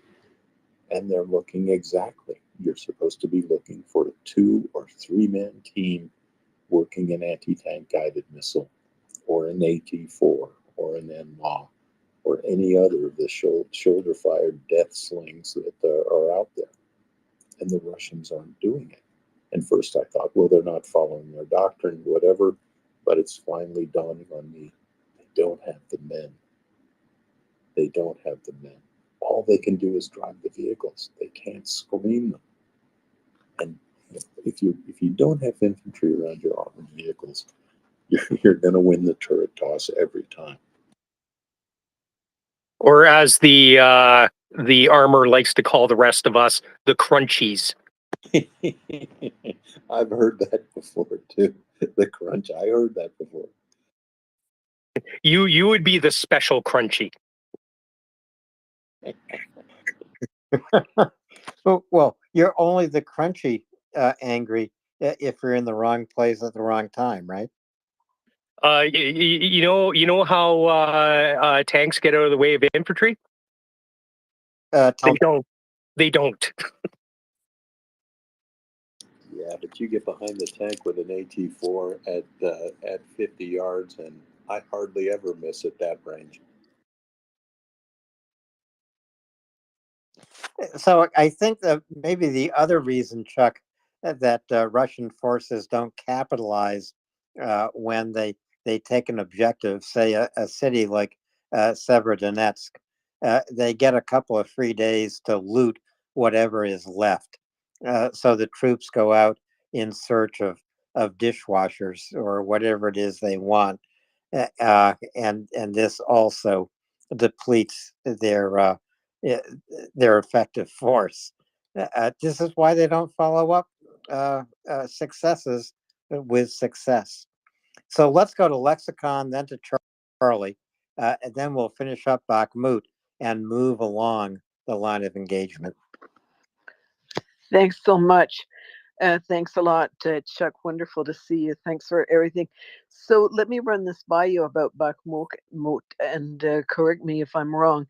It's clear that the Russians, as all along for months upon months, think this Bakhmut is their key to the Holy Grail or something. Their path to the, and so they want to do an offensive because they can't do any offensives, and Ukraine is going to fix them there, and it's great. It's the same song, second verse.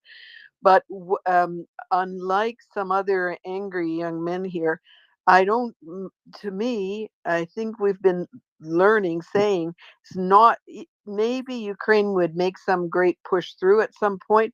I don't see them wishing to turn it into the big, or being able, needing and being able and wishing to turn it into a main line of attack or of exploitation, in the sense that you get through there, that's territory contiguous to Russia, to their rear area. You're not going to, even if you went all the way through and further, you're not going to slice Russian troops in half without hope of supply. As at least I don't have my big map beside me. Next time I will, but it seems to me there's still contiguous territory, rear area for Russia. Unlike Crimea, unlike the south, where you and you have then, I mean, that Crimea has no contiguous territory. Crimea is vulnerable and hard to defend.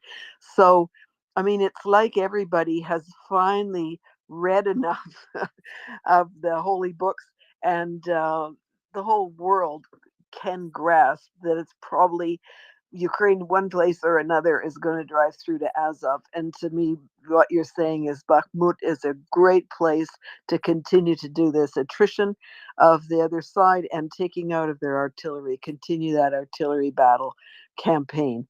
And but it's never going to be the main squeeze. Is that legitimate? I think you've absolutely nailed it. I mean, at least in my opinion, because it's a straight shot from Russia across the thickest portion of occupied Ukraine, and it's easy for Russia to stay in the game in Bakhmut. And as we go south, and everyone knows you go south, and then the line of contact basically makes a 90-degree turn to the west. And from Avdiivka south, Vuhledar south, Kharkiv south, Zaporizhzhia south. Those are the places on the battlefield in the fight for Ukraine that Russian logistics have to move the farthest. So if I want to put a bullet in a Ukrainian, that bullet has to travel farther than any other place on the battlefield. Across occupied territory that arguably, and especially around Melitopol, is the most active in its partisans. So, that's my opinion as well. Bakhmut is a sideshow, but there is a merciful God, and he has put into Putin's pea brain that it's vitally important to keep fighting and hang on to Bakhmut at all costs. And that's wonderful. That delusion is helping Ukraine win the war. Because the real battle, folks, it's going to be in the south. And it's going to be to reach the Sea of Azov and cut the Russian forces in two. Russia has spent a lot of time preparing defenses along that east-west portion of the line. But I'll say it a million times, and I said it, you guys all know what's going to come out of my mouth now.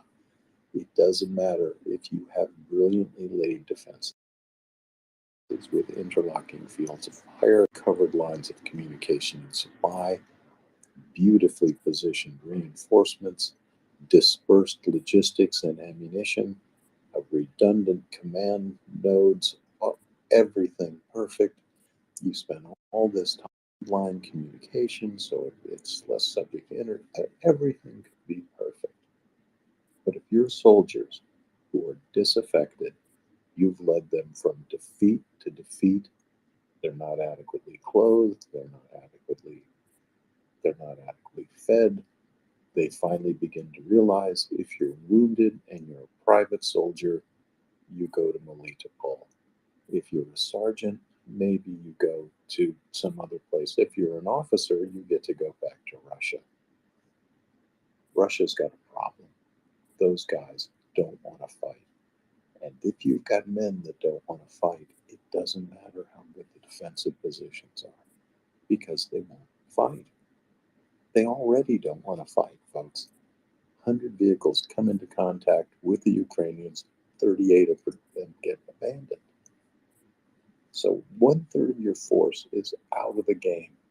Even if you manage to get it pointed at the enemy and get it in contact with the enemy, 1/3 of your guys, well, almost 40% of them, man, they don't want this stuff. They're leaving. So you're right. To me, Bakhmut, it's a sideshow. It's an important sideshow. Ukraine is going to keep exactly the amount of pressure there to keep Russia diverting manpower, material, resources, keep them fighting in Bakhmut. And I don't know that they're not, they're going to lay off for a while, then they're going to press it a little harder, then they're going to lay off. And again, you just keep them fighting there.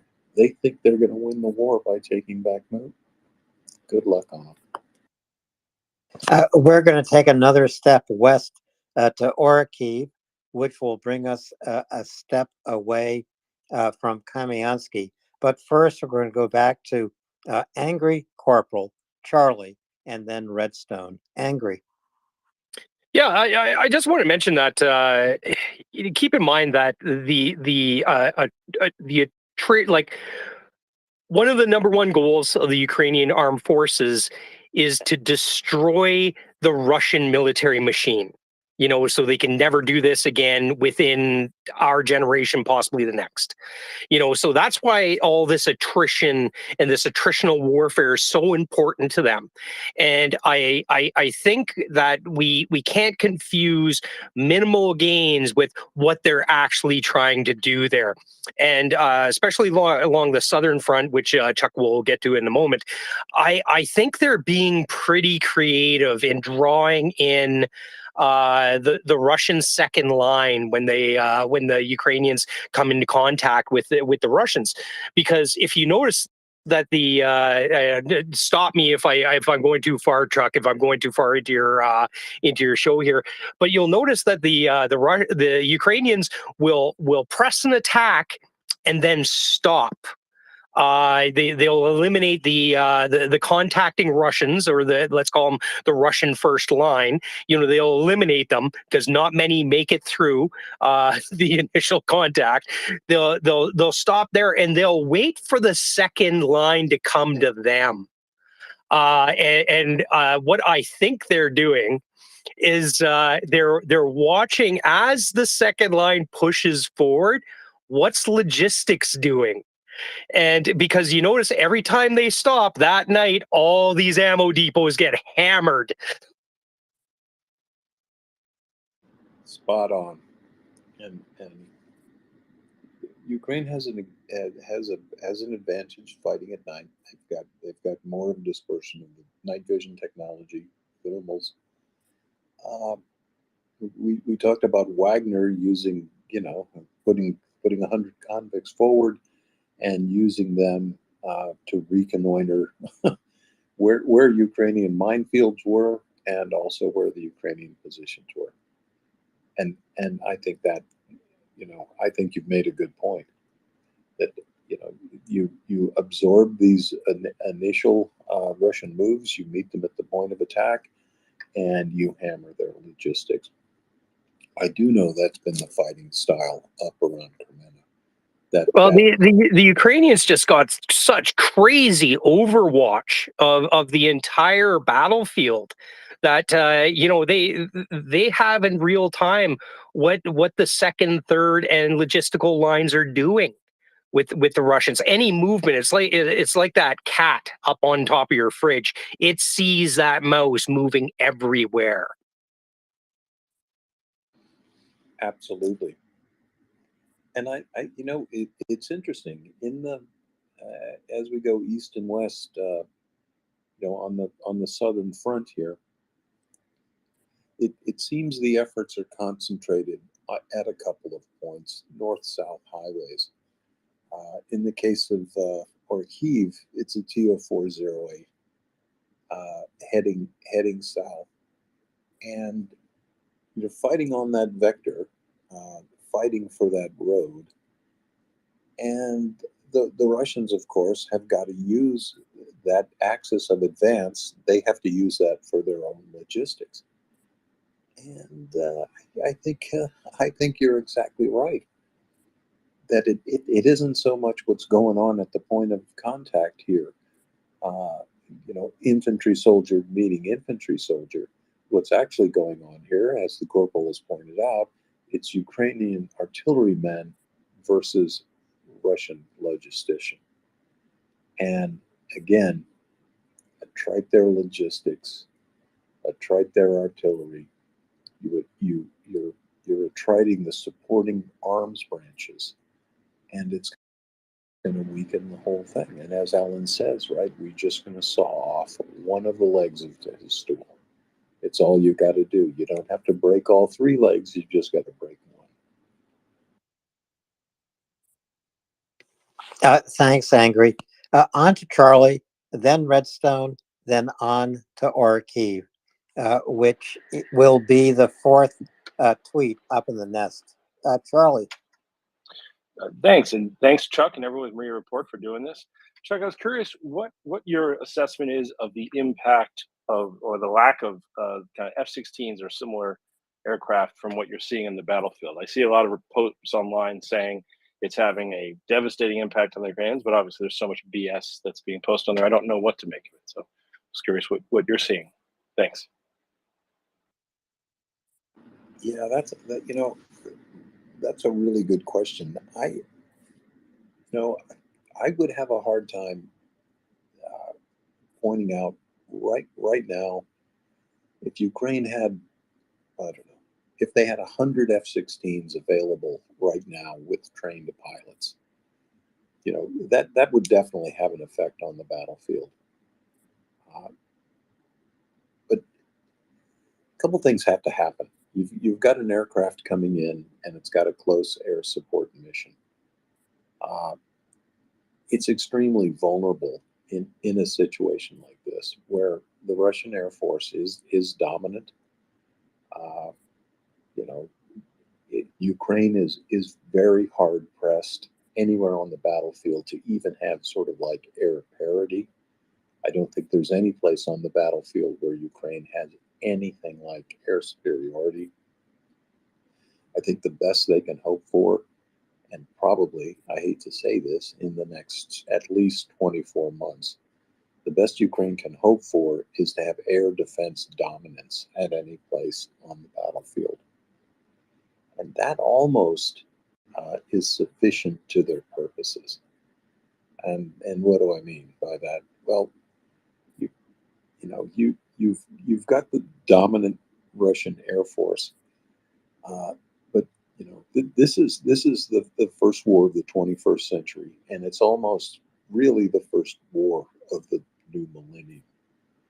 Russian frontal aviation has basically been blunted during the course of this war due to the prevalence of man-portable anti-aircraft missiles, Stingers, Ingles, etc., on the battlefield, where pretty much every rifle squad has got somebody slinging a man-pads.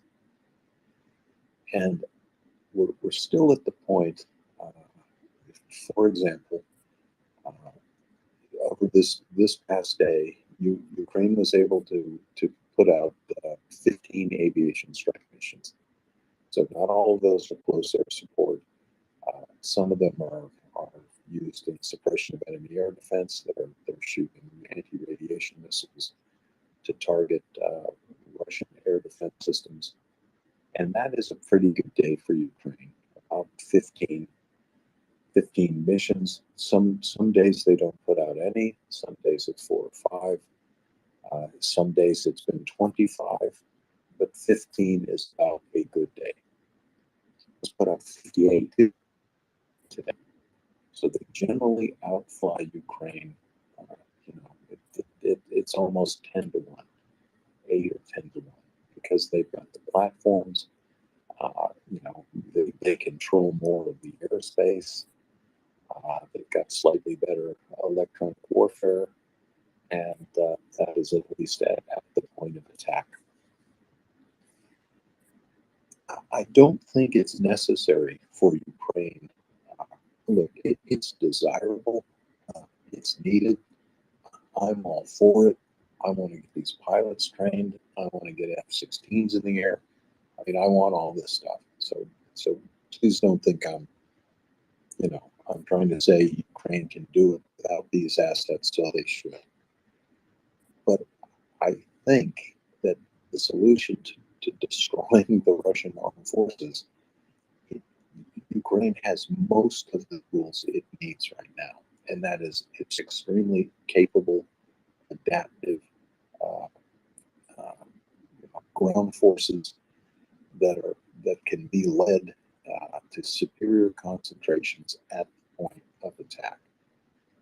And Ukraine is been given better and better air defense assets, and they are getting better and better at integrating those and getting them more and more towards the front lines.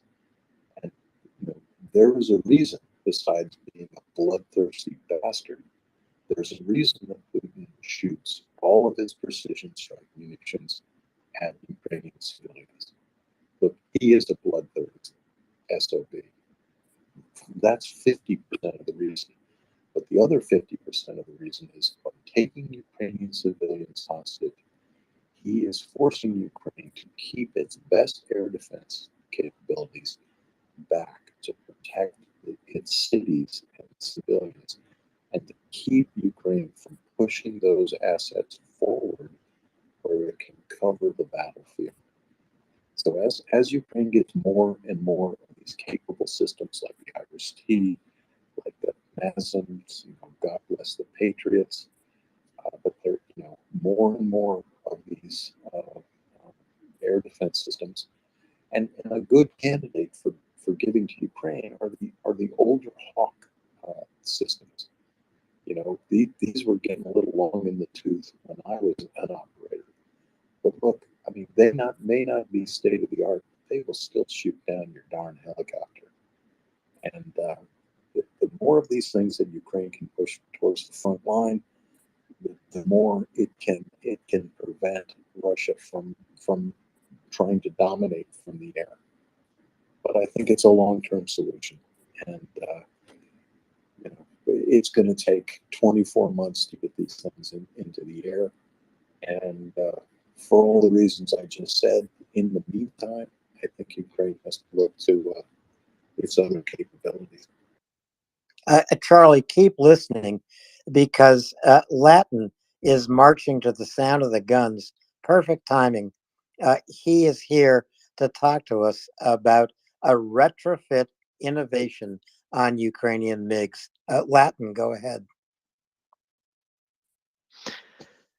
Thanks, Alan. Hey, Chuck, Dr. Scott. Hey, just listening in, and I think it was Charlie that asked the question about F-16s. Did I hear that one right? That was Charlie? Yeah, okay. So Charlie, just wanted to add to what Chuck said, that kind of to begin with, in the answer to your question about F-16s, it's really the second part of that sentence has to be F-16s with what? Which we don't know yet, with what weapon systems they will be provided with. We don't have an answer to that question yet.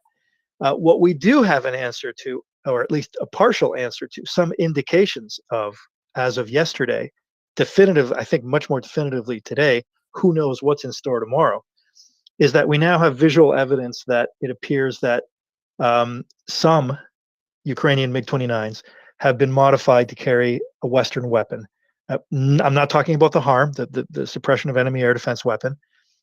This is an image that came out this morning that seems to show what looks to me like missile rails for that are non-standard for the MiG-29. In other words, they don't look like what you would expect to see on a MiG-29 with the weaponry they always carry. So that picture's been out for a while now. A lot of people have had a chance to look at it. And I can tell you that as soon as I saw it this morning, I knew something was up.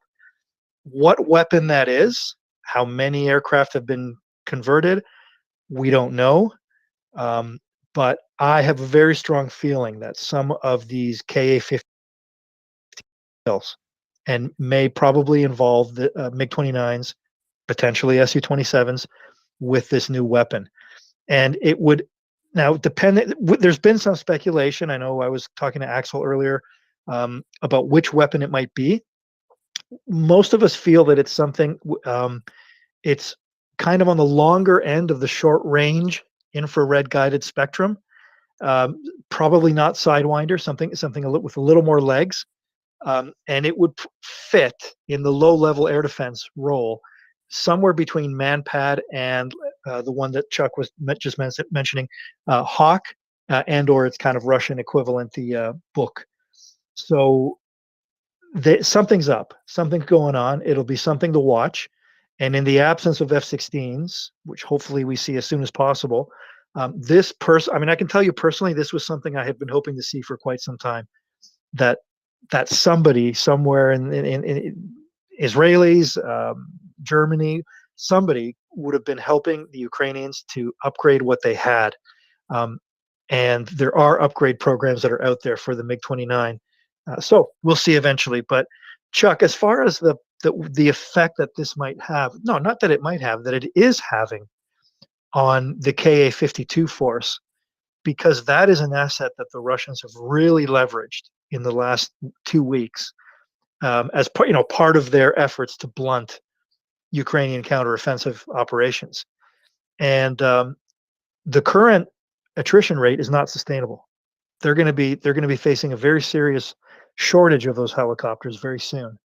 And I want to go back to what you and Angry were talking about night fighting, because it was Goldman who mentioned earlier in the day that he felt, and I agree with this assessment, that part of the reason the Russians have pushed the Ka-52 forward is because it has pretty decent optics. It has pretty decent forward-looking infrared, so night fighting capability.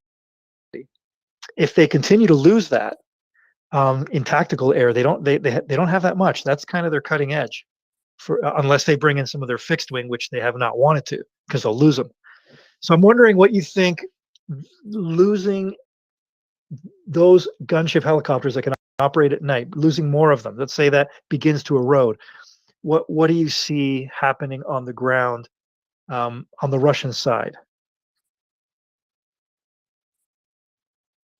Oop, I couldn't put my button there.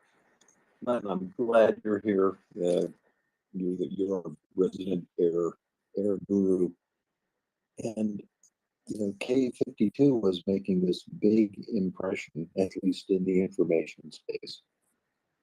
Their losses have really increased, just as you've said. They're almost one a day now, and they used to be, I don't know, one or two a month. They've been rushed to the point of attack.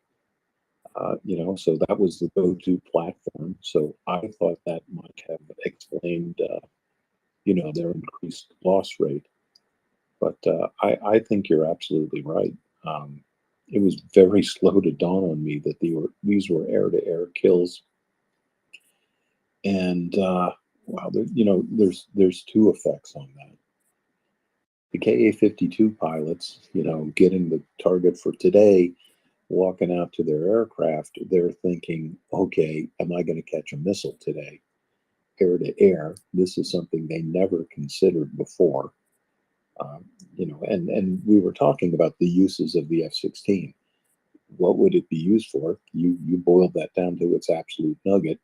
What would it be carrying? And the most important thing, and the takeaway I've got from you, and you're absolutely right, I agree completely. Every one of those Ka-52s that's lost, the replacement time for those things would be 24 months at the least. And it might just be, whatever the length of this war is, let's say 4 years. I know people don't want to hear it, but I don't see Russia being able to put together Ka-52s, within that 4-year window. I'm not sure they could build them and put them out there. Here's an air question for you. What's Russia going to do? What's going to be its principal close air support weapon going forward? We've seen they don't like to risk their better platforms, that they'd much rather use old frogfoot and rotor platforms. But how's this going to affect Russian air battle planning? What are they going to use to fill the gap if the Ka-52s prove to be no longer a sustainable air support platform? Well, the first factor, I think the biggest factor, is air crew. How many qualified pilots do they actually have? We have some indication of overall numbers being poor in the Russian Air Force going into 24 February. I imagine in rotary it's part of that. It looks similar.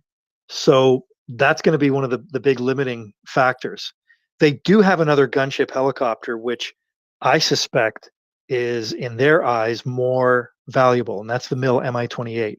Has similar capabilities. I've always had a tough time understanding why they ended up with two. That probably has something to do with politics. But they haven't really committed that other helicopter to the same extent. So assuming they have enough crew to for sustained operations with that other one, they may commit more of those to the battle. But there seems to be kind of a triage happening here of what's expendable. The frog foot that you mentioned early on, we could see that that was being thrown into places like Bakhmut and taking a lot of losses. Ka-52 is not too far behind. What's after that? Only the Russian Air Force Command, maybe the higher ups in the political sphere know. But I really don't have an answer to that. Their options would be another gunship helicopter, which would probably face the same situation that the Ka-52s are experiencing, because however it is that Ukraine has developed its low-level air defense, it's working. So then you have the more advanced tactical aircraft, the Su-30s, the Su-34s, Su-35s. Do you bring those in? They would be experiencing losses as well. And now you're getting into a situation where between losses of trained air crew and losses of aircraft, the Russian Air Force could really find itself in a very critical situation, which they really have avoided for the most part up until now. So, as I've said before, watch this space. Latin, remind me, was it Ka-52s that Russia transferred to the airfield in Verdansk, and 52 transferred to the airfield in Verdansk? That still gives these Russian Ka-52 pilots a very long trip to the front line where they want to unleash their weapons, right? Yeah, I'd have to do the math. I mean, gunship helicopters typically don't have tremendous range, and they can't refuel in the air. So they might be pushing it. They might not have much time on station to do what they got to do. And then also, it appears that it's one of the intrinsic faults, it appears, of the Ka-52 is that its rotor design has some advantages, like that double rotor. But it also, and this is something again that I got to credit Goldman with really identifying months ago, that it appears to have issues as a stable. It's not a stable weapons platform. So for some of these anti-tank guided missiles that are being used, they essentially have to go into a hover most of the time, and we've seen that before. There was a kill in October. That was exactly what it was. Was a Ka-52 just sitting there, just hovering. If it was moving forward, it was barely moving, and we suspect that's because that's what they're forced to do to get for aiming, and that's deadly for a gunship helicopter. That's not what you want to do. So the interesting thing about that deployment to Berdyansk was that it was Ka-52s, but it was also a really weird other product of Kamov, which was the Ka-29. That's more of a kind of a hybrid transport gunship helicopter. It's nothing like the Ka-52. It's fatter, it's slower, it's not as maneuverable, but it does have some anti-tank guided missile capability. It can carry rockets. When I saw those, and I remember I spoke to the guys in the back channel about it, and everybody agreed, is that looks like they're running out of Ka-52s, because the Ka-29 had not appeared in this war at all up until that point. So when I saw those, I raised an eyebrow. I thought, that could be a sign of things that are happening. Oh yeah, definitely, and that's traditionally been a naval, anti-submarine warfare helicopter with limited surface strike capability. I thought the same thing. They're in trouble. Yeah, exactly, Chuck. Actually, it's an aircraft that would in Russian service mostly be used in support of the kind of maritime special forces that that community that you come from. Yeah. And it's not an ideal gunship helicopter because of its lack of, well, not lack, but far less maneuverability and speed than something like a Ka-52. Do you think that the Su-34, which was the NATO fullback, do you think that's been somewhat of a disappointment here? I know that Russia, they've lost a couple. They were supposed to be arguably some of their more modern, more capable, and you might conclude more survivable. But in that, I don't mean crew survivability. I mean mission survivability. Has that surprised you that Ukraine's been able to get some of those things down? And I think some of those were man-pad kills, which I wouldn't, I would have thought that was a long shot. What do you think about that? When I think of that force, it's really a triad of Su-35, 30, and 34. They're all essentially the same aircraft at heart. They're based on the Su-27, and they for the most part share a lot of the same weaponry. They're all multi-role strike aircraft. Well, except the 34 has a little less of air-to-air capability, but early on, all of those types did fairly well against fixed targets that the Russians knew exactly where they were, kind of larger targets. And as soon as the war became much more dynamic and targets like Ukrainian surface-to-air, that's when they started to have real trouble. But they had already been losing. They lost quite a few initially. And I think what's really telling about that particular one that you mentioned, the Su-34, was the last time we saw it in action was, what was that, about 2 or 3 weeks ago? And I remember we talked about this. The video really kind of went viral, was of the two of them at very low level dropping, for all its sophistication, they were just dropping dumb bombs, unguided bombs on some kind of border post in Belgorod Oblast. So that was telling, because that tells me, well, that aircraft has capabilities that were not being used there. Why is that? Is it because of a shortage of precision guided munitions? Is it because of a shortage of crews that are properly trained? Those crews, we agreed, the general assessment was that that was not a great display of aerial bombardment. It was inaccurate, and there were a lot of questions that were raised by that. And that's a very sophisticated aircraft. That's capable of much more than that. But with the ground-based air defense situation that Ukraine has developed, and what they brought in from the West, and add to that what now may be happening, something that may be developing with their fighter force. It's just getting a lot harder. It's not getting any easier, and probably getting harder for Russian tactical air to deliver. Because ideally they would be operating at medium level right now with precision strikes, really hitting hard at the Ukrainians moving forward. And they're just not in a position to do that.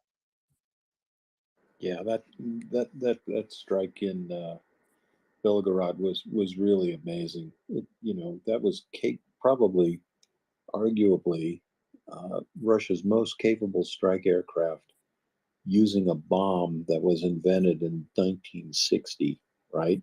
Drogue retarded munition, and you saw how low they had to go. Yeah. And they missed. And he missed, right? But you know what? No wonder he missed. He must have been on pucker factor 9 when he had to go right over the target at what, 200, 300 feet. It was preposterous. Right? Personally, I think they were one of the. I've heard a few people mention this. As you said, they were parachute retarded bombs, which are actually designed to drop at low level, but yes, even they have a limit. Like there's a minimum release altitude, and I think some of those were they were below that, because they went right into the ground and didn't explode until a couple of seconds later. It seemed that, and I know others share that assessment, that they may have released a little too low. But again, that's training. I mean, what are you doing flying in the Russian Air Force, that kind of aircraft, if you can't effectively drop an unguided bomb? Those aircraft have very good bomb aiming systems. You should be able to hit the target. Didn't appear they were getting any return fire. They must have been aware of the man-pad threat. But again, if you believe in your cause, I've said this before, if you believe you're fighting the patriotic war 2.0, well, what professionals do is they understand that their life is on the line, because that's what they signed up for. But these guys looked like they were trying to avoid getting shot down. It goes back to what I've said before about motivation. I don't see it. Latin, can I go back one step to the retrofitted MiGs that Ukraine is flying? What missile did they retrofit their MiG-29s with? Based on the information we have right now, I don't know. I really don't know. I could give you a list of possibilities that I've been bouncing around with some of the guys in the back channels. Some are more in the short range infrared or so heat seeking category, and there are a few. I can think of at least one potential beyond visual range contender that is compatible with Russian aircraft. It comes from Israel. It's called Derby. Of it have a range of about 100 kilometers. The Indians actually are working on integrating that missile into their Su-30s. So there's a few possibilities. I know Axel is leaning towards IRIS-T. That's entirely possible based on what I've seen, and if that's the case, that is very bad news for Russian tactical air, because that's as we've seen already in its ground-based use, it's a deadly effective weapon. And Ukraine has plenty of IRIS-T missiles delivered by Germany, as I recall the inventory that I've seen of the last few weeks. But the important thing here is it is an additional air-to-air defense missile, right? Yeah, if they have IRIS-T, what they have is a heat-seeking. Well, they could have more than likely it's the infrared guided variant, because that's an easier integration. If you go with the radar guided version, then it's the same as the problem that we were discussing earlier this year about trying to integrate AMRAAM, right? Because there have been reports that the Americans are trying to integrate AMRAAM into MiG-29, and that creates issues with incompatibility of the missile with the aircraft radar. That with infrared you avoid a lot of that, and IRIS-T is kind of on the longer range spectrum when it comes to infrared guided missiles. The like I said, that Israeli one, which I would love to think they have that, but there's absolutely I have no evidence. All we know from looking at that image, and I knew it the second I saw it because I spend way too much time looking at pictures of airplanes, was that was non-standard. It looks like a missile rail, and there could be any number of Western weapons that would fit on a rail that looks like that. From the distance the picture's taken at, you can't really tell. I mean, if we saw a close-up picture of it, we could probably ID it exactly where that rail came from. But any given Western missile can fit actually on several rails because of NATO standardization. So that's all I got right now. So, Latin, when you retrofit a MiG-29 with a rail, is it a permanent retrofit, or can you take that rail off, replace it with others once it comes back to the base? Can you reconfigure it very easily? Oh yeah, those things are all removable. If you look at what they did with HARM, which we know pretty well now because we have very good images of it, they took the well, not to get too much into the weeds of it, but essentially they took the original Soviet weapons pylon, weapon station, inboard stations on the MiG-29. There's another piece that's added to that, which they typically, I think, use for bombs. And then underneath that, you could see where they created they built. There's something that they engineered themselves to connect it to the missile. The missile itself, in the case of the HARM, it has its own launcher that's typical of the HARM, and that's what they built an adapter to adapt to. And those things are all easily removable in the field. I would imagine they should be. Chuck, are we seeing Ukrainian air missions take place in at one point of the battlefield and not another? And would this give us a clue as to what new missile the MiG-29s might be carrying? Are the Ukrainians launching more air combat missions up around Kremina or all the way to the west to Kamyansky?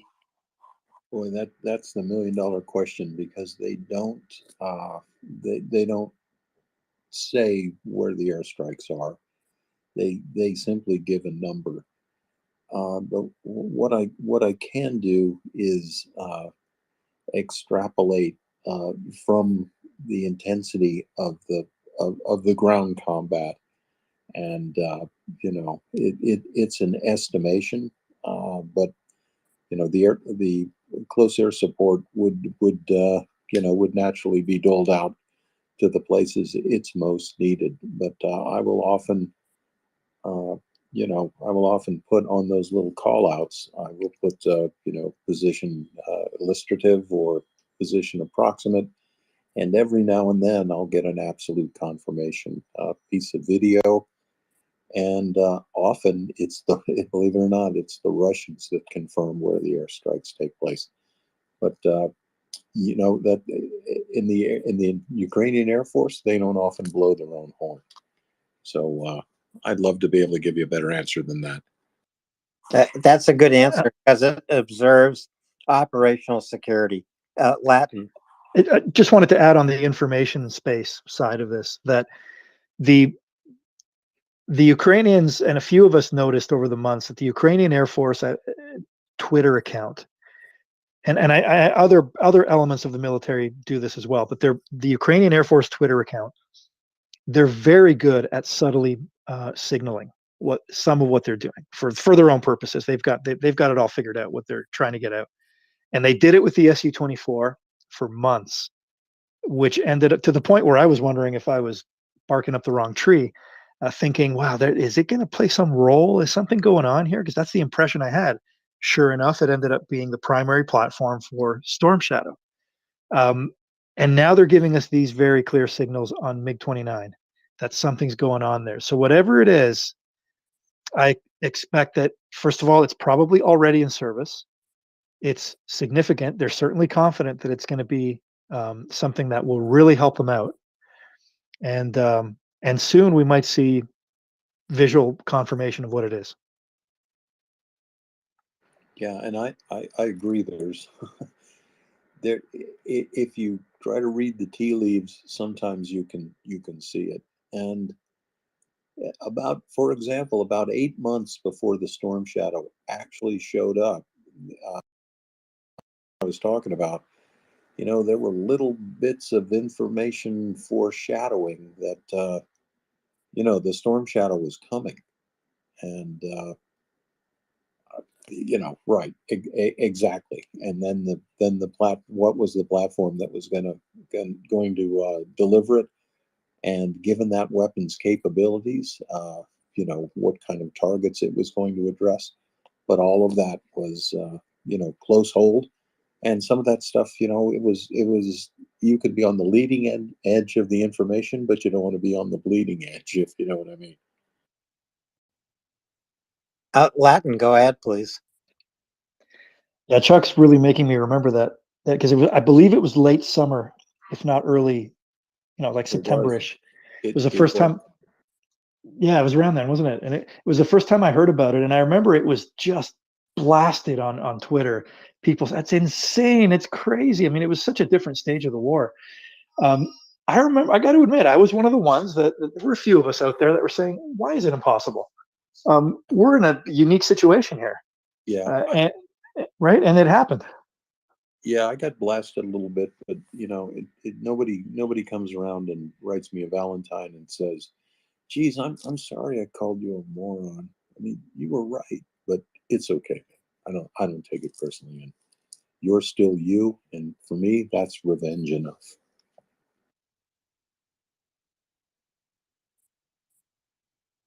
Chuck, that is spectacular.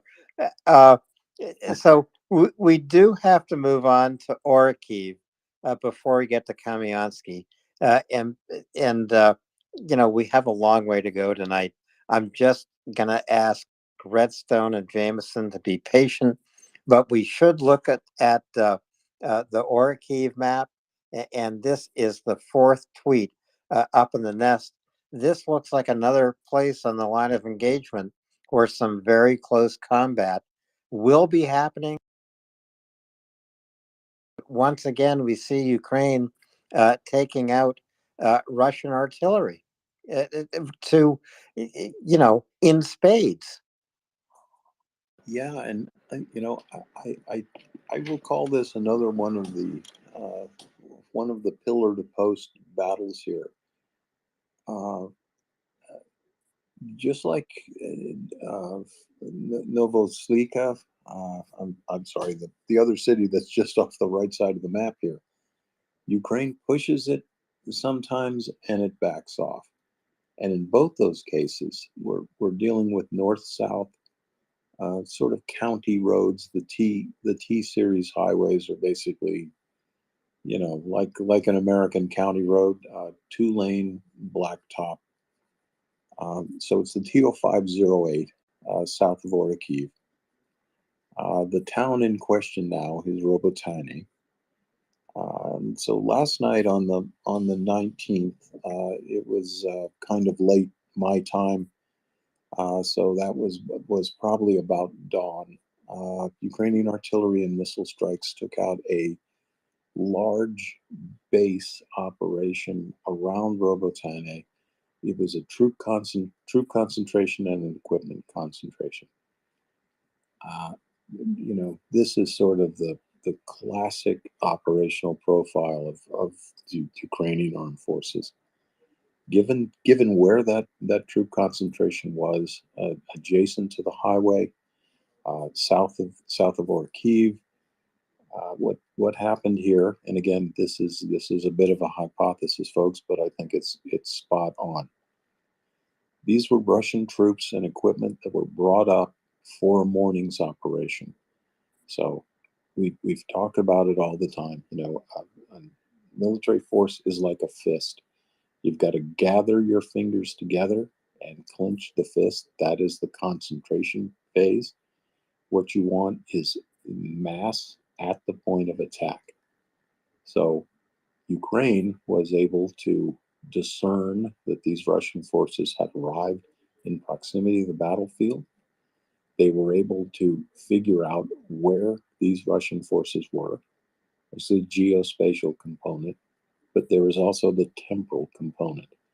They were able to strike these troops when they were at their peak concentration before they went into battle. So virtually a certainty that the troops were collected together for a briefing before their morning's battle, and they got clobbered by artillery.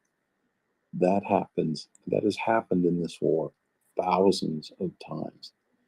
And it's because Ukraine has, they've got the electronic intelligence, they've got the signals intelligence, they have human intelligence, they've got overhead imagery, and they're also just discerning commanders. Sometimes you can get off a shot like that simply, no kidding, because you hear the enemy. You hear their engines, you hear their tanks clacking and their armored personnel motors revving up. Sometimes that's sufficient. Sometimes it's just a convergence of activity on the radio channels, and you can direction find them. And sometimes it's a combination of all of the above. And Ukraine has got a series of UAVs. I believe it's the Puma, and they run on electric motors, and they are virtually silent. If you can imagine what you could do with that, right? This thing doesn't make any noise.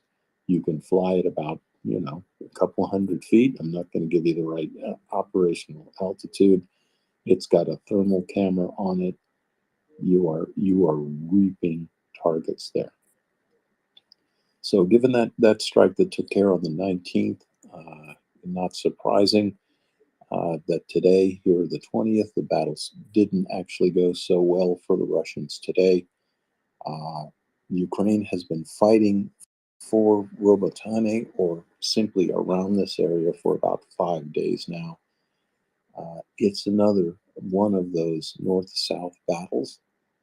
And again, go 20 or 30 miles south of the zero line here, and you've got a Russian general or a colonel, and he's pulling his hair out. Because every time Ukraine probes down one of these north-south roads, he has to get his troops together and send them to the front. And because there's only, this battle is over the TO408 highway, and the line of communication and supply is the TO408 highway, the ground is still wet enough so that the Russians, in order to get to the battle, they have to drive on the battle space, and their logistics are getting clobbered before they get to the battle and nightly as they try to resupply their troops. So again, Ukraine is fighting essentially an attritional battle here, and it's costing the Russians. Chuck, we have a couple of more hands. It's Redstone. Thank you for your patience. And then Jameson, Redstone. Thank you, Alan. And I did have a question for Chuck, but actually, can I ask Latin a quick one since he's here? Oh yeah, please do. Absolutely. You sure can, but I think Latin just dropped, but he might come back. So ask Chuck first, and Latin, who I know is listening, will come back up.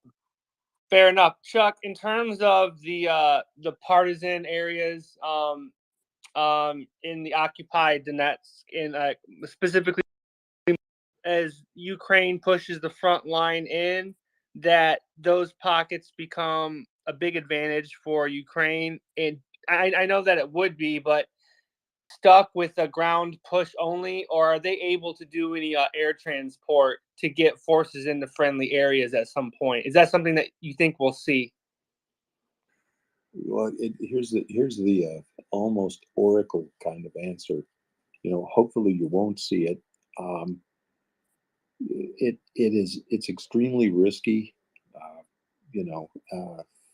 Helicopter inserts for special operations forces in that vicinity. But I am certain that it's happening. Ukraine has some incredibly gifted helicopter pilots, and my hypothesis is that there are special operations forces, and they are supporting partisan kingdom that now exists around Melitopol. Probably there's no other place in Ukraine where the partisans are so active and carrying out so many kinetic operations and gathering such high quality intelligence as around Melitopol. Normally you want to be very careful risking a helicopter going into that kind of an area. You don't want to get it shot down. You don't want the information triumph for the Russians.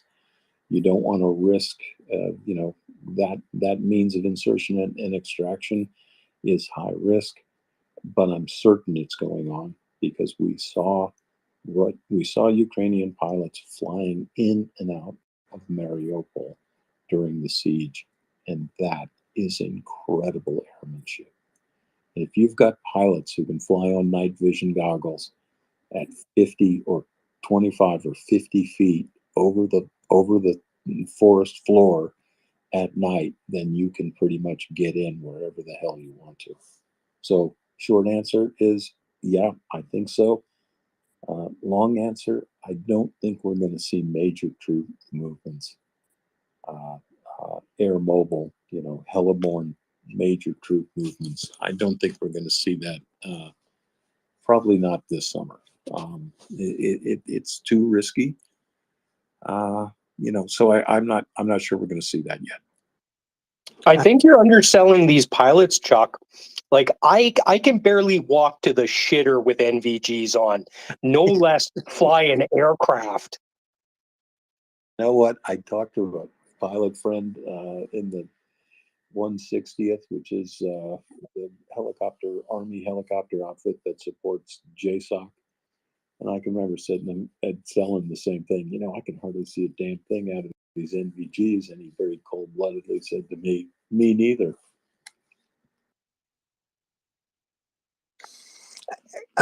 Redstone, Latin is back up for your question. So go ahead to Latin, and then Latin also has a comment. Redstone.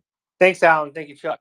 Yeah, Latin, really quick on the possibility of Ukraine getting more Western, I guess, assets for the MiGs. I noticed there was a video the other day, like maybe it was yesterday even, that part of the cockpit was blurred out. And I was wondering, is that just because the screen that was there potentially just had enough information on it that would have been a typical just blur it out just because? Or is that in addition to a MiG, maybe an upgrade that Ukraine just doesn't want the world to see? And if that's the case, does that mean that there are weapon systems that could have been added that come with, you know, a type of system that they have to install and do the wiring and everything? Is that something that could be happening or already happened? Well, there's been, as you probably know, a ton of cockpit videos from both sides since 24 February. Typically, what I've been seeing and confirmed with people that I communicate with is that more often than not, what's being blurred out is probably a GPS, because that would obviously give you information about that they would want to, you know, location information that they want to keep. They don't want it to be public. Mostly, that's what you're seeing. The MiG-29s don't appear to have had any major cockpit upgrade that would really transform them. That would require some Israel Aircraft Industries offers that they did offer actually to Ukraine in 2019. That would make it look very different. But no, the integration of HARM and now possibly this some type of short range Western missile would only require some kind of audio slash video cue to the pilot that the seeker has acquired a heat source. And yeah, so that's probably what you're looking at. Oh wow, would that be a software upgrade or would that be hardware in order to get that integration? That's a good question. I don't know how they would do it. Obviously, having something that would show up in, you know, like maybe in the head-up display would be more of an integration job, wouldn't it? But all I know is I remember when HARM started, that it was an Israeli source actually, that way back in late last year, that came out with some details about how they had integrated HARM, and it really just indicated that it was a simple type of cue to the pilot, but it didn't go really into much detail. I suspect they kept it fairly simple. That's just because it's effective. That's all they would need is with both weapons, with HARM or with a short range air-to-air missile, just to know that the seeker sees a target, sees something that it recognizes. And do you think that the integration of these new types of missiles, along with the maybe newer generation or more upgraded MiGs that Ukraine has received or is receiving recently, will that sort of create this nice transition to the F-16 when they finally drop off? It gives them breathing space. If these things, you know, depending on what they're able to integrate, it gives them some breathing space. It takes a little bit of the pressure off of getting these F-16s in theater. Right now, it seems that we're hearing different things from the Europeans, and it seems that there's some negative signals coming out of Washington. So personally, I'm not really sure what's going on. When they show up, we'll know. I'm sure somebody's going to take a picture of them. But I'm still hoping for September, October. I'd like to see the first ones there around. I think that's doable, but we seem to be getting some doubts about that from the U.S. Thank you for the additional questions, guys. Appreciate it. Slava Ukraini. Herom Slava.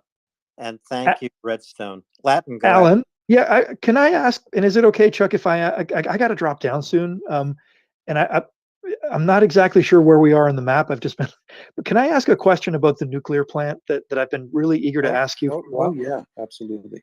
Okay, thanks. Because it seems to me that if these rumors are true, that the Russians may be planning to blow it up, that doesn't surprise a lot of us. I think that they would at least consider that. But now you're talking about a potential for something that really would affect the entire continent. And I'm wondering whether, and especially, this is why I wanted to ask you, coming from the Special Forces community, that do you think that there's a possibility of that type of operation, and even potentially involving not other countries in the interest of something that is that important, that countries would be saying, no, we can't allow that to happen. That's too much of a that we need to retake that plan. Yeah, yeah. I had a moment to consider that today. Would Russia do it? Let's put it this way. Can you imagine a U.S. president or a prime minister allowing their forces go ahead and plant explosives at this nuclear plant? Just go ahead and get ready to blow it up. Can you imagine anyone taking the risk of that? Giving the orders to go put that munitions, look, plastic explosive folks are really, they're very easy to work with. Not a lot of, not a lot of handling accidents happen with it. But when you're talking about emplacing those explosives around critical systems in a nuclear plant, just taking that risk, it's not the plastic explosive that's simultaneously going to go off.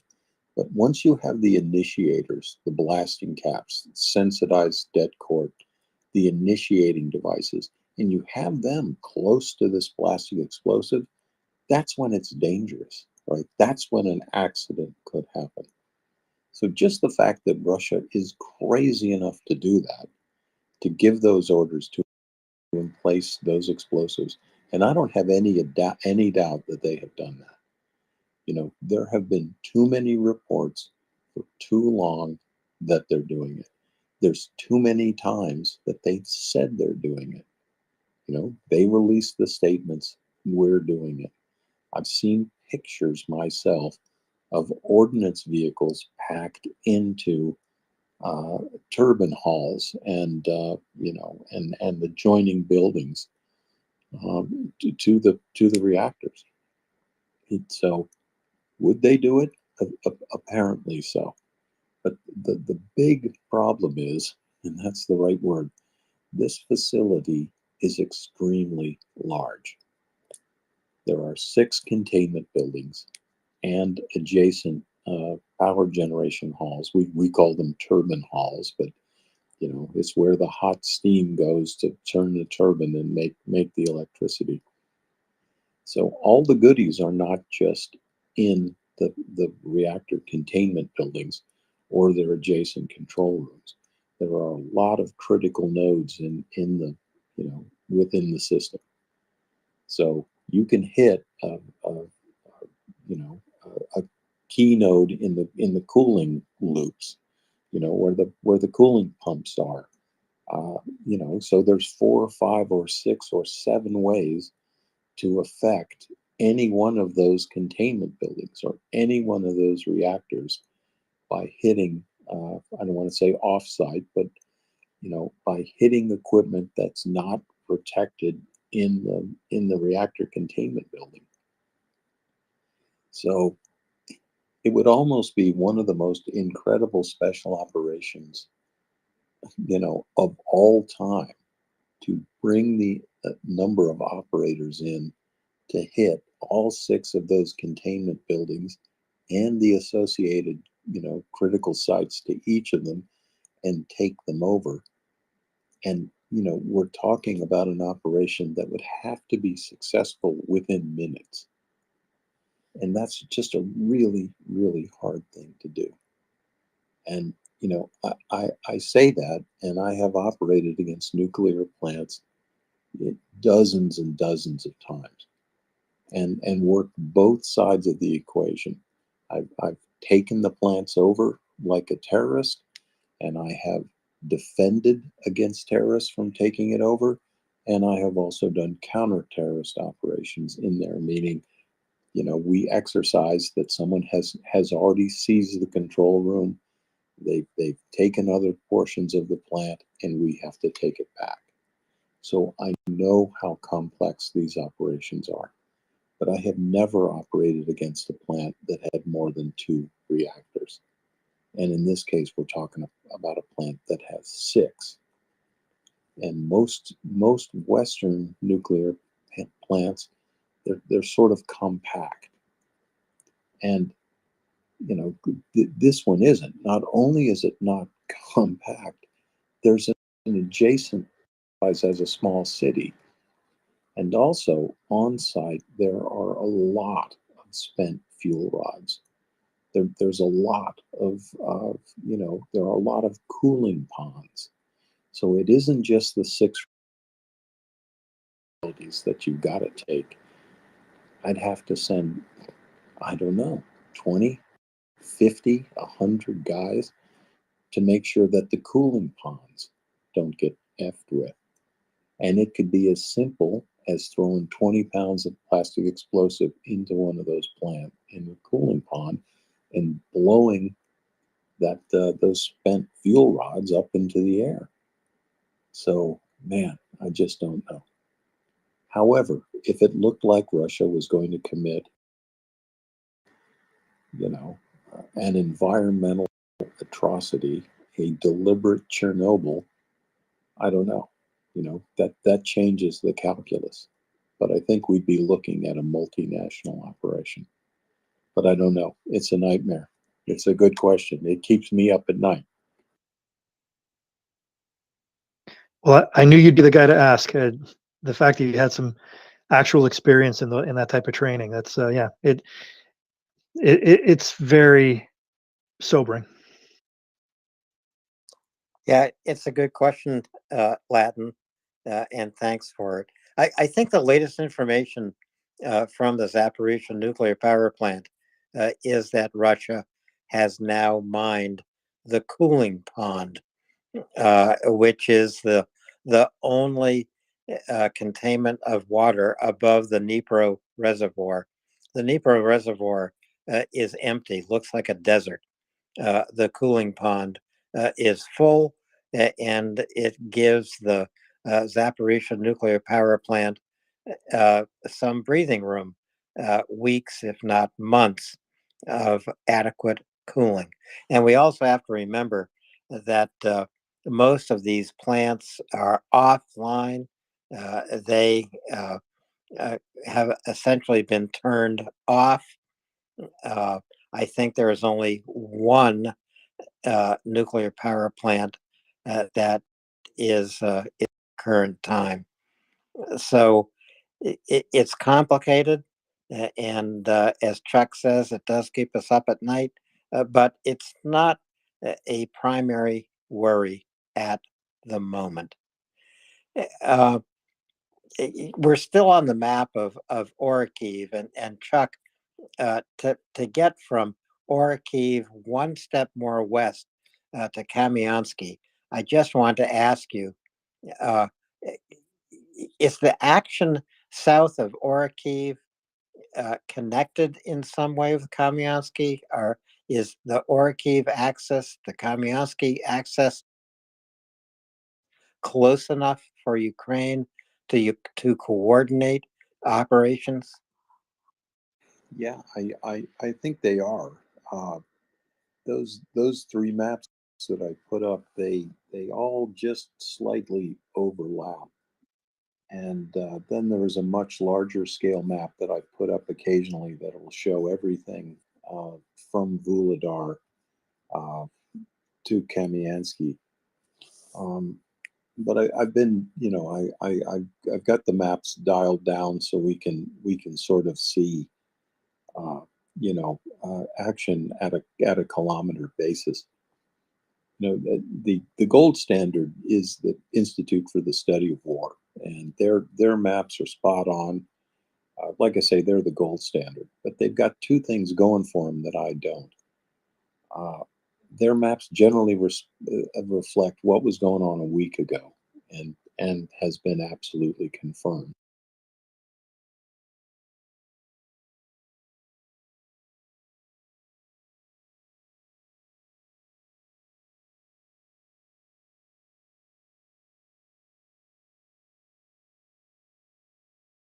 With the sort of trying to triangulate information from a war, it's hard to do. It's like catching a cup full of fog, right? I think what we're seeing, though, between for example, Kharkiv and Kamansky, Ukraine again is pushing the buttons of the Russians. So although these battles they adjoin each other, the roads going north-south here, they're all about 10, 15, 20 kilometers apart. So everywhere that Ukraine puts the needle in, Russia has to, it has to meet the threat. And those 20 and 30 kilometer, distances between these points of attack, that is a long way. And that is, Russia's got to get up into that place, and you can't just put your guys shoulder to shoulder and tell everyone to spread out for 20 kilometers because, now they're militarily useless. So Ukraine's been really good about, drawing them here, backing off, hitting south of Kyiv, backing off, hitting them in Kamiansky, which is we're going to talk about right now, where they've had kind of a bit of success, and rope-a-doping the Russians. So if there is a most important place that I'm reporting on right now, it might be Kamiansky. That might be the most important place, because there on the left side of the map you see the M18 highway, and that goes directly to Melitopol, folks. And the Russians have absolutely got to cover that. So every time the Ukrainians push at Kyiv, Russia's got to divert forces from somewhere. And they don't want to uncover the M18 or Vasilivka. They just don't want to do that. And if I were a Russian commander, I'd be putting my forces sort of south of Kopani. I want to make that a hard point. And if the Ukrainians penetrate, to the west of me, I can hit them on the flank. But that would be in an ideal world, under ideal circumstances, with unlimited manpower and perfectly functioning logistics. And the Russians don't have any of that. And just because I have a warm, fuzzy feeling that I'm covering the M18, it doesn't mean the Ukrainians are not going to come crashing over the wall in Vuhledar tomorrow. So this is what is so masterfully done here with Ukraine's summer campaign. And if I have to, describe what's going on, I think we're in the second scene of the first act. We're just getting started here. And we are still dancing around and throwing jabs, and it's round one. Nobody's thrown a big punch yet. But here's something I can pretty much guarantee you, and nothing can be guaranteed in war. Russia isn't going to be throwing any punches. They're not. They can't afford another Vuhledar. They can't. They don't want the losses. That's their first thing, that they just don't want the losses. They're probably concerned about the informational aspects, but what they fear to the bottom of their boots is what will happen if they have a defeat like that and Ukraine follows up on it. Ukraine didn't follow up after Vuhledar. They kicked the Russians' butts in a defensive battle, and they just let the battlefield lie. They made no attempt to advance. They could have, and God knows how far they could have gone, because that Russian force was defeated and scattered upside down and on fire. So, interesting stuff here in Kamiansky. Yeah, we're going to concentrate on the Kamiansky map here in a moment. But I want to go to Dr. Scott, then to Jameson. Dr. Scott. Thanks, Alan. And Chuck, I noticed that you've been a mapping, I don't want to say fool, you've been a champ at, at mapping. I'll take fool. So I figured you didn't have a chance to get to Velike Novosilka. But last week it was sort of the most promising front or salient. Can you tell us what happened since the 17th of June map, which is your most recent one?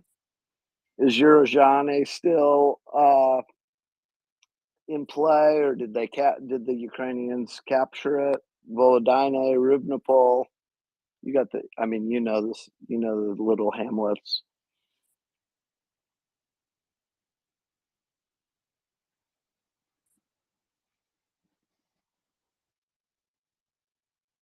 Chuck, you may be speaking into a muted mic. I am indeed. I was making such great points. I just forgot what they were. The Russians were pressing as hard as they could at the top of the battle space, which is they were attacking at Blahodante and Makarivka, and they were trying to seal the top of the TO5-18 battle space. They weren't able to do that. They were defeated both at Makarivka and Blahodante on a number of occasions. This was another one of those north-south battle spaces, right, where the battle was for the TO5-18 highway, but that was also the line of communication and supply supporting the battlefield. So the Russians have been getting struck nightly. Their forces, as they come up to both reinforces and logistics, they are being pummeled on the TO5-18. Ukraine is also keeping up pressure to the west at Novodonetsky and also at Novomajorsky. These are two little towns south of the TO509, which is the east-west highway in the vicinity. So we talked about Ukraine putting the needle in and then putting it in somewhere else.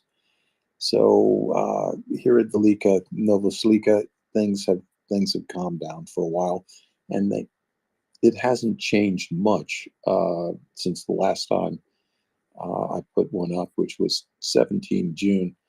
But I'll put one up tomorrow morning. So I'll get the information with my 05 coffee, and I'll get one up tomorrow. Alan, can I ask one more question since we're about to change shifts here? Oh, please. Thanks, Chuck. Thanks, Alan.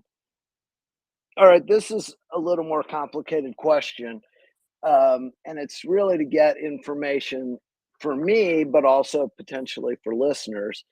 You know how we've said so much of the Western equipped units, so many of the Western equipped units of the Ukrainian army are still in reserve. So I was wondering, we've also talked a lot about fixing positions. You've told us about what they're doing in Bakhmut and Kremina and etc. So I was wondering, as these Russian units get committed, and since we only need a few kilometers to have a massed force that punches through in a fist, like you talked about tonight, would it be feasible that between the Velike Novosilka and Orakiv, for example, or even between Orakiv and Kamyanska, could the Ukrainians just open up a new salient? And do they have the mine clearing, like sort of faster mine clearing equipment from Germany or from whomever to just push through with armor somewhere in between where Russian concentrations are fixed? Yeah, I think they can definitely do that. But what I think they're doing right now, and frankly, I think they're probably going to do this for the next couple weeks, is they're going to keep running the Russians back and forth.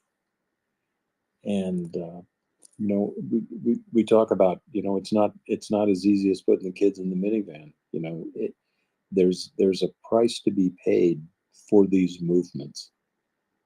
You know, not only does it burn fuel, you lose unit cohesion. It's irresistible for a commander to start whittling away his forces, right? So he's got a brigade task force, and he'll just cut one battalion off here and a couple companies off here and send them up. And I think Ukraine is watching carefully. They're watching to see the mixtures and the ad hoc detachments and the split up, you know, the split up assets that are being dealt out here and there, because they have to be in this sort of ad hoc reactive Russian defensive you know, modality that they're in right now, because every one of those movements will tend to disorganize the, you know, the Russian force package, right? So think of it this way: we're at the zero line, the line of contact, and wherever at the forward edge of the battlefield, you're basically in Dante's eighth ring, right? It's chaos. You can't really know anything, and things go back and forth, and you know, nothing is really clear. You're sort of down the rabbit hole. You get 20 or 30 miles away from the front, from the forward edge of the battlefield, and you know, things are good. You've got a headquarters element. You want to get a hold of somebody. You know, you can send a messenger. He goes right here. You know what's going on, and you've got your brigade task group. You know where all the vehicles are. You know where all the guns are. You know where the ammunition, the fuel. You know everything, right? You know where your next meal is coming from. All that's good. And this sounds like it's incredibly basic, but as you put the forces forward, and especially as you have to, you know, you take this brigade task group, right? You don't just lump it into combat. You figure out a way that it's going to approach the battlefield. You have to split units off for flank security. You're gonna attack, but only with a certain amount of force, right? A prudent commander is always going to split off a reserve. It's always basically a 1/3 sort of equation. You got 1/3 in contact with the enemy. You've got another third standing by as a ready reaction force, as a nearby reserve, and then you've got a deep reserve in the rear. And of course, you have detachments that have to secure your lines of communication and supply. Somebody's got to handle prisoners. People have to be fed. You know, you can see what's going on here. And right now, what Ukraine is principally doing, because there haven't been a whole lot of territorial gains, although there have been, and they've taken place in important parts of the battlefield. But I see the most important thing that Ukraine has done right now is running the Russians around and attriting their artillery and striking their ammunition depots, both the deep ones who make the gigantic explosions, but Ukraine is also picking off, you know, these ammunition depots. You got the king daddy mom of all, mother of all ammunition depots, and they have to feed ammunition depots that are closer to the front. And although the Russians don't always do this, the closer you get to the front, you need to disperse your ammunition storage things, right? You don't want big ones. You want to have a bunch of little ones. And we've already seen earlier in the war, look, the Russians are lazy. I can't tell you how many times I've commented on a video that there's a Russian ammunition depot and it gets hit. We watch it on a drone, but somebody decided to stack that ammunition up at a very conspicuous crossroads, right? Not even drag it into the woods, just pile it up right there, where it's so easy for the local battery commander to hit his map, get the 8-digit grid coordinate on a self-referential target, meaning a crossroads, a water tower, something incredibly conspicuous. That's not where you want to store your ammunition. But the Russians keep doing it again and again and again. So what I think the Ukrainians are doing, they're luring Russian forces closer and closer to the forward edge of the battlefield, and they're taking advantage of the disorganization that would always happen with any unit as it gets closer to the battlefield. But in the case of the Russians, again, with that top-down micromanagerial command structure, which they had hoped would make their army function as you snap your fingers, but it doesn't work that way because the information isn't making it down to the common soldier. And to exacerbate those problems, the common soldier's training and their SOPs, they're just not making it. They are not trained adequately, and they're not trained to doctrine. And that's why they make mistakes, and increasingly bigger mistakes on the battlefield. Thanks, Chuck. That's super helpful. And I love the rope-a-dope strategy, and I realize that if we're going to degrade, or the Ukrainian army is going to degrade the Russian army, it's not about the territorial gain, and they seem to be focused like a laser beam on that task, which is all to the good. I think we all can see the trade-off there. So thanks for that answer and for being here with us. Good. My pleasure. This is, you know what? This is my Thursday. This is my Thursday show, and we're planning for it right now. All right, I will be with you on Thursday this week because I had to switch something around on my schedule. So I look forward to it, and I'll bid everyone adieu for now because we have Prince Heather coming up to join with Alan momentarily. Thanks. Thank you, Dr. Scott. I apologize for not bringing you into the conversation as much as I should. But on Thursday, it's going to be your conversation because I hate to say it, I'm not going to be here. But we'll deal with that later. I just want to go to Jameson, to Jeff, and then to ask a few final questions about the Kamiansky map. Jameson. Yes. So you were explaining this, Chuck, and of course I got a phone call. But so what you're saying is the Ukrainians are systematically moving forward, and then they're doing the counter battery fire, and then they're taking out the trucks as they come in with beans, bullets, band-aids, and more troops. So are they moving forward and then holding that position, or are they tactically withdrawing to try to draw them out and then kind of repeating the process? So is that what they're doing? That's the first question. And secondly, I see that they're getting armor hits with mines and artillery, but are they using? Have you seen anything about RPGs or what's that missile they had, the Cornet? Are you seeing anything about any of that anywhere as far as the Russians hitting the Ukrainian armor with it? Yeah. Interestingly, I did see an RPG, kind of a glancing hit on a Ukrainian tank here recently.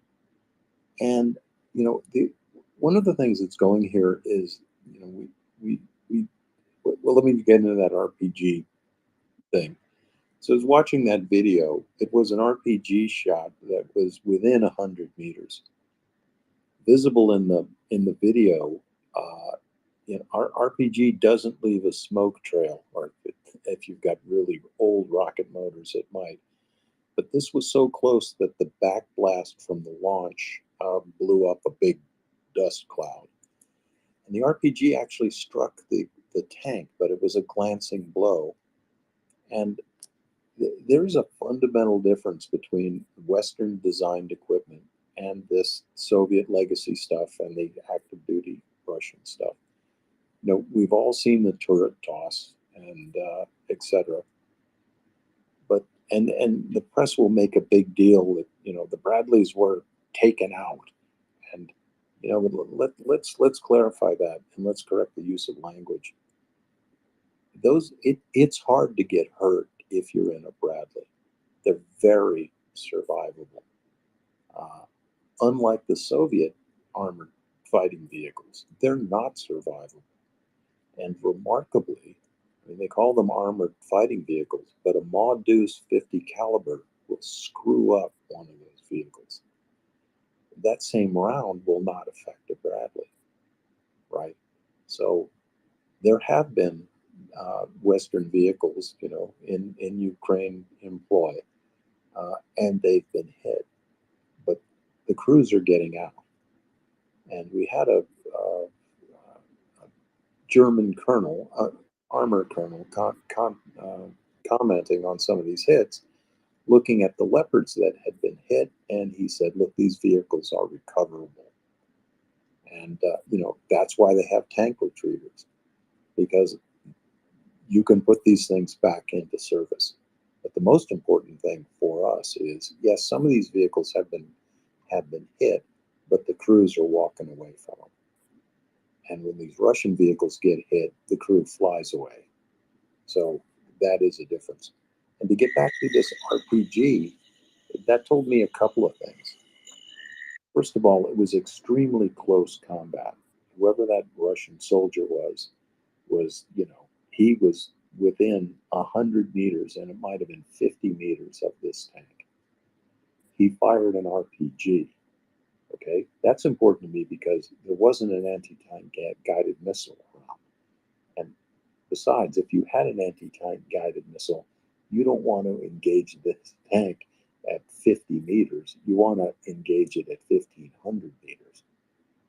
But, here's the other thing important to me, because I've shot a lot of RPGs. At 50 yards, this guy missed. He missed.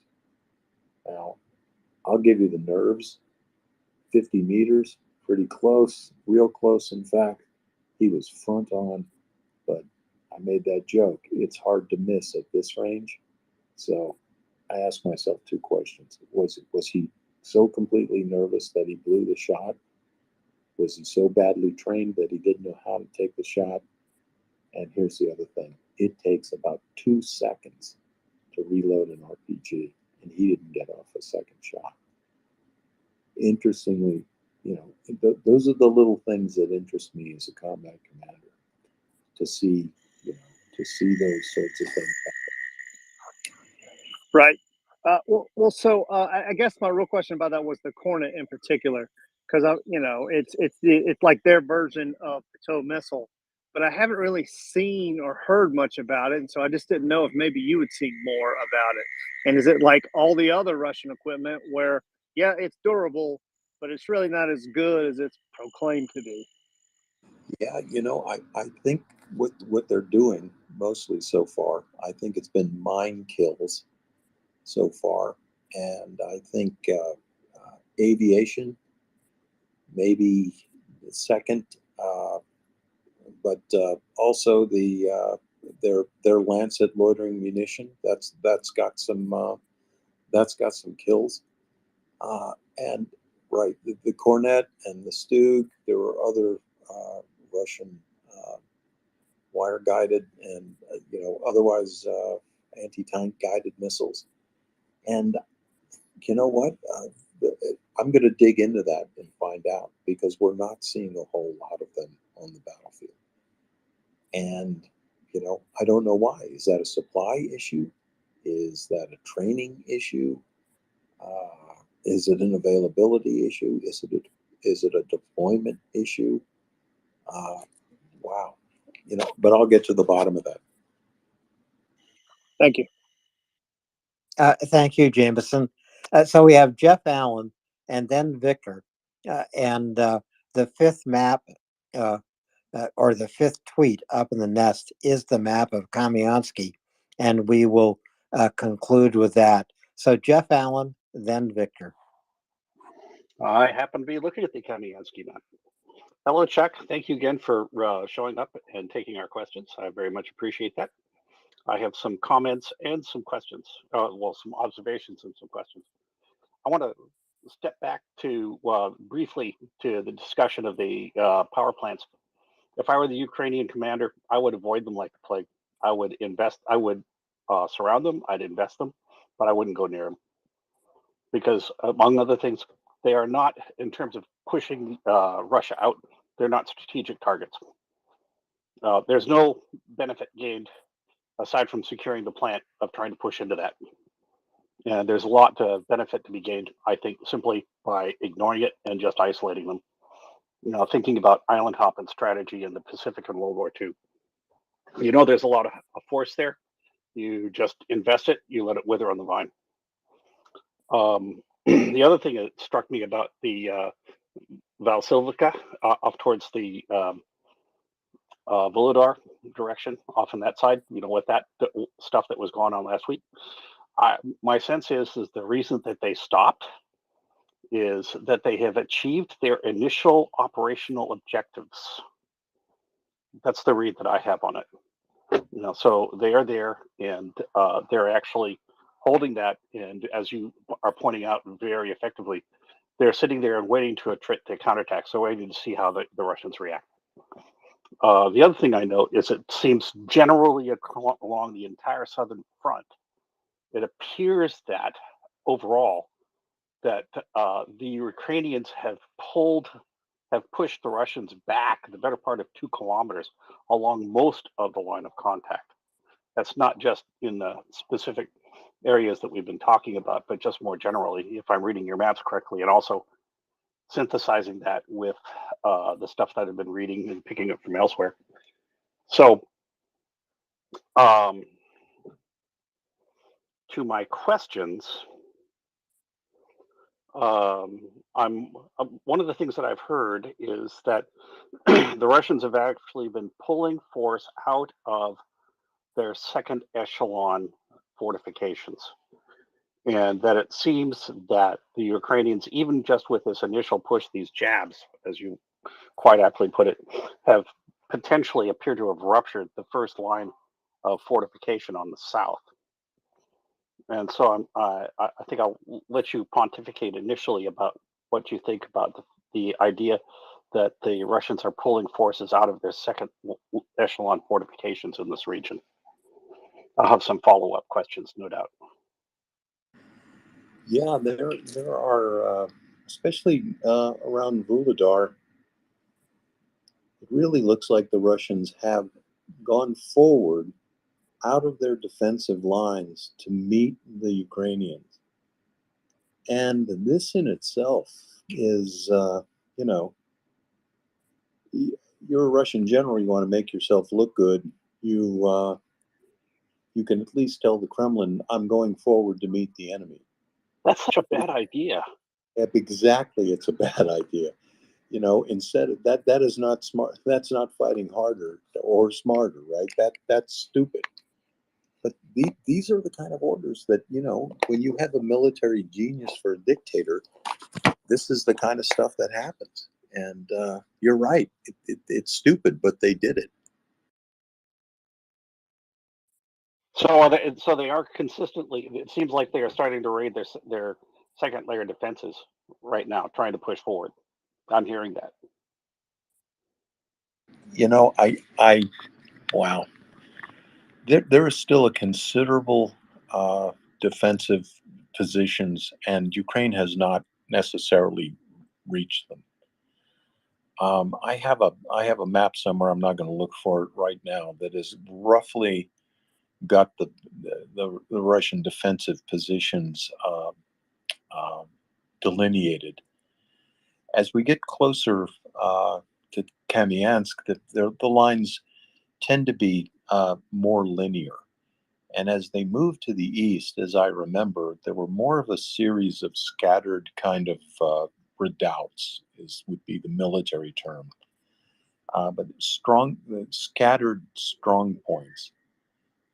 Yeah, makes sense.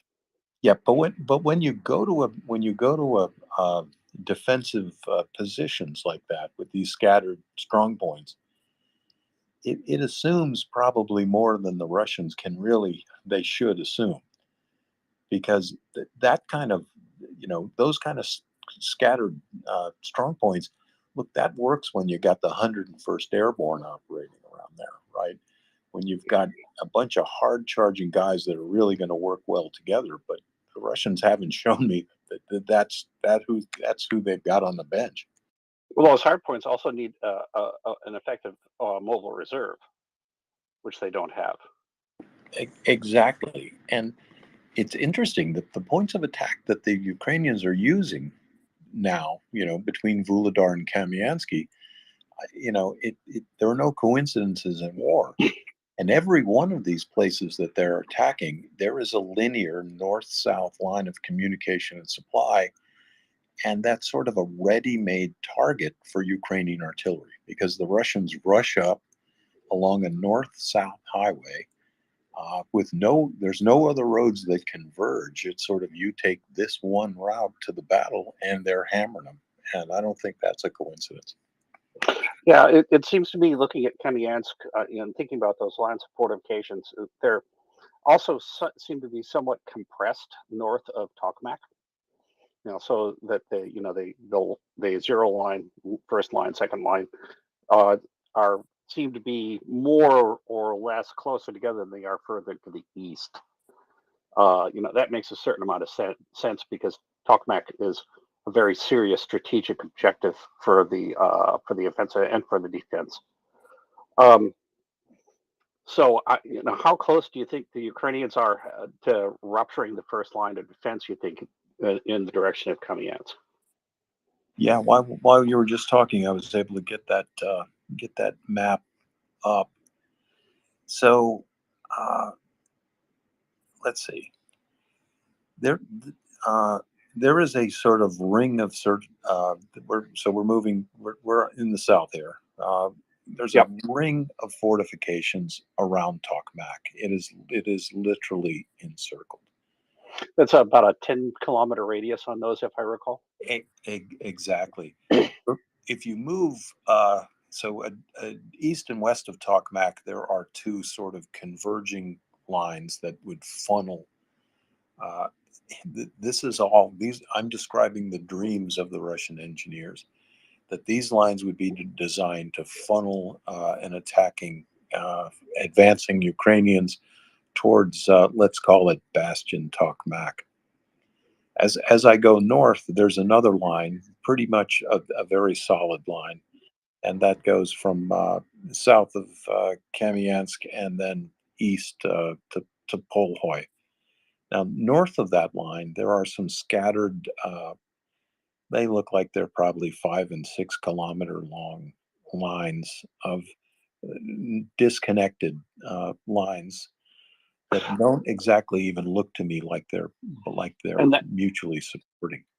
And that's what Ukraine is currently running up against right now. I know one of the lines of access into Tokmak is the M18. I don't have the map in front of me. I'm trying to remember what the access is from the east, but it's actually one of the things I was looking at from the Vuhledar direction, cutting south from there. There's a key town, I cannot remember the name of it, but there's a major highway that runs east-west from there and cuts to the southwest in the direction of Tokmak, and that would strike me as being one of the lines of access that Ukraine would want to pursue if they wanted to do that. So, but for the purpose of not stepping on operational security, I'll stay away from some of that. But I'm wondering right now, there's got to be a lot of partisan activity in the immediate area.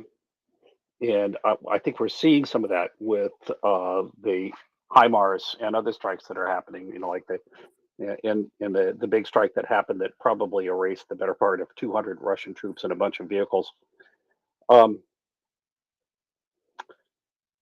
So how much do you think that they've moved east from Kherson into this area? Do you think they're primarily concentrated around Kamiansk, or do you think they're distributing them more generally? Well, you're asking me to to read into the near perfect vacuum of a general's mind. Yeah, true. But here, there was a post I put up today, and someone had taken a picture of the uh, uh, Kharkova reservoir, and it's starting to look like the Mojave Desert. I am familiar with those pictures. Exactly, and this is in July, and it is in August, and that place is drying out. And what I really think happened, it wasn't just an environmental disaster and an act of inhumanity for Russia to blow that dam, but I honestly think this.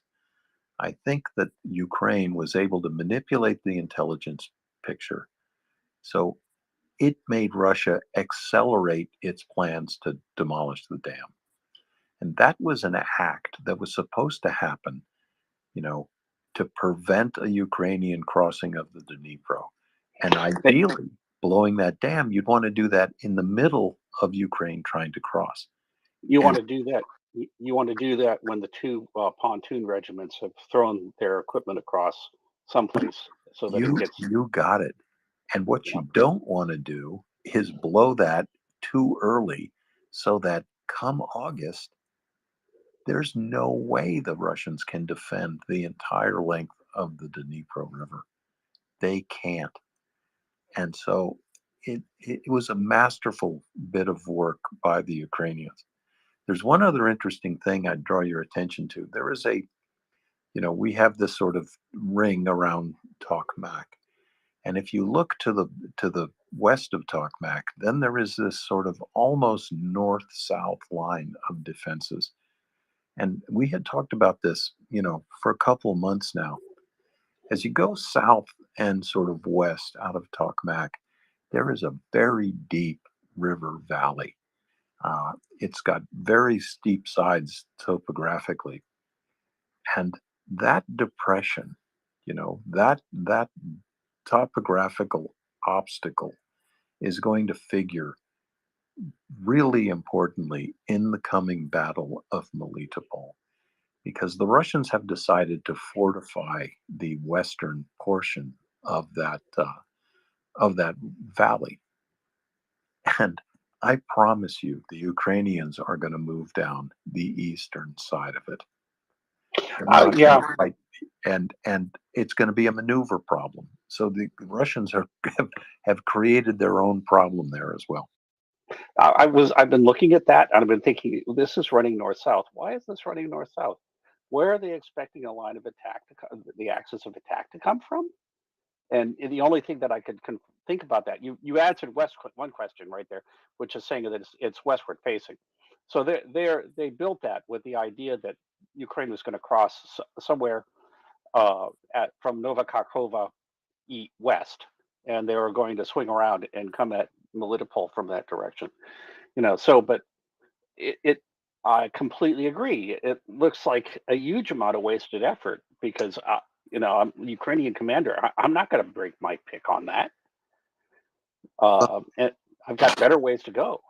Yeah, but you're looking at all these defensive lines, and it's good to have defensive lines. That's great, but this is a maneuver war problem here, right?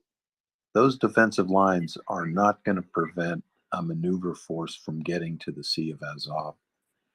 And as long you can have the greatest defensive positions in the whole world, if your guys don't want to fight, or if they're broken through and the Ukrainians are maneuvering to the south of these defensive lines, you are going to see a precipitous withdraw and mass surrenders on the part of the Russians.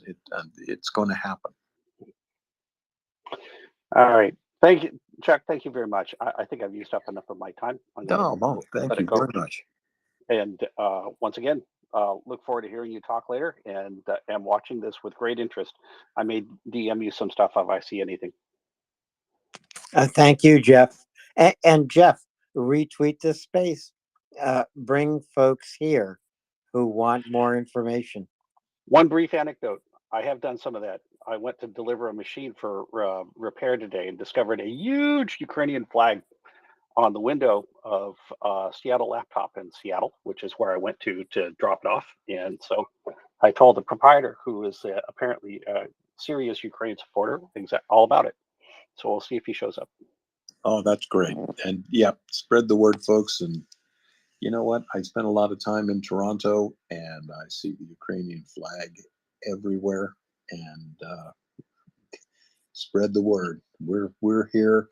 We are the only news organization that has covered this war for 24 hours a day, 7 days a week since the invasion. And I don't think there's ever been a volunteer effort, Alan, in history that has done anything like this. Yeah, maybe the French resistance. I don't know.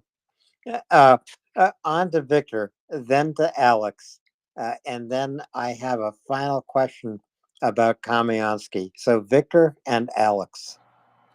Thank you very much for taking my question. I'm learning so much.